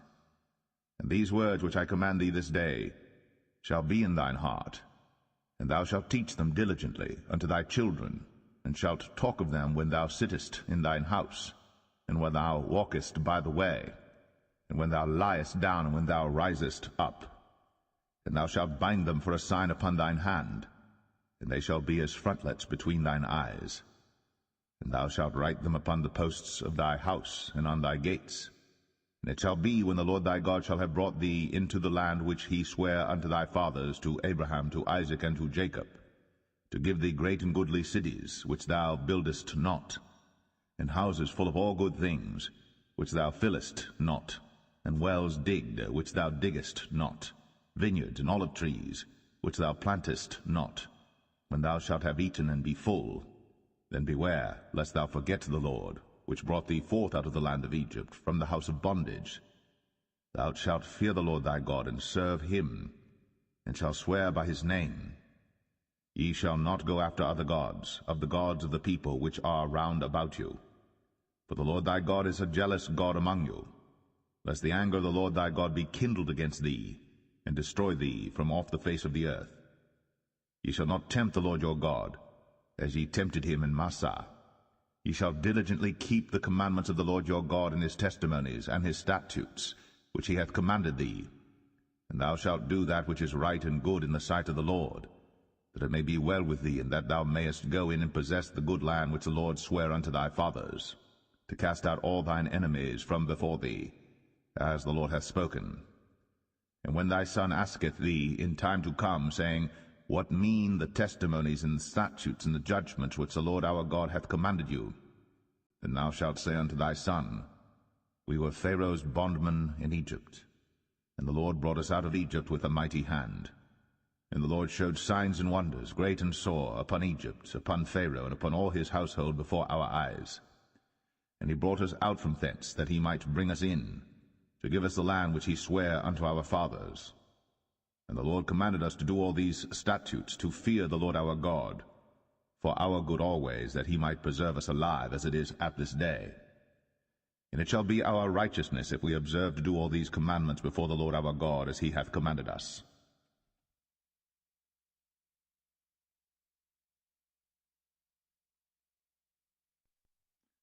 Deuteronomy 7. When the Lord thy God shall bring thee into the land whither thou goest to possess it, and hath cast out many nations before thee, the Hittites, and the Girgashites, and the Amorites, and the Canaanites, and the Perizzites, and the Hivites, and the Jebusites, 7 nations greater and mightier than thou. And when the Lord thy God shall deliver them before thee, thou shalt smite them, and utterly destroy them. Thou shalt make no covenant with them, nor show mercy unto them. Neither shalt thou make marriages with them. Thy daughter thou shalt not give unto his son, nor his daughter shalt thou take unto thy son. For they will turn away thy son from following me, that they may serve other gods.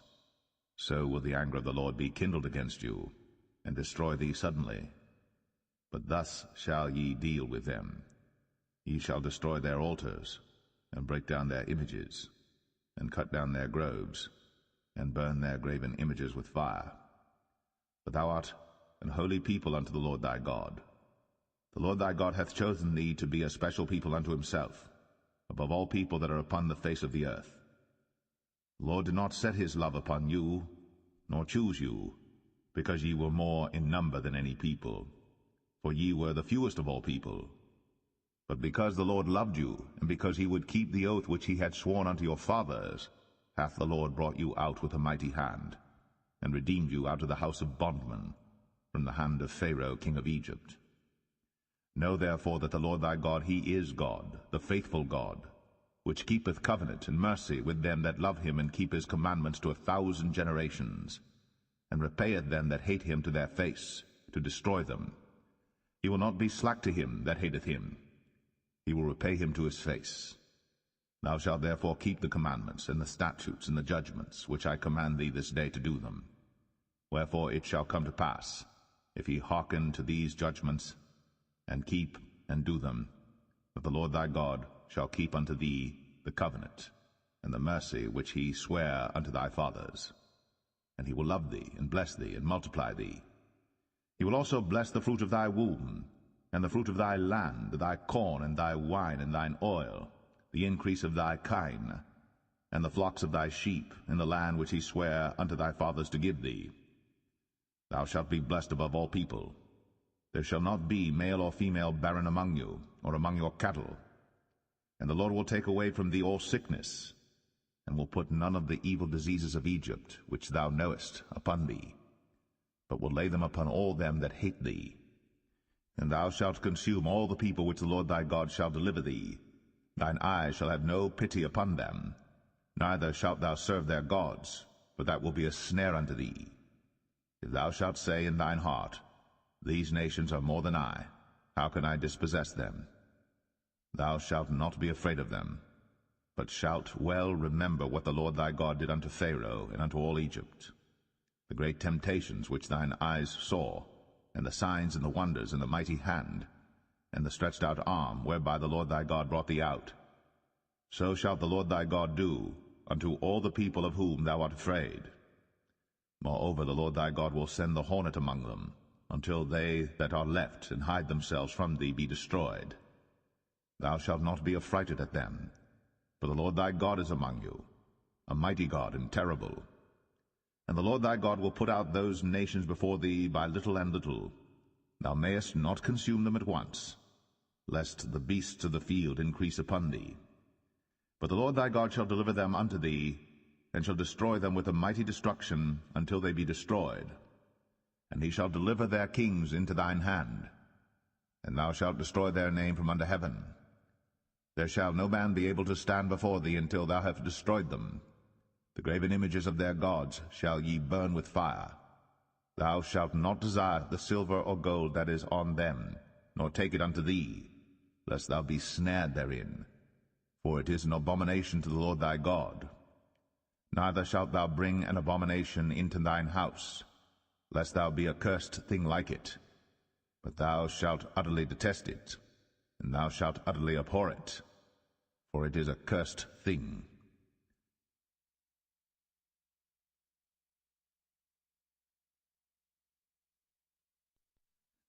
Deuteronomy 8.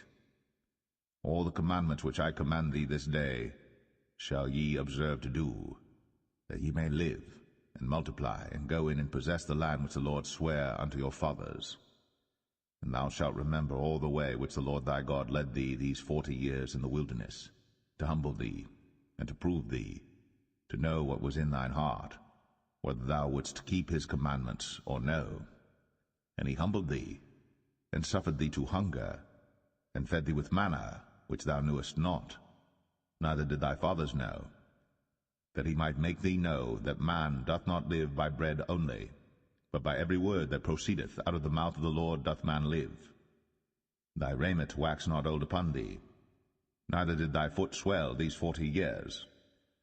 Thou shalt also consider in thine heart, that, as a man chasteneth his son, so the Lord thy God chasteneth thee. Therefore thou shalt keep the commandments of the Lord thy God, to walk in his ways, and to fear him. For the Lord thy God bringeth thee into a good land, a land of brooks of water, of fountains and depths that spring out of valleys and hills, a land of wheat and barley and vines and fig trees and pomegranates, a land of oil, olive, and honey, a land wherein thou shalt eat bread without scarceness, thou shalt not lack anything in it, a land whose stones are iron, and out of whose hills thou mayest dig brass.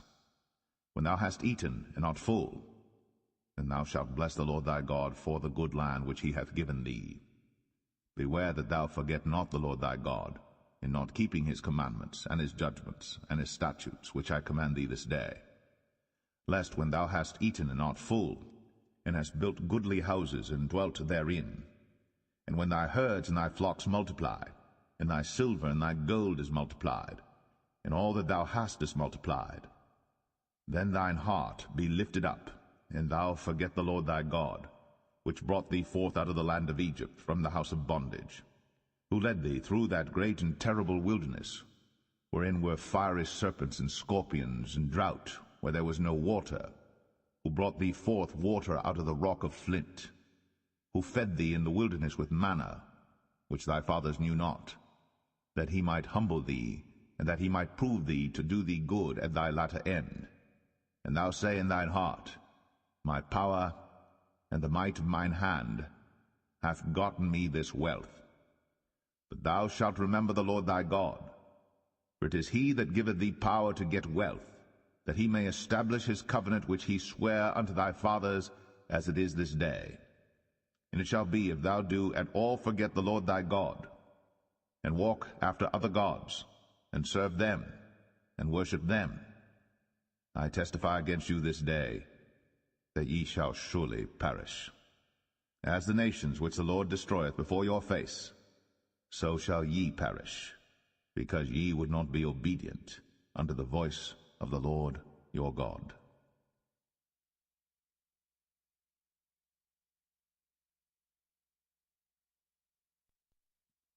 Deuteronomy 9. Hear, O Israel, thou art to pass over Jordan this day, to go in to possess nations greater and mightier than thyself, cities great and fenced up to heaven, a people great and tall, the children of the Anakims, whom thou knowest, and of whom thou hast heard say, Who can stand before the children of Anak? Understand therefore this day that the Lord thy God is he which goeth over before thee as a consuming fire. He shall destroy them, and he shall bring them down before thy face. So shalt thou drive them out, and destroy them quickly, as the Lord hath said unto thee. Speak not thou in thine heart, after that the Lord thy God hath cast them out from before thee, saying, For my righteousness the Lord hath brought me in to possess this land.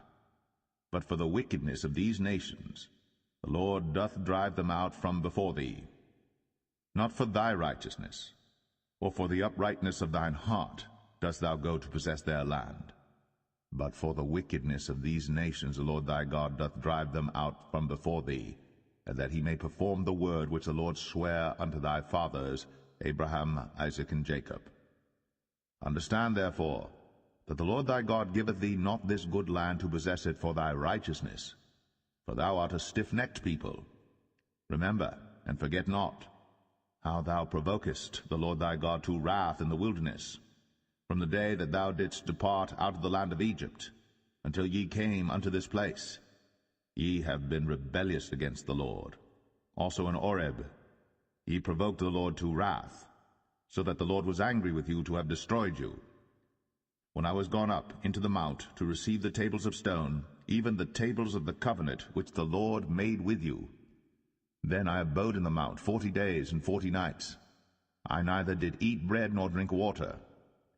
And the Lord delivered unto me 2 tables of stone written with the finger of God, and on them was written according to all the words which the Lord spake with you in the mount out of the midst of the fire in the day of the assembly. And it came to pass at the end of 40 days and 40 nights, that the Lord gave me the 2 tables of stone, even the tables of the covenant. And the Lord said unto me, Arise, get thee down quickly from hence, for thy people which thou hast brought forth out of Egypt have corrupted themselves. They are quickly turned aside out of the way which I commanded them. They have made them a molten image. Furthermore the Lord spake unto me, saying, I have seen this people, and behold, it is a stiff-necked people. Let me alone, that I may destroy them, and blot out their name from under heaven. And I will make of thee a nation mightier and greater than they. So I turned, and came down from the mount, and the mount burned with fire, and the 2 tables of the covenant were in my 2 hands. And I looked, and behold, ye had sinned against the Lord your God, and had made you a molten calf. Ye had turned aside quickly out of the way which the Lord had commanded you. And I took the 2 tables, and cast them out of my 2 hands, and brake them before your eyes. And I fell down before the Lord as at the first 40 days and 40 nights. I did neither eat bread nor drink water because of all your sins which ye sinned in doing wickedly in the sight of the Lord to provoke him to anger. For I was afraid of the anger and hot displeasure, wherewith the Lord was wroth against you to destroy you. But the Lord hearkened unto me at that time also. And the Lord was very angry with Aaron to have destroyed him. And I prayed for Aaron also the same time. And I took your sin, the calf which ye had made, and burnt it with fire, and stamped it, and ground it very small, even until it was as small as dust. And I cast the dust thereof into the brook that descended out of the mount. And at Taberah, and at Massah, and at Kibroth Hattaavah, ye provoked the Lord to wrath. Likewise, when the Lord sent you from Kadesh Barnea, saying, Go up and possess the land which I have given you, then ye rebelled against the commandment of the Lord your God, and ye believed him not, nor hearkened to his voice. Ye have been rebellious against the Lord from the day that I knew you. Thus I fell down before the Lord 40 days and 40 nights, as I fell down at the first, because the Lord had said he would destroy you. I prayed therefore unto the Lord, and said, O Lord God, destroy not thy people and thine inheritance, which thou hast redeemed through thy greatness, which thou hast brought forth out of Egypt with a mighty hand. Remember thy servants Abraham, Isaac, and Jacob. Look not unto the stubbornness of this people, nor to their wickedness, nor to their sin. Lest the land whence thou broughtest us out say, Because the Lord was not able to bring them into the land which he promised them, and because he hated them, he hath brought them out to slay them in the wilderness. Yet they are thy people, and thine inheritance, which thou broughtest out by thy mighty power, and by thy stretched out arm.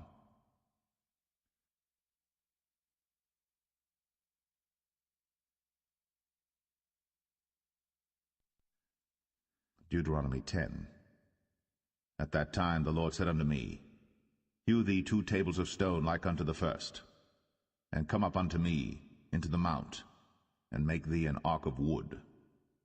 And I will write on the tables the words that were in the first tables which thou breakest, and thou shalt put them in the ark. And I made an ark of shittim wood, and hewed 2 tables of stone like unto the first, and went up into the mount, having the 2 tables in mine hand. And he wrote on the tables, according to the first writing, the 10 commandments, which the Lord spake unto you in the mount out of the midst of the fire, in the day of the assembly. And the Lord gave them unto me. And I turned myself and came down from the mount, and put the tables in the ark which I had made, and there they be, as the Lord commanded me. And the children of Israel took their journey from Beeroth of the children of Jachan to Moserah. There Aaron died, and there he was buried, and Eleazar his son ministered in the priest's office in his stead. From thence they journeyed unto Godgodah, and from Godgodah to Jotbath, a land of rivers of waters. At that time the Lord separated the tribe of Levi, to bear the ark of the covenant of the Lord, to stand before the Lord to minister unto him, and to bless in his name unto this day. Wherefore Levi hath no part nor inheritance with his brethren. The Lord is his inheritance, according as the Lord thy God promised him. And I stayed in the mount, according to the first time, 40 days and 40 nights. And the Lord hearkened unto me at that time also. And the Lord would not destroy thee. And the Lord said unto me, Arise, take thy journey before the people, that they may go in and possess the land which I swear unto their fathers to give unto them. And now, Israel, what doth the Lord thy God require of thee?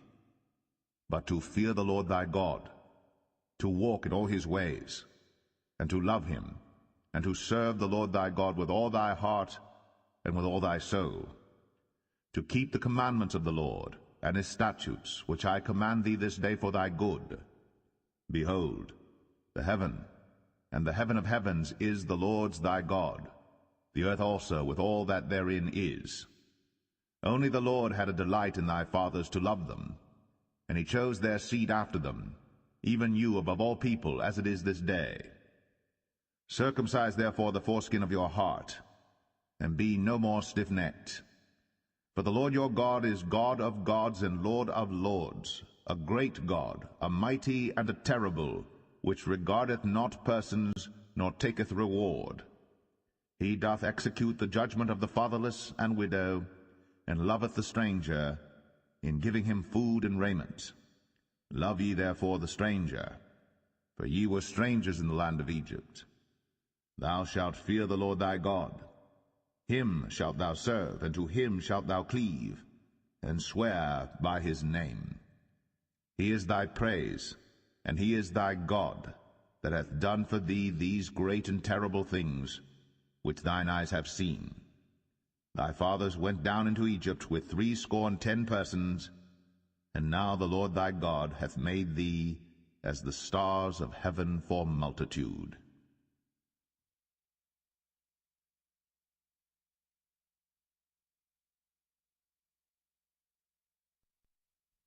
Deuteronomy 11.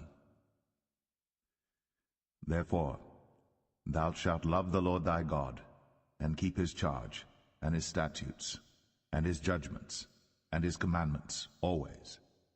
And know ye this day, for I speak not with your children, which have not known, and which have not seen the chastisement of the Lord your God, his greatness, his mighty hand, and his stretched out arm, and his miracles, and his acts which he did in the midst of Egypt, unto Pharaoh the king of Egypt, and unto all his land, and what he did unto the army of Egypt, unto their horses, and to their chariots, how he made the water of the Red Sea to overflow them as they pursued after you, and how the Lord hath destroyed them unto this day.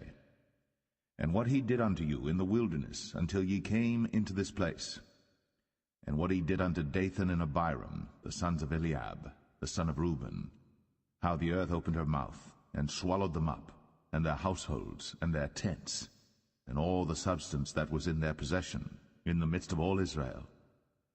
But your eyes have seen all the great acts of the Lord which he did. Therefore shall ye keep all the commandments which I command you this day, that ye may be strong, and go in and possess the land, whither ye go to possess it, and that ye may prolong your days in the land, which the Lord sware unto your fathers to give unto them and to their seed, a land that floweth with milk and honey. For the land whither thou goest in to possess it is not as the land of Egypt, from whence ye came out, where thou sowedst thy seed, and waterest it with thy foot, as a garden of herbs. But the land whither ye go to possess it is a land of hills and valleys, and drinketh water of the rain of heaven, a land which the Lord thy God careth for. The eyes of the Lord thy God are always upon it, from the beginning of the year even unto the end of the year. And it shall come to pass, if ye shall hearken diligently unto my commandments, which I command you this day, to love the Lord your God, and to serve him with all your heart and with all your soul, that I will give you the rain of your land in his due season, the first rain and the latter rain, that thou mayest gather in thy corn, and thy wine, and thine oil. And I will send grass in thy fields for thy cattle, that thou mayest eat and be full. Take heed to yourselves, that your heart be not deceived, and ye turn aside and serve other gods, and worship them. And then the Lord's wrath be kindled against you, and he shut up the heaven, that there be no rain, and that the land yield not her fruit, and lest ye perish quickly from off the good land which the Lord giveth you. Therefore shall ye lay up these my words in your heart and in your soul, and bind them for a sign upon your hand, that they may be as frontlets between your eyes. And ye shall teach them your children, speaking of them when thou sittest in thine house, and when thou walkest by the way, when thou liest down, and when thou risest up. And thou shalt write them upon the doorposts of thine house, and upon thy gates, that your days may be multiplied, and the days of your children in the land which the Lord sware unto your fathers to give them, as the days of heaven upon the earth. For if ye shall diligently keep all these commandments which I command you, to do them, to love the Lord your God, to walk in all his ways, and to cleave unto him, then will the Lord drive out all these nations from before you, and ye shall possess greater nations, and mightier than yourselves. Every place whereon the soles of your feet shall tread shall be yours, from the wilderness and Lebanon, from the river Euphrates, even unto the uttermost sea shall your coast be. There shall no man be able to stand before you. For the Lord your God shall lay the fear of you and the dread of you upon all the land that ye shall tread upon, as he has said unto you. Behold, I set before you this day a blessing and a curse. A blessing, if you obey the commandments of the Lord your God, which I command you this day, and a curse, if you will not obey the commandments of the Lord your God, but turn aside out of the way which I command you this day, to go after other gods, which ye have not known. And it shall come to pass, when the Lord thy God hath brought thee in unto the land whither thou goest to possess it, that thou shalt put the blessing upon Mount Gerizim, and the curse upon Mount Ebal. Are they not on the other side Jordan, by the way where the sun goeth down, in the land of the Canaanites, which dwell in the champaign over against Gilgal, beside the plain of Moreh? For ye shall pass over Jordan to go in to possess the land which the Lord your God giveth you. And ye shall possess it, and dwell therein.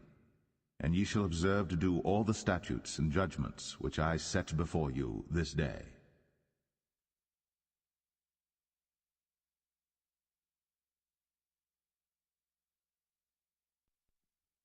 Deuteronomy 12. These are the statutes and judgments which ye shall observe to do in the land, which the Lord God of thy fathers giveth thee to possess it, all the days that ye live upon the earth. Ye shall utterly destroy all the places wherein the nations which ye shall possess served their gods, upon the high mountains, and upon the hills, and under every green tree. And ye shall overthrow their altars, and break their pillars, and burn their groves with fire. And ye shall hew down the graven images of their gods, and destroy the names of them out of that place. Ye shall not do so unto the Lord your God, but unto the place which the Lord your God shall choose out of all your tribes to put his name there, even unto his habitation shall ye seek, and thither thou shalt come. And thither ye shall bring your burnt offerings, and your sacrifices, and your tithes, and heave offerings of your hand, and your vows, and your freewill offerings, and the firstlings of your herds and of your flocks. And there ye shall eat before the Lord your God, and ye shall rejoice in all that ye put your hand unto, ye and your households, wherein the Lord thy God hath blessed thee. Ye shall not do after all the things that we do here this day, every man whatsoever is right in his own eyes. For ye are not as yet come to the rest, and to the inheritance, which the Lord your God giveth you. But when ye go over Jordan, and dwell in the land which the Lord your God giveth you to inherit, and when he giveth you rest from all your enemies round about, so that ye dwell in safety, then there shall be a place which the Lord your God shall choose to cause his name to dwell there. Thither shall ye bring all that I command you, your burnt offerings, and your sacrifices, your tithes, and the heave offering of your hand, and all your choice vows which ye vow unto the Lord. And ye shall rejoice before the Lord your God, ye and your sons, and your daughters, and your menservants, and your maidservants, and the Levite that is within your gates, forasmuch as he hath no part nor inheritance with you. Take heed to thyself, that thou offer not thy burnt offerings in every place that thou seest, but in the place which the Lord shall choose in one of thy tribes, there thou shalt offer thy burnt offerings, and there thou shalt do all that I command thee. Notwithstanding, thou mayest kill and eat flesh in all thy gates, whatsoever thy soul lusteth after, according to the blessing of the Lord thy God which he hath given thee. The unclean and the clean may eat thereof, as of the roebuck, and as of the hart. Only ye shall not eat the blood. Ye shall pour it upon the earth as water. Thou mayest not eat within thy gates the tithe of thy corn, or of thy wine, or of thy oil, or the firstlings of thy herds, or of thy flock, nor any of thy vows which thou vowest, nor thy freewill offerings, or heave offering of thine hand. But thou must eat them before the Lord thy God in the place which the Lord thy God shall choose, thou and thy son, and thy daughter, and thy manservant, and thy maidservant, and the Levite that is within thy gates. And thou shalt rejoice before the Lord thy God in all that thou puttest thine hands unto. Take heed to thyself that thou forsake not the Levite as long as thou livest upon the earth. When the Lord thy God shall enlarge thy border, as he hath promised thee, and thou shalt say, I will eat flesh, because thy soul longeth to eat flesh. Thou mayest eat flesh, whatsoever thy soul lusteth after. If the place which the Lord thy God hath chosen to put his name there be too far from thee, then thou shalt kill of thy herd and of thy flock, which the Lord hath given thee, as I have commanded thee, and thou shalt eat in thy gates whatsoever thy soul lusteth after. Even as the roebuck and the hart is eaten, so thou shalt eat them. The unclean and the clean shall eat of them alike. Only be sure that thou eat not the blood, for the blood is the life, and thou mayest not eat the life with the flesh. Thou shalt not eat it. Thou shalt pour it upon the earth as water. Thou shalt not eat it, that it may go well with thee, and with thy children after thee, when thou shalt do that which is right in the sight of the Lord. Only thy holy things which thou hast, and thy vows, thou shalt take, and go unto the place which the Lord shall choose. And thou shalt offer thy burnt offerings, the flesh and the blood, upon the altar of the Lord thy God. And the blood of thy sacrifices shall be poured out upon the altar of the Lord thy God, and thou shalt eat the flesh. Observe and hear all these words which I command thee, that it may go well with thee, and with thy children after thee forever, when thou doest that which is good and right in the sight of the Lord thy God. When the Lord thy God shall cut off the nations from before thee, whither thou goest to possess them, and thou succeedest them, and dwellest in their land, take heed to thyself that thou be not snared by following them, after that they be destroyed from before thee, and that thou inquire not after their gods, saying, How did these nations serve their gods? Even so will I do likewise. Thou shalt not do so unto the Lord thy God. For every abomination to the Lord which he hateth have they done unto their gods. For even their sons and their daughters they have burnt in the fire to their gods. What things soever I command you, observe to do it. Thou shalt not add thereto, nor diminish from it.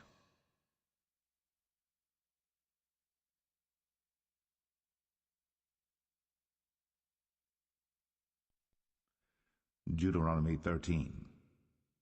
If there arise among you a prophet, or a dreamer of dreams, and giveth thee a sign or a wonder, and the sign or the wonder come to pass, whereof he spake unto thee, saying, Let us go after other gods, which thou hast not known, and let us serve them. Thou shalt not hearken unto the words of that prophet, or that dreamer of dreams. For the Lord your God proveth you, to know whether ye love the Lord your God with all your heart, and with all your soul. Ye shall walk after the Lord your God, and fear him, and keep his commandments, and obey his voice. And ye shall serve him, and cleave unto him. And that prophet, or that dreamer of dreams, shall be put to death, because he hath spoken to turn you away from the Lord your God, which brought you out of the land of Egypt, and redeemed you out of the house of bondage, to thrust thee out of the way, which the Lord thy God commanded thee to walk in. So shalt thou put the evil away from the midst of thee.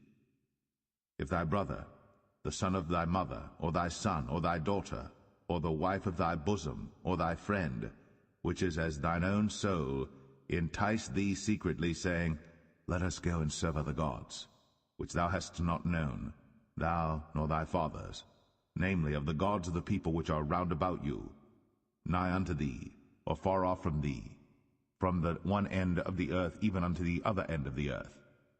Thou shalt not consent unto him, nor hearken unto him, neither shall thine eye pity him, neither shalt thou spare, neither shalt thou conceal him. But thou shalt surely kill him. Thine hand shall be first upon him to put him to death, and afterwards the hand of all the people. And thou shalt stone him with stones, that he die, because he hath sought to thrust thee away from the Lord thy God, which brought thee out of the land of Egypt, from the house of bondage. And all Israel shall hear and fear, and shall do no more any such wickedness as this is among you. If thou shalt hear say, in one of thy cities, which the Lord thy God hath given thee to dwell there, saying, Certain men, the children of Belial, are gone out from among you, and have withdrawn the inhabitants of their city, saying, Let us go and serve other gods, which ye have not known. Then shalt thou inquire and make search, and ask diligently, and behold, if it be truth, and the thing certain, that such abomination is wrought among you, thou shalt surely smite the inhabitants of that city with the edge of the sword, destroying it utterly, and all that is therein, and the cattle thereof with the edge of the sword. And thou shalt gather all the spoil of it into the midst of the street thereof, and shalt burn with fire the city, and all the spoil thereof every whit, for the Lord thy God, and it shall be an heap for ever. It shall not be built again. And there shall cleave naught of the cursed thing to thine hand, that the Lord may turn from the fierceness of his anger, and show thee mercy, and have compassion upon thee, and multiply thee, as he has sworn unto thy fathers. When thou shalt hearken to the voice of the Lord thy God, to keep all his commandments which I command thee this day, to do that which is right in the eyes of the Lord thy God.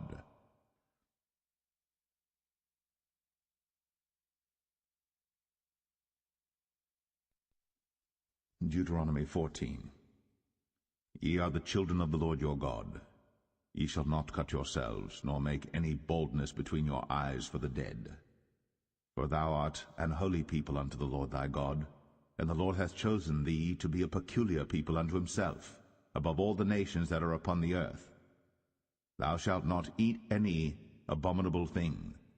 These are the beasts which ye shall eat, the ox, the sheep, and the goat, the hart, and the roebuck, and the fallow deer, and the wild goat, and the pygarg, and the wild ox, and the chamois.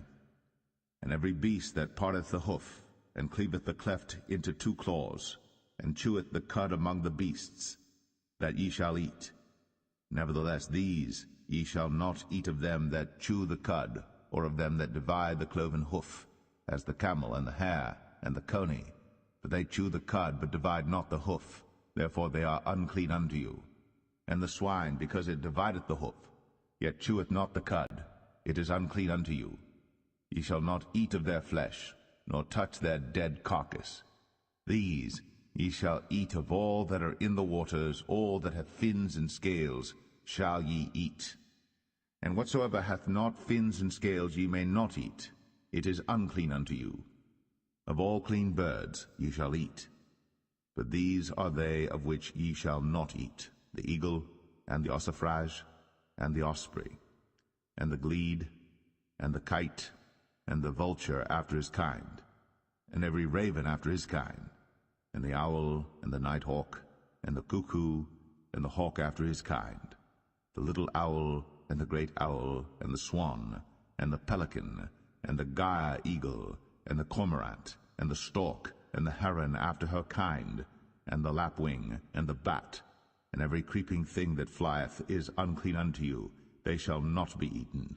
But of all clean fowls ye may eat. Ye shall not eat of anything that dieth of itself. Thou shalt give it unto the stranger that is in thy gates, that he may eat it. Or thou mayest sell it unto an alien, for thou art an holy people unto the Lord thy God. Thou shalt not see the kid in his mother's milk. Thou shalt truly tithe all the increase of thy seed, that the field bringeth forth year by year. And thou shalt eat before the Lord thy God in the place which he shall choose to place his name there, the tithe of thy corn, of thy wine, and of thine oil, and the firstlings of thy herds and of thy flocks, that thou mayest learn to fear the Lord thy God always. And if the way be too long for thee, so that thou art not able to carry it, or if the place be too far from thee, which the Lord thy God shall choose to set his name there, when the Lord thy God hath blessed thee, then shalt thou turn it into money, and bind up the money in thine hand, and shalt go into the place which the Lord thy God shall choose. And thou shalt bestow that money for whatsoever thy soul lusteth after, for oxen, or for sheep, or for wine, or for strong drink, or for whatsoever thy soul desireth. And thou shalt eat there before the Lord thy God, and thou shalt rejoice, thou and thine household. And the Levite that is within thy gates, thou shalt not forsake him, for he hath no part nor inheritance with thee. At the end of 3 years thou shalt bring forth all the tithe of thine increase the same year, and shalt lay it up within thy gates. And the Levite, because he hath no part nor inheritance with thee, and the stranger, and the fatherless, and the widow, which are within thy gates, shall come, and shall eat and be satisfied, that the Lord thy God may bless thee in all the work of thine hand which thou doest.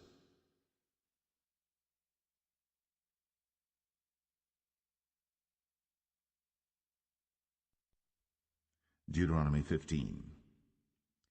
At the end of every 7 years thou shalt make a release, and this is the manner of the release. Every creditor that lendeth aught unto his neighbor shall release it. He shall not exact it of his neighbor, or of his brother, because it is called the Lord's release. Of a foreigner thou mayest exact it again, but that which is thine with thy brother thine hand shall release, save when there shall be no poor among you. For the Lord shall greatly bless thee in the land which the Lord thy God giveth thee for an inheritance to possess it. Only if thou carefully hearken unto the voice of the Lord thy God, to observe to do all these commandments which I command thee this day. For the Lord thy God blesseth thee, as he promised thee, and thou shalt lend unto many nations, but thou shalt not borrow, and thou shalt reign over many nations, but they shall not reign over thee. If there be among you a poor man, of one of thy brethren within any of thy gates in thy land which the Lord thy God giveth thee, thou shalt not harden thine heart, nor shut thine hand from thy poor brother, but thou shalt open thine hand wide unto him, and shalt surely lend him sufficient for his need in that which he wanteth. Beware that there be not a thought in thy wicked heart, saying, The 7th year, the year of release, is at hand, and thine eye be evil against thy poor brother, and thou givest him naught, and he cry unto the Lord against thee, and it be sin unto thee. Thou shalt surely give him, and thine heart shall not be grieved when thou givest unto him, because that for this thing the Lord thy God shall bless thee in all thy works, and in all that thou puttest thine hand unto. For the poor shall never cease out of the land. Therefore I command thee, saying, Thou shalt open thine hand wide unto thy brother, to thy poor and to thy needy in thy land.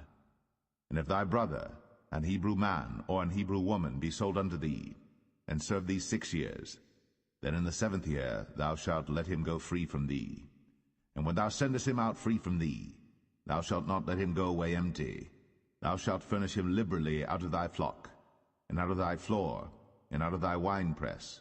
Of that wherewith the Lord thy God hath blessed thee thou shalt give unto him. And thou shalt remember that thou wast a bondman in the land of Egypt, and the Lord thy God redeemed thee. Therefore I command thee this thing today.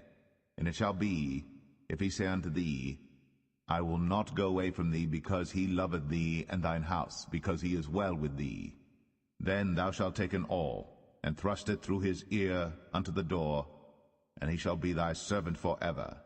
And also unto thy maidservant thou shalt do likewise. It shall not seem hard unto thee when thou sendest him away free from thee, for he hath been worth a double hired servant to thee, in serving thee 6 years. And the Lord thy God shall bless thee in all that thou doest. All the firstling males that come of thy herd and of thy flock thou shalt sanctify unto the Lord thy God. Thou shalt do no work with the firstling of thy bullock, nor shear the firstling of thy sheep. Thou shalt eat it before the Lord thy God year by year in the place which the Lord shall choose, thou and thy household. And if there be any blemish therein, as if it be lame or blind, or have any ill blemish, thou shalt not sacrifice it unto the Lord thy God. Thou shalt eat it within thy gates. The unclean and the clean person shall eat it alike, as the roebuck and as the hart. Only thou shalt not eat the blood thereof. Thou shalt pour